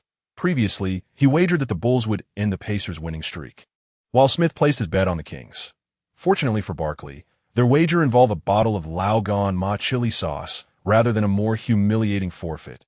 Thus, prior to the Pacers' matchup against the Hawks, Barkley theatrically showcased a bottle of Lao Gan Ma over rice during the pre-game broadcast. I'm the original eating show host. Who's with me? The Hawks, currently languishing at the bottom of the league, had previously lost to the Pacers last month. This game, unsurprisingly, yielded no surprises, concluding with a score of 90-108, as the Hawks fell once more to the Pacers. The match was characterized by the Pacers' dominance, with the game entering garbage time early on. Consequently, Zhang Yang and other key players did not see much playing time, allowing bench warmers like Jeff Foster and Marcus Hayslip to shine. The ASA result. Zhang Yang, following his 17-point performance against the Kings, managed only 18 points in this game. Scoring less than 20 points in 2 consecutive games is not unusual for a rookie and is hardly a cause for concern. However, for Zhang Yang, it constituted a moderate issue. To date this season, he averages 21.1 points per game, standing as the sole rookie to surpass the 20-point threshold, with the next highest score being Emeka Okafor at 15.8 points. Although some question whether he qualifies as a rookie, the vast majority still regard him as one. Thus, he remains the only rookie averaging over 20 points, significantly outpacing his peers in the NBA. It is widely acknowledged that averaging 20 points per game distinguishes star players from non-stars, particularly in the 2004 rookie class, where scoring abilities are generally lacking. Zhang Yang stands out distinctly, with the closest competitors trailing him by over 5 points. His achievement of averaging over 20 points thus becomes exceptionally noteworthy. Coupled with the controversies surrounding his previous altercations, Zhang Yang has garnered considerable attention in the United States, embodying the paradox of being both notorious and celebrated. Thus, the fact that he has failed to score over 20 points in 2 consecutive games has brought considerable delight to a faction of his critics. They remain indifferent to the reasons behind his performance. The mere reality of his scoring drought is sufficient for them. Consequently, yet another wave of disparagement has surged forth. They claim that this overage rookie holds no developmental value and possesses no potential to exploit. They suggest that he merely benefited from a lack of attention from opponents, resulting in inflated statistics. Furthermore, they contend that he only dares to hide within the bench unit, where he can easily accumulate points against inferior competition. Throughout history, regardless of the era or profession, one can always find ample excuses to malign an individual. This holds true universally. Had another individual faced such negative commentary, it might have induced some psychological turmoil. In the past, Zhang Yang might have succumbed to similar pressures. However, the current version of him is impervious. Criticize me as you wish. The more vitriol directed at me, the greater my visibility and renown. As the saying goes, a black mark is still a mark. Soon enough, in the second game of a back-to-back, Zhang Yang scored over 20 points once again, decisively silencing his detractors. These 2 matches saw the home team triumph over the Raptors 99-86 and the away team overcome the Bulls 95-85. Vince Carter had a falling out with the Raptors management this season and was recently traded to the Nets. The current Raptors are akin to a battle without a general, with Liao Hua leading the charge. The player the Raptors are grooming, Chris Bosh, is merely a sophomore and still quite inexperienced. Thus, the robust Pacers easily dispatched the Raptors in this game. Zhang Yang amassed 22 points, along with 4 rebounds, 5 assists, and 3 steals, showcasing his all-around prowess. In the second game of the back-to-back against the Bulls, Zhang Yang scored 24 points, shooting 4 for 8 for beyond the arc and 5 for 9 from 2-point range, with a perfect 2 for 2 from the free throw line, maintaining his high efficiency. The Bulls have performed quite well this season, boasting 2 remarkable rookies, Ben Gordon and Luol Deng. Ben Gordon surged ahead, ultimately matching the scoring average of Okafor, who had led the rookie scoring chart from the outset, with both finishing at 15.1 points per game. Gordon's exceptional performance earned him the title of best 6th man for the season as a rookie. Luol Deng, on the other hand, was traded to the Bulls after being selected by the Suns. He was utilized more prominently in his rookie season and secured a starting position. Deng is a rare talent. Exhibiting a well-rounded skill set as a small forward, often defending against formidable power forwards like Garnett at his peak, Deng was dubbed Deng Ingxiao, the Jordan of Britain. In the original timeline, both players were standout rookies and among the contenders for Rookie of the Year. However, both now find themselves overshadowed by Zhang Yang. In terms of both team performance and individual scoring, they simply cannot compete with him. After triumphing over the Bulls, the Pacers returned home to face the Philadelphia 76ers. In their previous encounter, the Pacers suffered a narrow defeat by 2 points on the road, with Iverson delivering a buzzer beater in overtime that ended this match. The Pacers were determined to claim victory at home and avenge their earlier loss. The current 76ers are a far cry from the team that reached the NBA Finals in 2001. JaVale McGee no longer possesses his former prowess, and both Eric Snow and Uncle Mo have departed. Most crucially, their former head coach Larry Brown has long been dismissed. Without Brown's defensive and offensive system built around Allen Iverson, the 76ers have lost their greatest asset. Nonetheless, Iverson, still in his prime, can occasionally deliver formidable performances. Among the 76ers' current roster is another exceptional rookie, Andre Iguodala. Yes, the very same individual who later claimed the Finals MVP title from Curry. Iguodala, dubbed Little AI, may lack the ability to lead a team like the original AI. But he is undeniably skilled as a secondary or tertiary option. He performs admirably in his rookie season. Iguodala diligently played the supportive role alongside the answer, akin to a more potent version of Snow.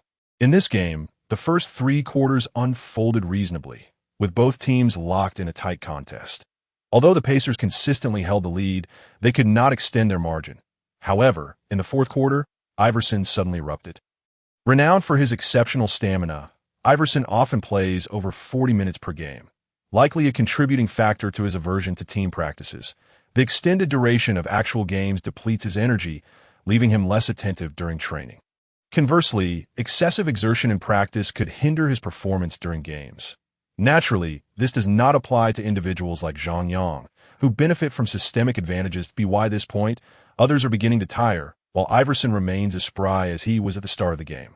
He effortlessly utilizes his superior speed to break through for scores, leaving the Pacers unable to keep pace. Artest, Zhang Yang, and Steven Jackson, despite their defensive prowess, lack the requisite speed. They excel at guarding power forwards or centers, but struggle against the lightning-quick AI. Tinsley and Fred Jones are also not known for their defensive skills, as Iverson's consecutive scores narrow the gap. Zhang Yang decisively unleashed his three-point range skill, sinking 3 consecutive three-pointers. However, he soon found himself double-teamed by the 76ers. Iguodala guarded Zhang Yang closely, and as soon as he received the ball, Kenny Thomas rushed over to assist. Wow, am I finally enjoying the treatment of a star? Upon receiving the ball, Zhang Yang muttered a curse and quickly passed it away. He understood his current limitations. His ability to single-handedly alter the game was still lacking, and his experience in handling double teams was insufficient. Moreover, having exhausted his three-point range skill, attempting to shoot over 2 defenders would undoubtedly result in a dismal shooting percentage under such intense defensive pressure. Thus, upon being double-teamed, Zhang Yang made the most prudent choice and passed the ball to a teammate. It's not that I'm inadequate.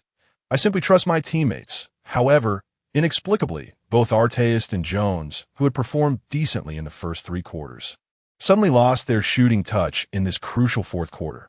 Meanwhile, O'Neal struggled against the 76ers' fierce defense in the paint, a result. After Zhang Yang's 3 three-pointers had slightly widened the lead, the score quickly dwindled again. With just 1 minute remaining, the score stood at 96-96, as the 76ers valiantly caught up and they retained possession of the ball. Iverson executed a classic crossover, effortlessly slipping past Tinsley and darting toward the paint.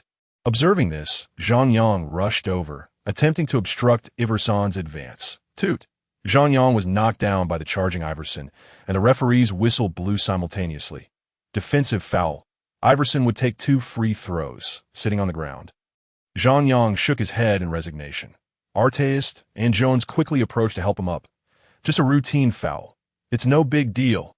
Don't overthink it. Artest patted Zhang Yang on the back, offering a few quiet words of comfort. I'm fine. Zhang Yang forced a smile and turned to gaze at AI, who had already reached the free throw line. Iverson seemed to sense something, casting a glance at Zhang Yang.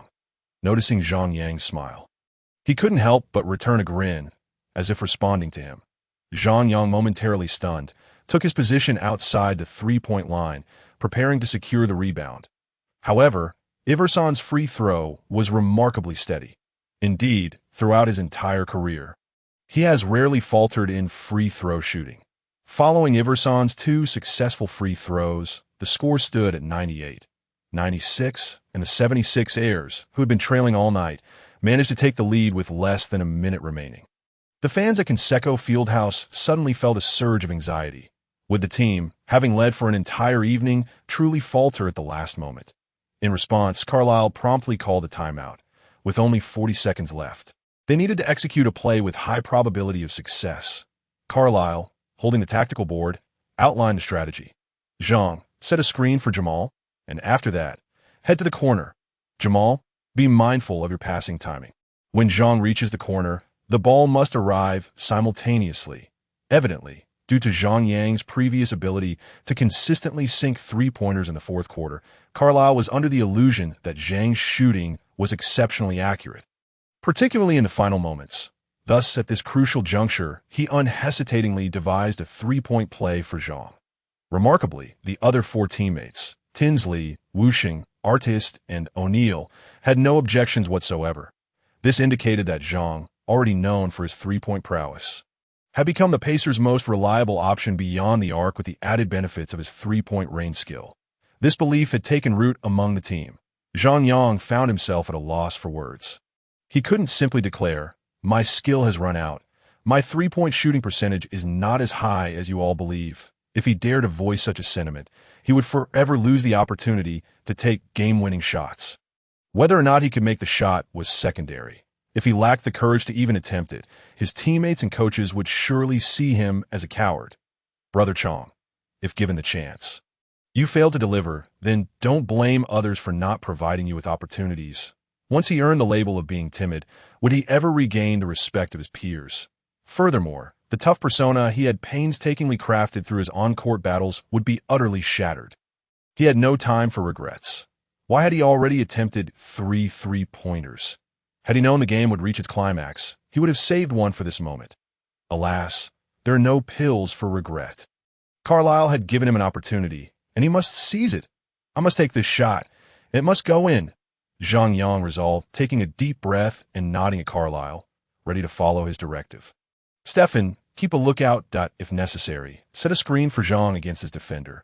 The 76ers will undoubtedly double-team him. Ron, Jermaine, pay attention to 2 things. First, block your defenders to prevent them from pressuring Zhang. Second, focus on securing the rebound. If Zhang misses, you must snatch the rebound for a second-chance opportunity." After laying out the strategy, Carlisle smiled and patted Zhang Yang on the back.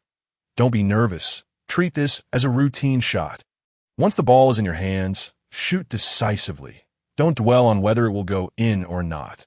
Reggie Miller stood behind Zhang Yang, his large hands resting on Zhang's shoulders, massaging him while encouraging him to relax.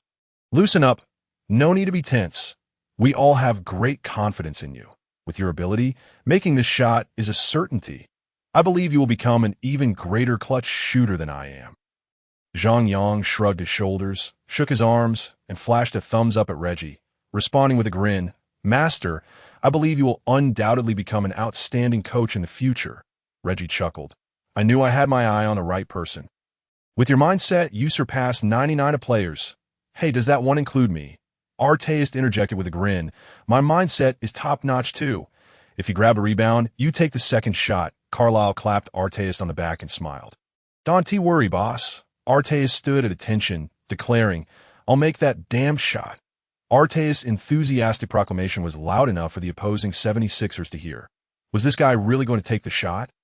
76ers head coach Jim O'Brien suddenly felt a wave of uncertainty. He had instructed his players to defend against Zhang Yang, who had already sunk 3 three-pointers in the fourth quarter, demonstrating exceptional form. Meanwhile, Artist and Steven Jackson had both struggled to find their rhythm. Any sensible coach would have had the hottest shooter, Zhang, take the pivotal shot, unless, of course, there was a player named Kobe on the roster.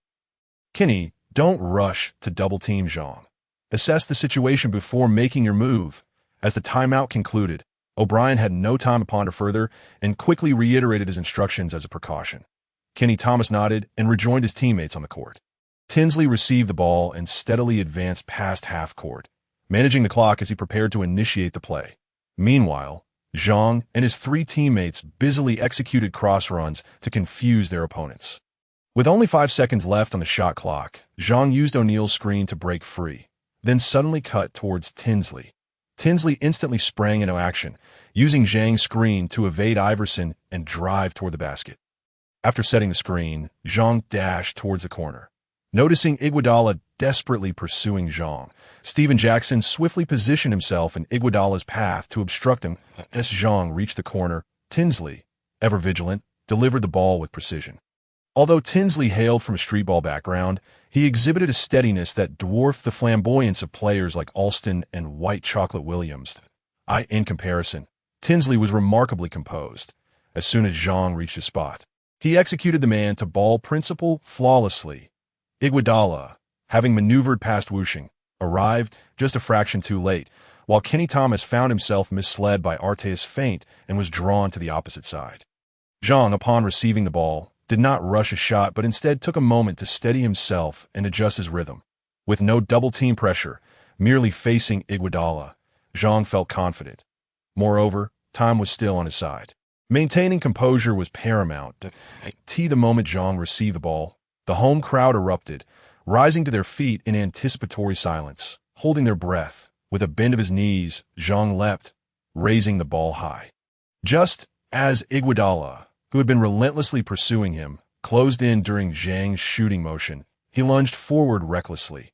Zhang, having delayed his shot, inadvertently granted Iguodala an opportunity to foul him.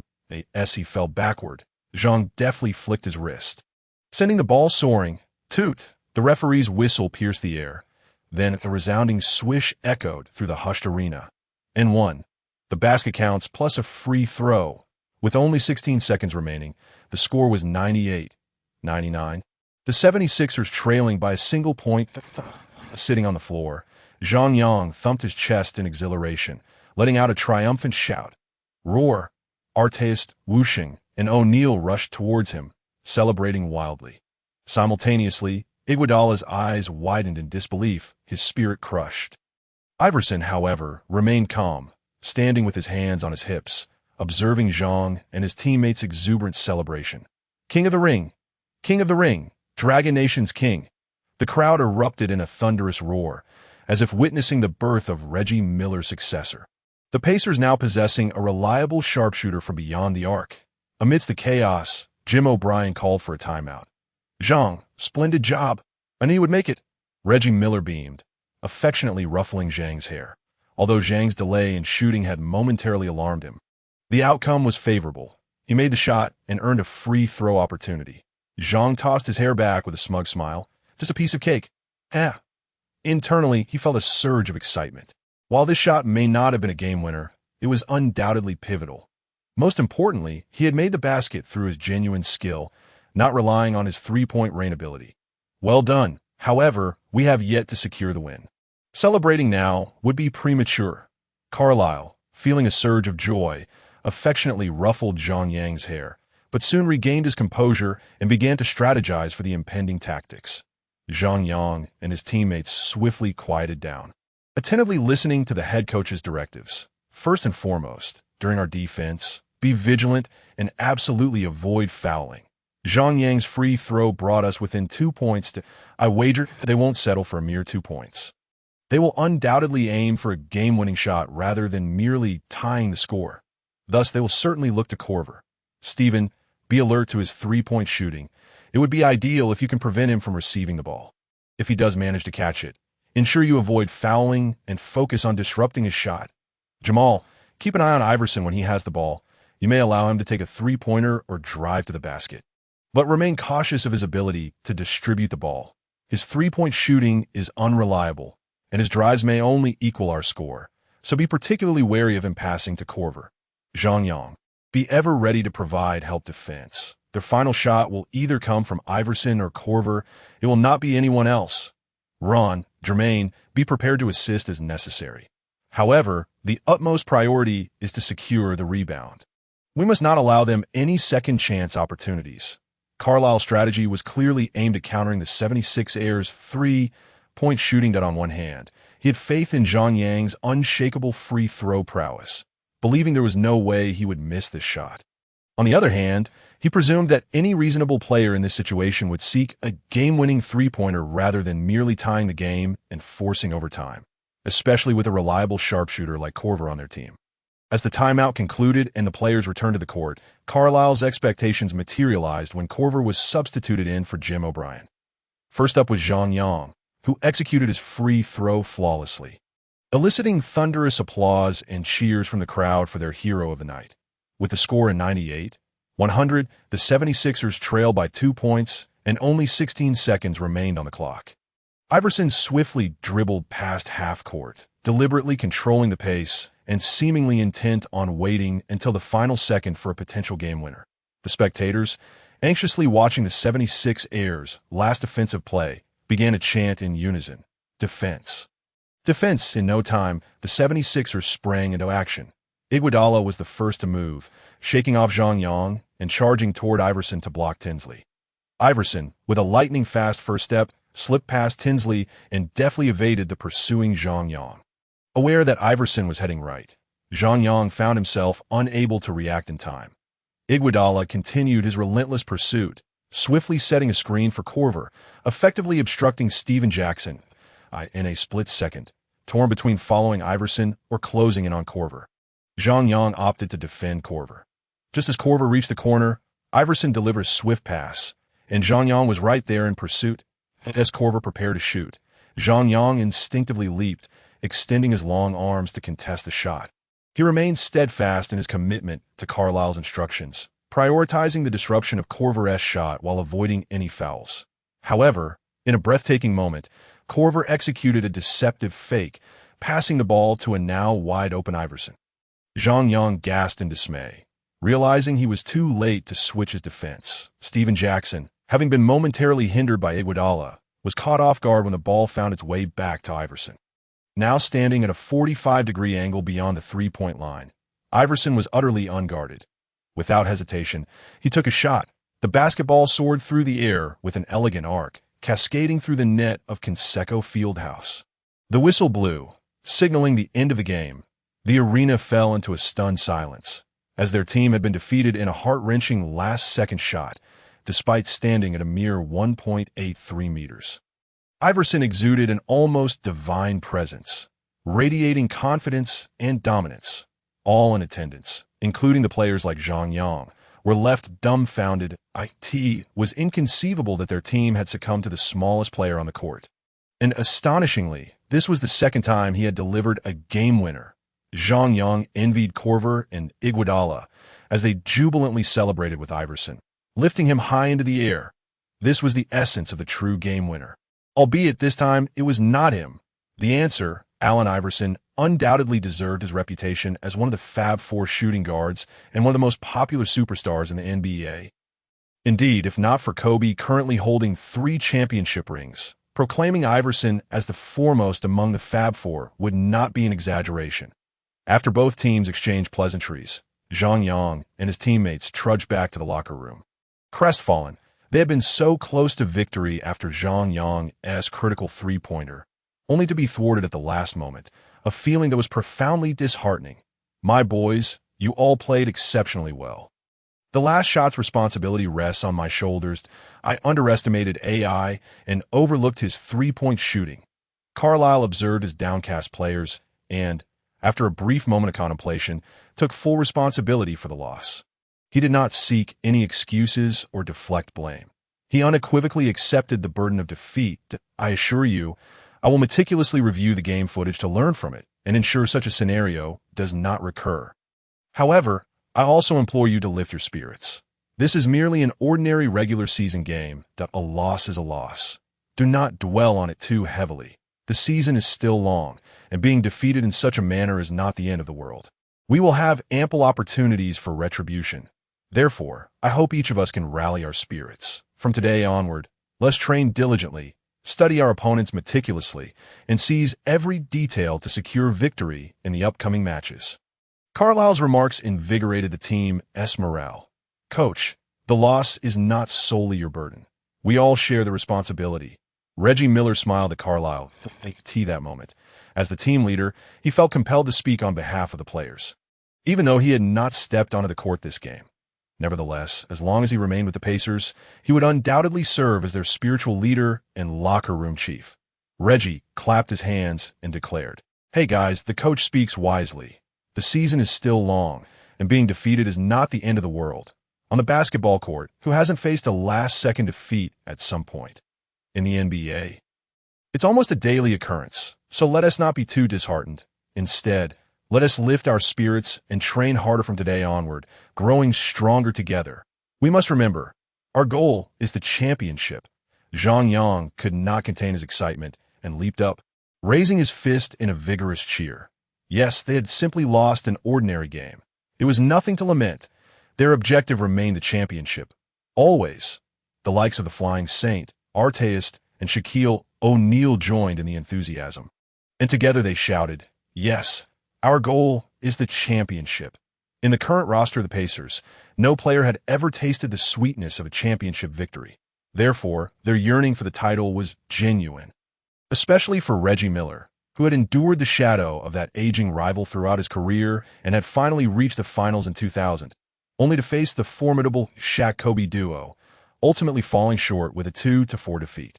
Narrowly missing the championship trophy. AI, the divine being on the court, had executed 2 last-second victories over the Pacers this season. Following the game, Iverson, having achieved this remarkable feat, was lauded by American sports media.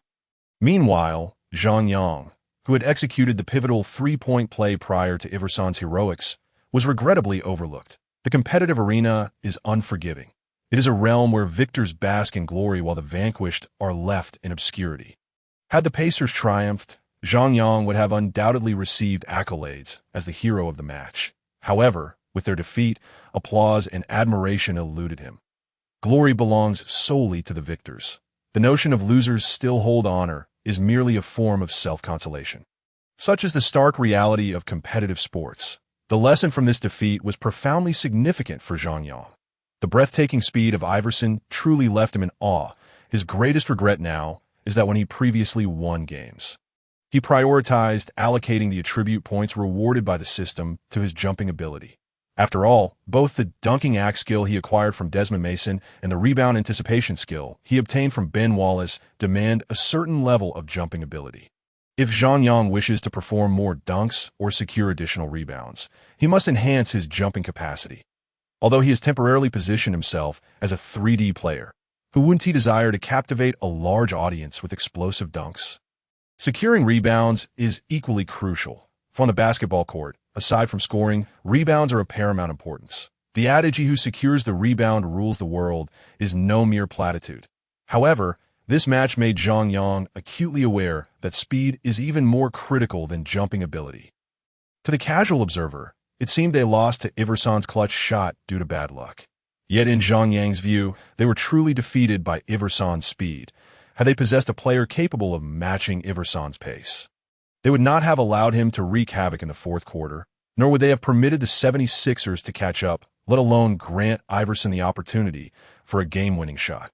Zhang Yang resolved that in future victories, he would prioritize allocating attribute points to speed. Farewell to my dreams of being the dunk king.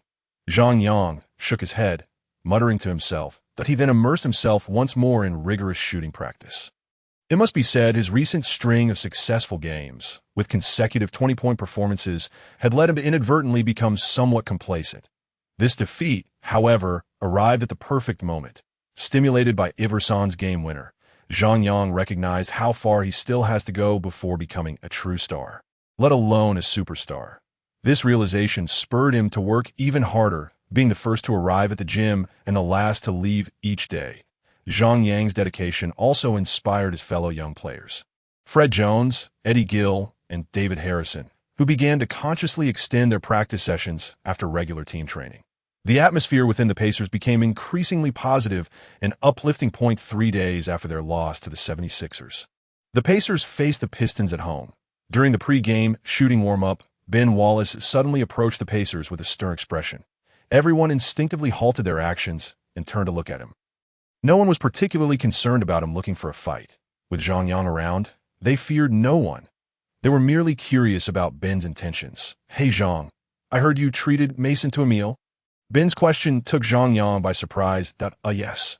Zhang Yang replied instinctively. "When will you treat me to a meal?" Ben asked nonchalantly, as if it were a matter of course. There's no time like the present. "How about after tonight's game?" Zhang Yang suggested hesitantly. "Deal. Rashid and I will join." Ben replied casually. "Oh, sure. I'll find you both in a locker room after the game." Ben sauntered away as lightly as he had arrived, leaving a bewildered Zhang Yang and equally perplexed teammates in his wake. Ben really lacks manners. Who forces someone to treat them to a meal? Arteis grumbled, still somewhat disgruntled. "Haha, Ben's temperament is indeed quite peculiar. I genuinely sympathize with the Pistons for having such a thick-headed leader," remarked Steven Jackson. "How about after the game? You two join me?" Zhang Yang asked with a grin. "Sure thing," Arteis and Jackson replied in unison. 5 of the NBA's most notorious brawlers dining together. I truly pity the restaurant owner. I hope you 1T demolish his establishment, O'Neal said, hands raised in mock concern. Laughter erupted among the group.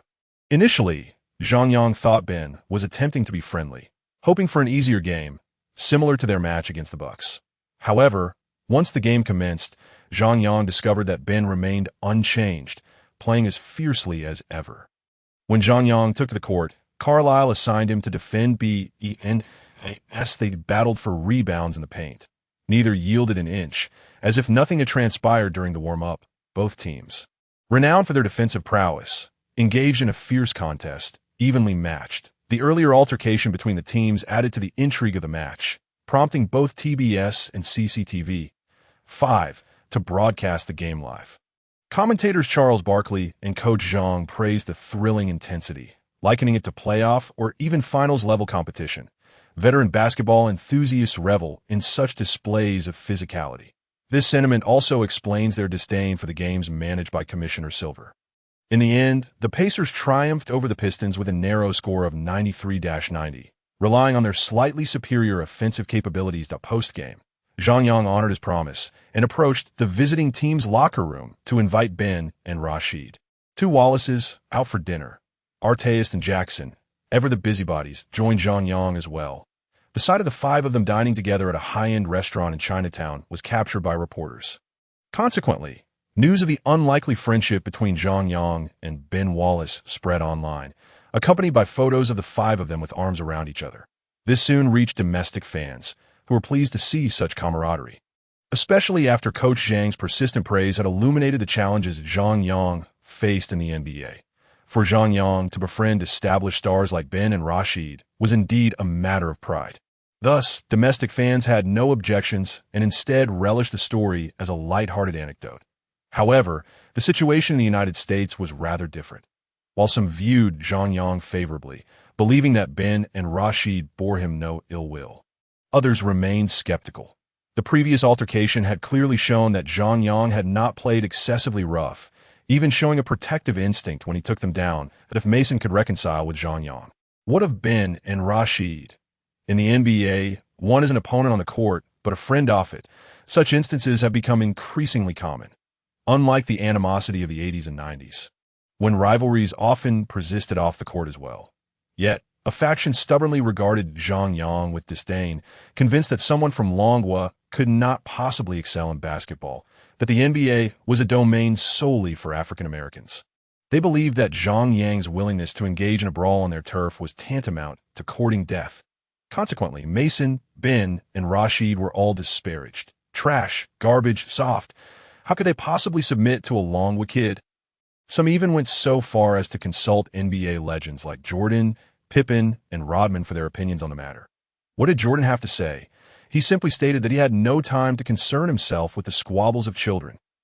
Come back to me after you've earned 3 championships. As for Pippen, his comments were equally disparaging, eviscerating Mason, Ben, and Rashid as a bunch of worthless players. Rodman, known for his outspoken nature, lambasted current NBA players as being too soft, claiming they would have dealt with Zhang Yang swiftly back in their day. poor Rodman, with his big mouth and tough exterior, lacked the wisdom to recognize the Chinese proverb, when the tiger is away, the monkeys will reign supreme. Had he invoked this wisdom, he would have truly made a resounding statement. A reporter relayed this statement to Zhang Yang, attempting to provoke him into a verbal sparring match to garner some attention. However, Zhang merely smiled, offering no response. Engaging in such banter is an art, one that most cannot master. Yet, it is not that Zhang is incapable. Rather, he considers it beneath him to waste breath on the two. When one's abilities are not up to par, anything they say is dismissed as mere folly. Conversely, when one has attained sufficient prowess, even a casual remark can be regarded as profound wisdom. Zhang, disinterested in trivial exchanges, prioritizes excelling in each game and striving for daily improvement, which he deems of utmost importance. As for the disparagement from others, it is of no consequence. After all, as the saying goes, a black horse is still a horse. In the days that followed, the Pacers triumphed successively over the Hornets, the Bobcats, the Nets, and the Bucks, celebrating a remarkable 5-game winning streak. The New Orleans Hornets, still awaiting their savior CP3 Paul, languished at the bottom of the Western Conference. The Charlotte Bobcats, led by rookie Okafor, represented a significant weak spot in the Eastern Conference. Okafor was awarded the Eastern Conference Rookie of the Month for November. However, both in personal statistics and team performance, he found himself overshadowed by Zhang Yang. The Nets, having acquired the half-man, half-god Carter this season, now boasted a new big three alongside Kidd and Richard Jefferson, transforming the team into an alley-oop squad, making games quite the spectacle. Yet their overall strength paled in comparison to their previous dominance during their finals appearances. As for the Bucks, their appeal waned without the spectacle of Zhang's altercation with Mason. The games lacked excitement. Notably, during a match against the Bucks, young O'Neal faced their feeble interior defense, shooting 18 of 28 and amassing an astounding 55 points, marking the second-highest single-game score in Pacers history. The record is held by Reggie Miller, who scored 57 points against the Hornets in 1992. O'Neal might have surpassed Miller's record had he not chosen to exit the game early out of respect for his leader. Furthermore, prior to the game against the Bucks, Zhang was named the Eastern Conference Rookie of the Month for December, putting to rest any debates regarding his rookie status. Throughout December, he averaged 21.1 points per game, the highest among all rookies. In a class where most averaged below 15 points, Zhang's scoring ability was strikingly exceptional. Many fans speculated that as long as he avoided suspensions for fighting, he was a shoo-in for all monthly rookie awards in the East. As for the Rookie of the Year award, it was still too early to tell. However, Zhang's burgeoning fame and impressive on-court performances propelled him onto the All-Star voting list for the year. In the second round of voting released by the league, Zhang garnered 320,000 votes, placing him fifth among Eastern forwards, trailing only Carter, Grant Hill, O'Neal, and Rasheed Wallace, while his vote count paled in comparison to Yao Ming's 37 million votes, which secured him the top spot among All-Stars. It was nevertheless remarkable for a rookie. Notably, the highest vote-getter among the other rookies, Okafor, garnered just over 90,000 votes, falling far short of Zhang's tally. Zhang had not even made the top 10 in the first round of voting due to his earlier suspension and lack of notoriety, illustrating just how remarkable his recent surge in votes was. Consequently, upon the release of the second round of All-Star voting, Zhang became the target of some criticism, with detractors claiming he was merely riding the coattails of the Chinese fanbase, or suggesting that the narrative of Yao Ming's rookie season overshadowing Shaquille O'Neal was set to repeat itself. Others pointed out that LeBron James had not made the All-Star team in his rookie year, questioning Zhang's merit. In response, ESPN reporter Stephen Smith made a special trip to Indiana to ask Zhang for his thoughts on the matter. "What All-Star game? I couldn't care less. I only focus on my next game." Zhang's nonchalant demeanor infuriated Smith. Known as America's Yang E, he was not easily swayed. He directly posed the question, "Do you believe you're more deserving of an All-Star selection than LeBron?" "I believe there are many players on my team more worthy of an All-Star selection than I am, such as our leader Reggie and Jermaine, who are both fully deserving of starting positions." Zhang spoke eloquently, deftly sidestepping Smith's query. Besides them, Ron and Steven are also entirely qualified for All-Star consideration. Smith, unwilling to relent, pressed further. "If the final voting lands you a starting position, would you accept it?" To be honest, unless absolutely necessary, I would prefer to rest at home for a couple of days rather than endure the discomfort of playing basketball at high altitude, Zhang replied with a subtle smile. Eliciting laughter from Smith. Zhang's reply was cunningly ambiguous, leaving Smith with the realization that Zhang was no ordinary rookie. He was far from a naive newcomer. In essence, it is quite simple. Who would turn down an all-star selection if given the opportunity? The all-star game is a grand showcase, a veritable stage for fame and fortune, and one would be foolish to refuse such an honor. Yet for Zhang, openly declaring his desire to make the all-star team amidst such scrutiny would undoubtedly invite disdain and disparagement from others. Thus, the most prudent course of action was as Zhang expressed. What constitutes absolutely necessary? If the fans elect me to the starting lineup, that would indeed be absolutely necessary. After all, I cannot oppose the will of the fans. Can I? Even David Stern cannot simply decide who gets the start. Amidst this new wave of scrutiny, Zhang accompanied the Pacers to San Antonio to face the Spurs, since Duncan was drafted by Popovich. The Spurs had consistently ranked among the top 4 in the Western Conference. In terms of stability, the Spurs were unrivaled across the league. Especially after the formation of the GDP trio, they had become perennial championship contenders.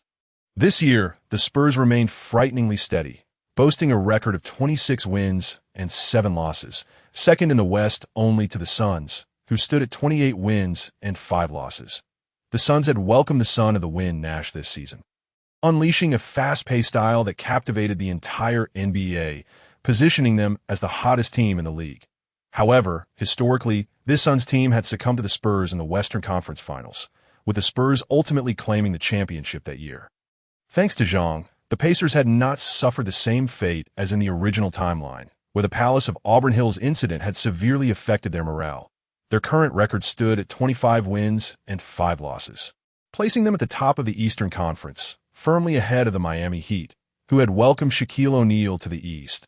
The matchup between the Eastern Conference leaders and the Western Conference's second-best team was highly anticipated, drawing broadcast coverage from networks both in the United States and domestically. The T-Network featured the dynamic duo of Barkley and Kenny Smith, who began the broadcast with discussions on each team's recent performances before engaging in their customary betting. Barkley wagered on the Pacers, while Kenny Smith placed his bet on the Spurs, with a bottle of Lao Ganma at stake. On the other hand, the Central China Television, CCTV, team, led by Zhang's coach and Yu Jia, took a more serious approach, praising Zhang before showcasing highlights from his recent games. As the game commenced, the Spurs starting lineup featured point guard Parker, shooting guard Ginobili, small forward Bowen, power forward Duncan, and center Rasho Nestorovic. In public perception, Ginobili was regarded as the Spurs' crucial sixth man. However, this was a reflection of the team's depth rather than a testament to his skills. Ordinarily, Ginobili would be the undisputed choice for the starting shooting guard position. Yet this year, the Spurs roster lacked sufficient depth at the shooting guard and small forward positions. Thus, Ginobili has become the unwavering starting shooting guard for this season. Filling his role off the bench is Brent Barry, known as White Men Can Jump. Many longtime Rockets fans are likely to remember him, as he later joined the Rockets. The Spurs, having elevated Ginobili to the starting lineup, have indeed proven their extraordinary prowess, establishing a firm dominance over the Pacers. It is important to note that with the strength of the Pacers starting 5, they can typically secure victories against any NBA powerhouse. However, today, faced with the season's Spurs starting 5, they found themselves in an exceedingly passive position. Tony Parker, the French Ferrari, relentlessly attacked Tinsley's defense, leaving him in a state of utter disarray. Meanwhile, the wizard Ginobili displayed an astounding flair. At this moment, he had not yet ascended to the status of the Pampas vulture, with his flowing locks and remarkably sharp Euro step, exuding both style and audacity, making one yearn to tousle his hair. Artest and Steven Jackson found themselves quite helpless against Ginobili's combination of speed and skill. The big fundamental, Duncan, was the epitome of steadiness. While the younger O'Neal possessed skill and ability, he lacked Duncan's imposing physique, falling short in comparison. The remaining 2 starters for the Spurs included Bruce Bowen, a master of the dirty work, and the interior bulwark, Rasho Nestorovic. These 2 functional players, under Popovich's tutelage, excelled in supporting the GDP trio. Although Bowen's defensive tactics could be described as unsavory, they were undeniably effective. Despite his offensive capabilities being inferior to Artest's, he could still match him defensively. Nestorovic, as a physical presence in the paint, proved to be sturdier and more effective than the Pacers' starting Austin Croshier.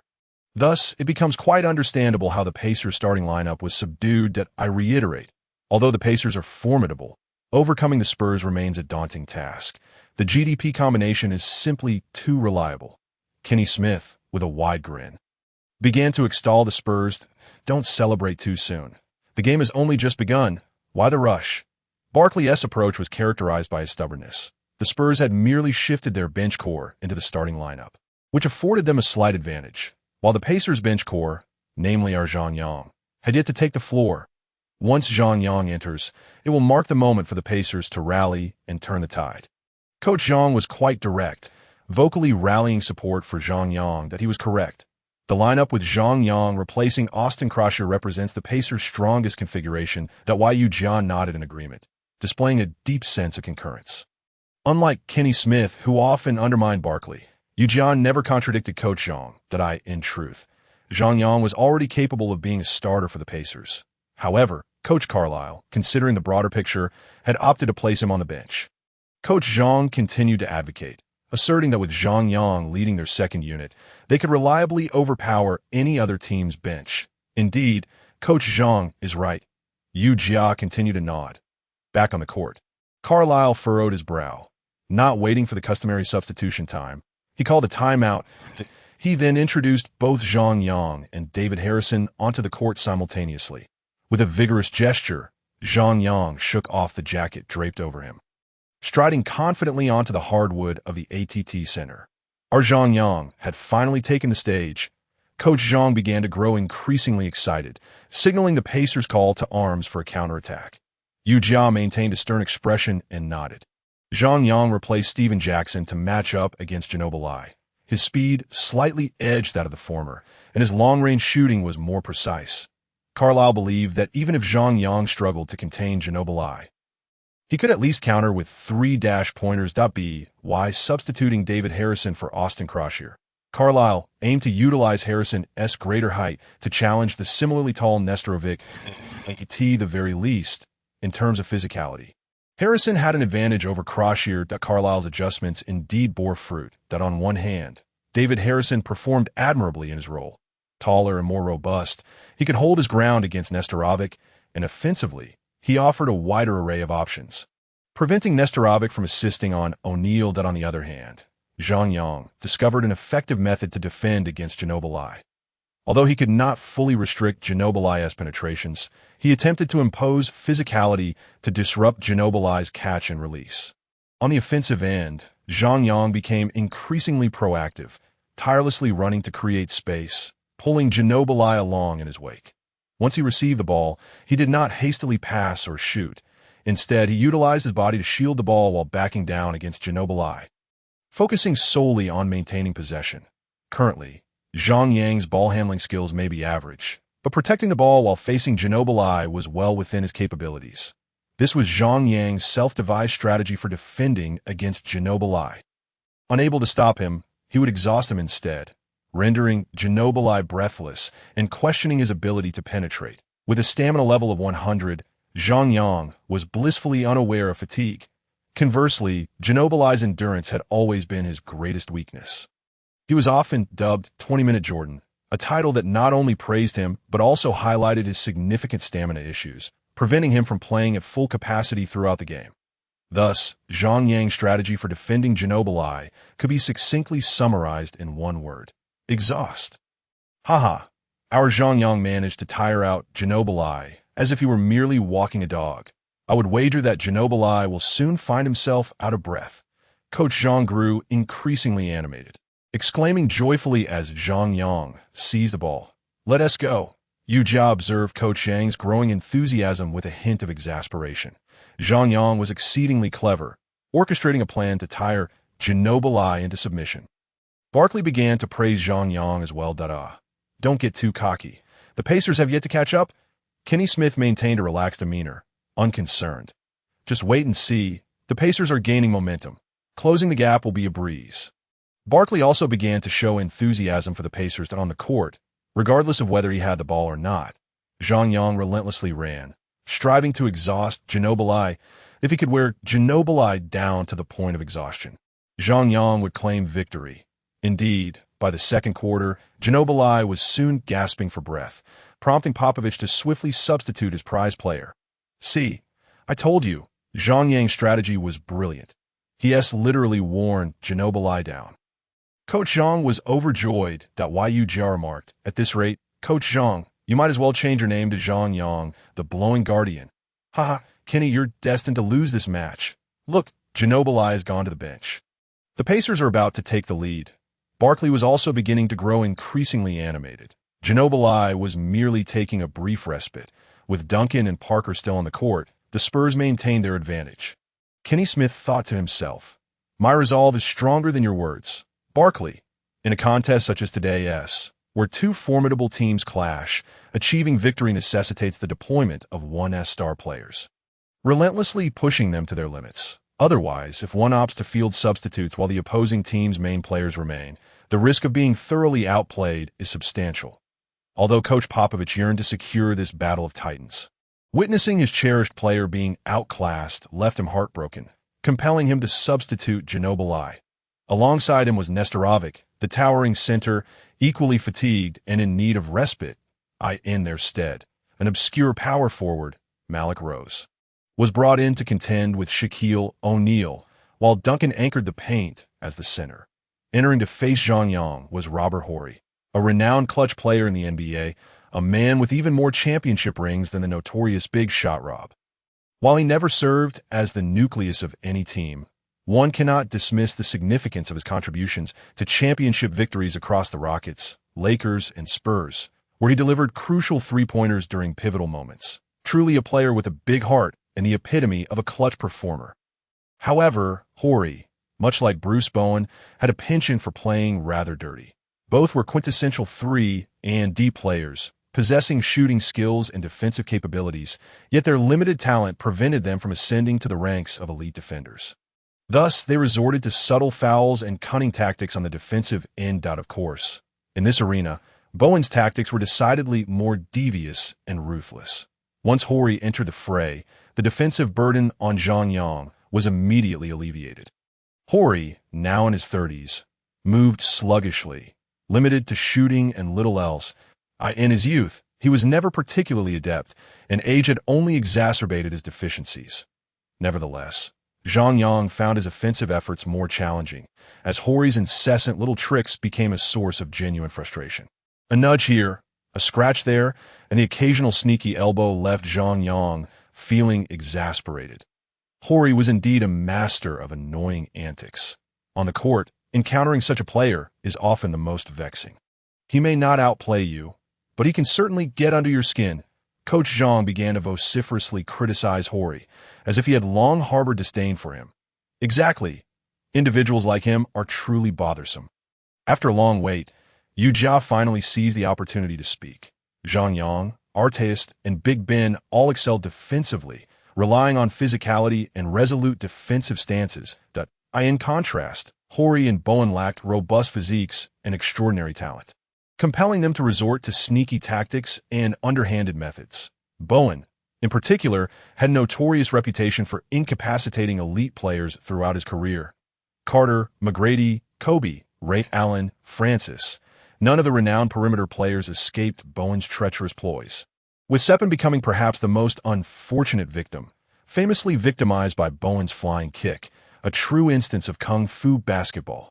Compared to Bowen, Horry was marginally better, yet he was no saint, as Nash could attest. Frustrated, Zhang Yang purposefully collided with Horry, making him uncomfortable without crossing the line into foul territory.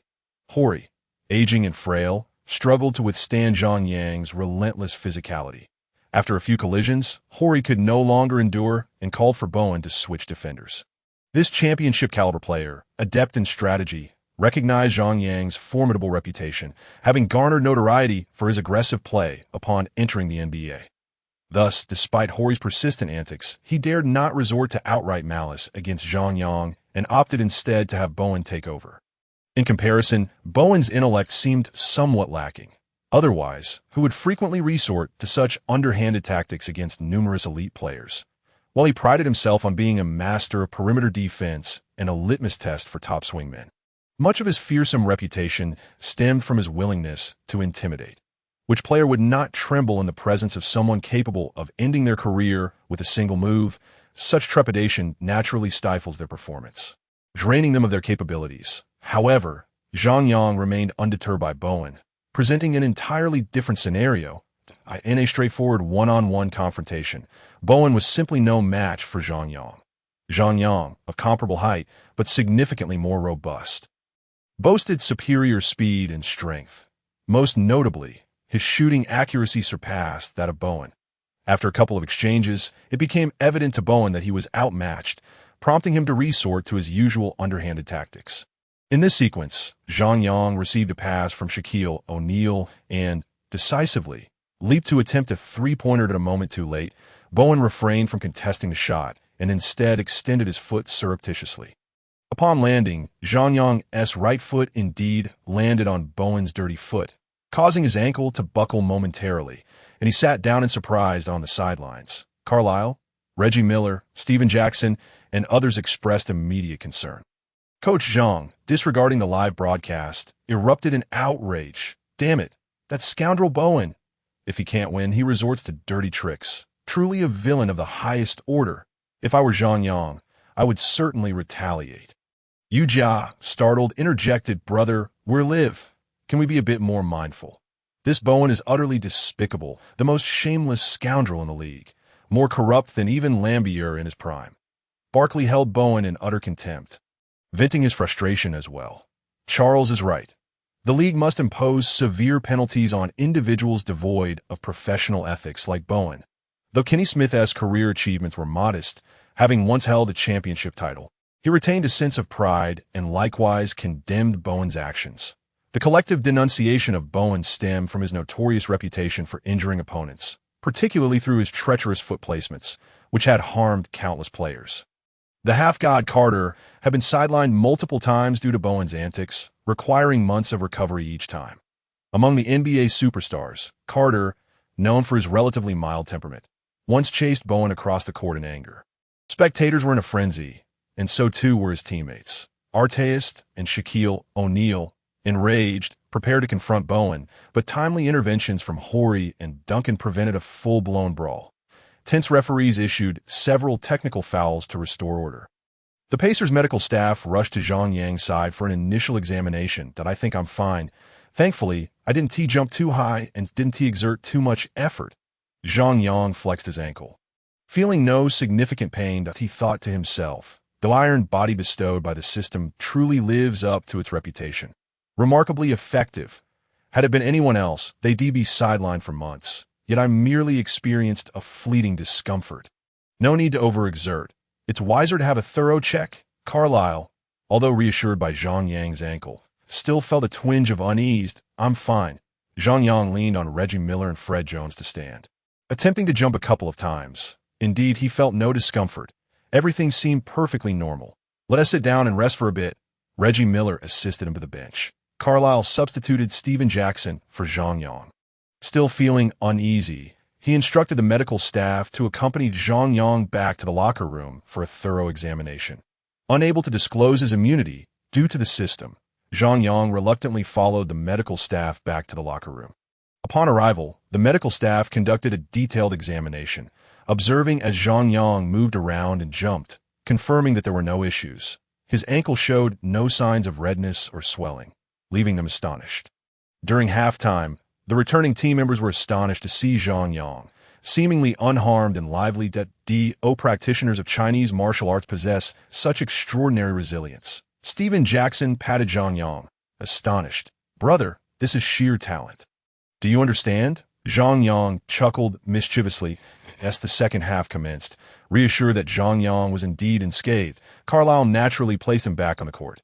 Meanwhile, Bowen observed Zhang Yang, lively and energetic, and his eyes widened in disbelief. "Wang Defa, what on earth? This guy is perfectly fine. Is he a beast or a human?" The last person I tripped didn't tee they need at least 2 or 3 months to recover. Zhang Yang cast a sidelong glance at Bowen, maintaining his composure. Damn it, trying to pull a fast one on me. Allow me to show you what it means to reciprocate. The essence of my great nation lies in the concept of courtesy. Today you shall learn just how formidable our courtesy can be. As the game progressed, Bowen attempted to avoid Zhang Yang, but Zhang Yang was determined to seek him out. Even with Ginobili on the court, Zhang Yang paid him no mind and instead swapped positions with Arteist. Focusing solely on Bowen, Arteist, anticipating Zhang Yang's intent for revenge, willingly complied with the exchange. Having his own grievances with Bowen as fellow defensive stalwarts, Arteist was eager to witness how Zhang Yang would confront Bowen. Carlisle was the type of coach who allowed his players to express themselves freely as long as they didn't tee air. Thus he pretended not to notice their disobedience for the time being. When Zhang Yang truly focused, Bowen found it exceedingly difficult to cope. He was primarily a three-point shooter and was now struggling to even receive the ball. In defense, Bowen began to regard Zhang Yang with trepidation. Suddenly hesitant to make aggressive moves, he was well aware of Zhang Yang's notorious reputation. He wasn't naive enough to believe Zhang Yang was merely a fool. He understood perfectly who was easy to bully and who was not. Otherwise, why did he refrain from being overly aggressive with Kobe, yet repeatedly resort to underhanded tactics against Carter? It was simply because Carter was more amiable, while Kobe exuded an intimidating aura. Even Bowen dared not provoke him lightly. Look at Bowen now, soft as a noodle before Zhang Yang. Barkley seized the opportunity to criticize Bowen. Look at that, folks. Bowen is nothing but a bully who fears the strong. The moment you stand your ground, he crumbles. Yu Jiao was drenched in cold sweat. Why, dear brother, is this something we should be saying during a live broadcast? Director, could we cut this segment before it airs? Although Bowen intended to back off, Zhang Yang was unyielding, relentlessly pressing forward. After a brief period, Bowen, feeling increasingly agitated, found it hard to contain himself. Witnessing Zhang Yang showcase an array of jump shots, stop and pop, fade away, turn around, straight arm jumpers, was akin to a stunning beauty enticing someone into wrongdoing. Ultimately, after yet another of Zhang Yang's turnaround jumpers, Bowen could no longer restrain himself and extended his filthy right foot. Crack! Ouch! First, there was a sound of the bone breaking, followed by a wretched figure collapsing to the ground. Clutching his leg and weeping in agony, players on the court and spectators alike were left dumbfounded on the sidelines. Horry nearly wet himself in shock. Whoa, that was brutal! Thank goodness I didn't go hard on that guy earlier. Damn, Zhang Yang's kick was incredibly satisfying. Bowen, having attempted to cheat, received a harsh lesson. Coach Zhang was exhilarated, banging the table in excitement. I said it before when Bowen first resorted to that dirty play against Zhang Yang. With his temperament, he would never let it slide easily. You think I'd let you off the hook for your first dirty play? If you dare try it again, I won't hold back. Bowen, you like playing dirty? Then I'll be the judge on the court, dealing with scoundrels like you. Jia remarked, Dear teacher Zhang, what should I say? Could you leave me a few words? Ha ha. Zhang Yang's kick was so fierce. I bet Bowen would need at least 3 months to recover. Barkley reveled in the misfortune, relishing the chaos, although Bowen appeared to be in dire straits. I couldn't help but feel a chuckle rising within me. Kenny Smith also succumbed to laughter. Bowen was utterly detested. Respected referee, I truly didn't mean it. I had no idea his foot would end up beneath mine.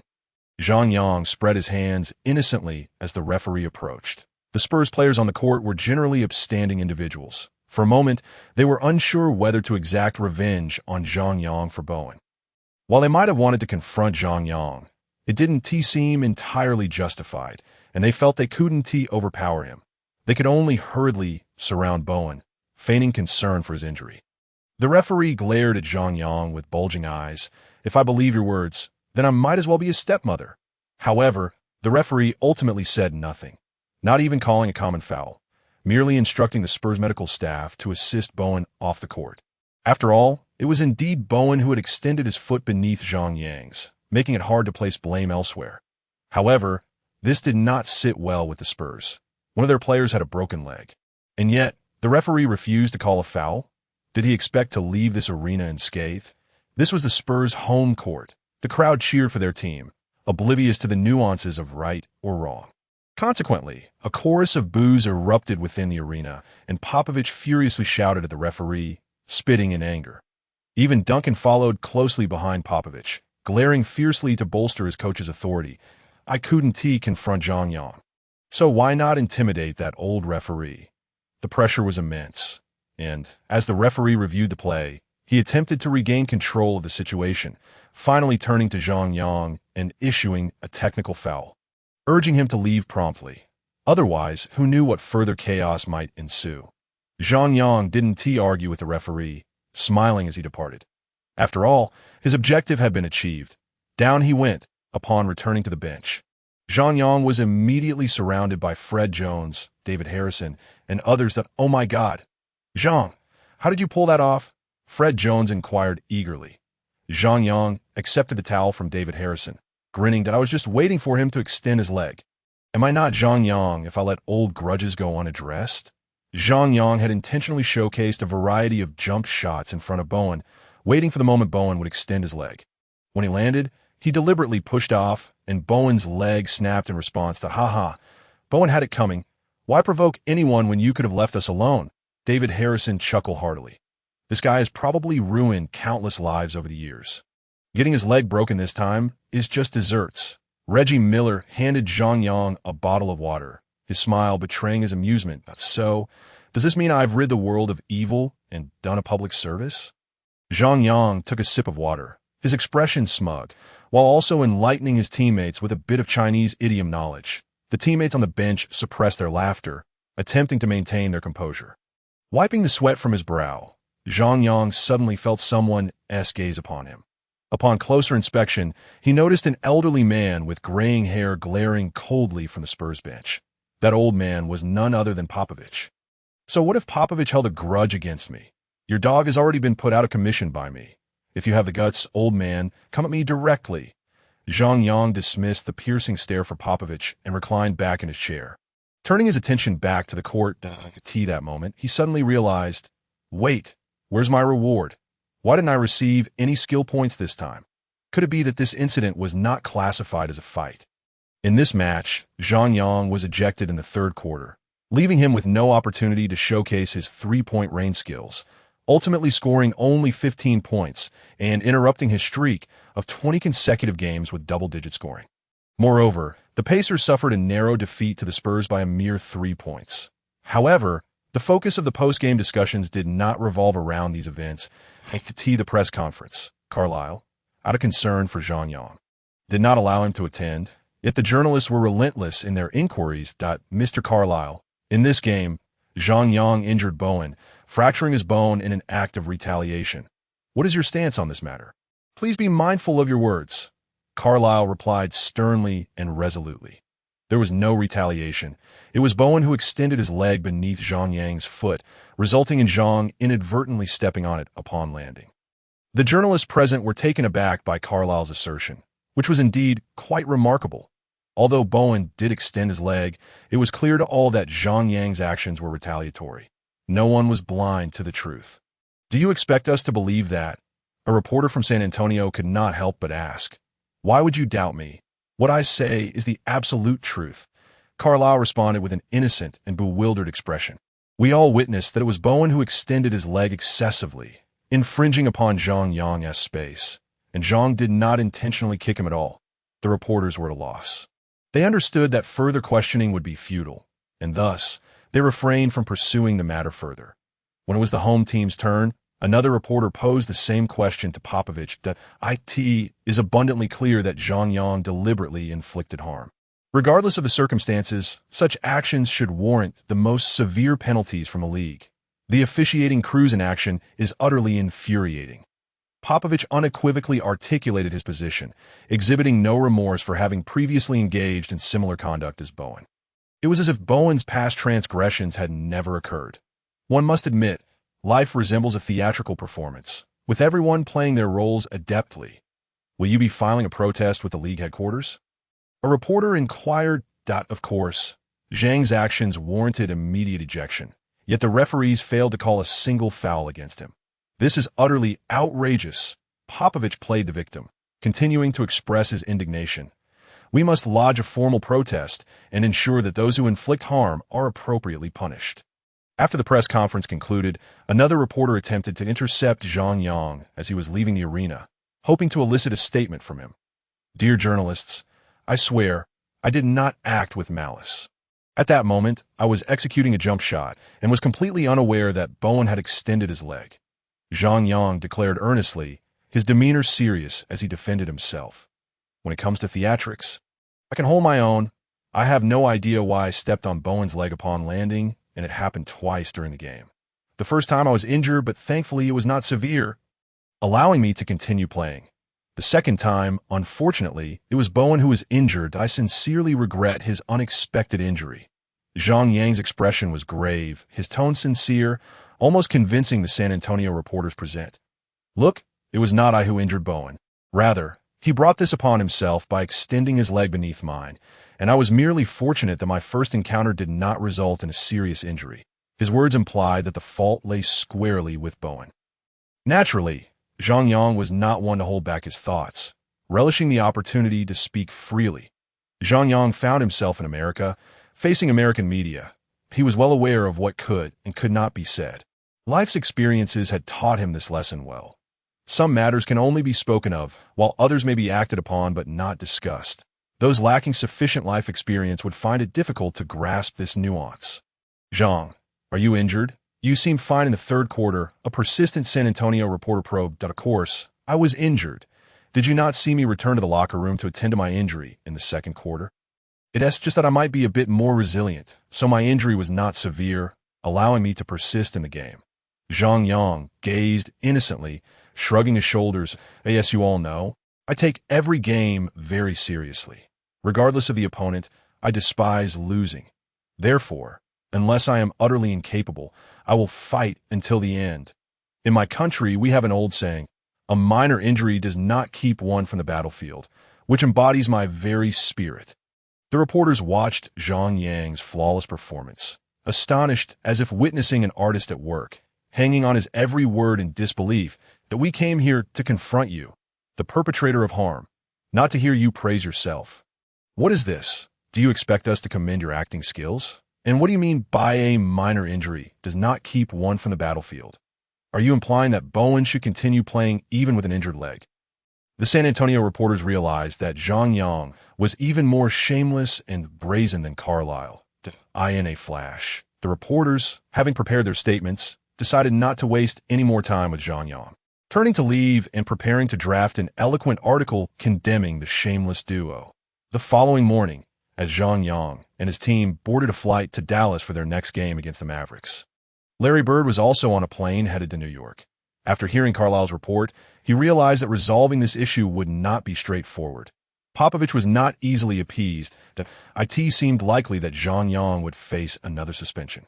When he signed Zhang Yang, he had anticipated frequently having to clean up after him, but to say he disliked Zhang Yang would be an exaggeration. After all, signing a player of Zhang Yang's caliber for merely $1 million was an incredibly advantageous deal. Given that Zhang Yang was the only rookie in this draft class averaging over 20 points per game, Bird had already profited immensely. Furthermore, as Zhang Yang's fame grew, so too did the financial benefits for their team. Not to mention, the influx of various businesses from his homeland had significantly increased their advertising revenue. Previously, their home arena had consistently ranked among the lowest in attendance, but with Zhang Yang's arrival, a growing number of Chinese fans were drawn in. Many Chinese fans from neighboring states traveled considerable distances to watch the games in comparison to the immense profits Zhang Yang brought to the team. The troubles he occasionally caused were negligible. With a practiced ease, Larry Bird made his way to Fifth Avenue in New York, entering the NBA headquarters. "Larry, what brings you back here again?" David Stern remarked, feeling a headache coming on upon seeing his visitor. "Hey, David, are you not welcoming your old friend?" Larry Bird replied with a beaming smile. "Would I dare say I'm unwelcome?" David Stern responded with a resigned expression as they shook hands. Larry Bird paid little mind to his discomfort and plopped down in the chair at Stern's desk. Their familiarity was evident. The legendary rivalry between Bird and Magic Johnson, which Stern had fostered, had forged a strong bond between them. "That's so? Why have you left your team to come here?" Stern cut straight to the point, bypassing unnecessary pleasantries. What else could it be? You can't tell me that your staff hasn't briefed you about last night's events? Larry Bird wasted no time on trivialities and stated directly, "You cannot suspend our rookie, Zhang Yang." "And why should I not suspend him?" Stern replied with displeasure. "Popovich called me last night, furious that Bowen was seriously injured. His calf was fractured due to Zhang Yang's actions. Now hold on. It was Zhang Yang who caused the injury. Bowen extended his leg and was inadvertently stepped on by Zhang Yang." This was the unified stance that Larry Bird had agreed upon with Carlisle over the phone. "Oh, you really think that will hold water? Are people blind?" David Stern slammed his hand on the table, indignantly declaring, "While it is indeed wrong for Bowen to extend his foot maliciously, Zhang Yang's actions amount to nothing less than blatant retaliation. Is he suggesting that Bowen's foul play is justified? If he dares to injure others with such tactics, he should not complain when his own foot is met with an equally harsh response." Larry Bird also struck the table, nearly spraying his Big Bird brand soda all over Stern's face. "I am not condoning Bowen's foul play. Rather, I believe in justice. Bowen deserves punishment for his actions, and Zhang Yang's retaliatory behavior must also be addressed with equal severity." Stern, nearly drenched by the soda, swiftly leaned back in his executive chair, creating distance between himself and Bird. "How can you claim that Zhang Yang's actions were excessive?" Bird continued to unleash his fervent arguments. "Zhang Yang did not throw a punch, nor did he kick. He merely executed a standard jump shot and landed on his foot. How can this be deemed retaliatory, and excessively so? Go ask Carter, Ray Allen, and others about how many times they have been injured by Bowen's underhanded tactics. Can you honestly say that a normal landing could result in a fractured leg?" Stern remained unfazed, pushing himself further back in the chair, creating more space between him and Bird. "That I've already stated that Bowen will be penalized. But Zhang Yang must also face consequences. Otherwise, we would be turning a blind eye to such violent incidents, only serving to encourage more individuals to take reckless risks. There will be an increasing number of scoundrels who will exploit the guise of accidents to injure other players. What do you plan to do about Bowen's punishment?" Bird inquired as he settled back into his chair that he understood that Zhang Yang's behavior was indeed excessive and that failing to impose a penalty was simply not an option. His previous outbursts were merely a reflection of his desire to protect Zhang Yang. Stern exhaled, shifting his chair slightly forward, and announced a 3-game suspension and a fine of 100,000. "And what about Zhang Yang?" Bird pressed, knowing that the situation with Zhang Yang was not easily resolvable and that a suspension was unavoidable. "Likewise, a 3-game suspension and a fine of 100,000. David Stern spread his hands, exuding an air of fairness and impartiality. Larry Bird sprang up once again, soda erupting from his can. "How can this be justified? Ultimately, it was Bowen who was at fault, having initiated the foul twice. Zhang Yang was merely fortunate not to have suffered an injury like Carter and the others.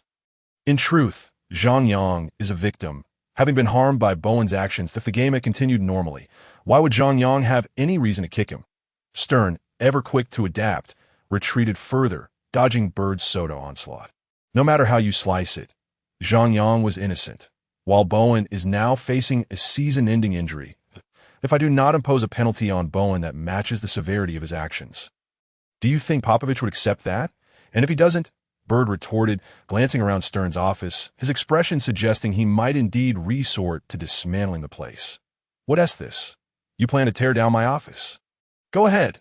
If you do, I'll retire and let you take my spot. How about that?" Stern's face hardened, startling Bird momentarily. Was he just joking, or did he truly intend to take action? After all, Stern could be considered a mentor to him. "I would never dare to do such a thing, though I still maintain that Bowen deserves a more severe punishment," Bird quickly added, attempting to appease Stern with a smile. "Indeed, a true gentleman knows when to bend and when to stand firm."